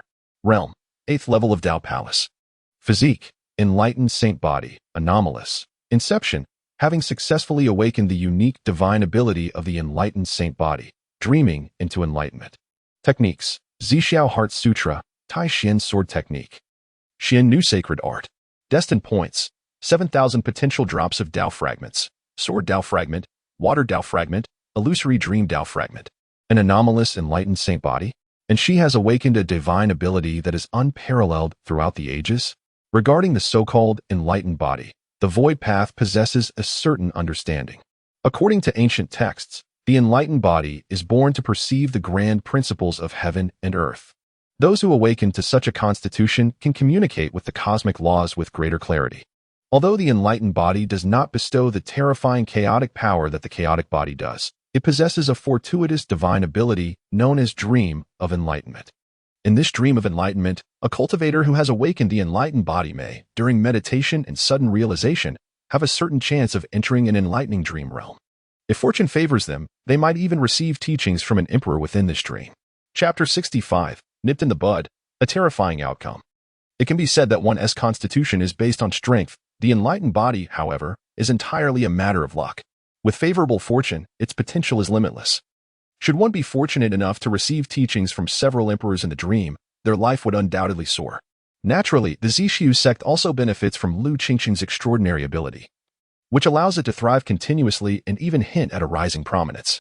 It is because, over the past few years, Lu Qingqing has had the fortune of receiving guidance from a great emperor in her dreams, acquiring half a volume of the emperor's scriptures, which has greatly enriched the foundation of the Zixio sect. However, such divine powers may seem remarkable to ordinary individuals, yet to Kong Wudao, they are simply trivial. After all, his library in the temporal forbidden zone is replete with countless tomes, rendering such achievements unremarkable.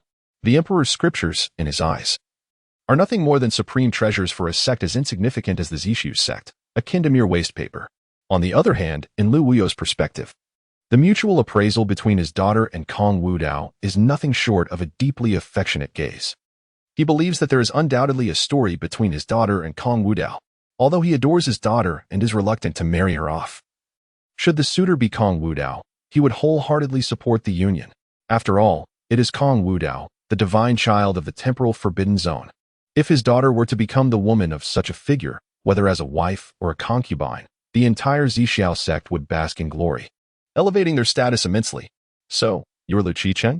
At this moment, Kong Wudao finally spoke, his voice remaining indifferent, as if devoid of any emotion.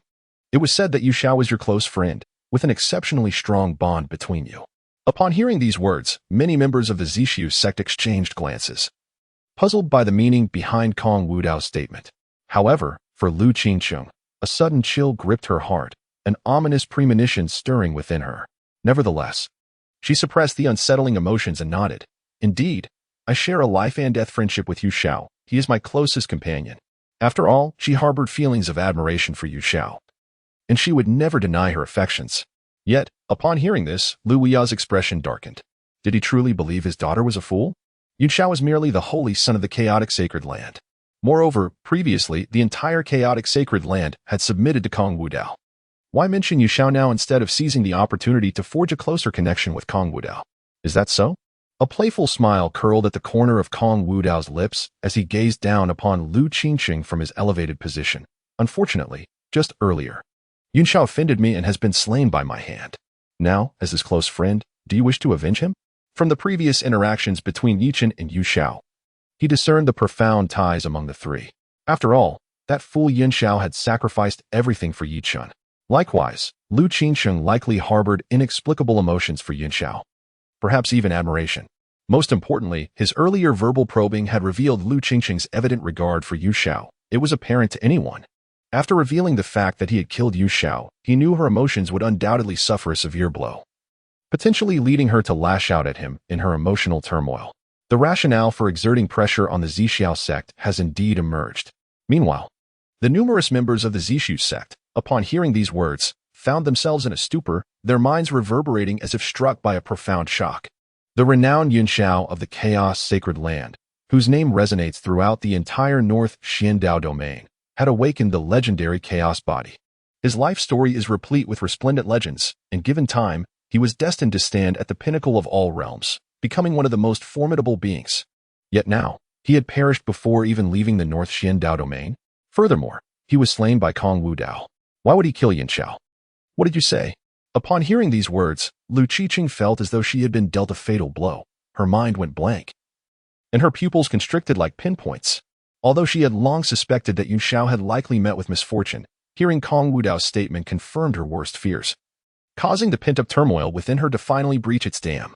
Her spirit suffered an immense blow at that moment, rendering her unsteady, as if she might collapse to the ground at any moment. Ding! The system detected the destined heroine Lu Qicheng, whose mind had been severely wounded due to her master's actions, reaching the brink of collapse. Her destiny points were reduced by 1,500, leaving her with 5,500 points. Congratulations to the master for triggering a double critical hit, earning an additional 3,000 destiny points. Witnessing this scene, a subtle smile graced Kong Wudao's lips. As he had anticipated, there were indeed hidden intricacies between Lu Qicheng and Yin Xiao. Moreover, the intricacies were numerous. Just the news of Yin Xiao's demise had nearly driven her mind to the brink of collapse. This realization led Kong Wudao to feel justified in his journey. After all, observing the other party's demeanor revealed a certain obsessive attachment. Should he allow Lu Qicheng to escape, she would undoubtedly transform her inner turmoil into vengeful hatred, perpetually poised to seek retribution against him. While he was not particularly concerned, such behavior could prove irksome. Thus, it was imperative for him to preemptively extinguish this potential threat in its infancy. Meanwhile, Lu Wui sensed an unusual disturbance in his daughter's demeanor. She appeared not only disheartened but also disoriented, her breath becoming erratic, as if she were on the brink of an uncontrollable outburst. This revelation left Lu Wuyo both astonished and suddenly contemplating a terrifying possibility. The unexpected arrival of Kong Wudao, coupled with the enigmatic utterances of the other party, filled him with dread. Isn't this clearly directed at his daughter? Qicheng, remain calm. You must not act recklessly. As Lu Wuyo conveyed this thought, Lu Qiqing, on the brink of emotional collapse, temporarily regained her composure. Though she yearned to charge forth and avenge her beloved by slaying Kong Wudao, she must consider the entirety of her sect as the daughter of the master of Zishu's sect. To strike at Kong Wudao in public would undoubtedly bring catastrophic consequences upon Zishu's sect. Lu Qiqing bit her lip, continuously invoking her calming technique, managing to tenuously suppress her aura. What is that expression on your face? Kong Jianyue and Kong Xianyang were instantly filled with rage, unleashing an overwhelming aura. How dare you act so insolently before the son of Wudao? Boom! A terrifying pressure erupted in an instant, causing the very space around them to crack and tremble. Forgive me, esteemed lords. My daughter is ignorant of the rules. She has offended the esteemed son. I beseech your pardon. Lu Wuyo quickly reacted, hurriedly placing himself in front of Lu Qiqing, bowing humbly. Please forgive her, esteemed son. The other members of Zishu's sect also bowed in unison, pleading for Lu Qiqing. Every member of Zishu's sect was drenched in cold sweat, gripped by sheer terror. Just moments ago, upon hearing that Yunxiao had been slain by Kong Wudao, Lu Qiqing had nearly lost her sanity. The intensity of her fury suggested she might strike at Kong Wudao directly. This is utterly ridiculous. Do they truly wish to drag everyone from the Zishu sect down with them? Chapter 66. Is it permissible to kill at will due to one's status? Upon witnessing this scene, Kong Wudao raised an eyebrow in surprise. He never anticipated that the other party could manage to contain their emotions and not completely succumb to despair. Nevertheless, the ultimate outcome aligned closely with his expectations. The emotions displayed by Lu Qiqing had already indirectly indicated her profound anger regarding his execution of Yunxiao. Kong Wudao raised his hand, signaling the imperial son's entourage to dissipate their oppressive aura, and remarked with a chuckle. It appears that Miss Qiqing is quite displeased with my decision to eliminate Yunxiao. Lord Divine Son, Qiqing was merely acting on impulse, thus. Before Lu Wuyo could finish his statement, a cold, indifferent gaze from Kong Wudao swiftly stifled his words. Although Lu Wuyo had reached the Saint Lord realm, he could not help but feel a surge of fear under Kong Wudao's scrutinizing gaze, prompting him to fall silent. After intimidating Lu Wuyo, Kong Wudao turned his attention back to Lu Qiqing. This time, however, he reined in his smile, and his entire demeanor shifted dramatically. I shall ask you once more. Are you dissatisfied with my decision to slay Yunxiao? As his voice echoed, an invisible pressure emanated from Kong Wudao, radiating outward and causing the temperature in the vicinity to plummet. Despite possessing only the cultivation of the virtual god realm, even numerous god kings and saints enveloped by this aura felt a surge of terror. It was as if invisible blades hovered above their heads, poised to strike down at any moment, particularly for Lu Qiqing, who stood at the epicenter of this oppressive force. The weight she bore was several times greater than that of others. Under this suffocating aura, the murderous intent and fury that had previously consumed her heart ebbed away like a receding tide, replaced by a chilling fear. Qiqing, what are you still doing? Lu Wuyo's terrified yet furious voice echoed in Lu Qiqing's mind. Hurry and bow in apology to Lord Wudao, initially taken aback by his words. Lu Qiqing's heart felt as though it were being wrenched apart. All her life, she had been the apple of her father's eye. Now, for the sake of an outsider, her father was willing to compel her to kneel and apologize. Furthermore, she had done nothing wrong. Yunxiao was the one she admired and her closest friend. What crime was there in seeking justice on his behalf? Seeing Lu Qiqing remain unresponsive, Lu Wuyo's voice rang out in fury once more. Qiqing, what on earth do you intend to do? Do you wish to sacrifice the entire Zishu sect for that worthless Yunxiao, for a dead man? At these words, it felt as though Lu Wuyo had struck a chord deep within Lu Qiqing's repressed heart. He is not worthless. Lu Qiqing let out a thunderous roar, abruptly raising her head, her eyes already bloodshot, and her features somewhat contorted in rage. She shouted at Kong Wudao. Why? Why must you kill him? Just because you are the son of the temporal forbidden zone, does that grant you the audacity to act as you please, to slay with such tyranny? You wretched demon! You shall surely face divine retribution. Memories of their time together during her travels, the moments shared with Yunxiao, and their embrace beneath the setting sun flooded her mind, unleashing an overwhelming torrent of fury and murderous intent. The remnants of her rationality were entirely overshadowed by boundless hatred. Yunxiao was undeniably an exceptional individual. He could have stood atop the pinnacle of all realms. Yet now, he lay slain by the hands of Kong Wudao, having barely stepped beyond the North Xiandao domain. Would Yunxiao, beneath the underworld, ever find peace with such a fate? Moreover, she merely sought to avenge him. What wrong had she committed? As Lu Qingqing's deafening cry echoed, the world instantly froze in place. Particularly, the disciples of the Zixiao sect were utterly unprepared for such a scene. Their minds buzzed with confusion, pupils dilating in shock, their souls captivated by terror. In response, Kong Wudao displayed not a trace of anger, a faint smile lingering upon his lips. Yet this time, his smile was even more pronounced. Oh, so. Wielding the identity of the son of the temporal forbidden zone allows for such wantonness and tyrannical slaughter? Kong Wudao shook his head with a smirk, then withdrew a grand decree token from his robe, casting it into the air. With a resonant hum, the token shimmered with brilliance, and an overwhelming imperial might surged forth, enveloping the entirety of the Zixiao sect. The grand edict of the emperor, shrouded in an all-encompassing radiance, materialized before the astonished eyes of countless beings within the North Xian Dao domain. This son of God declares, he announced, indeed, it is possible. Before the disciples of the Zixiu sect could react, Kong Wudao's voice resonated through the heavens. I, Kong Wudao, in the name of the son of the forbidden zone, summon the decree to impose divine punishment upon the Zixiao sect. Boom. Almost instantaneously as his words fell, the grand edict hovering above the Zixiu sect erupted in a resplendent glow, the vast imperial might radiating into the cosmos. In that fleeting moment, the entire North Xian Dao domain was enveloped by an overwhelming imperial might, causing even the laws and runes suspended in the cosmos to emit a lament of despair. What could this be? As the decree of the great emperor was completely dissolved and shattered, a magnificent figure, exuding an aura that could suppress all creation, emerged slowly from the fractured space. It was the ethereal manifestation of a great emperor. The great emperor, the pinnacle of strength across myriad realms. Below the great emperor, all are but ants. When the great emperor's wrath is unleashed, countless corpses float upon the waters, even as merely a phantom of the great emperor. The power contained within is sufficient to annihilate the heavens and the earth. No one in the North Xian Dao domain anticipated the abrupt arrival of such a formidable ethereal presence.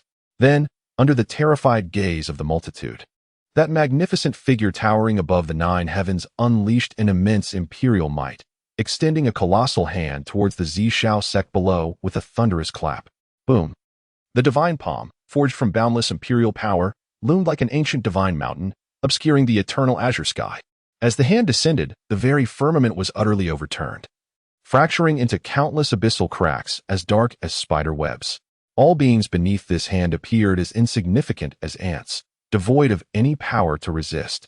Simultaneously, the ancestral grounds of the Zixiao sect suddenly erupted with immeasurable radiance. 2 supreme ancient ancestors of the Zixiao sect, both at the 9th level of the supreme realm, manifested in unison, unleashing formidable divine might in a desperate attempt to withstand the great emperor's strike. While pleading in terror for mercy, "Great Sun, please spare us. We did not mean to offend the Great Sun. We are willing to submit to the Great Sun. Please, grant us mercy for our wretched lives." Boom. Concurrently, countless cultivators within the Zixiao sect unleashed their full powers, desperately activating the protective array of the sect in a futile effort to seek a path to survival beneath the impending strike of the great emperor. Yet, once the hand was raised, there was no possibility of withdrawal. Boom. Under that world-destroying palm, all the mightiest of the Zixiao sect exhausted their capabilities. Yet they were rendered utterly ineffective, like mere scraps of paper consumed by the storm. As for the 2 ancestral figures, who prided themselves on their strength, they were not even worthy to be considered quasi-emperors, lacking any qualification to contend with the decree of the great emperor. No. No. Amidst the chorus of despairing wails, that colossal hand crashed down upon the very heart of the Zixiao sect. Chapter 67, A Terrifying Omen. The fall of the Zixiao sect. Boom. At this moment, it felt as though a celestial meteor had plummeted to Earth with tremendous force. The vast and radiant light of the laws rendered the world and all its beings momentarily dim, enveloping them in a pure white halo. A terrifying energy storm radiated outward from the point where the hand had fallen, spreading in all directions like ripples in a pond. Countless cultivators of the Zixiu sect, along with the intricately adorned architecture, seemed to dissolve as if snow under the scorching sun. The senior members of the Zixiu sect, who had come out to welcome Kong Wudao, were utterly unprepared for such a direct display of power. Even those not at the epicenter of the explosion were instantly hurled away by the ferocious energy storm, as if they were mere rags caught in a tempest.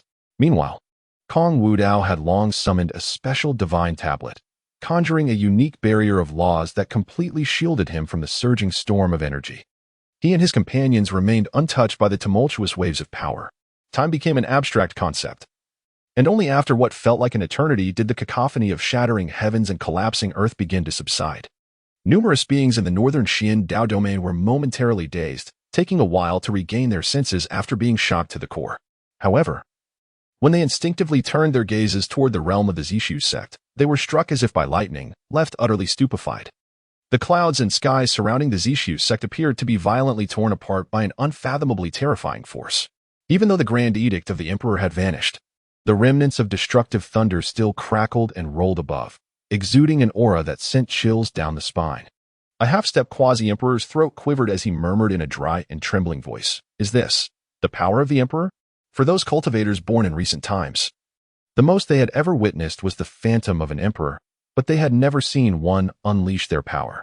Now, witnessing such a cataclysmic phenomenon with their own eyes left everyone in a state of utter astonishment, especially the cultivators from the Chaos Holy Land, who felt a tingling terror coursing through them.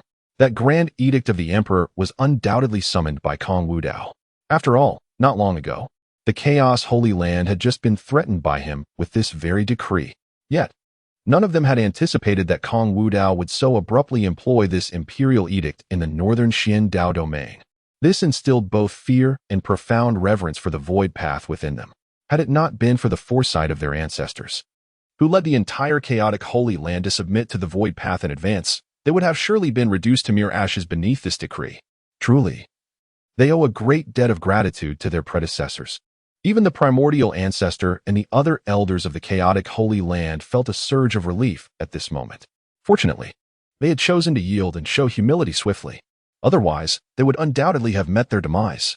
Meanwhile, with the sweep of that emperor's ethereal hand, the entire Zishu sect has been irrevocably cast into the abyss of nothingness, except for those high-ranking members who had come forth to greet the void path alongside Lu Wuyo. All others within the sect perished. One of the foremost powers in the North Xiandao region, the Zixiao sect, has today met its complete annihilation. Gazing upon the vast chasm before him, a smile graced the lips of the void path. Indeed, the fireworks ignited by the emperor's decree ought to be resplendent and beautiful. Previously, within the chaotic Holy Land, he had intended to unleash the emperor's decree upon the entire realm after vanquishing Yushao. However, the emergence of the founder of the chaotic Holy Land, the primordial emperor, disrupted his plans, leading to an unexpected act of submission. Consequently, he missed the opportunity to witness a grand display of fireworks. Now, faced with another chance to create such splendor, he would not grant the opponent the opportunity to yield prematurely. Though employing an emperor's decree against such a feeble sect may seem like using a sledgehammer to crack a nut, as the son of the temporal and spatial forbidden zone, he possessed an abundance of emperor's decrees that he could wield without limit. Cough, cough, cough. At this moment, amidst the cacophony of distressing coughs, the senior members of the Zixiao sect, previously hurled by the tempest of laws, struggled to rise from the ruins. However, the majority among them succumbed to the catastrophic waves of law unleashed by the explosion, meeting their demise. Fortunately, Lu Wuyo and Lu Qingxing were spared, suffering merely from superficial injuries. How could this be? As Lu Wuyo managed to stand amidst the debris, the sight of the vast abyss behind him struck him like a thunderbolt, draining the very essence from his being, leaving him pallid and collapsing to the ground.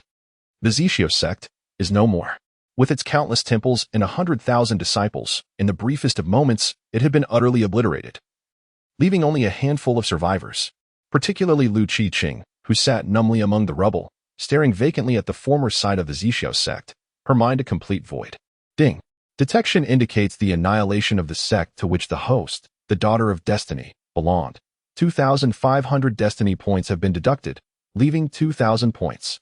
Congratulations, host, for triggering a double critical hit, successfully acquiring 5,000 destiny points. Upon hearing the system's announcement, Kong Wudao's lips curled into a faint smile. It seemed that the destruction of the Zixiao sect had dealt a significant blow to Lu Qingxing, resulting in such a substantial deduction of her destiny points. At this moment, Kong Wudao had approached her within close proximity, overlooking the kneeling Lu Qingxing from a lofty vantage point, and with a faint smile remarked, "Ah, I had no intention of taking action against the Zixiao sect. However, young Lady Qingxing insisted on branding me as a tyrannical and unforgiving demon. Thus, I am left with no choice but to fulfill this role. I wonder, are you satisfied with the outcome now? Upon hearing this, Lu Qingqing's pupils narrowed to pinpricks, her entire being trembling with extreme fury and murderous intent. Simultaneously, Lu Wuyan, slumped nearby, suddenly regained his senses and exclaimed, Qingqing, no. Witnessing the utter destruction of his sect, Lu Qingqing could no longer suppress the overwhelming rage and bloodlust within her, casting aside her father's words entirely. Kong Wudao, I vow to see your end. With a thunderous roar, a tremendous and terrifying force erupted from her being. In that moment, Lu Qingqing, once a beauty of unparalleled grace, transformed into a vengeful spirit emerging from the depths of hell, intent on exacting the most gruesome revenge upon her foe. However, Kong Wudao need not lift a finger. The imperial order had already begun to take action from a distance. With a resounding crash, several chains of divine law pierced through the void from all directions, instantly binding Lu Qingqing in midair. Simultaneously, the hidden Shadow Yin Supreme also intervened, preemptively suppressing Lu Wuyan and other high-ranking members of the Zixiao sect to the ground. Kong Wudao, you scoundrel, release my father at once. Lu Qingqing shouted in fury upon witnessing her father being restrained. Yet, before Kong Wudao could respond, another voice filled with intense anger echoed, you ungrateful daughter. At this juncture, what pretense do you still maintain? It was Lu Wuyan, unable to contain the wrath surging within him, who bellowed, if it were not for your foolishness, relentlessly provoking the godson of Wudao for the sake of that deceased Yu Shao, would our Zixiao sect have fallen into such calamity? While it is true that Kong Wudao has issued the imperial decree to annihilate the Zixiao sect, the root cause lies with you, my thoughtless daughter. Time and again, you have offended Kong Wudao, and despite my insistence that you apologize, he remained unyielding until this dire moment, when you still dared to act against him. This is not enough to bring about the annihilation of the entire Zixiao sect. They wish to extinguish the very embers of our lineage. Witnessing her father, who once cradled her in his palm, now referred to her as a rebellious daughter and a wretched creature, Lu Qingqing was struck with disbelief. Father, you. Silence. I have no daughter as foolish as you. I have devoted years to nurturing you, intending to mold you into the next heir of the Zixiao sect. Yet now, for the sake of a deceased individual, you would drag the entire sect to ruin. Is this how you repay me? I should have suffocated you at birth. Lu Qingqing was momentarily stunned by his words, her eyes welling with tears of injustice. Yet, within her gaze lingered an unwavering resolve unique to the heroine. Was the daughter not merely seeking justice for Yun Shao? What crime was there in that? It was clearly the tyrant Kong Wudao who had killed Yun Shao and brought about the downfall of our Zixiao sect. He was the true architect of all this calamity. You. These words ignited an intense fury within Lu Wuyo, his eyes turning crimson with rage, wishing fervently to eliminate his foolish daughter at that very moment. At this juncture, the other party still failed to discern the gravity of the situation, clinging stubbornly to the belief that she was blameless. Wretched creature. You are truly a wretched creature. Witnessing the father-daughter duo embroiled in a bitter conflict, Kong Wudao was initially taken aback. Yet a mocking smile gradually crept upon his lips. At first glance, it appeared that Lu Wuyo was reproaching and lamenting Lu Qingqing's lack of intellect.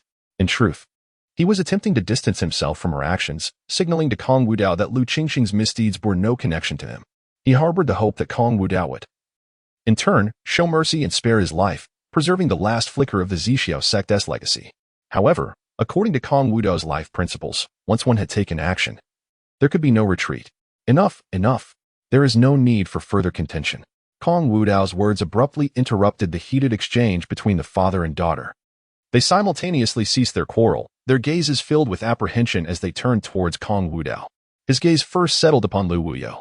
This caused Lu Wuyo's countenance to change dramatically, as he hurriedly bowed and prostrated before Kong Wudao, pleading, "This matter truly has nothing to do with us. I beseech the son of Wudao for mercy. Spare the last ember of my Zixiao sect." Unlike Lu Qingqing, who was brimming with youthful exuberance, Lu Wuyo was acutely aware of the precariousness of the situation. Though he harbored an immense hatred for Kong Wudao for the destruction of the Zixiao sect, he could not allow even a hint of that animosity to surface. Otherwise, he would surely meet a fate worse than death. Yet, Kong Wudao needed no divination to discern Lu Wuyo's thoughts. No matter how well they were concealed, it mattered not, for he had no intention of sparing him.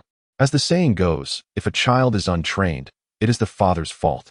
Since Lu Qingqing was his daughter, the affront she had shown to this son of God would lead her father to bear the consequences.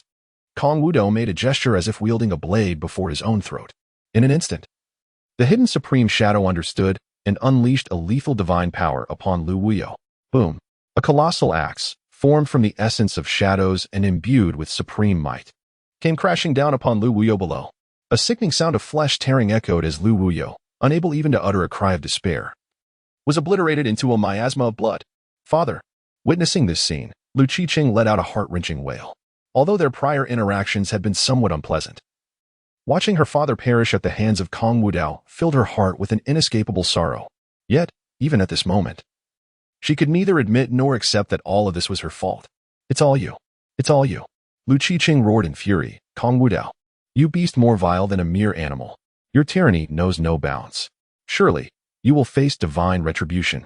Listening to her nearly frenzied screams, Kong Wudao maintained an expression of indifference. He smiled and shook his head, stepping before Lu Qiqing, seizing her by the throat with a firm grip. He showed no mercy, his hand's strength constricting her breath. Boom! A terrifying, devouring force erupted from Kong Wudao, penetrating Lu Qiqing's body and relentlessly siphoning the blood of her Taoist holy body from her meridians. Hiki, Lu Qiqing, allow me to speak candidly. In truth, I had no intention, nor did I find it worthwhile, to strike against your Zishu sect initially. However, thanks to you, my interest was piqued. Thus, the true culprit behind the downfall of the Zishu sect is none other than you. Ding! Detecting Lu Qiqing's feelings of guilt and self-reproach, 500 points of her destiny points were deducted, leaving her with 1,500 points. Congratulations to the master for triggering a triple critical hit and gaining 1,500 destiny points. Upon hearing these words, the corners of Kong Wudao's mouth curled into a deeper smirk. Previously, Lu Qiqing had not only been obstinate in speech but also steadfast in heart, firmly believing she had committed no wrong. Now, perhaps with death looming, she finally wavered out of fear. However, he cared not for her inner thoughts. At this juncture, he aimed to extract the last vestiges of her worth. As Kong Wudao's cultivation erupted further, the sacred blood of the enlightenment body within Lu Qiqing was completely drawn out. Ding! It was detected that the master extracted the sacred blood of the enlightenment body, rendering the destined daughter Lu Qiqing powerless, and thus gained 1,000 destiny points, leaving her with a mere 500 points. After fully extracting the sacred blood, Kong Wudao chuckled. Heh. You previously claimed that this divine child's wanton and tyrannical killings would inevitably incur heavenly retribution. So now, do you wish to inquire of the heavens? Do they dare? Upon hearing this, the already weakened Lu Qiqing felt her heart lurch anew, an overwhelming tide of fear surging within her. Yet, Kong Wudao was disinclined to engage in further meaningless dialogue. Since she was so concerned about her little romantic interest, he would now grant her the reunion she longed for. Boom! In the next instant, a searing azure flame erupted from Kong Wudao's palm, engulfing Lu Qiqing and transforming her into a blazing inferno. Lu Qiqing, cast to the ground by Kong Wudao, did not immediately succumb. As she endured the torment of the flames, she writhed in agony, howling in despair. But Kong Wudao paid her no heed, not even glancing back. To be frank, Lu Qiqing was the most repugnant individual he had ever encountered.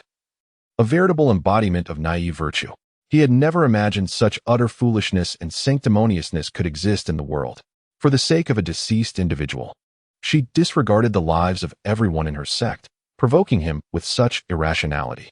The filthy ants, if crushed directly in one's hand, would make him feel as though he had sullied his own flesh. Ding! Congratulations, Master, on slaying the fated heroine, Lu Qiqing, and earning an additional 500 destiny points. Congratulations, Master, for successfully triggering a double critical hit, thereby acquiring 1,000 destiny points. Chapter 69, The Chaos of the Divine Dynasty. The Reborn of the Fated Ones. Shortly after the departure of Kong Wudao and his entourage, beams of radiant light cautiously descended from the horizon, alighting upon the vast abyss of the enormous pit. As the halo enveloping them dissipated entirely, formidable figures from the North Xian Dao domain began to materialize one after another. Beholding the mesmerizing yet terrifying spectacle below, a shiver ran down the spine of each onlooker. The area once occupied by the Zishu sect had now been utterly transformed into an endless abyss. Even though the phantom of the great emperor had vanished, the lingering aura of dread associated with his imperial might still instilled fear in their hearts. The Zishu sect had, after all, been a significant legacy within the North Xian Dao domain for many years. Yet now, it had not been obliterated by a more terrifying force. but rather reduced to ashes by the decree of Kong Wudao, an emperor's edict. At this realization, many powerful figures present trembled in unison. Instinctively, they cast their gazes towards the direction in which Kong Wudao had departed, murmuring, "The myriad realms are on the brink of transformation." Following the conclusion of their journey in the North Xiandao domain, Kong Wudao had no intention of returning to the temporal confines. From his robe, he retrieved a meticulously crafted divine jade, upon which were inscribed four golden ancient characters resonating with profound Taoist essence: Sun and Moon Divine Dynasty. The fated heroine, Xia Chuli, is due for an encounter. Although he had previously completed a portion of the taming process for Xia Chuli, the ultimate outcome remained contingent upon her behavior. Should she harbor ulterior motives or exhibit disobedience, this journey would serve as an opportune moment to annihilate the Sun-Moon Divine Dynasty. As the scion of the time-space forbidden zone, he was unburdened by the consequences of his actions. His sole concern was personal satisfaction. With a resolute mind, Kong Wudao mounted the celestial dragon of revelation, accompanied by several imperial figures from the time-space forbidden zone, as they journeyed toward the desolate domain of the Sun-Moon Divine Dynasty. The Sun-Moon Divine Dynasty, one of the dominant powers in the desolate domain, was rumored to harbor slumbering emperor-level beings who governed numerous territories.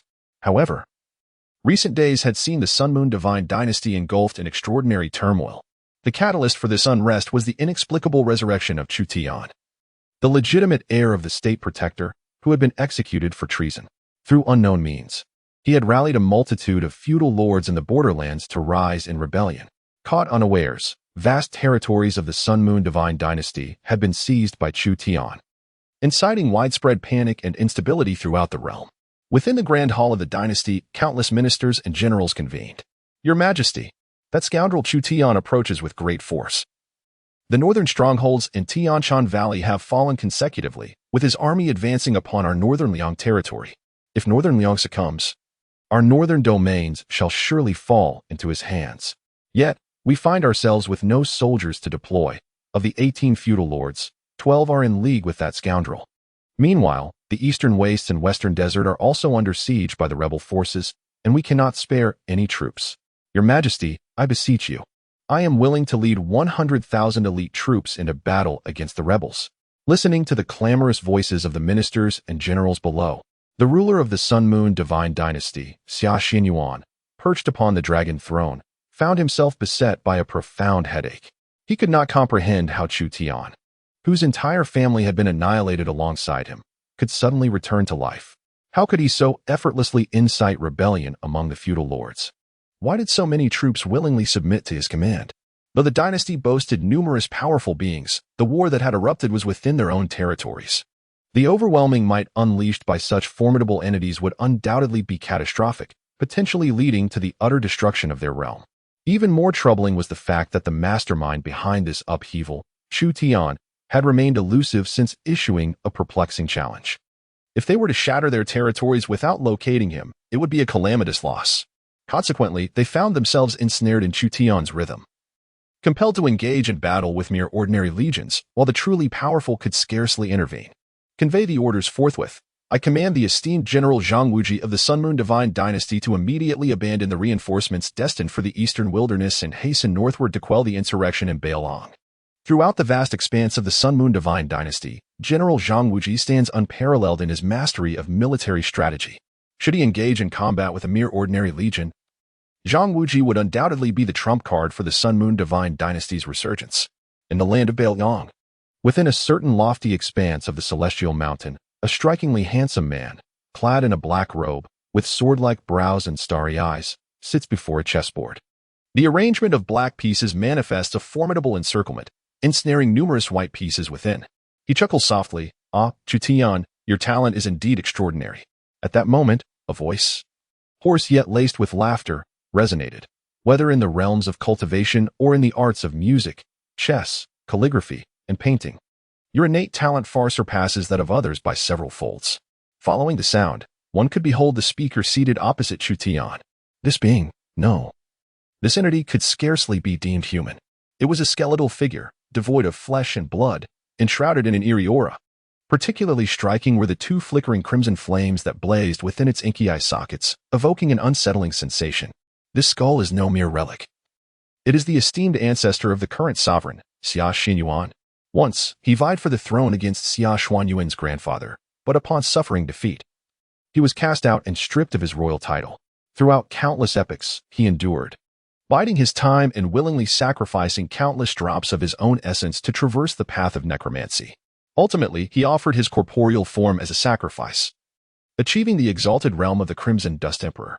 The Necromancer Emperor is adept in the arcane arts of resurrection, capable of summoning numerous undead beings to fight on his behalf.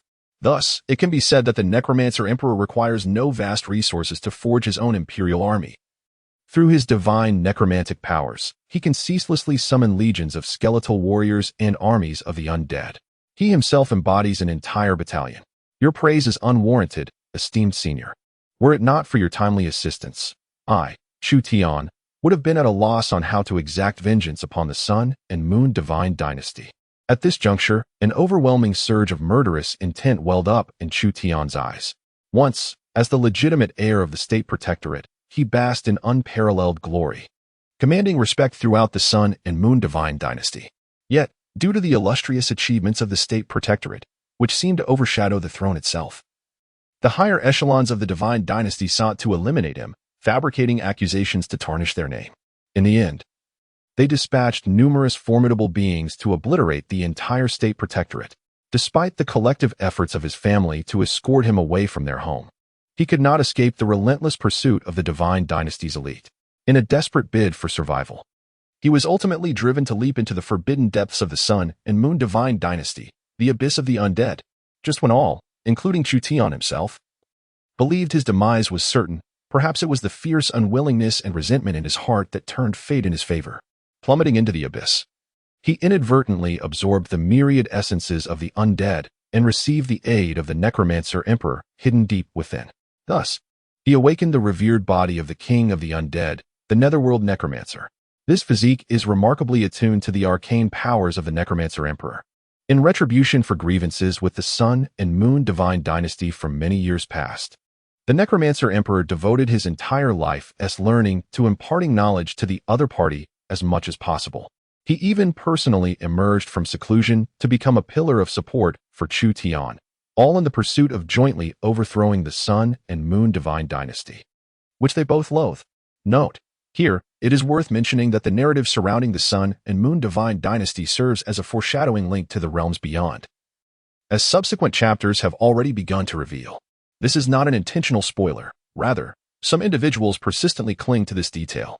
Within this narrative, the concept of an immortal battle is indeed present, and the initiation of such a conflict unequivocally necessitates a formidable army, who asserts that the realm of martial arts is the sole domain of grand armies, while the world of fantasy lacks such forces. Chapter 70. The Singular Value. One of the few pleasures. Esteemed Elder, we have successfully completed the first stage of our plan. Chu Tian inquired of the Necromancer Emperor, shall we commence the second phase? Do not act in haste. Should we press too aggressively, it may compel the adversary to resort to desperate measures, which would be exceedingly detrimental to our cause. The Necromancer Emperor shook his head, stating, after all, deep within the Sun and Moon Divine Dynasty, two formidable emperors yet remain concealed. We must secure more territory of the Sun and Moon Divine Dynasty under our control. The emperor seated upon the throne is unlikely to wish for his kingdom to be reduced to a state of devastation. He will undoubtedly harbor some reservations.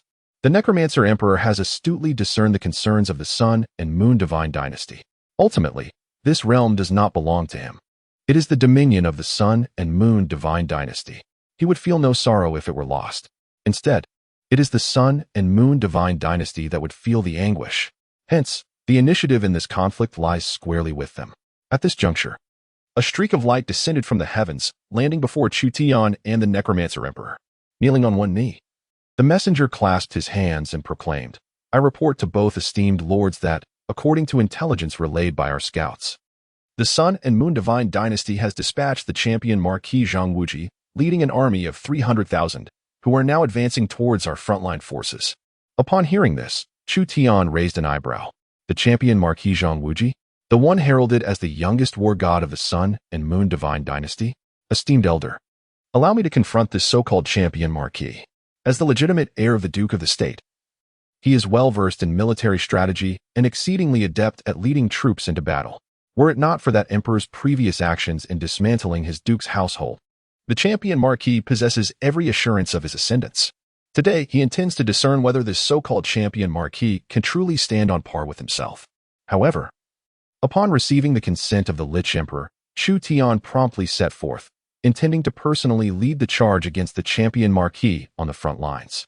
As he gazed longingly at Chu Tian's retreating figure, the Lich Emperor's lips curled into a playful smile.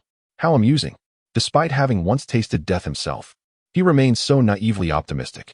Once the dust settles, your body shall become mine. His purpose for this revival transcends merely toppling the Sun and Moon divine dynasty. He also seeks to find a suitable vessel for himself. The skeletal form is a constant source of torment and anguish for him. To Chu Tian, however, it represents an exquisitely perfect corporeal vessel. Meanwhile, within the grand hall of the Sun and Moon divine dynasty, as Xia Xianyuan was preparing to conclude the court session with numerous ministers, an unsettling sensation swept over them.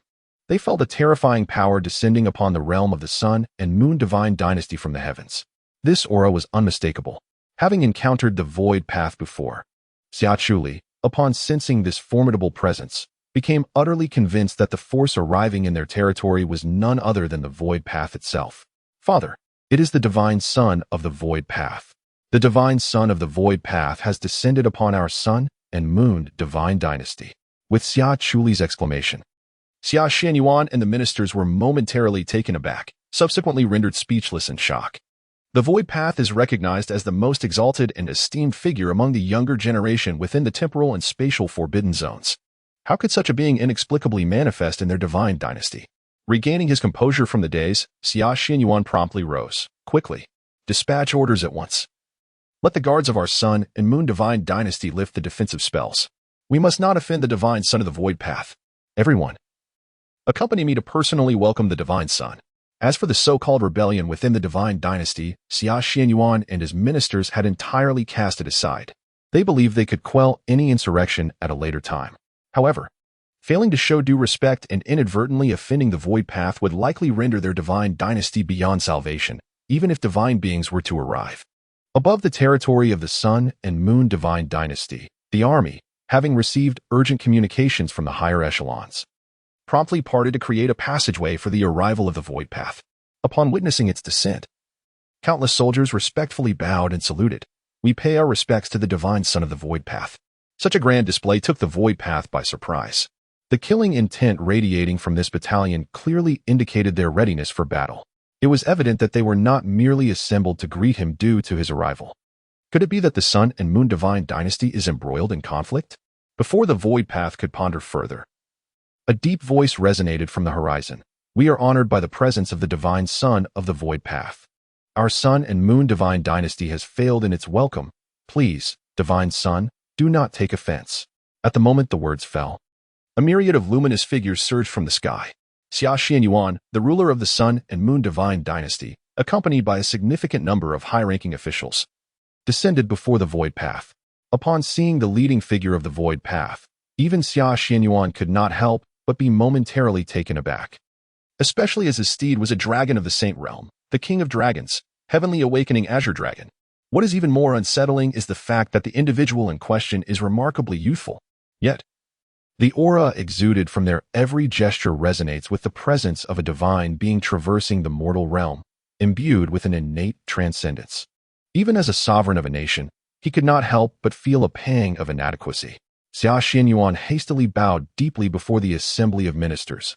I, Xia Xianyuan, the current ruler of the divine dynasty, pay my respects to the unfathomable divine son. We are honored by your esteemed presence. As Xia Chuli gazed at Kong Wudao, her heart raced uncontrollably. Divine son, have you come to fulfill our original pact today?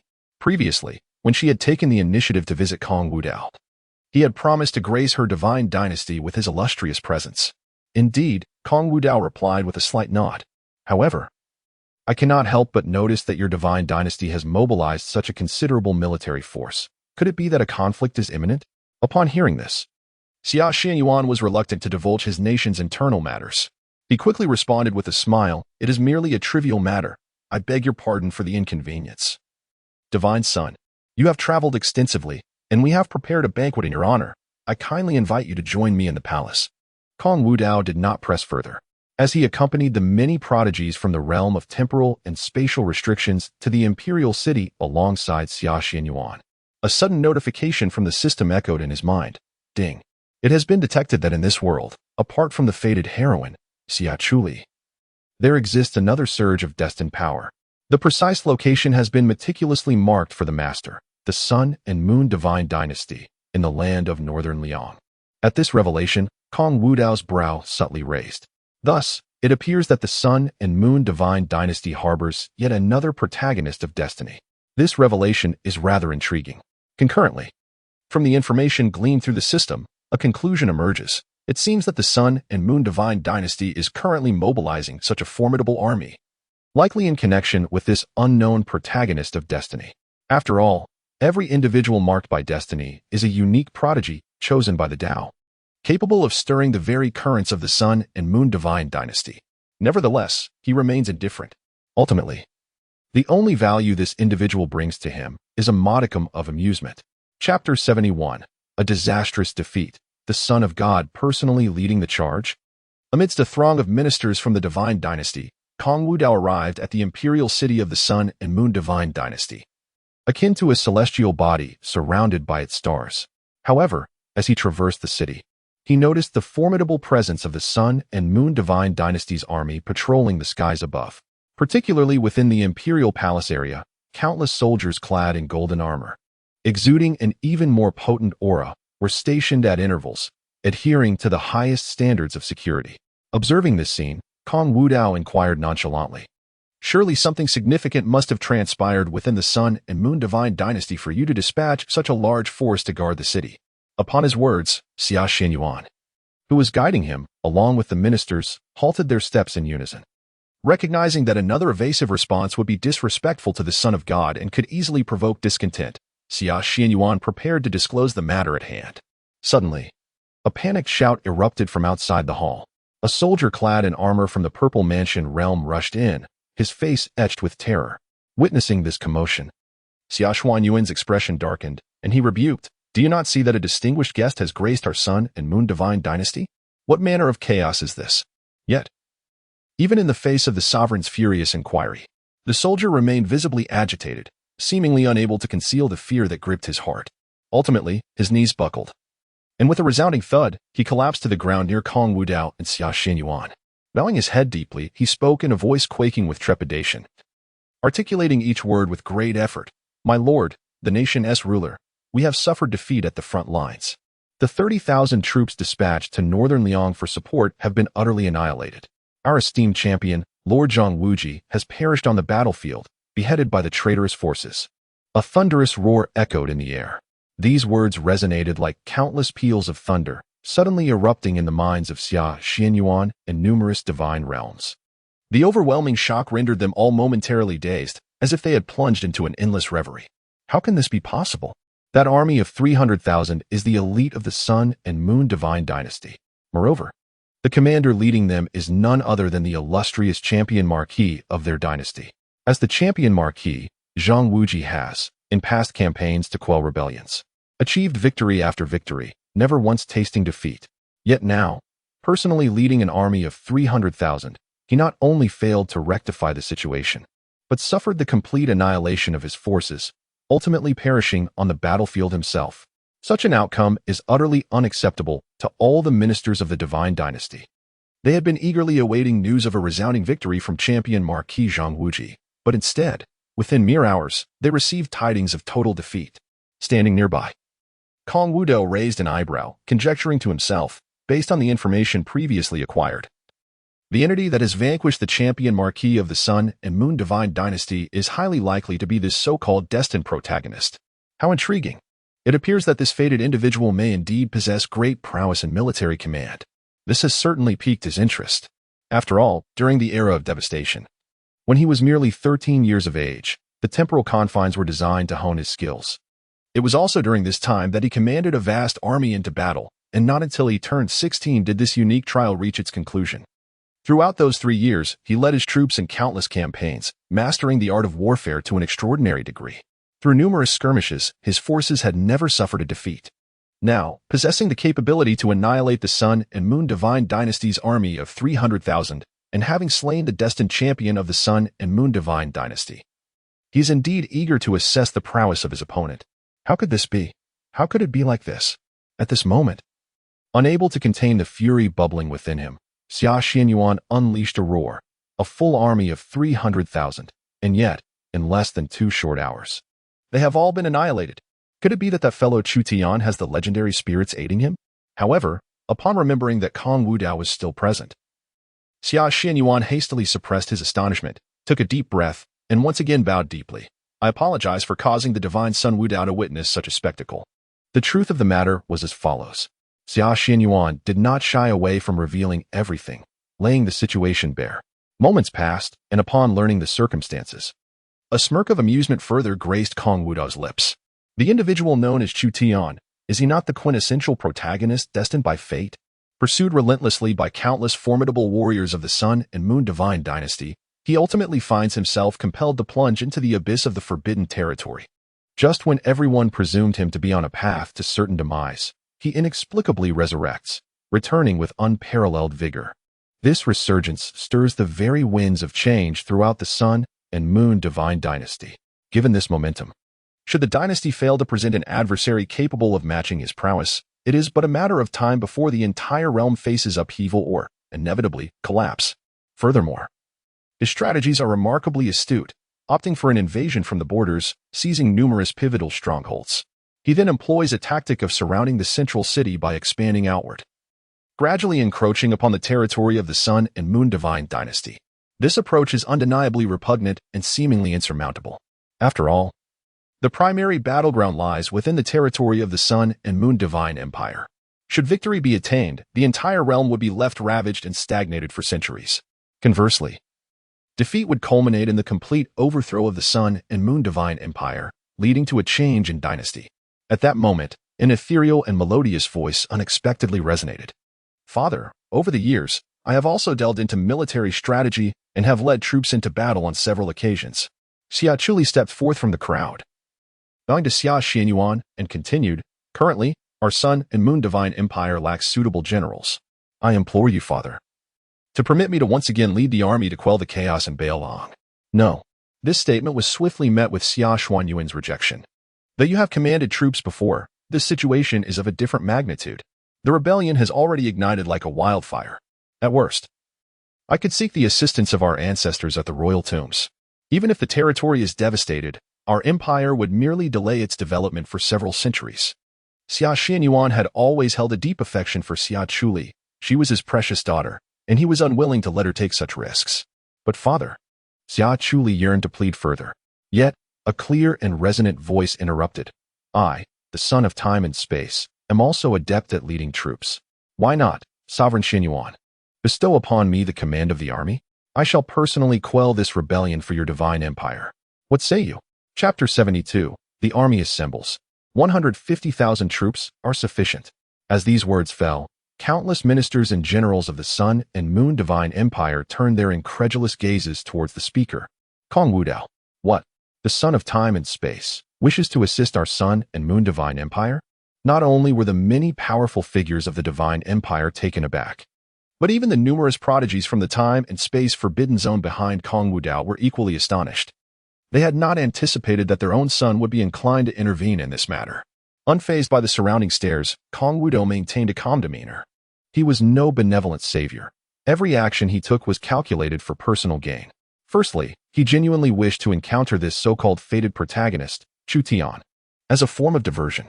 Secondly, should he effortlessly quell this rebellion for the Sun and Moon Divine Empire, coupled with his identity and the gratitude for saving the empire, they would undoubtedly be profoundly grateful to him. Ultimately, he could employ some special means to gain complete control over the Sun and Moon Divine Empire. Much like the chaotic sacred land, the geographical significance of the Sun and Moon Divine Empire within the two great domains is paramount. Should the time and space forbidden zone wish to suppress these domains in the future, they could strategically utilize these two powerful factions as a foundation to dispatch armies against the other forces within those realms, thereby seizing control over the entire domain. Ding! It has been detected that the fated female protagonist, Xia Chuli, harbors immense gratitude towards the master. Congratulations, master, on successfully taming the fated protagonist, Xia Chuli. The opposing party has deducted 600 fate points, leaving them with 800 points.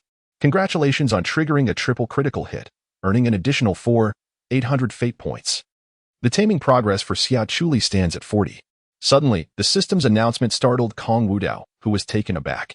Although he was aware of Xia Chuli's peculiar nature, he never anticipated it would be this unusual. Merely expressing his intention to quell the rebellion resulted in such a significant increase in her taming progress? Unbeknownst to Kong Wudao, his earlier remarks had caused Xia Chuli's heart to race uncontrollably, her emotions in a tumultuous state.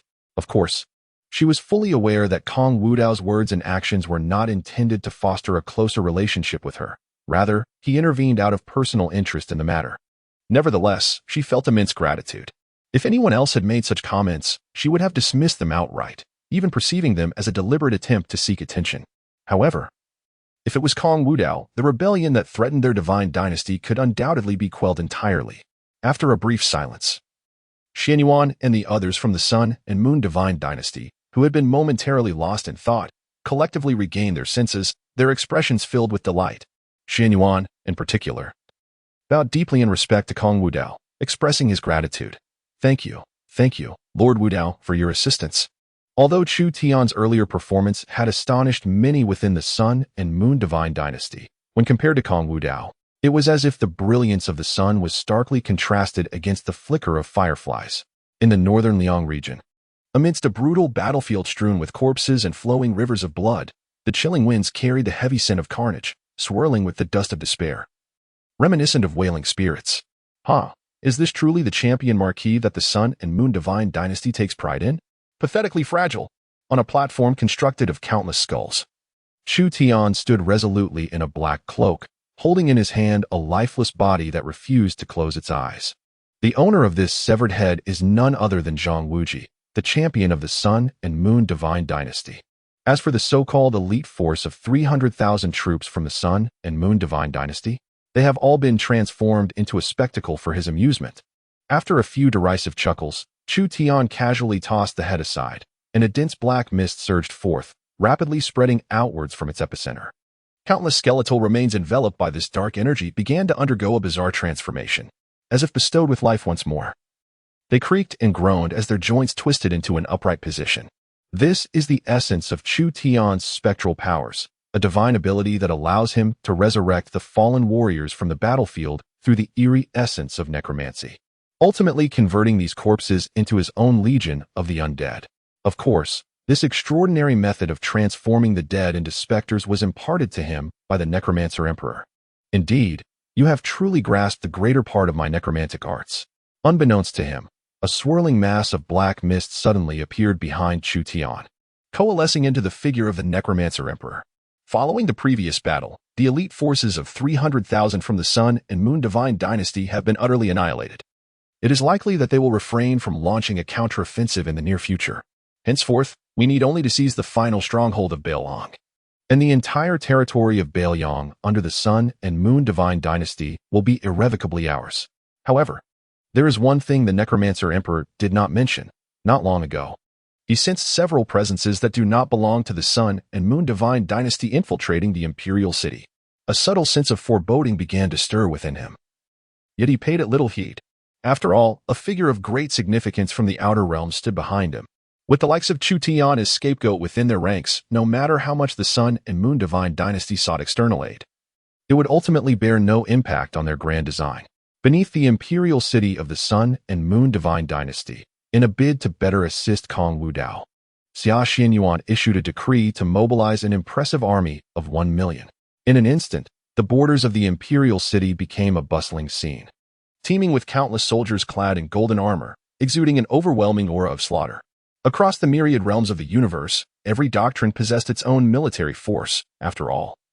The endless immortal wars necessitated the participation of countless armies. A sufficiently powerful army could even hunt down an emperor. Your Excellency, this is the elite of the 1 million troops I have recalled from the front lines. In this campaign, they shall heed your every command, Xia Xianyuan stated. Devoid of the regal demeanor befitting a sovereign, Instead, he presented a tiger talisman crafted from the divine realm with the utmost reverence, akin to a humble servant. Upon receiving the talisman, Kong Wudao smiled faintly and remarked, "I have heard that the rebels gathered in your divine dynasty's northern territory number merely 40,000. Now, the emperor has bestowed upon me an army twice that size. Do you truly believe I require numerical superiority to secure victory?" At these words, Xia Xuanyuan's countenance shifted dramatically, and he hastily shook his head, exclaiming, "I assure you, Your Excellency, that was never my intention. Please discern my sincerity." In response, Kong Wudao paid little heed to his protests. To be candid, the conflict involving the Sun and Moon Divine Dynasty seemed trivial to him. Perhaps it was due to the opponent's feeble strength, or perhaps he feared the disruption of the Divine Dynasty's territory. Among the vast army, the mightiest commander barely reached the realm of God King, and there was not even a single formidable sage to be found. In contrast, when he had once led the forces of the time-space Forbidden Zone into battle, even the lowest-ranked soldiers were of the sage realm, with the weakest commanders on the brink of becoming emperors. Each clash of armies resulted in the shattering of stars and the collapse of the cosmos, laws rendered obsolete. Now, the so-called elite presented to him by the Sun and Moon Divine Dynasty were nothing short of laughable, akin to mere trifles. 50,000 troops are unnecessary. I require only the finest among the elite. An excess would only be a burden. A force of 150,000 is sufficient. Chapter 73. The Realm of False Deities? How is it different from being worthless? Upon hearing this, Xia Xianyuan and the others from the Sun and Moon Divine Dynasty were once again taken aback. What? Kong Wudao believes that with merely 150,000 troops, he can entirely quell the Northern Rebellion? But the Northern forces number a staggering 40,000. With such a vast disparity in numbers, can Kong Wudao truly suppress the entire insurrection? At that moment, the voice of Kong Wudao resounded once more. However, let it be known that the remuneration I require for my assistance shall be quite substantial. Upon hearing this, Xia Xianyuan took a deep breath and respectfully replied, "Of course. As long as it falls within the capabilities of our divine dynasty, we shall spare no effort to fulfill the demands of the esteemed Son of God." After another round of selection, Kong Wudao successfully filtered out the elite among the elite, choosing 15,000 from the vast army of 500,000. This formidable army is composed entirely of seasoned veterans, each a master of the first realm of divine kingship. Not only do they find it relatively effortless to align with his strategic maneuvers, but they also exhibit a heightened commitment to adhering to his commands. This is precisely the formidable army that a true leader requires. Beneath the imperial city, the troops stand in a state of readiness, clad in armor, with banners billowing and ancient ships suspended in the air. Before the army, Kong Wudao stands resolute against the wind, proclaiming loudly, "In this battle, if you wish to survive and emerge victorious, you need only to heed my command at all costs. Do you comprehend?" "We understand," responds the army of the Sun and Moon Divine Dynasty in a thunderous chorus. Although Kong Wudao is not one of their own, they are not foolish. Their sovereign's display of respect towards him reveals the terrifying identity and status of this individual, far beyond their imagination. Furthermore, despite his youthful appearance, he exudes an aura of chilling ferocity, as if seasoned by countless battles. "Excellent, let us march forth." With a resounding roar, the air vibrates with the cries of mythical beasts and divine birds. Countless blood-stained warships soar into the sky, flooding into the pre-established Void Passage in the northern Liang region. With the annihilation of the 300,000 troops dispatched by the Sun and Moon Divine Dynasty, the rebellion led by Chu Tian is advancing with unstoppable momentum. Like autumn winds sweeping through fallen leaves, they thoroughly cleanse the remnants of the Sun and Moon Divine Dynasty's forces from the northern Liang. Now, Chu Tian commands not only an elite army of 250,000, but is also accompanied by a legion of 150,000 undead warriors. Presently, the northern Liang region is left with only a single fortress. Standing before the army, Chu Tian radiates confidence and vigor, appearing more triumphant than ever. "Hey, once I capture this final fortress, the entire northern Liang will be under my dominion. Given time, the whole Sun and Moon Divine Dynasty shall also be mine." Simultaneously, Chu Tian recalls the temporal Forbidden Zone, situated perilously close to the Sun and Moon Divine Dynasty. In his days as the legitimate heir of the National Duke's mansion, he often heard his father speak of this temporal Forbidden Zone. Now, possessing formidable resources, he envisions that once he seizes control of the Sun and Moon Divine Dynasty, He might even dare to conquer the legendary temporal forbidden zone. Just as Chu Tian becomes lost in this delightful reverie, a shout reverberates through the heavens. Report. A streak of light suddenly descends before him. A guard, bowing respectfully, declares, according to our scouts, the Sun and Moon Divine Dynasty has reorganized a new army.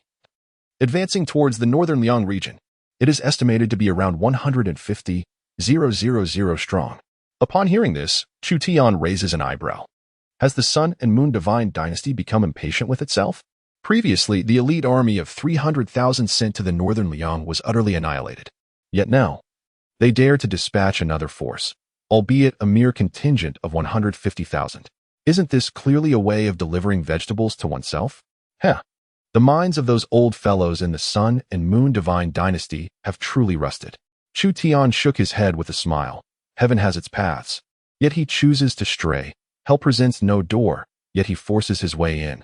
Since this group of individuals is intent on embracing their demise, he shall naturally oblige.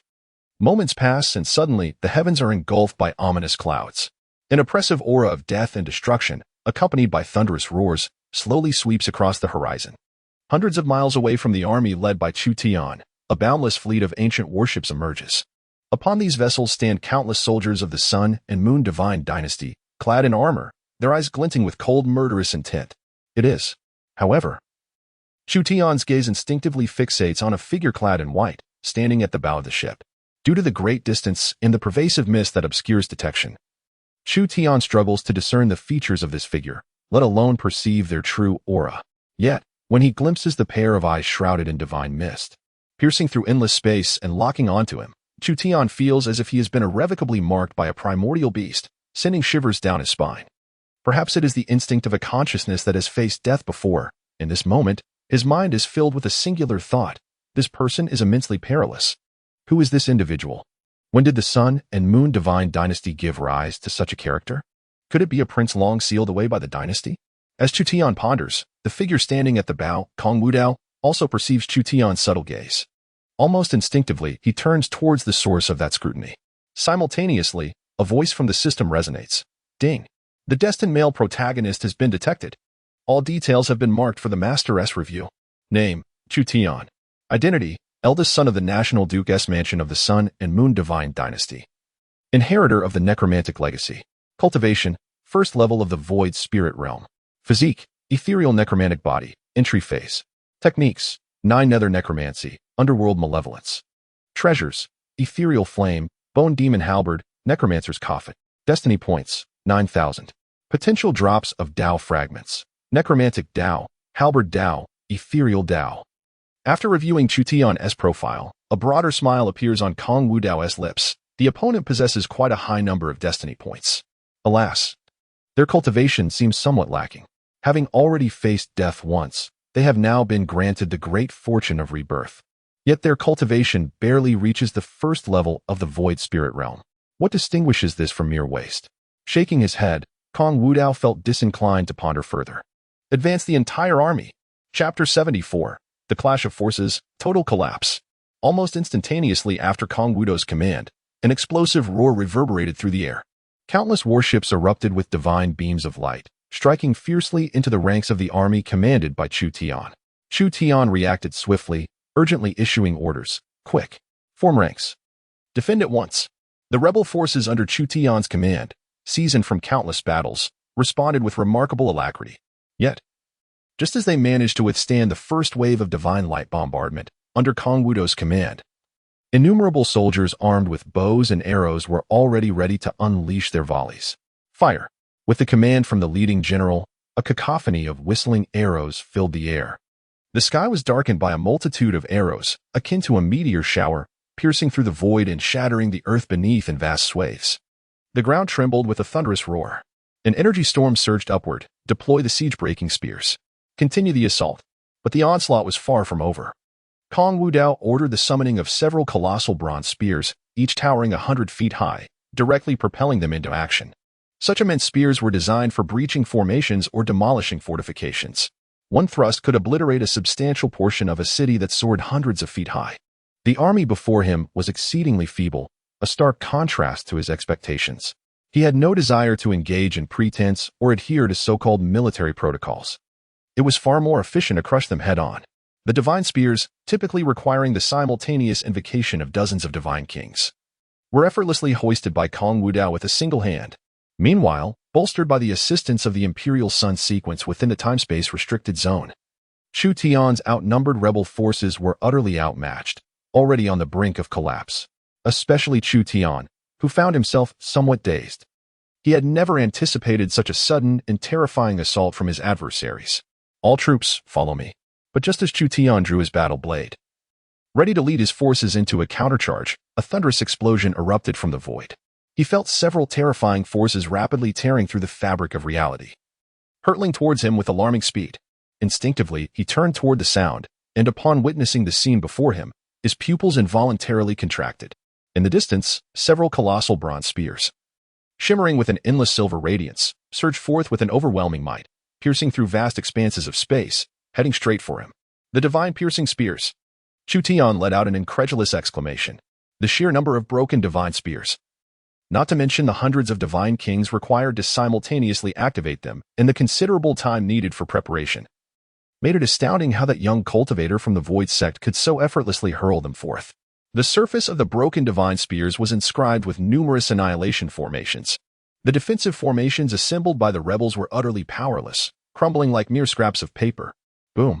The divine spears pierced through all, unleashing a cataclysmic wave of destruction. No. The thunderous roar that shook the heavens and the heart-wrenching wails arose almost simultaneously. Several broken city spears fell from the sky like meteors, exploding right at the heart of their army. Countless cultivators who had not been directly affected could scarcely utter a cry of despair before being engulfed by the terrifying wave of loss. Instantly reduced to a mist of blood, vast areas collapsed and shattered wildly. Amidst the flying debris, towering clouds of dust surged forth, completely burying the army that Chu Tian commanded. On the warship, Xia Chuli was utterly dumbfounded as she witnessed this scene. Having cultivated to this point, it was her first experience on the battlefield, witnessing a grand army clash. Although it was not as terrifying as the legendary immortal battles, it was still an exceedingly brutal conflict. Yet now, this confrontation had not even begun. The 400,000 troops, under the fearsome assault of the Void sect, had already been reduced to chaos. She had initially believed this would be an evenly matched contest, but to her shock, it was a one-sided obliteration by the god of no way. In contrast to the astonishment of others, Kong Wudao remained remarkably composed. As the commander in battle, he despised the notion of first engaging in formation contests. Instead, he preferred to deliver a devastating strike directly before charging forth. After all, offense is always the best defense. Charge, my army! Exterminate the enemy! At this moment, with a commanding call from Kong Wudao, countless soldiers of the Divine Dynasty, standing resolutely atop the ancient warships, leaped off the decks, unsheathing their blades and raising their spears. Under the leadership of numerous commanders, the army of 150,000 surged forth like a mighty torrent, advancing upon the remnants of the rebel forces. Slay. Annihilate these traitors. The leaders of the Sun and Moon Divine Dynasty guided their formidable legion like tigers entering a flock of sheep, following a series of terrifying assaults. Even the surviving rebels had been gravely weakened. Those few who had miraculously escaped death were rendered paralyzed by sheer terror.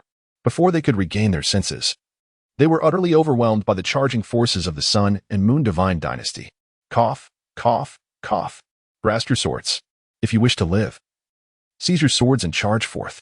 Chu Tian, rising from the ruins, roared his orders, seeking to rally the remaining troops for a counterattack. Alas, their formation had been utterly shattered. The hard-won attempts to regroup bore little fruit. However, the fearless undead army swiftly organized their counteroffensive, clashing with the 150,000 troops of the Sun and Moon Divine Dynasty on the battlefield. In an instant, the air was filled with the clamor of iron steeds and clashing weapons, a tempest of blood and fog swirling around them. Oh, a military force composed entirely of the deceased? Kong Wudao, standing high above, raised an eyebrow. In his perception, this eerie army exhibited no signs of life, resembling mere lifeless entities. This left him both perplexed and astonished. He couldn't fathom how this fellow, Chu Tian, could command the deceased to fight on his behalf. Suddenly, Kong Wudao recalled something and speculated in his heart. Could it be the legendary necromancy? This suddenly piqued his interest. The art of necromancy is indeed a rarity in the secular realm. Moreover, having led troops into battle numerous times, this was the first occasion he encountered an army composed entirely of the undead. The entire force abandoned all defenses and charged into the fray. At this moment, as the voice of Kong Wudao reverberated through the heavens and the earth, the 15,000 troops of the Sun and Moon Divine Dynasty abruptly shifted their offensive formation. They charged forth with unwavering resolve, embodying the spirit of fearless combat, where life emerges from death. The thunderous roar echoed across the blood-soaked ground, amplifying the battle cries on the battlefield to an overwhelming crescendo. The vast army of the Sun and Moon Divine Dynasty abandoned all defenses, channeling every ounce of energy and cultivation into a ferocious onslaught.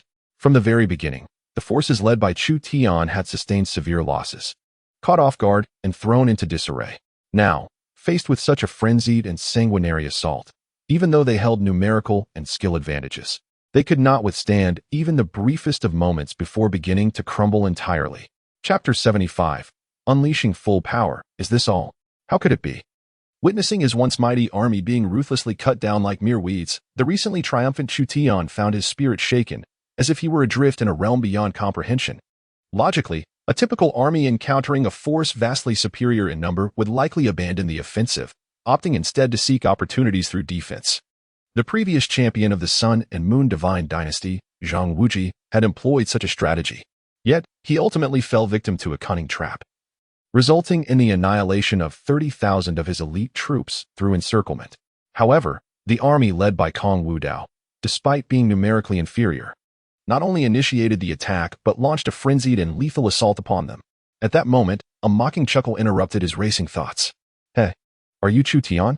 I had thought you might bring me some amusement, but it seems you are quite dull." Upon hearing these words, Chu Tian's body visibly trembled, and he stiffly raised his gaze. "Who are you?" Unbeknownst to him, several figures had already materialized in the sky above, both male and female.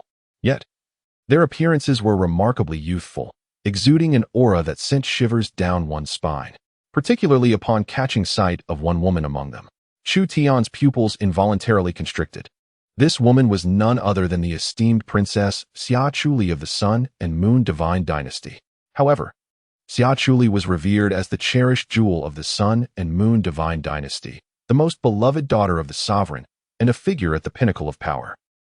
Why, at this moment, did she seem to trail behind these figures like a mere handmaiden, especially the man clad in white, who stood at the forefront of the group? Every gesture he made radiated an air of superiority, akin to that of a deity. Even without uttering a word, he could sense the reverence Xia Chuli and the others held for the man in white from their subtle movements. Yet, upon recalling that this was the heart of the territory he commanded, Chu Tian scoffed. "Humph. Though I know not who you are, daring to venture so deeply into my domain is tantamount to seeking death. Men, capture and eliminate these unknown intruders. As for Xia Chuli, I want her alive. I have great use for her." In the instant Chu Tian's words fell, the remaining formidable traitors around him received the command. They converged from all directions, completely surrounding Kong Wudao and his companions. In Chu Tian's view, Kong Wudao might be some ally brought forth by Xia Chuli. However, he was entirely unconcerned. After all, with the vast number of strong warriors at his side, it was more than sufficient to suppress these few individuals. He had initially thought he might lose this battle, but now that the enemy had presented themselves with their heads on a platter, he could only accept it with bittersweet resignation. "Brothers, that leading brat must be the commander of this army. That damned little rascal has slain so many of our brothers. Let us unite. We shall flay him alive to honor the spirits of our fallen comrades." With the furious roars of several leaders at the 9th level of the virtual god realm, thousands of traitors surged forward, intent on exterminating Kong Wudao and his companions right here. Seeking death. How dare you act so brazenly before the divine sun? Before Kong Wudao could react, several figures of the Emperor's sequence standing beside him unleashed their power. Boom. A terrifying aura erupted from their beings, manifesting myriad extraordinary phenomena across the heavens, coalescing into several colossal manifestations of divine forms.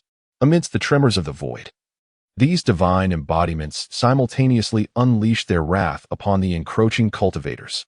Although the cultivation levels of these imperial heirs fell short of their commanding adversaries, they were, nonetheless, prodigious beings of the temporal and spatial forbidden zones, each an exceptional talent endowed with unparalleled combat prowess. As they struck, it seemed as if the very fabric of heaven and earth were on the verge of being irrevocably overturned. The resplendent divine flames roared and spread forth, obliterating countless insurgents caught in their wake, reducing them to mere blood mist in an instant. How could these individuals possess such formidable strength? Beside them, Chu Tian, witnessing this spectacle firsthand, could not suppress his astonishment. According to his earlier conjectures, he had presumed that Kong Wudao was the most formidable and troublesome entity. However, he never anticipated that the seemingly subordinate young cultivator trailing behind him would wield such immense power as well. Furthermore, he gleaned from the recent exchanges that Kong Wudao was, in fact, a divine son. Having recently been revived, he remained oblivious to the events transpiring across the myriad realms, and thus was unaware of the significance of the title Divine Son. It was indeed a foolhardy decision for a commander to lead an incursion deep into enemy territory. Kong Wudao's mocking voice echoed once more, of course. If the enemy is pathetically weak, that would be another matter altogether. This time, upon hearing the words of Kong Wudao, Chu Tian was utterly incensed. As the legitimate eldest son of the Duke of the Nation, his talents, before his demise, were unparalleled throughout the entire Sun and Moon Divine dynasty. Not to mention his resurrection, which had awakened the legendary Netherworld spirit body, enhancing his realm even further. To have the audacity to deem himself as weak to the point of being laughable was truly the height of arrogance. Outrageous. A calamity of spirits. At that moment, accompanied by a sudden low shout from Chu Tian, the dark mist enveloping him surged violently. In the next instant, the swirling aura of death emanating from his body swiftly spread outward. The area consumed by this necromantic energy instantly transformed into a vast ocean of darkness. Countless black, ghostly hands, born of the deathly aura, erupted wildly from within. The Sea of Necromancy is one of Chu Tian's innate abilities as a specter of the underworld. The released aura of death can erode the very laws of heaven and earth, transforming a vast region into a necromantic domain capable of entombing countless living beings drawn into its grasp. Chu Tian was acutely aware that Kong Wudao was no ordinary opponent. Prolonging their confrontation would undoubtedly place him at a disadvantage. It would be wiser to strike first and catch his adversary off guard. Boom. Chu Tian's aura surged with remarkable intensity, resembling a radiant black sun, emanating a desolate light of death. His prowess in commanding the battle was formidable, and his personal strength was nearly unparalleled. This individual dared to provoke the commander, effectively courting his own demise. Many of the rebel soldiers who witnessed this scene were filled with joy, as if they had glimpsed hope, erupting in jubilant cheers. After all, Kong Wudao, as the leader of the current army of 150,000 from the Divine Dynasty, would spell victory for them should their commander succeed in slaying him. At that time, the entirety of the northern Liang region would fall into their hands. However, just then, a rather disinterested sigh suddenly resonated. Is this truly your full power? Kong Wudao, feeling somewhat bored, shook his head, his exquisite features reflecting a clear expression of disappointment and tedium. Such an unremarkable technique could even be deemed an innate ability? It was utterly lackluster. The moment his words fell, Kong Wudao stepped forward, his white robes billowing, and his aura surged dramatically. Boom. Amidst the gathering of boundless runes, the force of the laws suspended in the void surged madly toward him from behind. Ultimately, it coalesced into a celestial gate that seemed to rest upon the very nexus of heaven and earth, capable of bearing the immeasurable power of the Dao. Almost instantaneously upon the manifestation of this celestial gate, the entire expanse of the sky was utterly overturned, transformed into a dazzling brilliance of daylight. Now, this is what one would call an innate ability. The laws of time and space flowed around Kong Wudao, and with each step he took, cascading phantoms of the rushing river of time gradually materialized behind him. As the force hovered precariously, the ominously malevolent aura of the undead was instantaneously suppressed. Akin to ants beneath the clouds, standing before the towering divine gate, Kong Wudao's hair danced wildly, each strand radiating an exquisite brilliance, reminiscent of a celestial being descending from the heavens. Ants, he declared, and with a single sweep of his palm, the ground trembled. Thunderous echoes resounded as the colossal divine gate swung open almost simultaneously. From within, a gargantuan hand, woven from endless runes of time and space, erupted forth, violently tearing through the void and descending upon Chu Tian with the force of a cataclysmic strike. This hand resembled a divine mountain soaring through the skies, its golden luminescence swirling like stars cascading upon the earth. Under such terrifying power, all of Chu Tian's assaults were rendered utterly ineffective. Simultaneously, an overwhelming sense of impending doom enveloped his being. With a resounding crash, the immense golden hand descended from the heavens, akin to a colossal star plummeting to the ground. The earth beneath its impact was as fragile as paper, and the surrounding area disintegrated, collapsing into a mass of rubble and dust. The earth-shattering roar reverberated through the air. As under the weight of Kong Wudao's terrifying strength, a vast region crumbled into a dark, gaping pit. Cough, cough, how could this be? In the depths of the chasm, Chu Tian lay bloodied and battered, his breath feeble, his expression one of utter disbelief. He had awakened the netherworld undead body. Such a constitution should have rivaled even a nascent ancient sacred body in its physical resilience. Yet, he had failed to withstand even a single strike from his opponent. Had it not been for the defensive seals left upon him by the undead emperor, which had activated at a critical moment to preserve his form, he would have surely perished. Ding. Detection confirmed that Chu Tian's heart was shaken by the overwhelming strength of his adversary, deducting 1,000 destiny points, leaving him with 8,000. Congratulations. Master, you have triggered a double critical hit, successfully gaining 2,000 destiny points. Concurrently, the once tumultuous battlefield fell into an eerie silence. At some point, both armies had ceased their clash, their pallid faces fixated upon the scene. Particularly, the rebels were gripped by sheer terror. Witnessing the once invincible Chu Tian unable to withstand even a single blow from the mysterious figure in white. Meanwhile, Kong Wudao, standing resolutely in the sky, raised an eyebrow.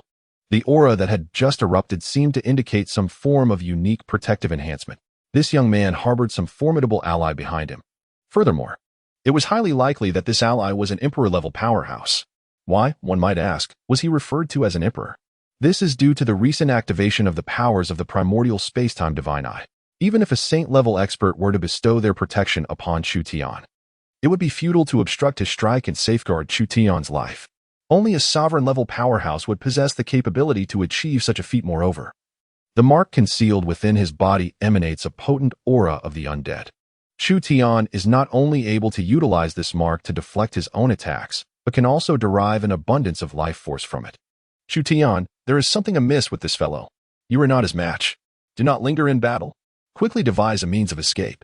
At this moment, the voice of the Death Lord resonated within Chu Tian's mind. Through the residual imprint left by the earlier strike of Kong Wudao, the Death Lord had discerned the terrifying power of his adversary. He was certain that Chu Tian could never be his match. Not a match? Humph. I refuse to believe it. Wiping the blood from the corner of his mouth, Chu Tian chose to disregard the Death Lord's warning. After all, he had already perished once. What was the fear of facing death anew?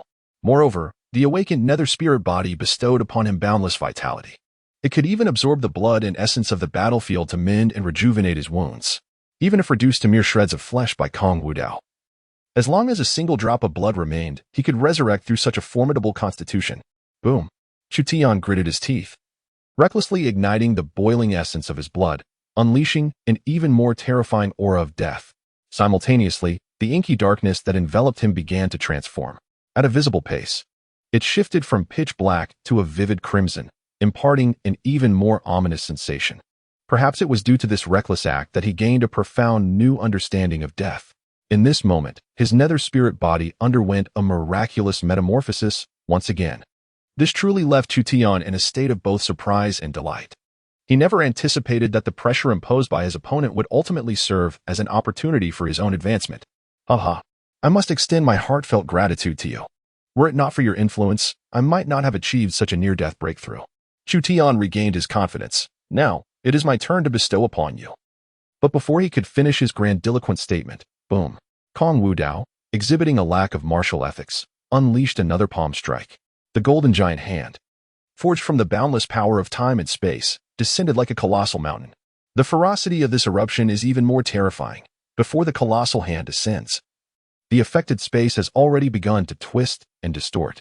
The very laws governing that region emit a mournful cry, overwhelmed by the weight of the moment. Under such a catastrophic blow, Chu Tian and the surrounding area are instantly reduced to mere dust and ash. Gazing at the utterly collapsed ruins, Kong Wudao's expression is one of disdain. Who possesses the audacity to speak such grandiose words?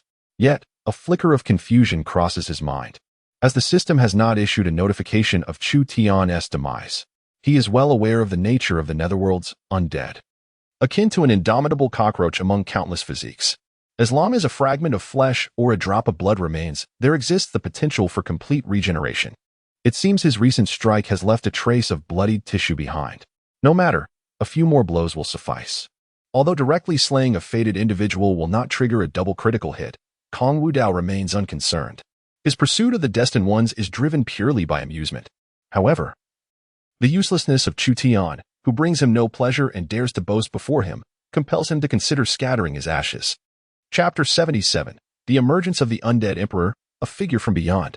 As for not having absorbed the Netherworld's undead, he feels no regret whatsoever. Though this physique boasts formidable physical strength, making it nearly impossible to be vanquished directly, it must harmonize with the necromantic arts to be of any significance to him. Resolute in his thoughts, Kong Wudao once again manipulated the temporal and spatial manifestations behind him, unleashing a barrage of terrifying divine powers. Boom, boom, boom.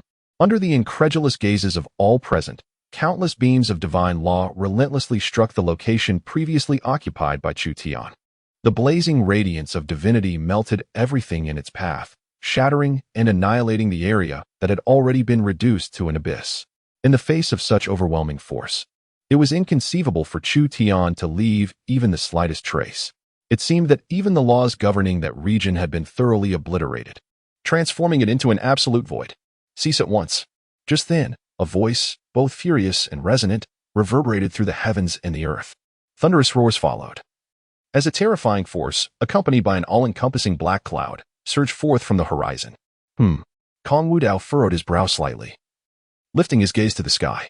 Within his soul's perception, it appeared that deep within the black clouds, an aura of death far surpassing that of Chu Tian was descending upon this place.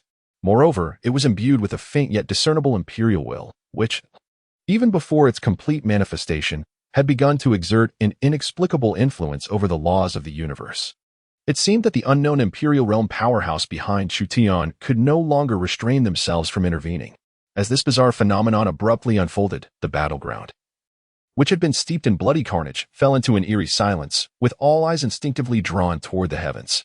From the depths of the black clouds, a multitude of scarlet flames suddenly surged forth, boiling and burning, slowly coalescing into a dark figure resembling a skeletal form.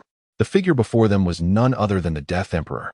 Upon witnessing this scene, the once despairing rebels felt a glimmer of hope surge through them, erupting into joyous exclamations. The Emperor has descended. The Emperor has arrived. The Death Emperor held an exalted position within the rebel ranks, firmly rooted in the core of their leadership. Their victories were largely attributed to the covert assistance of the Death Emperor, who was revered by these rebels as the sovereign, in existence rivaling even the mightiest of the Sun and Moon divine dynasty. This was a true emperor. Upon encountering the Death Emperor, the leader of the Sun and Moon divine dynasty was seized by an overwhelming terror, his legs trembling, nearly collapsing to the ground. According to their intelligence, the strongest among the rebels were merely the seduced feudal lords, at most possessing the supreme realm. Why had such a peculiar emperor emerged from among the rebels? It was over. All was lost. In contrast to the alarm of those present, the Death Emperor radiated a distinct fury. It was all due to that worthless Chu Tian, who insisted on provoking the void path, forcing him to reveal himself prematurely. Though his cultivation was that of an emperor, he was merely a pseudo-emperor at best. His ascension to such a realm was largely thanks to that esteemed figure from beyond the realm. Should he manifest in this place, it would undoubtedly attract the attention of the higher-ups of the Sun and Moon divine dynasty, jeopardizing their plans. Yet if he refrained from appearing, Chu Tian would be slain, and he would forfeit his chance for rebirth. Chu Tian's awakening of the netherworld death spirit body was also a result of his own efforts. Not only was it a means of nurturing the young man, but he also considered Chu Tian as a vessel for his new corporeal form. Now, under the overwhelming assault of the void path, Chu Tian had been reduced to mere fragments. Although he could still rely on the netherworld death spirit body to restore his physical form, the fundamental essence consumed during this process could never be replenished. This deeply pained the Lord of the Undead, for this was the new corporeal form he had painstakingly cultivated. "How dare you, impudent wretch, meddle in my affairs?" Thunderous roars echoed forth. In the next moment, a terrifying aura surged outward from the Lord of the Undead, akin to a tumultuous ocean, spreading in all directions. Under the influence of such dreadful power, even the imperial entities of the other temporal zones fell to shift, their expressions changing in alarm. They could hardly fathom that a peculiar emperor would suddenly descend upon them. "Do not interfere." Yet, the voidless Dao remained entirely unfazed, even addressing a specific region of the void with his words. His utterance was directed towards the hidden supreme shadow, who, though not yet at the emperor's realm, was endowed with imperial weaponry granted by the ancient ancestors of the temporal zones as his protector. With his supreme cultivation, he could indeed wield the imperial weapon, potentially sending the Lord of the Undead, this false emperor, into a state of disarray. However, the voidless Dao would not allow the supreme shadow to spoil his amusement.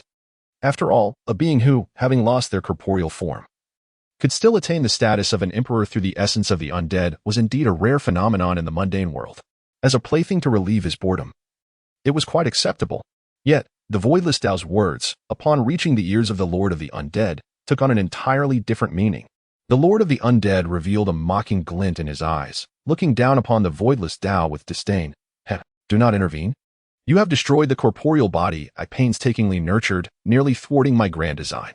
Today, if you can bow before me 10 times, I might spare your life. From the very beginning, the voidless Dao had enacted a special shielding technique.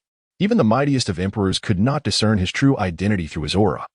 And thus the Lord of the Undead remained oblivious.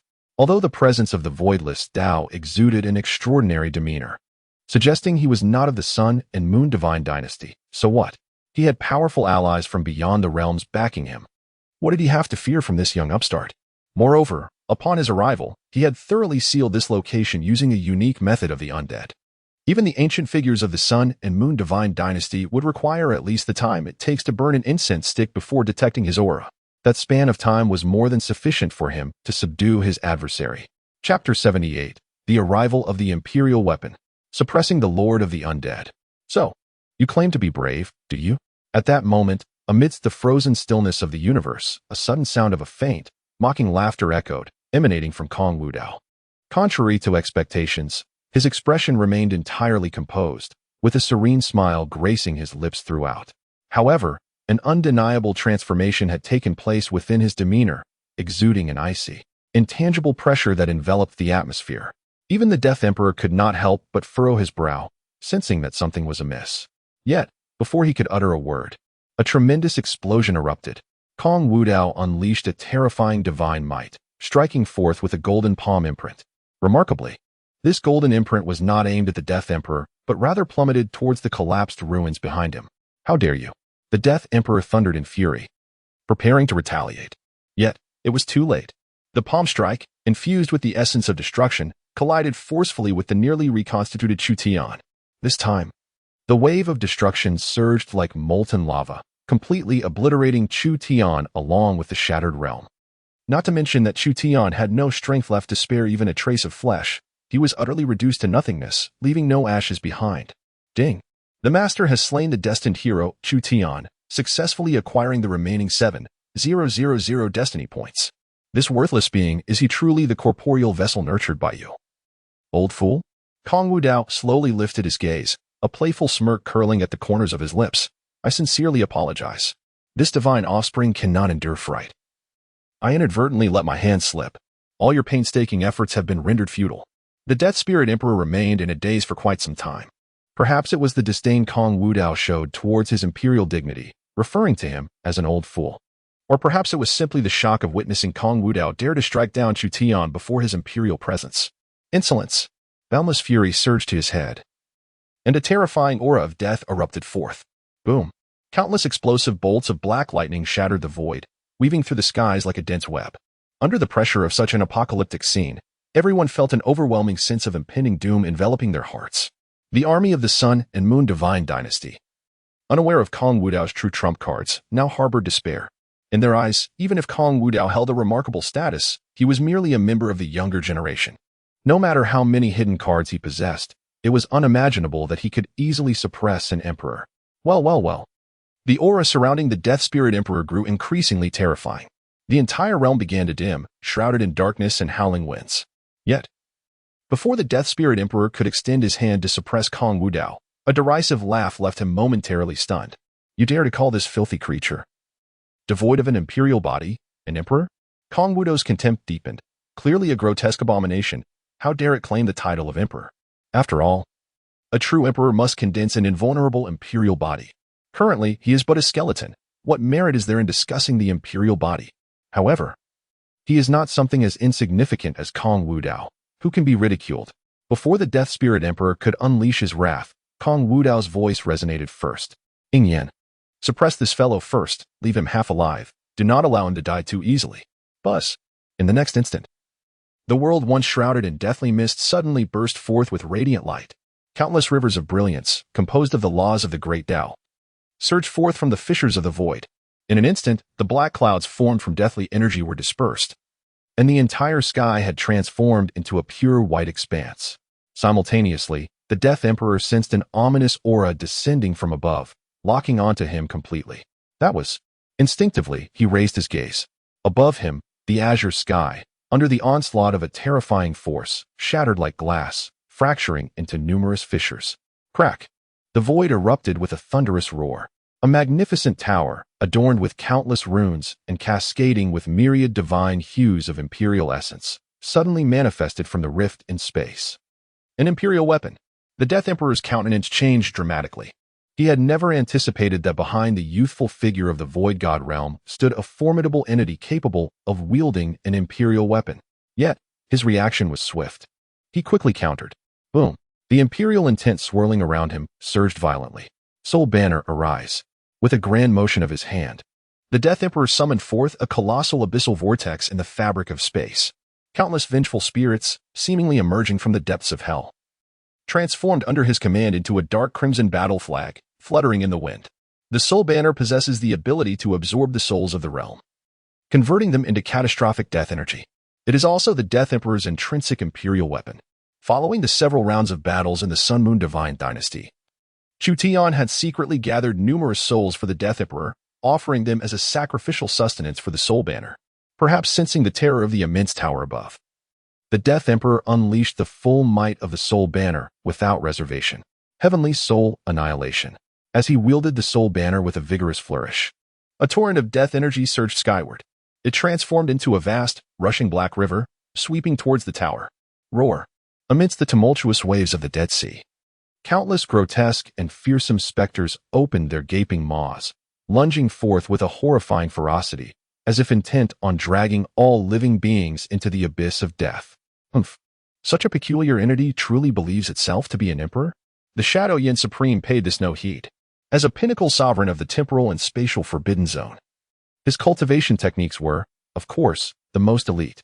An existence as bizarre as the Death Emperor, having achieved the status of a worldly emperor through unconventional means, had yet to solidify an imperial body. The explosive power he could muster was barely on par with that of a quasi-emperor. Even without the aid of an imperial weapon, he possessed the strength to contend. Not to mention, the imperial weapon in his grasp was one belonging to a top-tier emperor from the temporal and spatial Forbidden Zone. Endowed with its own sentience, all he needed to do was awaken it, and the imperial weapon would autonomously vanquish his foes. Buzz! At this moment, the radiant brilliance of the imperial Dao enveloping the surface of the pagoda intensified immensely. As myriad laws ascended, the nine-tiered pagoda rapidly expanded, transforming instantaneously into an infinite divine mountain that obscured the heavens and the sun. The pinnacle of the tower began to rotate autonomously, and ethereal chaotic light cascaded downwards. Accompanied by a resounding boom, the colossal divine pagoda descended from the heavens. The void shattered and collapsed with a thunderous roar. Countless undead spirits clawing their way out from the depths of hell were obliterated into mere dust. How could this be? The expression of the undead emperor changed drastically. His attacks proved utterly ineffective. Thunderous roars resonated as the flowing brilliance of the galaxy cascaded down, resembling a divine being descending to eradicate all illusions of the world. Before such overwhelming power, the undead emperor was rendered completely powerless, swiftly subdued by the immense pagoda. Silence enveloped the cosmos. Such a rapid reversal fundamentally shattered their worldview. An enigmatic emperor had not even begun to unleash his strength before being subdued outright. Even more terrifying was the revelation that this individual was a subordinate of the Void Dao. One could scarcely fathom the profound depths of the temporal and spatial Forbidden Zone. Chapter 79. The Arrival of Two Emperors.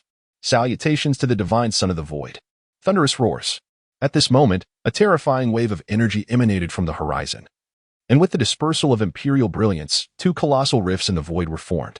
From within emerged two formidable figures, each radiating an imperial might surpassing that of the undead emperor. As they appeared, countless beams of imperial light flickered and surged forth like stars in the night sky. The two individuals before us are indeed the formidable emperors of the Sun Moon Divine Dynasty. Moments ago, at the instant when the imperial weapon of the pagoda collided with the Death Spirit Emperor, they sensed an anomaly. Awakening from their slumber within the imperial tomb and hastening to this location, Ancestral Master. We pay our respects to the Emperor. Xia Chuli and the multitude of cultivators from the Sun Moon Divine Dynasty hastily bowed in reverence. The arrival of such powerful emperors took them by surprise, leaving them bewildered. What has transpired here? The leading emperor of the Sun Moon Divine Dynasty spoke with an icy demeanor. They had only just awakened from their slumber and rushed here without knowledge of the events that had unfolded. Ancestral Master, it is as follows. Xia Chuli promptly stepped forward to elucidate. Moments later, having grasped the complete truth of the situation, both emperors were momentarily taken aback. Their gazes filled with incredulity as they beheld the figure clad in white beneath the pagoda. The son of the time-space forbidden zone. Kong Wudao. Could it be that such an extraordinary individual had arrived at their Sun Moon Divine Dynasty? They could not help but turn their attention towards the imperial weapon of the pagoda, which emanated an aura that even instilled fear in their hearts, causing them great alarm. Not daring to neglect their manners, they swiftly descended before Kong Wudao. I am Xia Qinyuan of the Sun Moon Divine Dynasty. I pay my respects to the son of Wudao. I am Xia Kunlun of the Sun Moon Divine Dynasty. I pay my respects to the son of Wudao. Thank you for your intervention in quelling the rebellion. As these words were uttered, many cultivators from the Sun Moon Divine Dynasty expressed their astonishment. After all, their emperors had not even invoked their imperial titles, but had addressed him directly by name. Such an act could be regarded as the utmost expression of respect towards Kong Wudao. Do not mention it, Kong Wudao replied with a slight nod, continuing, however. This individual who claims to be the Death Spirit Emperor is one I intend to take with me. The Lord of the Undead, having previously boasted so audaciously before him, would find it too merciful to be vanquished outright. Instead, he intended to take the individual back, ensuring that they would experience the true essence of eternal damnation. Upon hearing this, the two emperors of the Sun and Moon Divine Dynasty could not help but be taken aback. They were well aware of the Lord of the Undead's identity, which was intricately linked to their royal lineage, even sharing a certain blood relation. However, after being expelled from the royal family, the Lord of the Undead had inexplicably strayed onto the path of evil, repeatedly attempting to overthrow the Sun and Moon Divine Dynasty. Yet, every effort to subdue him had ended in failure due to the bizarre nature of his powers. Now, to their astonishment, the formidable Lord of the Undead had fallen to the hands of Kong Wudao. Xia Qinyuan hastily bowed. Of course, my lord, you may dispose of him as you wish. Although they were eager to uncover the secrets hidden within the Lord of the Undead, they were wise enough not to speak further now that Kong Wudao had made his intentions clear. The commander is dead and the emperor has also perished. Numerous rebels stood frozen, having witnessed the suppression of both Chu Tian and the Lord of the Undead at the hands of Kong Wudao. Their minds felt as though they had been plunged into an abyss, devouring the remnants of their shocked souls. They understood all too well the immense power of the Lord of the Undead. To them, he was akin to an immortal deity. Yet now, this immortal figure had been subdued by an entity seemingly subordinate to Kong Wudao, and their emperor had not even managed to unleash a single strike. With the downfall of Chu Tian and the Lord of the Undead, the rebellion had effectively come to a close. Kong Wudao showed little interest in continuing to quell other uprisings. The two emperors were equally aware of this. After leaving a contingent to manage the battlefield, they proceeded to accompany Kong Wudao back to the imperial city of the Sun and Moon Divine Dynasty. Unbeknownst to them, among the crowd, Xia Chuli gazed at Kong Wudao with a rapt expression. Recalling his extraordinary leadership and nearly invincible presence, her heart raced uncontrollably. For the first time in her life, she had encountered such an exceptional and unparalleled figure as Kong Wudao. If only I could be fortunate enough to follow such a person. Simultaneously, an announcement echoed in Kong Wudao's mind. Ding! Detected the destined heroine Xia Chuli harboring feelings of admiration for the master. Taming level increased by 30. A deduction of 2,400 destiny points was made, leaving a balance of 2,400 points. Congratulations, Master, for triggering a double critical hit, earning 4,800 destiny points. The degree of taming of the other party stands at 70. Upon hearing the sudden system sound, Kong Wudao could not help but curl the corners of his mouth. He truly began to suspect that Xia Chuli harbored some peculiar inclinations. Despite having done nothing, his taming level inexplicably increased by 30. Was he perhaps engaging in self-conquest in his heart? Meanwhile, upon learning that Kong Wudao not only quelled the rebellion in Bao'ong directly but also executed the two principal instigators of this insurrection, the entire Sun and Moon Divine Dynasty was shaken to its core. Was the divine son of Wudao truly that formidable? I had anticipated that this rebellion would last at least a month, yet the divine son resolved it in merely half a day. Furthermore, He commanded the suppression of the long-standing headache of our divine dynasty, the Emperor of the Undead. The arrival of the divine son of Wudao was indeed a stroke of fortune for our Sun and Moon divine dynasty. A chorus of cheers erupted throughout the dynasty. Even though Kong Wudao was not one of their own, the practitioners of the Sun and Moon divine dynasty had come to revere him immensely at this moment.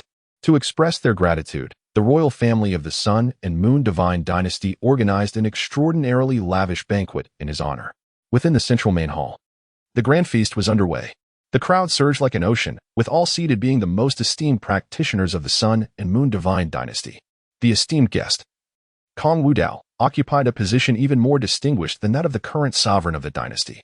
Esteemed guests, our Sun and Moon divine dynasty was able to quell the rebellion so swiftly, entirely thanks to the intervention of the divine son Wudao. Xia Xianyuan suddenly rose, raising his wine goblet in a toast to Kong Wudao. Thank you, divine son, for your righteous assistance. Our Sun and Moon divine dynasty is eternally grateful. The other ministers of the dynasty also raised their cups in unison, expressing their profound respect for Kong Wudao. In response, Kong Wudao merely nodded slightly. His gaze lowered as he savored the wine in his cup, seemingly indifferent to everything around him. Although the affairs of the Sun and Moon divine dynasty had seemingly come to a close, he still found himself lacking 30 points in his taming process with Xia Chuli. Should he devise a reason to subdue Xia Chuli as well? Noticing Kong Wudao's distracted demeanor, the high-ranking officials of the dynasty felt a surge of anxiety, fearing that he was dissatisfied with the banquet they had prepared. However, before Xia Xianyuan could speak, a beautiful figure suddenly rose from her seat. Almost before anyone could react, she stood before Kong Wudao, bowing respectfully and inquiring, "Divine son, may I ask if Chuli may become your follower?" P.S. Wishing all esteemed readers a joyous National Day. Chapter 80. As the Divine Son, one must learn to navigate with finesse. As soon as these words were spoken, the entire space was suddenly enveloped in silence.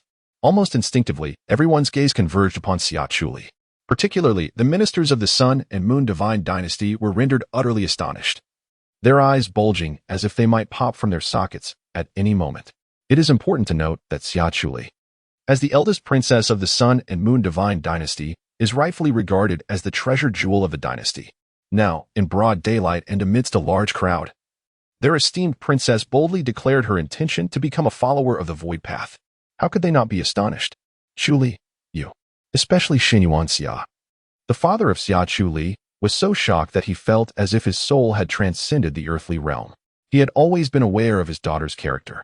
As the most exceptional prodigy of the Sun and Moon divine dynasty, she possessed her own pride. To openly declare her intention to become a follower of the void path was akin to shattering the very pride she cherished. Yet, Xia Chuli seemed utterly indifferent to the astonishment surrounding her. Maintaining a respectful posture, she proclaimed once more, "As long as I can follow the esteemed Son of God, I am willing to do anything." She had long prepared herself for this moment. If she did not voice her thoughts at this banquet, the opportunity might never arise again. As her words echoed through the previously silent space, the atmosphere grew even more suffocatingly quiet, leaving everyone utterly dumbfounded. They found themselves unable to utter a single word, their eyes wide in disbelief. Even the numerous young nobles from the temporal and spatial forbidden zone were taken aback, exchanging bewildered glances, their expressions filled with shock and confusion. They had never anticipated that this princess of the Sun and Moon divine dynasty would be so fervent in her admiration for their Son of God. Chuli, how can you be so disrespectful? Realizing the gravity of the situation, Xianyuan Xia hurried forward, intending to take his daughter away.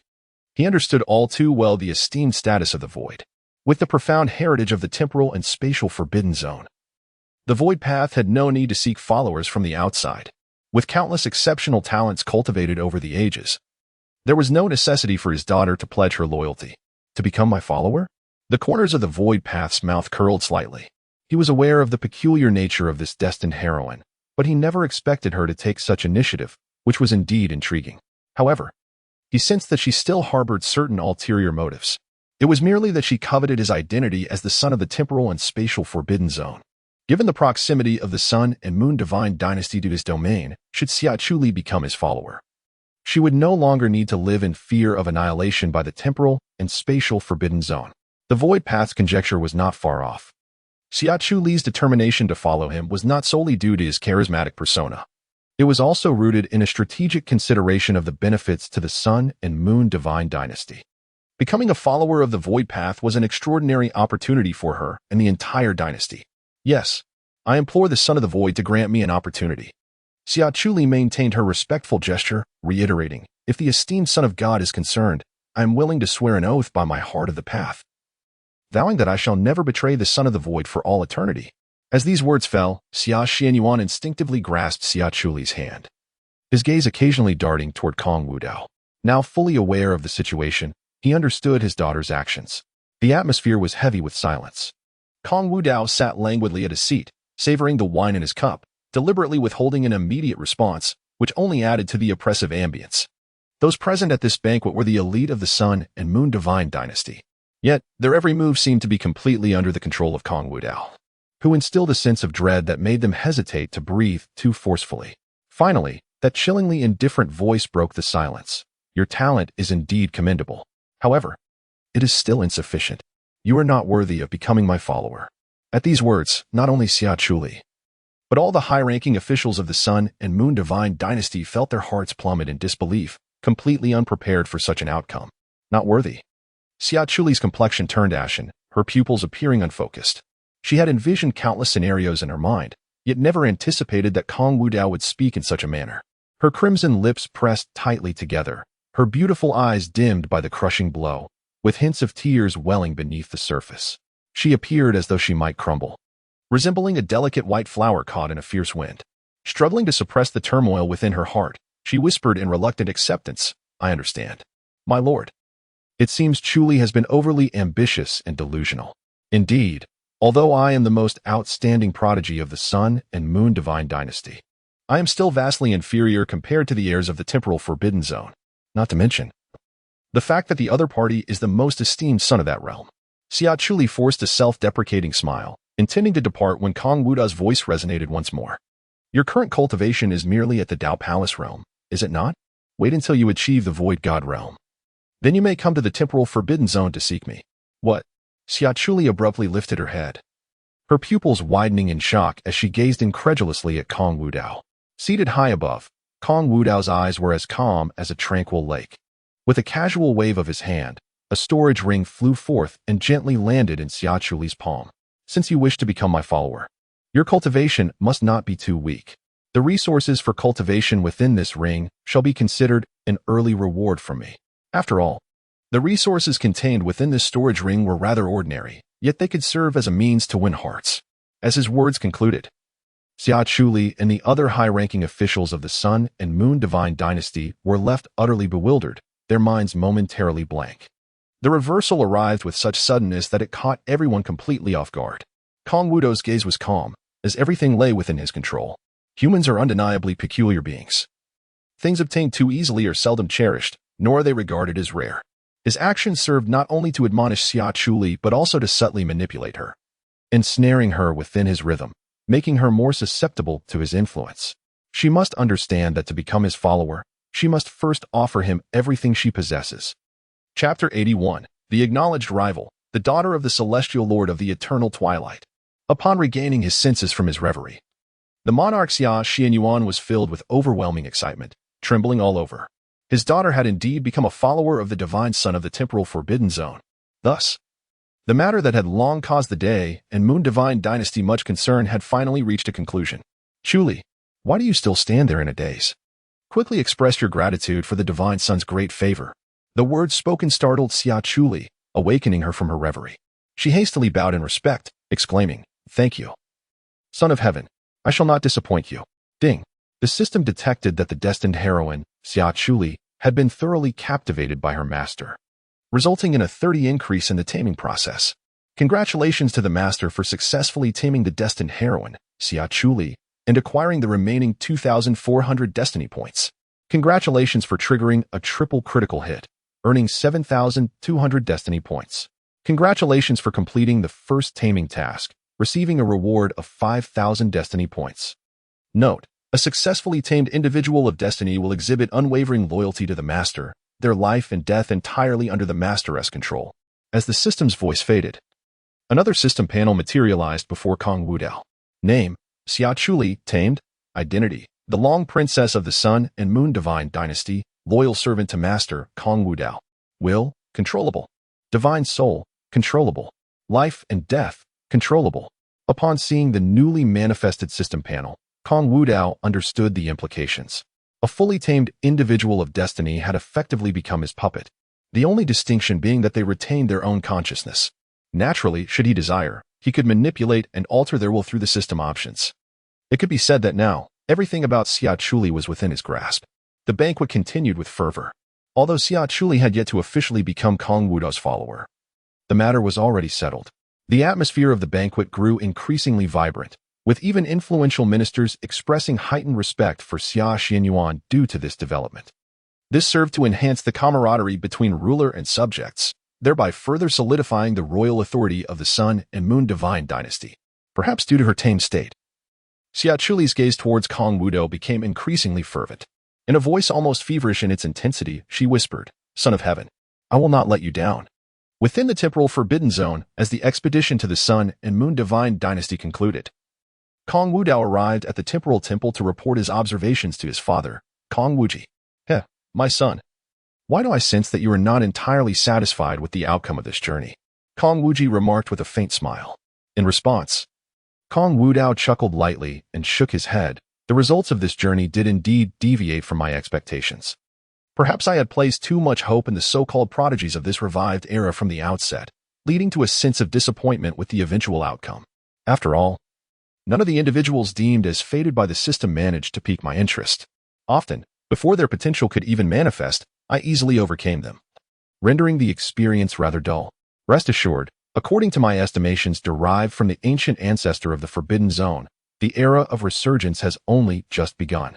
Seemingly perceiving the thoughts within Kong Wudao's mind, Kong Wuji smiled and remarked, "The prodigies that will emerge henceforth will only grow increasingly formidable. I trust you shall not find it excessively dull." Upon hearing these words, Kong Wudao nodded slightly. The depths of the myriad realms are profoundly unfathomable. Aside from the 16 formidable forbidden zones that once instilled terror across all realms, there exist countless ancient powers of the highest caliber. These ancient forces have endured through countless epochs, boasting innumerable formidable emperors, and have even given rise to legendary true immortals. The true, unparalleled prodigies of these ancient powers have been skillfully concealed. When the opportune moment arises, these extraordinary beings will emerge with formidable force, vying for the destiny of an era. Only such individuals possess the genuine qualifications to stand as his adversaries. However, upon reflection, in comparison to the concealed talents of other ancient factions, his greater interest lies with the old rivals he once acknowledged during the Era of Desolation. At that time, aside from his own temporal forbidden zone, there remained a vast array of celestial forbidden zones in existence.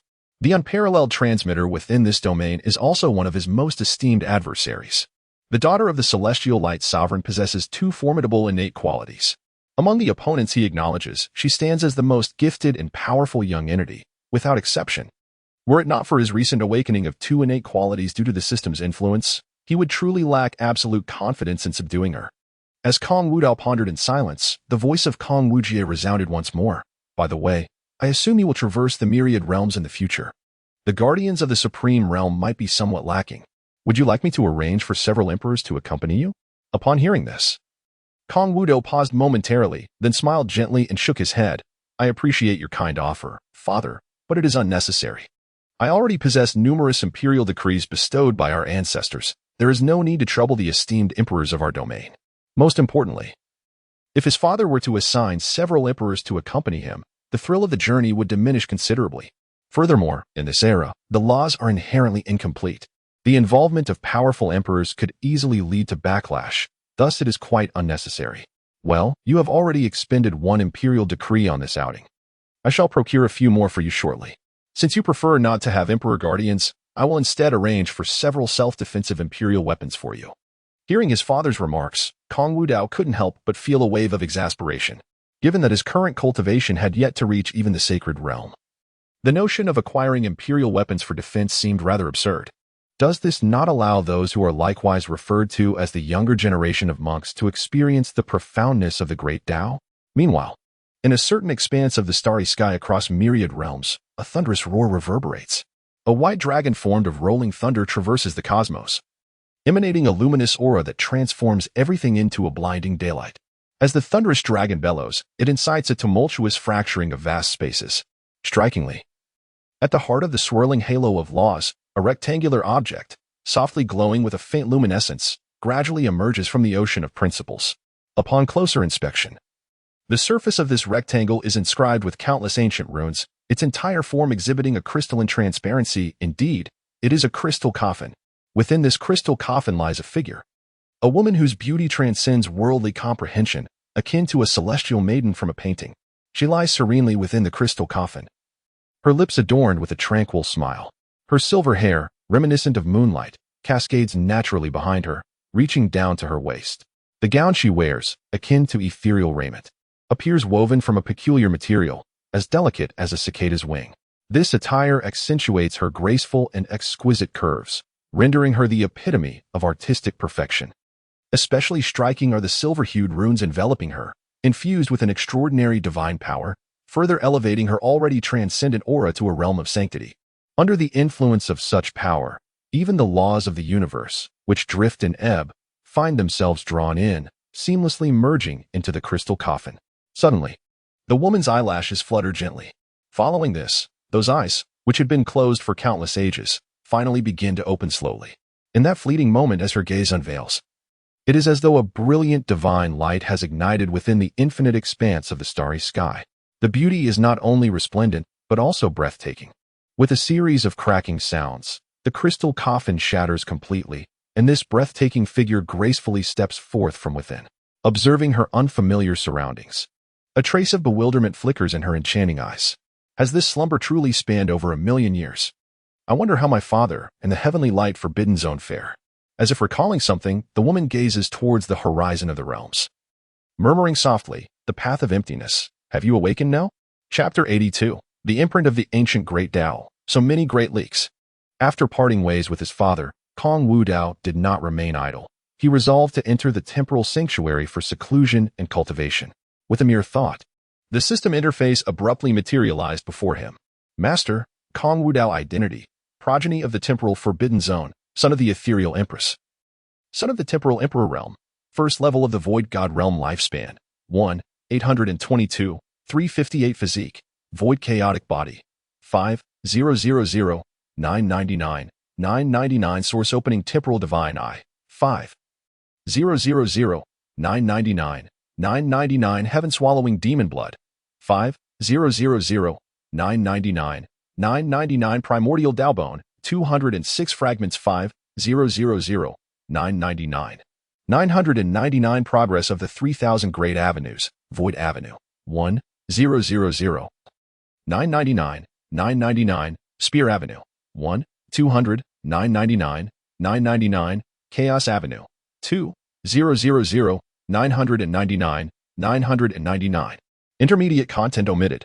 Destiny points, 73, 550 upon witnessing this scene.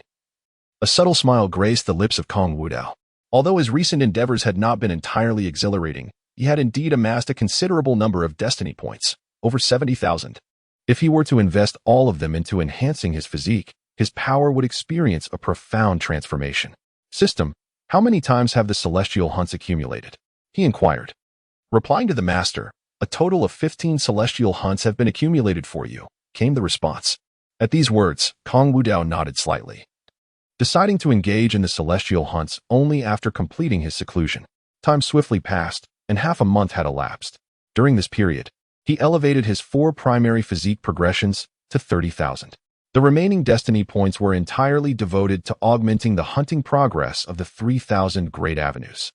After absorbing numerous rare treasures, Kong Wudao's cultivation soared from the first level of the Void God realm to the 9th level, drawing perilously close to the God King realm. Such an astonishing rate of advancement could only be described as extraordinary across the myriad realms. Yet, at this moment, Kong Wudao found himself in deep contemplation. He had fully utilized all the accumulated opportunities for celestial hunts, acquiring several exceedingly rare treasures, along with a peculiar object. Seated in a meditative posture, he was toying with a fragment emitting a strange luminescence, resembling an irregular shard of crystal, imbued with a potent life force. He murmured to himself, could this truly be a fragment of the legendary Source Pearl of Life? The Source Pearl of Life, as legend has it, is a celestial artifact formed through the countless epochs of the Life Avenue's essence. According to ancient texts, entities akin to the 3,000 great avenues, through the passage of eons, would inherently forge and condense a unique divine object from their own primordial essence. This divine artifact encompasses the essence of the Great Dao. One could assert that the possessor of this artifact wields a fragment of authority over this profound path. However, following the harrowing battle of yore, the myriad paths along with their divine artifacts were shattered, irrevocably dissolving into the mist of time. He never anticipated that, through the celestial hunt, he would acquire fragments of the life path's primordial artifact. Nevertheless, it is indeed time to pay a visit to the Reincarnation Dao sect and its illustrious Empress of Reincarnation. After carefully securing the fragments in his possession, Kong Wudao prepared to embark on his journey to the Reincarnation Dao sect. Although the Empress of Reincarnation is the supreme ancestor of the sect, as a son of the time-space forbidden zone, it would not be a formidable task for him to assert his influence over her. Before his departure, however, Kong Wudao received a summons from his father once more. Within the time-space temple, Kong Wudao regarded his son with a warm expression, his gaze filled with pride. It seems, Wudao, that you have made considerable gains during your seclusion. Kong Wudao did not deliberately conceal his cultivation level.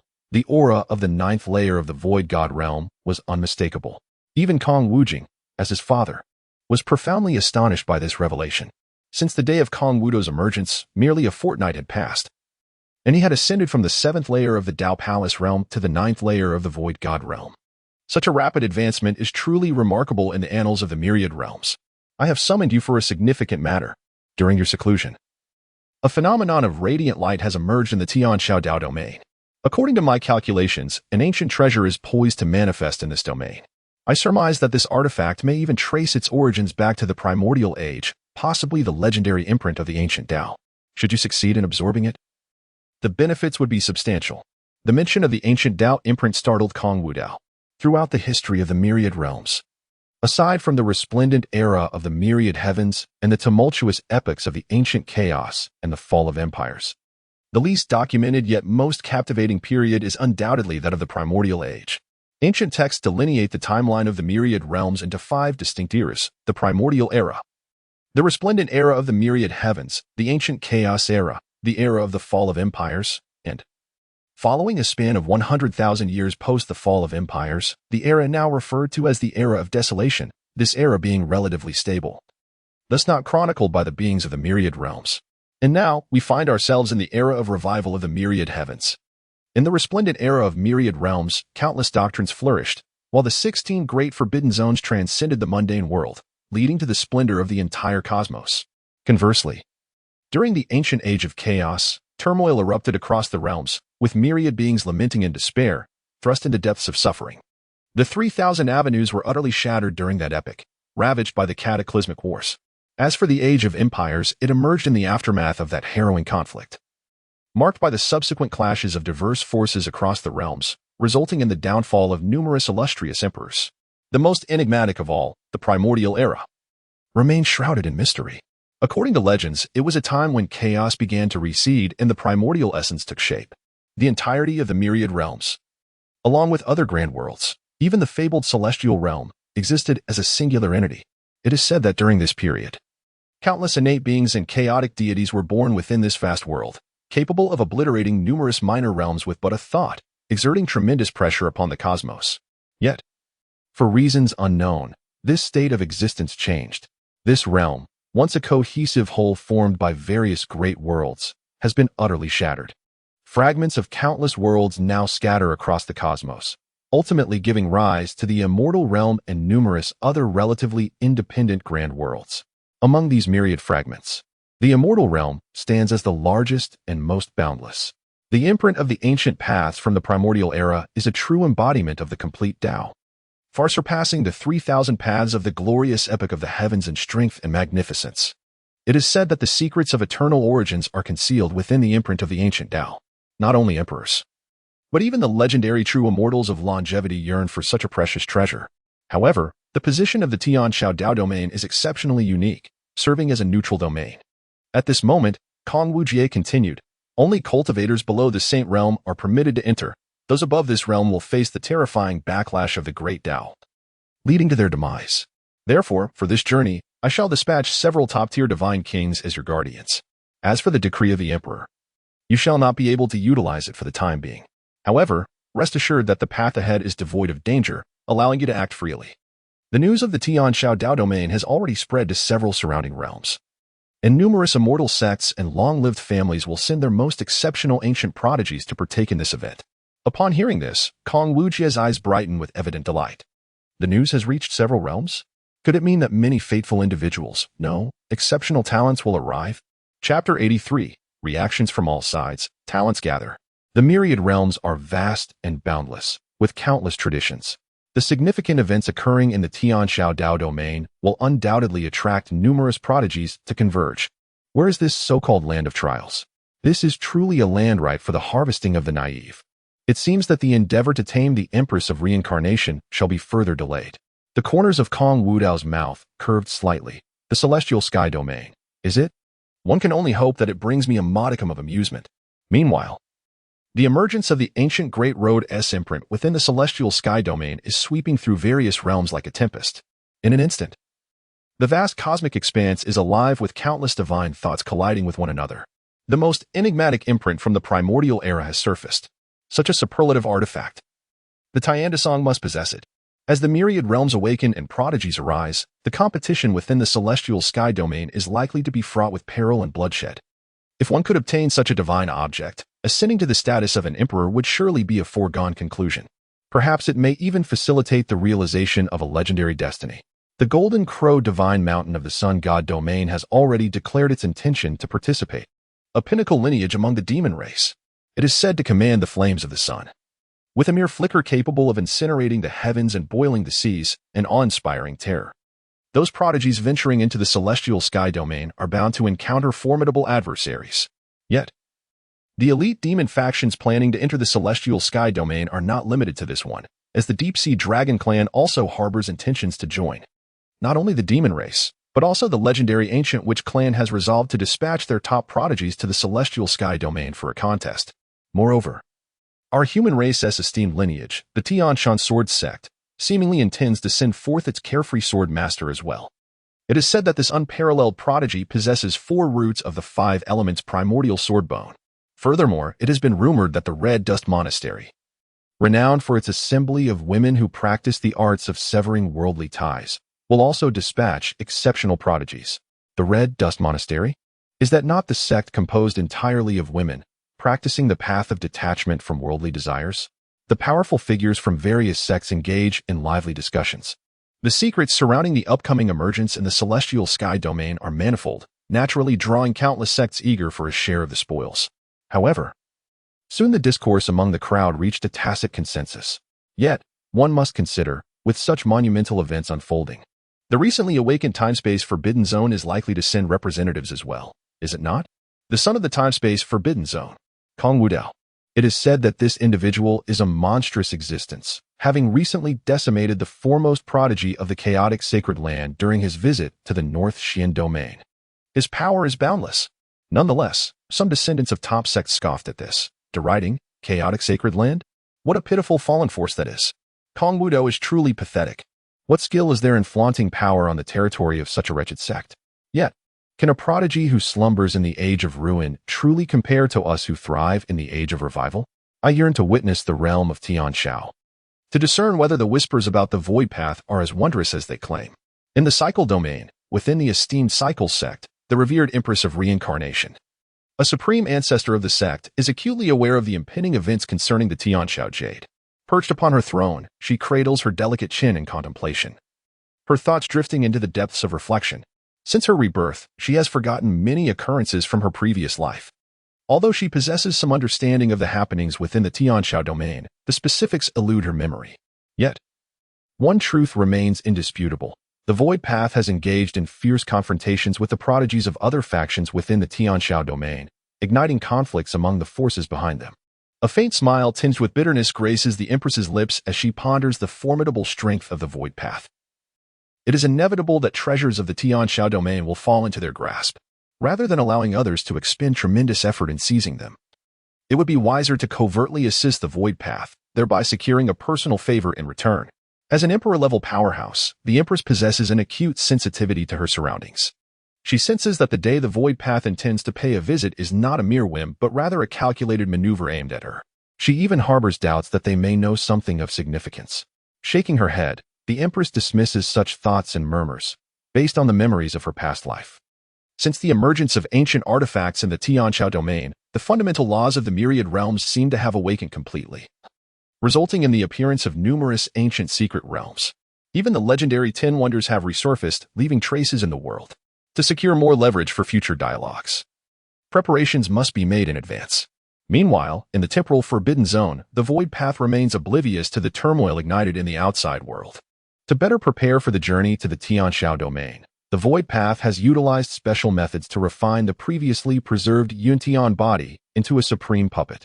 Gazing at the closed-eyed figure before him, reminiscent of Yutian, a subtle smile graces the lips of the void path. Soon, with just a fragment of his divine consciousness, he will be able to fully control this puppet. As his thoughts materialize, a stream of ethereal energy, born from his soul, swiftly emerges from within him and integrates into the puppet. The once lifeless puppet now seems to be imbued with vitality, abruptly opening its eyes and exuding a terrifying aura of chaos. Strike with all your might.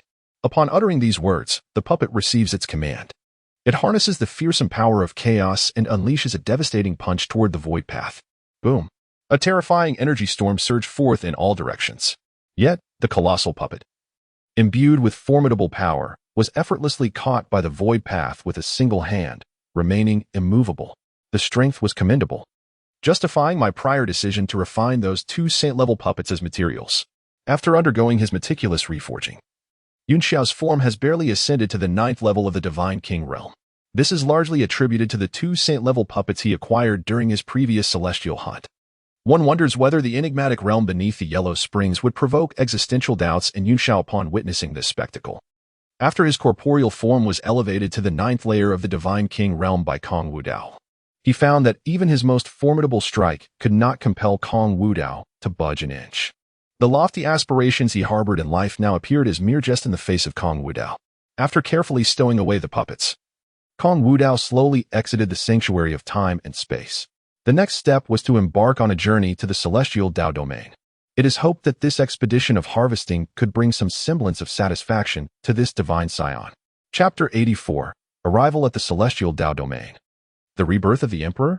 Time swiftly passed. On this day, Kong Wudao departed from the temporal confinement, traversing towards the celestial sky domain in a luxurious carriage. He chose not to ride the celestial dragon of revelation, for its cultivation had already reached the saint realm, rendering it unable to enter the celestial sky domain. However, he did assign a task to the celestial dragon. Should he return and find it has not successfully advanced beyond the saint realm, he would stew the creature for soup. For he held a deep disdain for ineffectiveness. Even though the celestial dragon was merely his mount, it was expected to strive for greater cultivation. Kong Wudao was not accompanied by many, aside from several elite beings of the Divine King realm discreetly following. Only Kong Jiangwei and Kong Xuanyang, among 4 imperial sons, were present. The other 5 imperial sons and daughters had their own affairs to attend to. Thus, the carriage sped along the resplendent ancient road of the starry sky, swiftly piercing through a void passage. As the obscuring light mist dissipated entirely, Kong Wudao and his companions found themselves in an entirely different expanse of stars. The celestial sky domain lies at the confluence of several realms, and due to its unique geographical position, it serves as a pivotal hub among myriad domains. However, because of the special laws governing the celestial sky domain, entry for those above the saint realm is prohibited. Thus, the most formidable beings within are merely half-step saints, native to the domain. Yet, the presence of these unique laws has birthed numerous exceptionally gifted individuals over countless epochs, some eventually emerging from the celestial sky domain to attain enlightenment and ascend to imperial status across the myriad realms. Legend has it that long ago, a prodigious figure named Yaxian emerged from the celestial sky domain. Born of no parents, it is said that he was conceived from a drop of 9-colored celestial blood. Ultimately, he seized the destiny of the ages and became the sovereign of fate, towering above countless earthly emperors of his time. The sovereign of fate appears only once in an epic, showcasing the terrifying talent of Yaxian. Kong Wudao's carriage swiftly entered the celestial sky domain. Today, the domain was bustling with activity, the heavens above shimmering with brilliance. The aura emanating from these luminous streams hinted at the presence of prodigies from various other realms, all similarly drawn to the ancient path's imprint. Lord Divine Sun, spoke Kong Jiangwei respectfully. The master of the forbidden domain mentioned that there are individuals associated with our temporal confinement in the celestial sky domain. We may proceed there to find lodging. Very well. Lead the way, Kong Wudao nodded slightly. Boom. The carriage resonated with the thunderous sound of crushing void as it soared towards a nearby city. Meanwhile, at Wanqing City, on this day, the skies above the city of Halloween were pierced by a divine vessel, a magnificent airship soaring through the heavens with tremendous speed. Upon it, terrifyingly youthful figures continuously descended into the city of Halloween. Among them were formidable prodigies hailing from the Tianxiao domain, as well as numerous individuals from other realms. Alas, it appears that turmoil is imminent within our Tianxiao domain. Such an influx of prodigies from other realms is indeed alarming. What does this signify? The individuals from other realms arriving in our city of Halloween are but a fraction. Many more have yet to reveal themselves. What are you all so worried about? Do not forget the unique laws governing our Tianxiao domain. Although we lack powerful beings above the sacred realm, those from beyond the sacred realm cannot enter. In a contest beneath the sacred realm, who is to say who is stronger or weaker? Within the city of Halloween, countless local cultivators from the Tianxiao domain engaged in animated discussions. They were well aware of the monumental opportunity presented by the imprint of the primordial Great Dao. Such a grand chance rightfully belongs to our Tianxiao domain. Why should it be seized by those from other realms? If it is merely beneath the sacred realm, our Tianxiao city's sacred palace prodigies are not to be underestimated. The Tianxiao domain does not possess the countless ancient sacred sites, eternal families, or immortal traditions found in the myriad realms. Instead, the entire Tianxiao domain comprises numerous sacred palaces akin to academies, established by the Dao of Heaven. Each year, special selections are held to identify the most exceptional young talents within the Tianxiao domain. To grow stronger, to venture beyond the Tianxiao domain and become a legendary figure among the myriad realms, entering a sacred palace for cultivation is the optimal path. Among these, the Tianyuan Sacred Palace stands as one of the sacred palaces created by the Dao of Heaven. Meanwhile, before a dilapidated wooden hut at Tianyuan Academy. Haha, Mu Hao, you perennial underachiever, how dare you linger in the sacred palace? Hurry back and fulfill your role as the son-in-law of the Nalan family. Humph. This waste relies solely on his status as Nalan's fiancé. Otherwise, how would he have the qualifications to enter our Tianyuan Sacred Palace? Does he truly believe that being a son-in-law of the Nalan family transforms him from a common chicken into a phoenix? You better have all the medicinal pills prepared by tomorrow. Otherwise, the consequences will be far graver than losing just your useless limbs. A chorus of derisive laughter erupted. Several cultivators clad in sacred palace attire looked disdainfully at the young man sprawled in the mud. Noticing his lack of movement, the leader frowned slightly, signaling one of his companions to rouse him. Hey, Mu Hao, are you dead? Haven't you heard our boss speaking to you? Seeing the young man still unmoving, the leader grew annoyed and raised his foot to deliver a powerful kick to his head.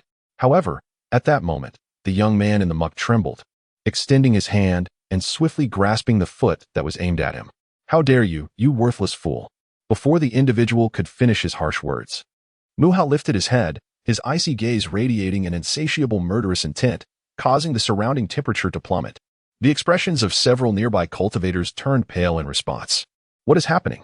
That frigid stare instilled an inexplicable sense of dread within them. For a long time, Mu Hao had been the lowest among the ranks of the Tianyuan Sacred Palace, merely a target for their amusement. Yet now, he seemed to have transformed into an entirely different being. Get out of my sight. With a forceful grip, Mu Hao seized the ankle of the cultivator, akin to a chick being effortlessly handled, and hurled him away with tremendous force. Boom, boom, boom, as he flew backward. The cultivator crashed through several large trees before finally landing heavily in the distance, completely unconscious. Mu Hao, you. The remaining cultivators were struck with astonishment. The one who had just been thrown was at least one major realm above Mu Hao. How could he be so effortlessly sent flying? Before they could react, a shadow flickered before them. A terrifying force struck them squarely in the face. Under such overwhelming power, they had no time to respond before they too were sent flying, crashing hard into the distance and losing consciousness entirely. A bunch of insignificant wretches, daring to be so brazen before me? Rubbing his slightly numb fingers, Mu Hao felt a twinge of confusion. Wasn't he, supposed to have perished in that great battle during the era of the emperors? Why am I here? Just as Mu Hao was lost in thought, a sudden sharp pain pierced his head, and memories surged into his consciousness like a tidal wave. Moments later, a flicker of realization sparkled in Mu Hao's eyes. This place is the Tianxiao Dao domain. The city of 10,000 saints? I have been reborn in the resurgence era of the future. Chapter 85, The Nine Radiance Emperor? Nearly a treasure-seeking mouse. Mu Hao's expression suddenly brightened with joy. No, he should not be referred to as Mu Hao. He ought to be called the Nine Radiance Emperor. The shaking immortal. Indeed, he is the legendary figure who emerged from the Tianxiao Dao domain, ultimately seizing the celestial mandate across the myriad realms, achieving the legendary title of the Celestial Mandate Emperor. In his previous life, he was conceived from a single drop of nine-colored celestial blood, and all regarded him as a child of the heavens. He bore this title with honor, possessing not only the legendary celestial sacred body, but also the illustrious bloodline of the nine heavens. Since his rise to prominence, he has fought countless battles, subduing innumerable so-called peerless geniuses. Ultimately, he claimed the destiny of an era, becoming the celestial emperor recognized by the Great Dao. However, during the era of the fallen emperor, he unwittingly provoked an even more terrifying celestial emperor. In a moment of misfortune, he suffered defeat in a single strike, resulting in his direct demise and total downfall. Yet, to his astonishment, he was favored by the heavens. Instead of fading into the ashes of time, he found himself reborn in a new age. Although this rebirth did not grant him the full array of opportunities he once had, he retained the memories of his past life. Even in this new era, he harbored absolute confidence in achieving accomplishments far more resplendent than those of his former existence. The only lamentation was that this new body was not the one he had previously possessed. It was frail and devoid of any significant bloodline. He pondered whether the essence hidden deep within his soul had returned alongside him. With a flicker of his divine will, the void suddenly rippled, and an infinite array of mystical runes emanated from it, ultimately coalescing into an exquisitely crafted jade box. Upon sighting this jade box, his eyes sparkled with excitement, and he eagerly opened it. Buzz! In the next moment, a dazzling brilliance erupted from within, and a drop of nine-colored blood, imbued with an ethereal resonance, materialized from the box. The nine-colored celestial blood, he exclaimed in joyful astonishment. This nine-colored celestial blood was the very essence that had nurtured his being. It had played an indispensable role in his formidable ascent. This drop of blood not only harbors supreme power, but also aids him in establishing a resonant bridge with the celestial laws of this realm. This, indeed, constitutes his greatest trump card. I never anticipated that the nine-colored heavenly blood would accompany my rebirth. Coupled with the memories of my past life, this destiny is surely mine. A confident smile graced the lips of Yao Xian. The original owner of this body was named Mu Hao, was he not? How tragic it is that he was perpetually regarded as a worthless being, even treated as a parasitic son-in-law, scorned by his own fiancée. Yao Xian chuckled softly. Rest assured, now that I have acquired your vessel, I shall fulfill all your long-held wishes. Those who have humiliated you will be made to repay their transgressions 100-fold. In the end, I will also take you to witness the unique vistas belonging to the Destiny Emperor. Boom. Just then, the skies above Wanxing City churned with ominous clouds, and a resplendent palanquin shattered through the mist, emerging from within. A terrifying roar reverberated, shaking the very foundations of Wanxing City and capturing the gaze of countless onlookers. What an astonishing sight! A palanquin crafted from the rare soul-nourishing divine jade. Whose eminent figure from the Dao domain could this be? Soul-nourishing divine jade is an exceedingly rare treasure in the mundane world. It can even enhance and nurture the souls of cultivators. And now, it is employed as material for a palanquin? Look at the characters on the banner. With this exclamation, all eyes were drawn to the fluttering flag. The words time-space forbidden zone danced elegantly, embodying boundless Dao rhythms, striking like a hammer upon the consciousness of many cultivators. The time-space forbidden zone. Yao Xian's gaze turned icy as he beheld the fluttering banner. The reason for his downfall in the age of the fall of empires was due to provoking a destiny emperor from the time-space forbidden zone. Ultimately, he was ruthlessly slain, harboring resentment as he perished. I never expected that fate would be so cruel. Upon my rebirth, I would encounter someone from the time-space forbidden zone, and judging by the aura, the individual seated in this palanquin must possess an extraordinary status, perhaps a top-tier successor from the time-space forbidden zone. Have they come seeking the imprint of the ancient path? Having acquired Mu Hao's memories, Yao Xian was well aware of the significant events unfolding in the Tianxiao Dao domain. The imprint of the ancient path involves matters of great consequence. If I could obtain it, it would be an immense boon, perhaps even enabling me to shatter the legendary shackles of the Emperor. With this thought, a glimmer of excitement ignited in his eyes. Since I have been granted a second chance at life, I shall not only seek vengeance, but also carve out a path far more resplendent than in my previous existence. I shall seize the imprint of the ancient path, and those from the time-space forbidden zone shall all meet their demise. However, my current cultivation is far too weak. I absolutely cannot confront him head-on. I must first elevate my prowess. With the presence of the nine-colored celestial blood, I should attempt to connect with the heavenly Dao of the Tianxiao domain. A plan began to form in Yaoxian's mind, and in a flash, he swiftly departed from the locale. Simultaneously, within the carriage, the meditative Kong Wudao suddenly heard the voice of the system. Ding! A special fated individual has been detected. The fluctuations of destiny are exceedingly potent. It is recommended that the master pursue this hunt. Upon hearing this, Kong Wudao abruptly opened his eyes, shining with an unusual light. A special fated individual? What does this imply? In response, the system revealed, this individual of destiny is no ordinary being. He is a unique entity birthed by the heavenly Dao of the Tianxiao domain. The master may understand him as not only a person of destiny, but also as a son of the heavenly Dao, a remarkable anomaly among the fated ones. Upon hearing this, Kong Wudao's interest was piqued. So, does this mean that this fellow is also in the Wanqing city? Indeed, all has been marked for the master's perusal. The location of the fated individual, Tia Yuan Sacred Palace. Current name, Mu Hao, currently possessed. Further information requires additional analysis. Seeing this scene, Kong Wudao understood. To uncover the specific details about this individual of destiny, he must confront him directly for the system to analyze. However, the mention of currently possessed suddenly sparked his curiosity. Could it be the legendary phenomenon of reincarnation and possession? Moreover, judging by the circumstances, this individual seems to have recently undergone such a transformation. Kong Wudao's mind began to formulate a supposition. And he's an anomaly among the fated ones, a son of the heavenly Dao of the Tianxiao domain. This suggests that all the fortune of the Tianxiao domain is likely subtly converging upon this individual, is it not? Intriguing. Perhaps this individual could assist me in more effectively locating the imprint of the ancient path. After all, the very location of the imprint of the ancient path lies within the Tianxiao domain, if no individuals from other realms interfere. This truly belongs to the fortunes of the beings of the Tianxiao domain. Now, with the sudden emergence of an anomaly among the fated, he feels an instinctual sense that this matter is not as simple as it appears. Yet ultimately, the sole value of this individual may merely be that of a treasure-seeking mouse for him. Chapter 86. The fiancé of the fated individual? An unimaginable desire. Meanwhile, in the enchanting realm of Halloween City, the Nayland family finds itself at the center of significant events.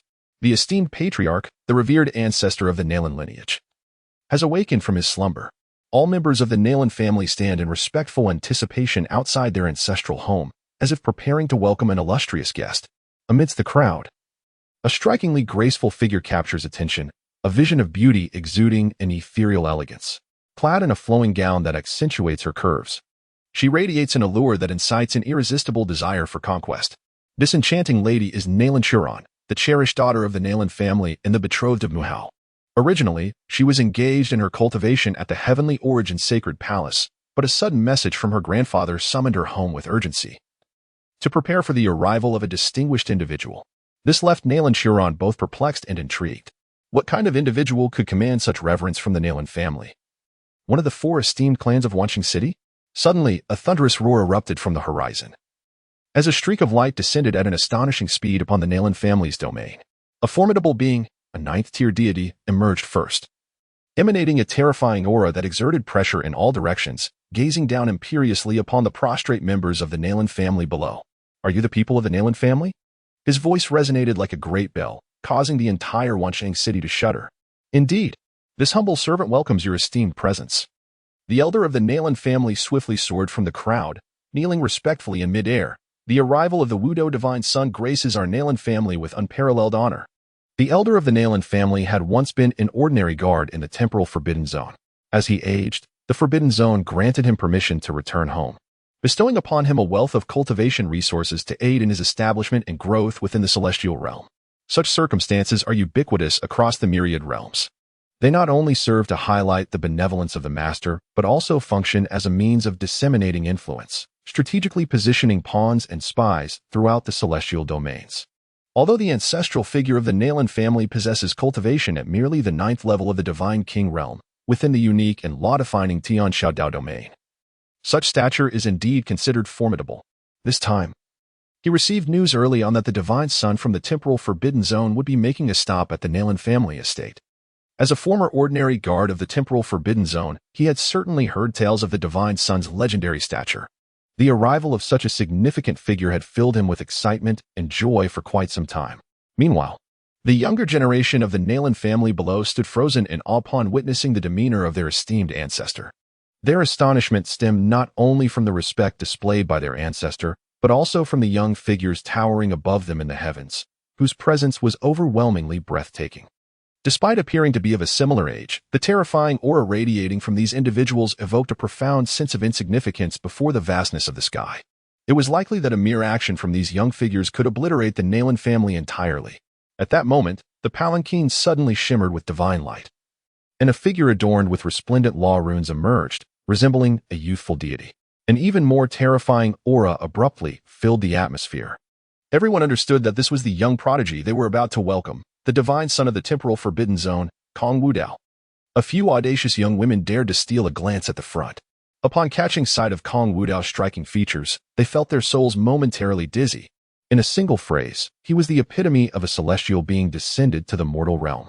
Moreover, the two imperial maidens standing beside Kong Wudao were equally breathtaking, resembling ethereal goddesses from the celestial realms. Seemingly sensing the gazes from below, the two maidens casually swept their eyes across the crowd, sending shivers through the many cultivators, who hurriedly lowered their heads, afraid to gaze any longer. However, Kong Wudao's gaze swiftly found its way to Nalan Chiron among the crowd. Earlier, while in the palanquin, the system had detected a fluctuation of destiny power.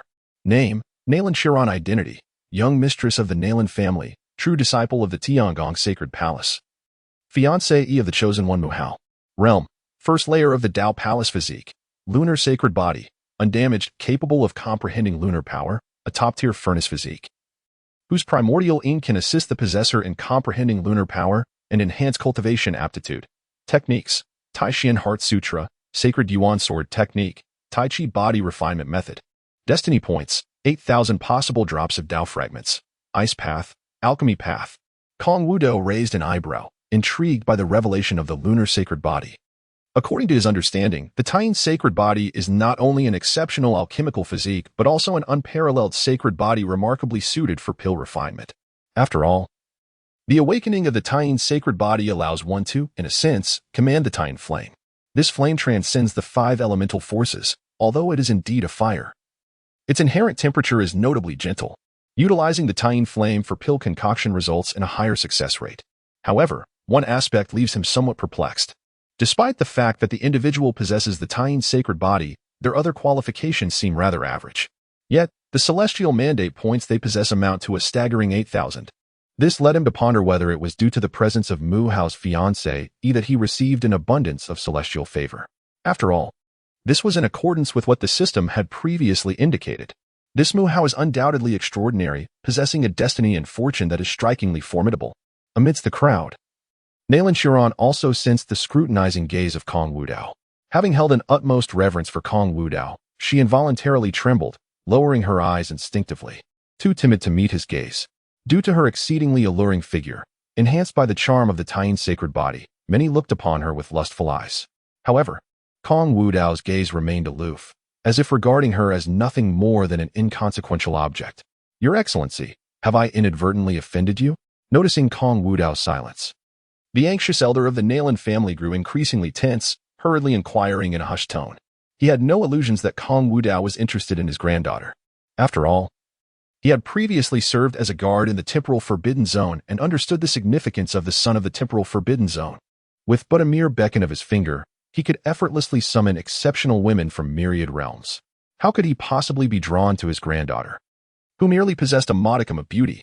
Such a notion was beyond his wildest dreams. Chapter 87. The Guide, Learning to Let Go of Dignity. Kong Wudao shook his head, replying nonchalantly, "There is no matter. Lead the way." "Yes, Your Excellency, please follow me." The elder of the Nalan family finally exhaled in relief, a respectful smile gracing his features as he led Kong Wudao and his entourage into the Nalan family estate. The commotion surrounding Kong Wudao's arrival had garnered immense attention, naturally captivating countless individuals within the holy city of 10,000 saints. Numerous cultivators from the city gazed in astonishment toward the Nalan family, their expressions reflecting disbelief. It appeared that an extraordinary young master had graced the Nalan family. The Nalan family could be considered a top-tier clan within the holy city of 10,000 saints, with its elder being a superlative powerhouse, rumored to have reached the threshold of semi-sainthood. Even the city lord showed utmost respect upon encountering him, yet today, he was demonstrating such deference to this young master. Indeed, I distinctly heard the elder of the Nalan family refer to himself as an old servant. Hiss. It seems this young master's status is beyond our comprehension. In contrast to the discussions among the local cultivators of the Tianqiao Dao domain, the expressions of the external domain prodigy shifted, with an inkling of realization dawning upon them. Who else, besides the son of the temporal forbidden zone, could command such treatment, capable of crafting a chariot from a significant amount of soul-nourishing divine jade? Those individuals from the temporal forbidden zone have actually gone to the Nalan family. On a certain peak of the Tianyuan sacred palace, a figure stood against the wind, gazing toward the Nalan family with a somber countenance. The original owner of this corporeal form was already betrothed to the Nalan family, serving as their son-in-law. Now, upon the arrival of a stranger at his fiancée's residence, he could distinctly sense a tumultuous shift in the emotions of this body, marked by a sense of indignation and a profound humiliation at the thought of another man touching what he deemed to be his. Fear not, for I have now seized your vessel and shall not abandon it. The identity of a son-in-law shall be cast aside. I shall restore you to your rightful place, ensuring that these contemptuous onlookers understand what it truly means to soar like a dragon in the skies.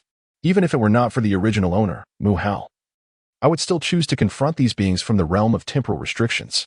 After all, had it not been for that fated emperor from the temporal confines in my past life, I would not have met my tragic end. A vendetta must be avenged. Meanwhile, within the Nalan family estate, all members of the clan had gathered. Numerous potentates capable of commanding the winds and shaking the very foundations of Wancheng City stood as if they were the most lowly of servants, displaying utmost respect and deference. For indeed, the mightiest ancestor of the Nalan family was once merely an ordinary attendant within the temporal restrictions, not to mention the individual before them, who bore the most esteemed title of the divine heir.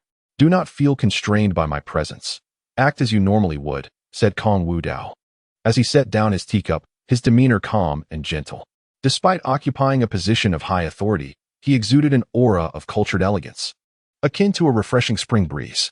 The gathered members of the Nalan family appeared both honored and astonished. Yet they understood well that this was merely a display of restrained superiority. The outward gentility was but a manifestation of his refined upbringing, perhaps a courtesy extended to their ancestor, who had once served as an attendant in the temporal realm. Thank you, esteemed divine heir. The ancestor of the Nalan family hastily bowed, his tone imbued with reverence. Surely you have come in pursuit of the legendary ancient mark, and our Nalan family is willing to mobilize all our resources to assist you in obtaining this divine artifact. The news of the imminent emergence of the ancient mark within the Tianqiao Dao domain was no longer a secret. They were well aware of Kong Wudao's purpose in coming here. There is no need for that. I have already decided on this matter. Kong Wudao replied with a gentle smile. However, as I am new to this Wancheng city, I wish to explore it at my leisure. Upon hearing these words, the hearts of the Nalan clan members raced with surprise. Did they not grasp the implications of Kong Wudao's statement? Numerous young disciples from the Nalan family, regardless of gender, revealed eager anticipation in their eyes, hastily expressing their desire to serve as guides for the divine heir's excursion. Esteemed divine heir, I have grown up in the city of Halloween since my childhood, and I am intimately familiar with its streets and alleys. I can guide the esteemed Son of God. Esteemed Son of God, not only have I been raised in this city of Halloween, but I also possess a profound understanding of the surrounding areas, along with a wealth of knowledge about the city's ancient history. Please, esteemed Son of God, choose me. Esteemed Son of God, I have long been regarded as the encyclopedia of the city of Halloween, should you desire. I can accurately recount the colors of the belly bands worn by the women in this city. Esteemed Son of God, I am well versed in the general conditions of the entire Tianqiao Dao region, able to sing and dance, and I can serve tea as well. Many young members of the Nalan family fervently introduced their advantages, hoping to catch the attention of Kong Wudao and become his guide on this journey. After all, the status of the individual in question is undeniable. Even if it is merely the title of a seemingly insignificant guide, it is a coveted honor they all dream of attaining. Amidst the crowd, Nalan Shiran, who had been slightly slower in her movements, felt a twinge of embarrassment as she pressed her lips together. She truly did not expect that the usually stern family members would be quicker to seek favor than she. the young lady of the Nalan family. It seemed that her chances had slipped away. However, Kong Wudao paid no heed to the numerous young cultivators of the Nalan family. His gaze transcended the crowd and rested squarely upon Nalan Shuran. The guide for this journey, naturally, must be Nalan Shuran. After all, the next destination is the Heavenly Origin Sacred Palace. She is not only a true disciple of the Heavenly Origin Sacred Palace, but also the fiancée of the fated anomaly. The forthcoming grand performance would undoubtedly lack much of its allure without Nalan Shuran.